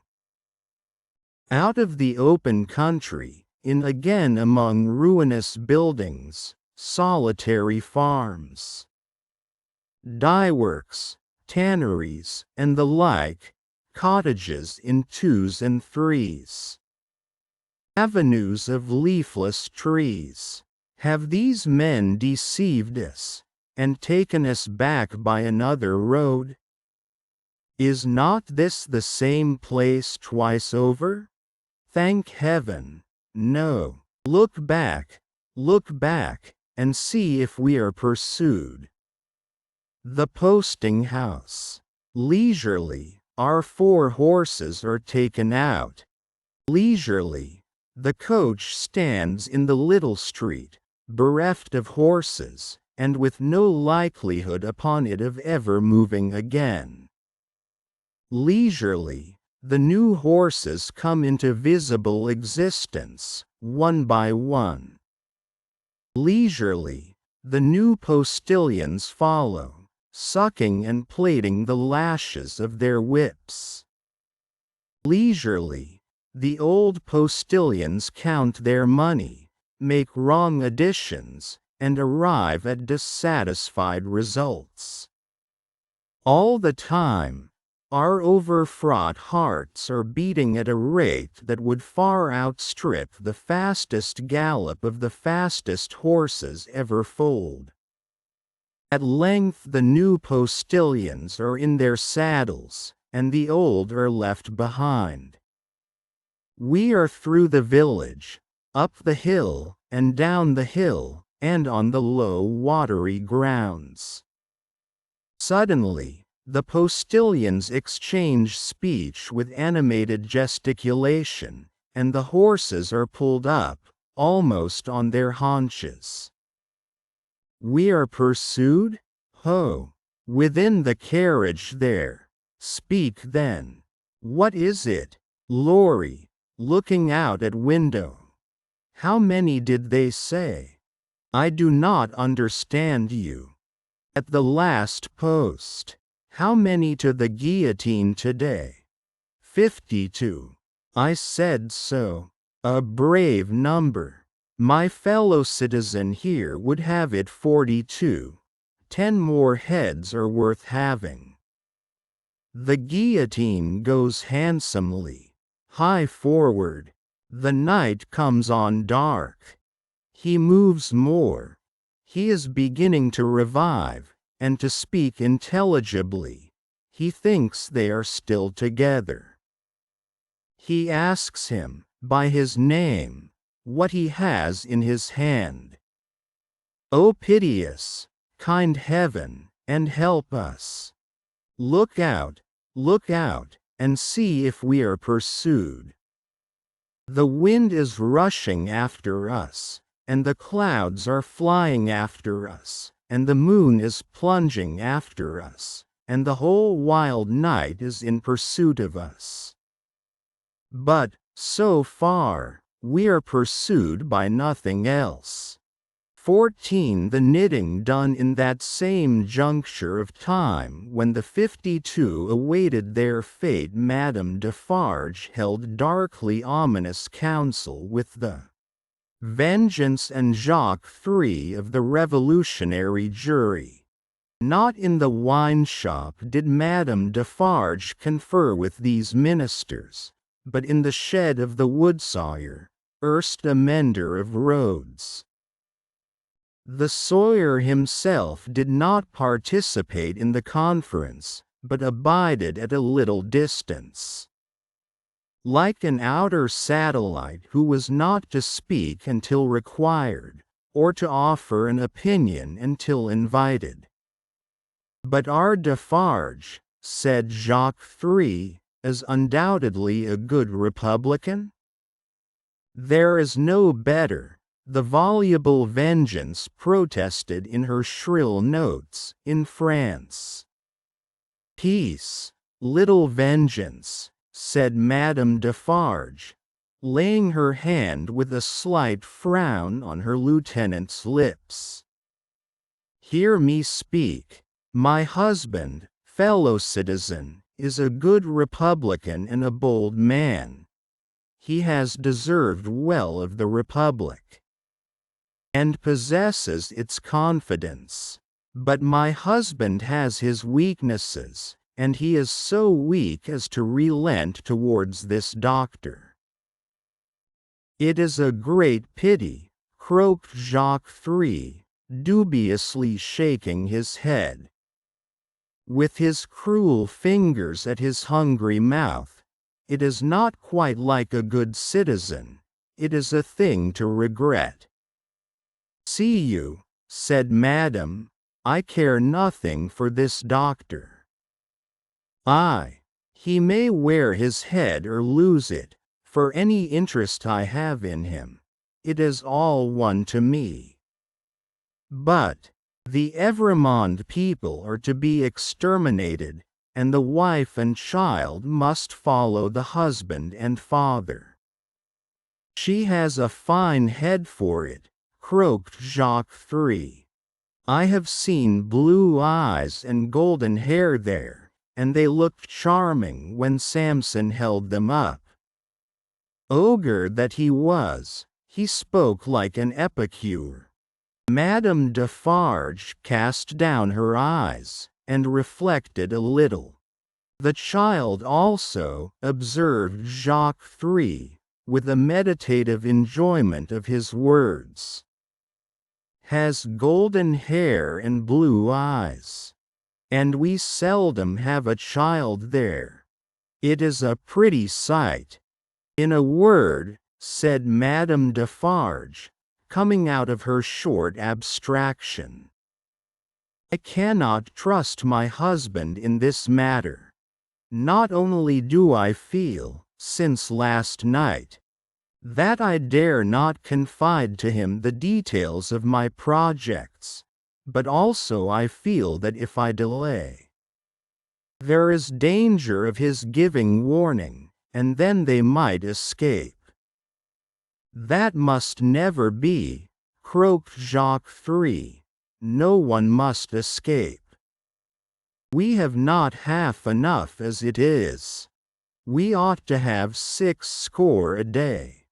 In a word," Madame Defarge went on, "my husband has not my reason for pursuing this family to annihilation. And I have not his reason for regarding this doctor with any sensibility. I must act for myself. Therefore, come hither, little citizen."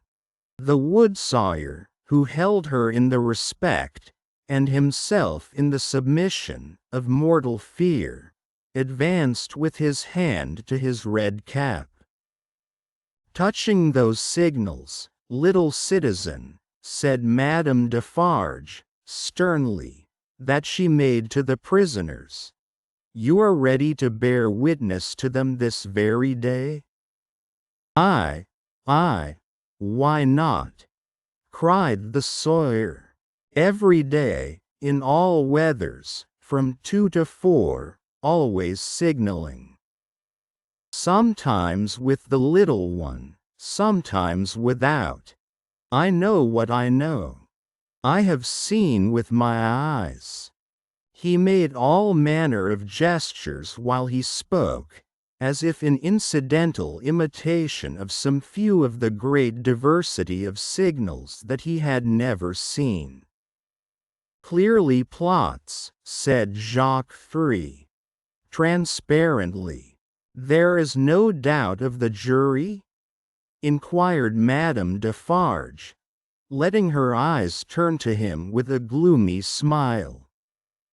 "Rely upon the patriotic jury, dear citizeness. I answer for my fellow jurymen. Now, let me see," said Madame Defarge, pondering again. "Yet once more, can I spare this doctor to my husband? I have no feeling either way. Can I spare him? He would count as one head, observed Jacques III, in a low voice. We really have not heads enough. It would be a pity, I think. He was signaling with her when I saw her, argued Madame Defarge. I cannot speak of one without the other, and I must not be silent, and trust the case wholly to him, this little citizen here. For I am not a bad witness. Quote, the Vengeance and Jacques III vied with each other in their fervent protestations that she was the most admirable and marvelous of witnesses. The little citizen, not to be outdone, declared her to be a celestial witness. He must take his chance, said Madame Defarge. No, I cannot spare him. You are engaged at 3 o'clock. You are going to see the batch of today executed. You. The question was addressed to the woodsawyer, who hurriedly replied in the affirmative, seizing the occasion to add that he was the most ardent of Republicans, and that he would be in effect the most desolate of Republicans, if anything prevented him from enjoying the pleasure of smoking his afternoon pipe in the contemplation of the droll national barber. He was so very demonstrative herein, that he might have been suspected, perhaps was, by the dark eyes that looked contemptuously at him out of Madame Defarge's head, of having his small individual fears for his own personal safety, every hour in the day. I, said Madame, am equally engaged at the same place. After it is over, say at 8 tonight, come you to me in Saint Antoine, and we will give information against these people at my section. The woodsawyer said he would be proud and flattered to attend the citizeness. The citizeness looking at him, he became embarrassed, evaded her glance as a small dog would have done, retreated among his wood, and hid his confusion over the handle of his saw. Madame Defarge beckoned the juryman and the Vengeance a little nearer to the door, and there expounded her further views to them thus: she will now be at home, awaiting the moment of his death. She will be mourning and grieving. She will be in a state of mind to impeach the justice of the Republic. She will be full of sympathy with its enemies. I will go to her. What an admirable woman! What an adorable woman! Exclaimed Jacques III, rapturously. Ah, my cherished! Cried the Vengeance, and embraced her.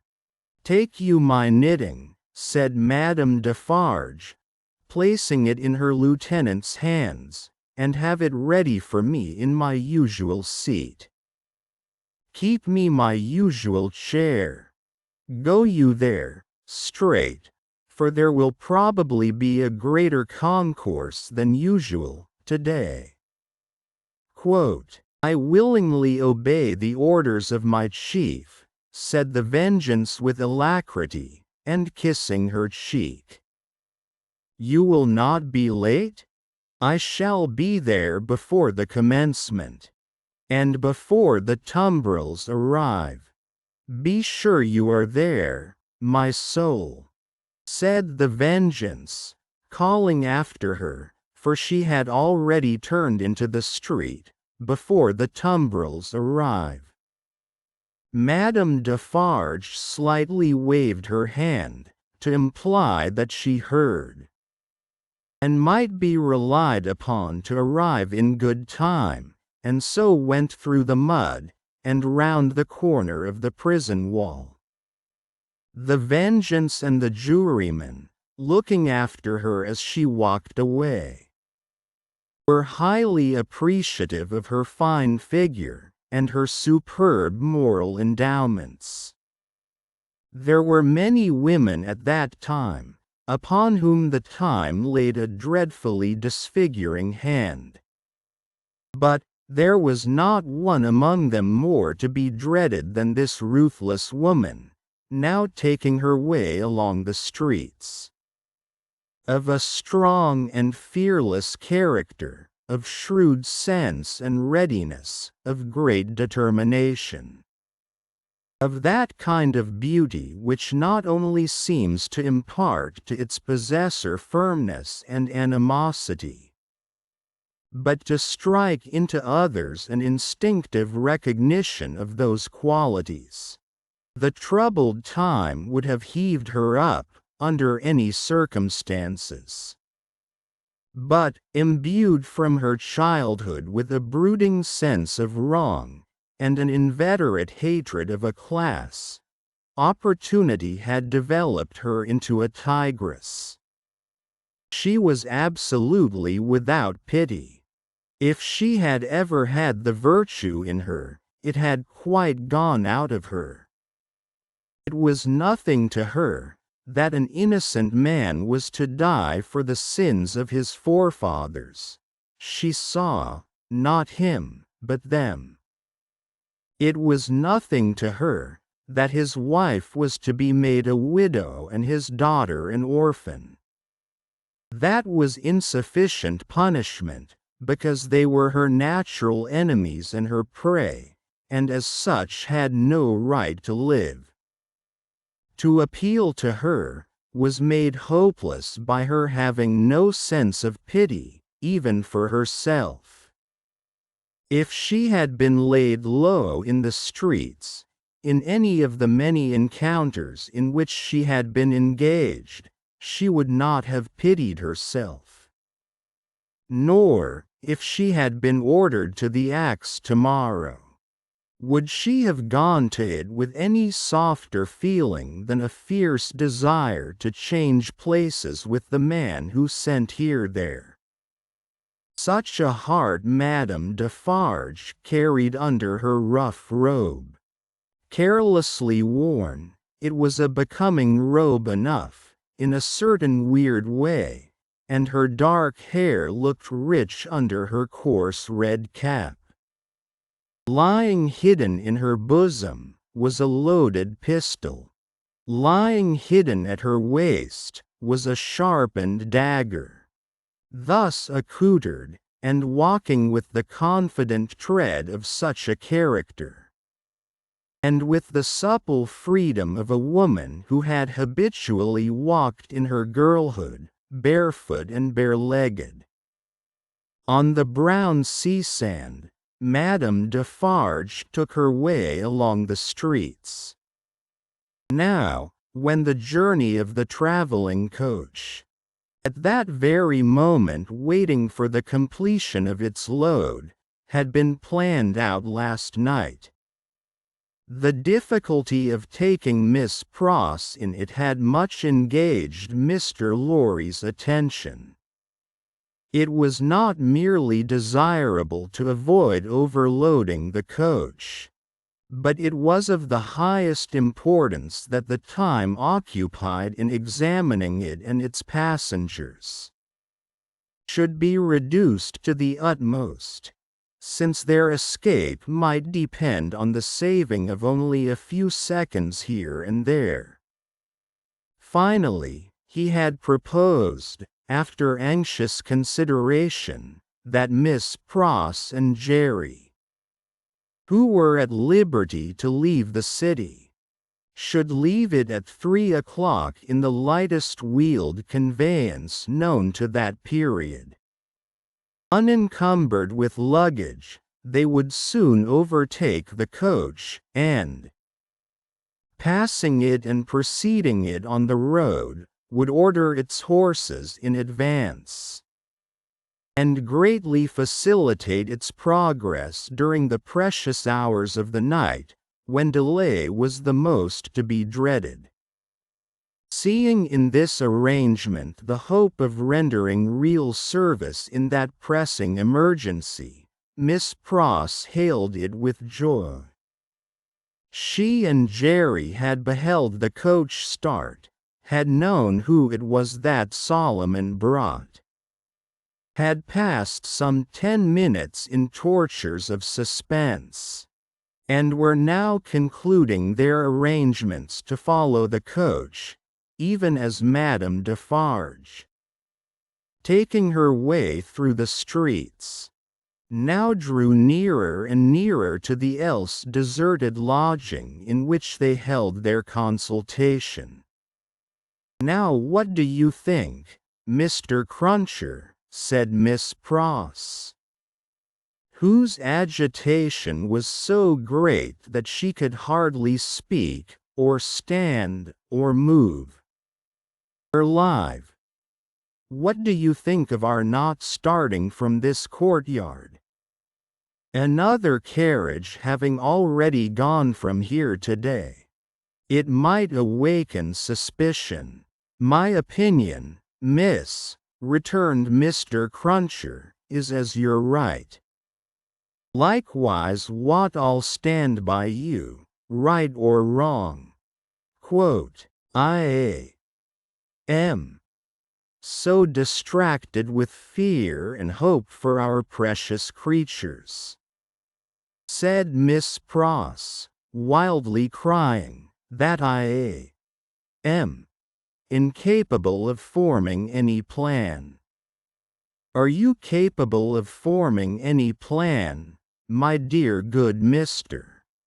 Respectin' a future spear o' life, miss?" returned Mr. Cruncher. "I hope so. Respectin' any present use o' this here blessed old head o' mine, I think not. Would you do me the favor, miss, to take notice o' 2 promises and wows what it is my wishes fur to record in this here crisis?" "Oh, for gracious sake!" cried Miss Pross, still wildly crying. "Record them at once, and get them out of the way, like an excellent man." "First," said Mr. Cruncher, who was all in a tremble, and who spoke with an ashy and solemn visage, "them poor things well out o' this. Never no more will I do it, never no more. I am quite sure, Mr. Cruncher," returned Miss Pross, "that you never will do it again, whatever it is, and I beg you not to think it necessary to mention more particularly what it is." "No, miss," returned Jerry, "it shall not be named to you." "Second, them poor things well out o' this, and never no more will I interfere with Mrs. Cruncher's flopping, never no more. Whatever housekeeping arrangement that may be," said Miss Pross, striving to dry her eyes and compose herself, "I have no doubt it is best that Mrs. Cruncher should have it entirely under her own superintendence. Oh, my poor darlings! I go so far as to say, miss, moreover," proceeded Mr. Cruncher, with a most alarming tendency to hold forth as from a pulpit, "and let my words be took down and took to Mrs. Cruncher through yourself, that what my opinions respectin' flopping has undergone a change, and that what I only hope with all my heart as Mrs. Cruncher may be a flopping at the present time." There, there. I hope she is, my dear man, cried the distracted Miss Pross, and I hope she finds it answering her expectations. Forbid it, proceeded Mr. Cruncher, with additional solemnity, additional slowness, and additional tendency to hold forth and hold out, as anything what I have ever said or done should be wisited on my earnest wishes for them poor creeters now. Forbid it as we shouldn't all flop, if it was, anyways conwenient, to get him out o' this here dismal risk. Forbid it, miss, what I say, forbid it. This was Mr. Cruncher's conclusion after a protracted but vain endeavor to find a better one. And still Madame Defarge, pursuing her way along the streets, came nearer and nearer.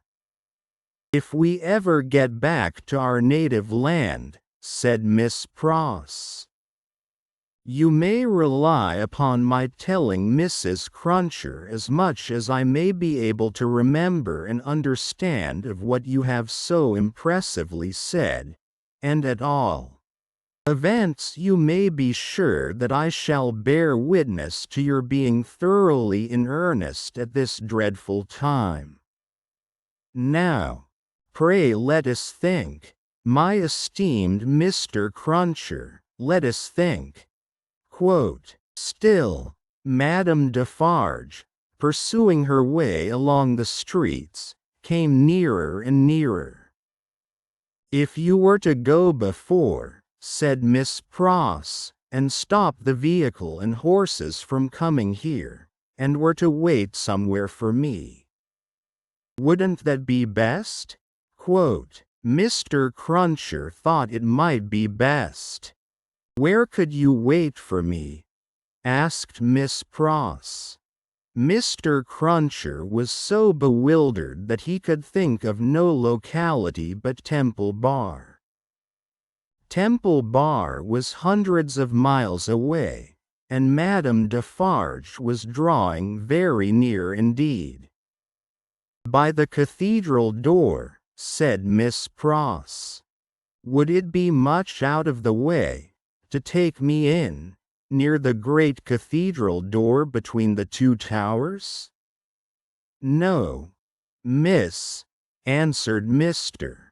"Then, like the best of men," said Miss Pross, "go to the posting-house straight, and make that change." "I am doubtful," said Mr. Cruncher, hesitating and shaking his head, "about leaving of you, you see.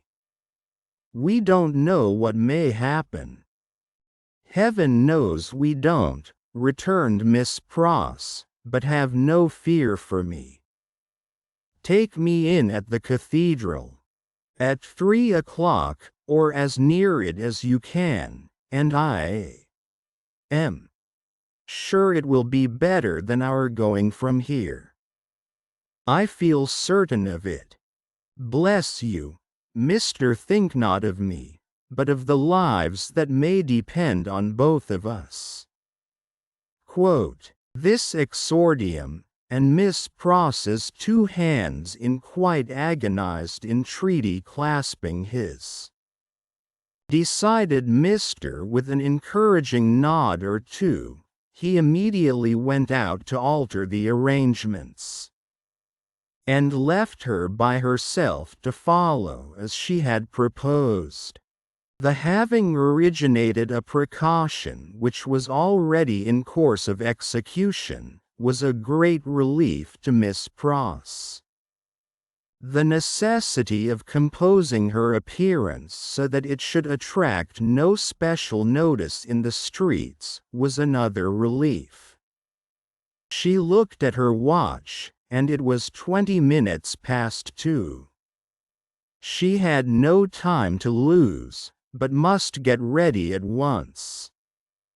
Afraid, in her extreme perturbation, of the loneliness of the deserted rooms, and of half-imagined faces peeping from behind every open door in them. Miss Pross got a basin of cold water and began laving her eyes, which were swollen and red. Haunted by her feverish apprehensions, she could not bear to have her sight obscured for a minute at a time by the dripping water, but constantly paused and looked round to see that there was no one watching her. In one of those pauses she recoiled and cried out, for she saw a figure standing in the room. The basin fell to the ground broken, and the water flowed to the feet of Madame Defarge. By strange stemways, and through much staining blood, those feet had come to meet that water. Madame Defarge looked coldly at her, and said, "The wife of Evremond. Where is she?" It flashed upon Miss Pross's mind that the doors were all standing open, and would suggest the flight. Her first act was to shut them. There were 4 in the room, and she shut them all. She then placed herself before the door of the chamber which Lucy had occupied. Madame Defarge's dark eyes followed her through this rapid movement, and rested on her when it was finished. Miss Pross had nothing beautiful about her. Years had not tamed the wildness, or softened the grimness, of her appearance. But she too was a determined woman in her different way, and she measured Madame Defarge with her eyes, every inch. "You might, from your appearance, be the wife of Lucifer," said Miss Pross, in her breathing. "Nevertheless, you shall not get the better of me. I am an Englishwoman." Madame Defarge looked at her scornfully, but still with something of Miss Pross's own perception that they two were at bay. She saw a tight, hard, wiry woman before her, as Mr. Lorry had seen in the same figure a woman with a strong hand, in the years gone by. She knew full well that Miss Pross was the family's devoted friend. Miss Pross knew full well that Madame Defarge was the family's malevolent enemy. "On my way yonder," said Madame Defarge, with a slight movement of her hand towards the fatal spot, "where they reserve my chair and my knitting for me, I am come to make my compliments to her in passing. I wish to see her." "I know that your intentions are evil," said Miss Pross, "and you may depend upon it, I'll hold my own against them." Each spoke in her own language, neither understood the other's words. Both were very watchful, and intent to deduce from look and manner what the unintelligible words meant. "It will do her no good to keep herself concealed from me at this moment," said Madame Defarge. "Good patriots will know what that means. Let me see her. Go tell her that I wish to see her. Do you hear?" "If those eyes of yours were bedwenches," returned Miss Pross, "and I was an English four-poster, they shouldn't loose a splinter of me. No, you wicked foreign woman, I am your match." Madame Defarge was not likely to follow these idiomatic remarks in detail. But she so far understood them as to perceive that she was set at naught. "Woman imbecile and pig-like," said Madame Defarge, frowning. "I take no answer from you. I demand to see her. Either tell her that I demand to see her, or stand out of the way of the door and let me go to her." This, with an angry explanatory wave of her right arm. "I little thought," said Miss Pross, "that I should ever want to understand your nonsensical language, but I would give all I have, except the clothes I wear, to know whether you suspect the truth, or any part of it." Neither of them for a single moment released the other's eyes. Madame Defarge had not moved from the spot where she stood when Miss Pross first became aware of her, but she now advanced one step. "I am a Briton," said Miss Pross. "I am desperate.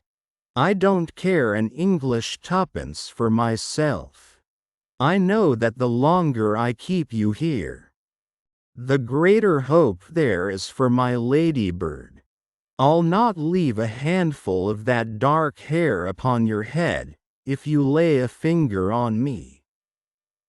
Thus Miss Pross, with a shake of her head and a flash of her eyes between every rapid sentence, and every rapid sentence a whole breath.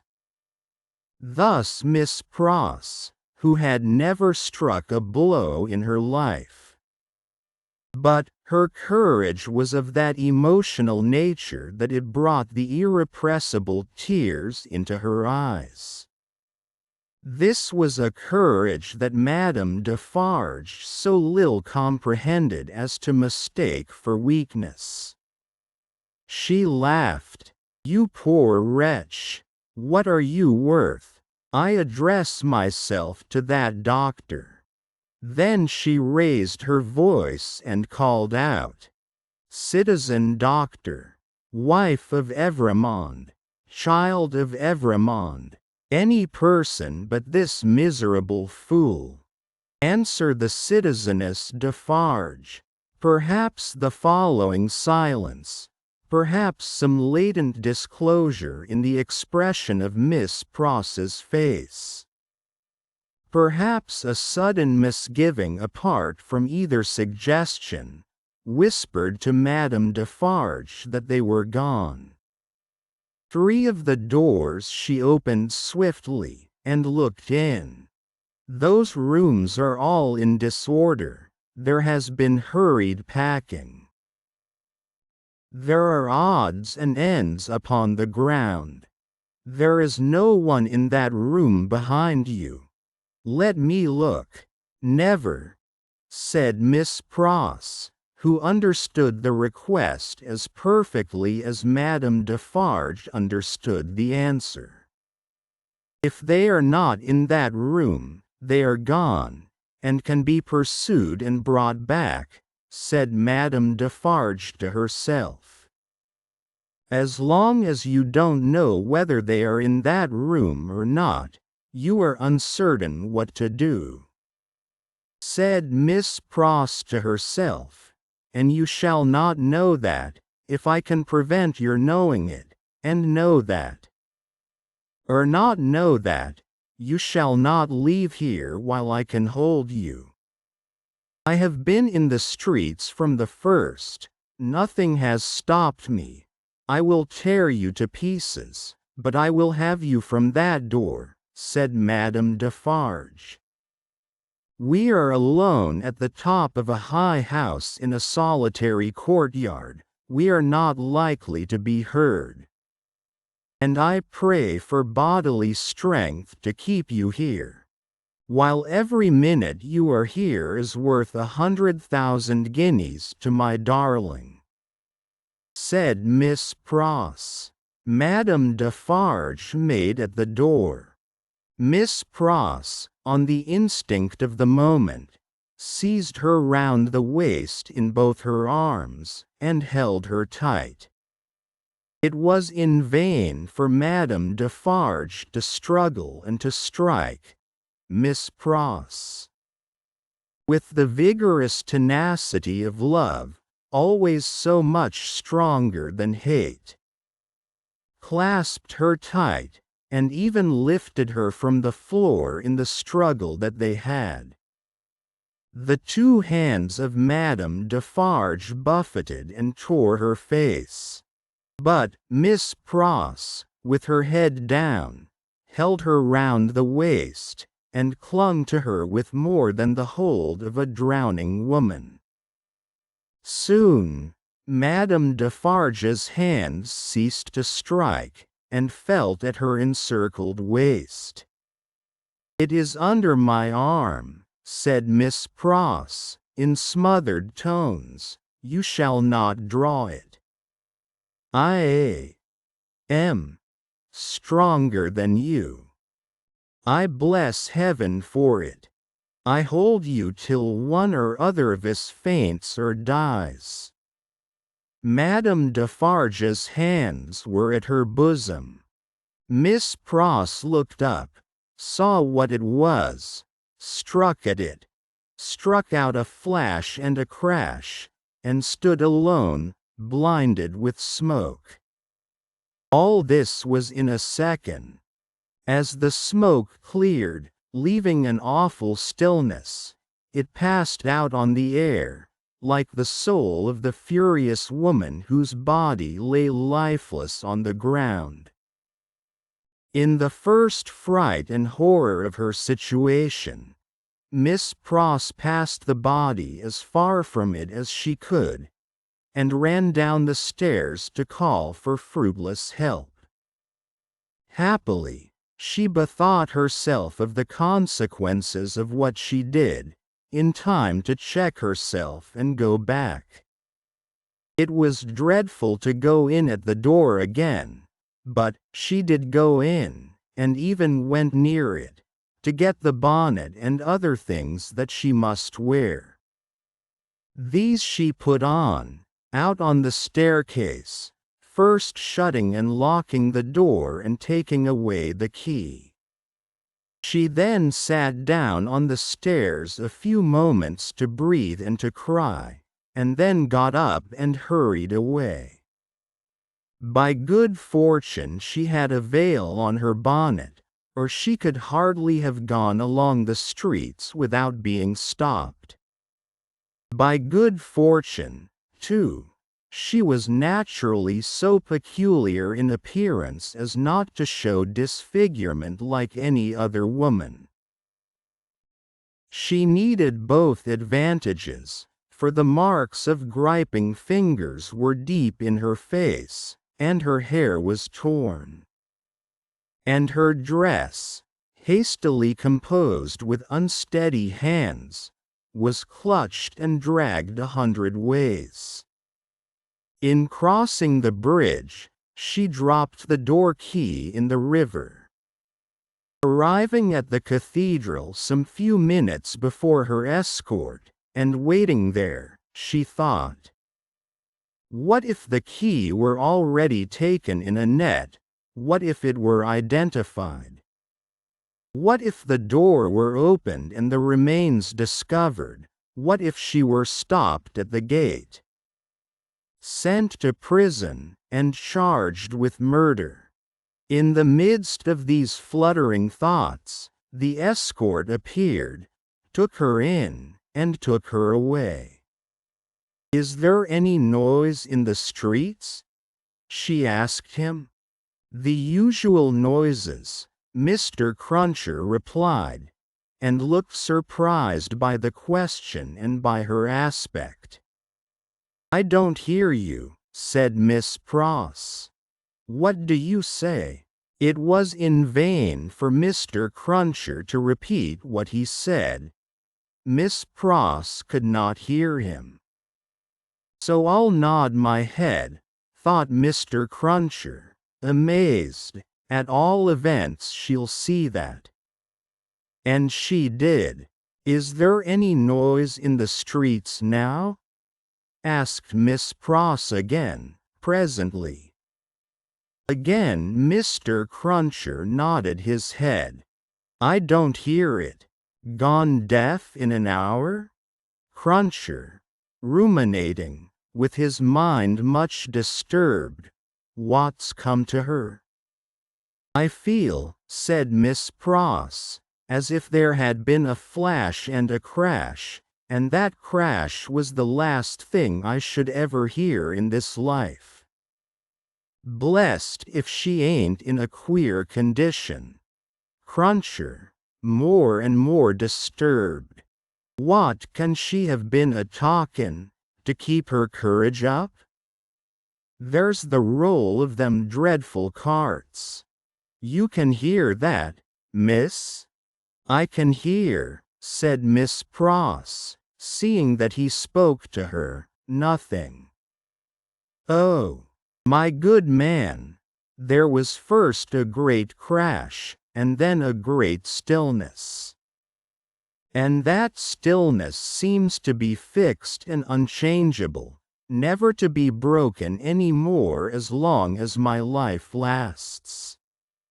If she don't hear the roll of those dreadful carts, now very nigh their journey's end," said Mr. Cruncher, glancing over his shoulder, "it's my opinion that indeed she never will hear anything else in this world." And indeed she never did. 15. The footsteps die out forever.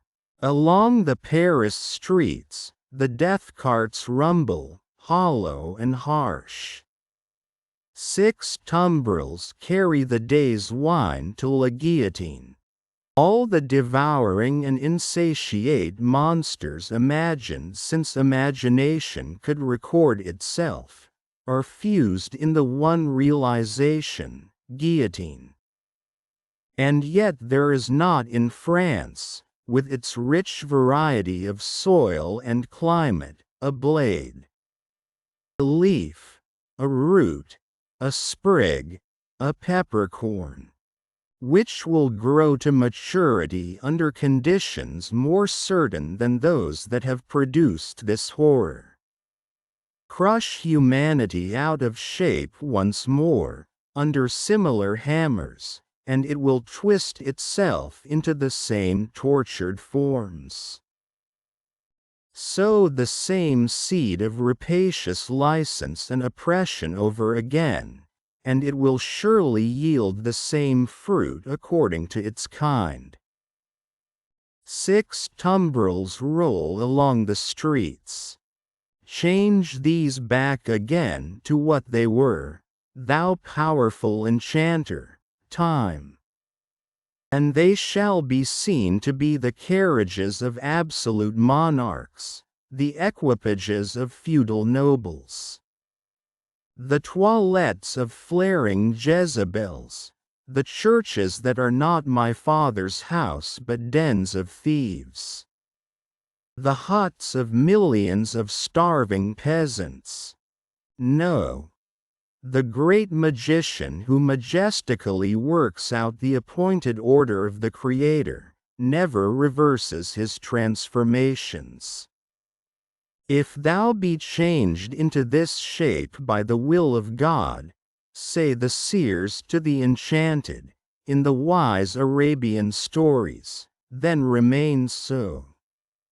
But, if thou wear this form through mere passing conjuration, then resume thy former aspect.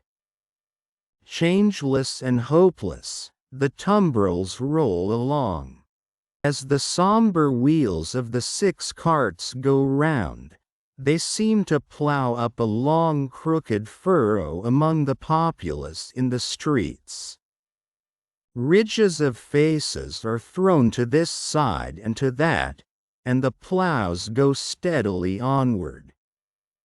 So used are the regular inhabitants of the houses to the spectacle, that in many windows there are no people. And in some the occupation of the hands is not so much as suspended, while the eyes survey the faces in the tumbrils. Here and there, the inmate has visitors to see the sight, then he points his finger. With something of the complacency of a curator or authorized exponent, to this cart and to this. And seems to tell who sat here yesterday, and who there the day before. Of the riders in the tumbrils, some observe these things, and all things on their last roadside, with an impassive stare. Others, with a lingering interest in the ways of life and men. Some, seated with drooping heads, or sunk in silent despair. Again, there are some so heedful of their looks that they cast upon the multitude such glances as they have seen in theaters and in pictures. Several close their eyes, and think, or try to get their straying thoughts together. Only one, and he a miserable creature, of a crazed aspect, is so shattered and made drunk by horror, that he sings, and tries to dance. Not one of the whole number appeals by look or gesture, to the pity of the people. There is a guard of sundry horsemen riding abreast of the tumbrils, and faces are often turned up to some of them, and they are asked some question. It would seem to be always the same question, for it is always followed by a press of people towards the third cart. The horsemen abreast of that cart frequently point out one man in it with their swords. The leading curiosity is to know which is he. He stands at the back of the tumbril with his head bent down, to converse with a mere girl who sits on the side of the cart, and holds his hand. He has no curiosity or care for the scene about him, and always speaks to the girl. Here and there in the long street of Saint Honore, cries are raised against him. If they move him at all, it is only to a quiet smile, as he shakes his hair a little more loosely about his face. He cannot easily touch his face, his arms being bound. On the steps of a church, awaiting the coming up of the tumbrils, stands the spy and prison sheep. He looks into the first of them.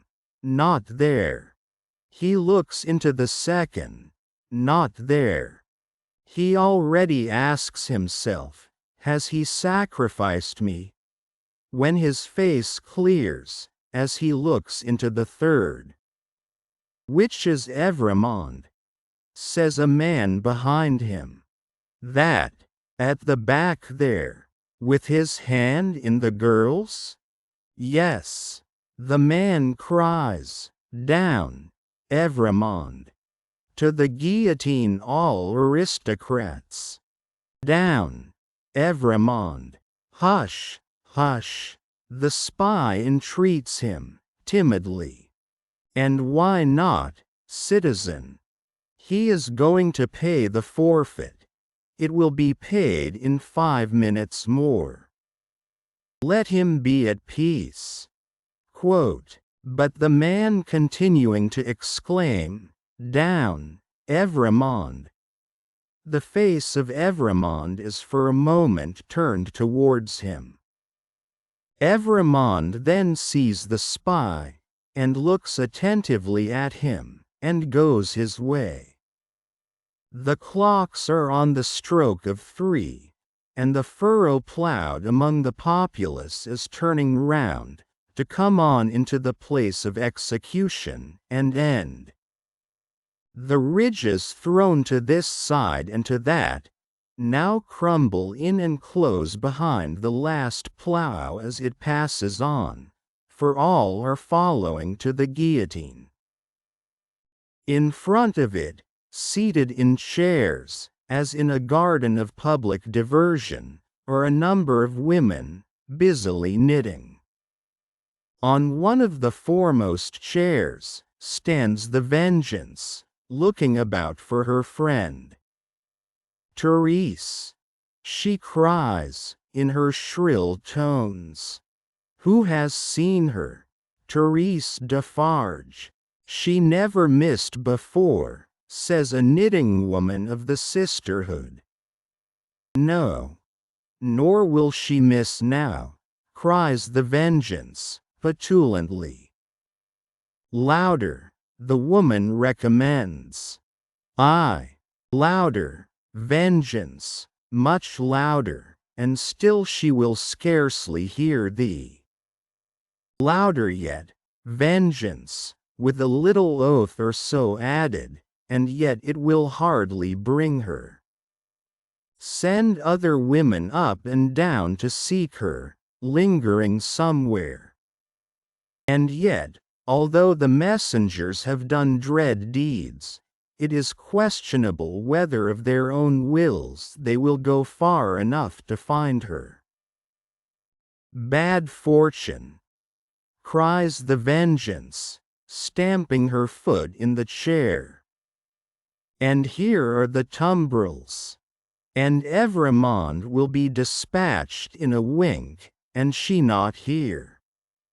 See her knitting in my hand, and her empty chair ready for her. I cry with vexation and disappointment, as the Vengeance descends from her elevation to do it. The tumbrils begin to discharge their loads. The ministers of Saint Guillotine are robed and ready. Crash! A head is held up, and the knitting women who scarcely lifted their eyes to look at it a moment ago when it could think and speak, count 1. The second tumbril empties and moves on, the third comes up. Crash! And the knitting women, never faltering or pausing in their work, count 2. The supposed Evrémonde descends, and the seamstress is lifted out next after him. He has not relinquished her patient hand in getting out, but still holds it as he promised. He gently places her with her back to the crashing engine that constantly whirs up and falls, and she looks into his face and thanks him. "But for you, dear stranger, I should not be so composed, for I am naturally a poor little thing, faint of heart. Nor should I have been able to raise my thoughts to him who was put to death, that we might have hope and comfort here today. I think you were sent to me by heaven. Or you to me," says Sidney Carton. "Keep your eyes upon me, dear child, and mind no other object. I mind nothing while I hold your hand. I shall mind nothing when I let it go, if they are rapid. They will be rapid." The two stand in the fast-thinning throng of victims, but they speak as if they were alone. Eye to eye, voice to voice, hand to hand, heart to heart. These two children of the universal mother, else so wide apart and differing, have come together on the dark highway, to repair home together, and to rest in her bosom. Brave and generous friend, will you let me ask you one last question? I am very ignorant, and it troubles me just a little. Tell me what it is. I have a cousin, an only relative and an orphan, like myself, whom I love very dearly. She is 5 years younger than I, and she lives in a farmer's house in the South Country. Poverty parted us, and she knows nothing of my fate, for I cannot write, and if I could, how should I tell her? It is better as it is. Yes, yes. Better as it is. What I have been thinking as we came along, and what I am still thinking now. As I look into your kind, strong face, which gives me so much support, is this: if the Republic really does good to the poor, and they come to be less hungry, and in all ways to suffer less, she may live a long time. She may even live to be old. What then, my gentle sister?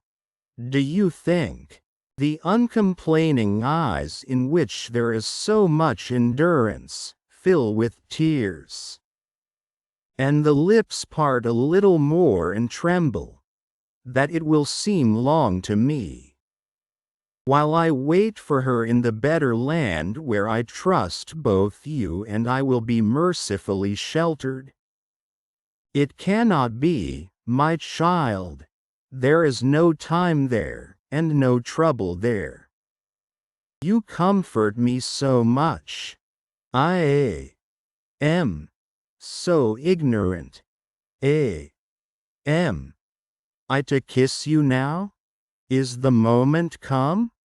Yes. She kisses his lips. He kisses hers. They solemnly bless each other. The spare hand does not tremble as he releases it. Nothing worse than a sweet, bright constancy is in the patient face. She goes next before him, is gone. The knitting women count 22. I am the resurrection and the life, saith the Lord. He that believeth in me, though he were dead, yet shall he live. And whosoever liveth and believeth in me shall never die. The murmuring of many voices, the upturning of many faces, the pressing on of many footsteps in the outskirts of the crowd, so that it swells forward in a mass, like one great heave of water, all flashes away. 23. They said of him, about the city that night, that it was the peacefulest man's face ever beheld there. Many added that he looked sublime and prophetic. One of the most remarkable sufferers by the same axe, a woman had asked at the foot of the same scaffold, not long before, to be allowed to write down the thoughts that were inspiring her.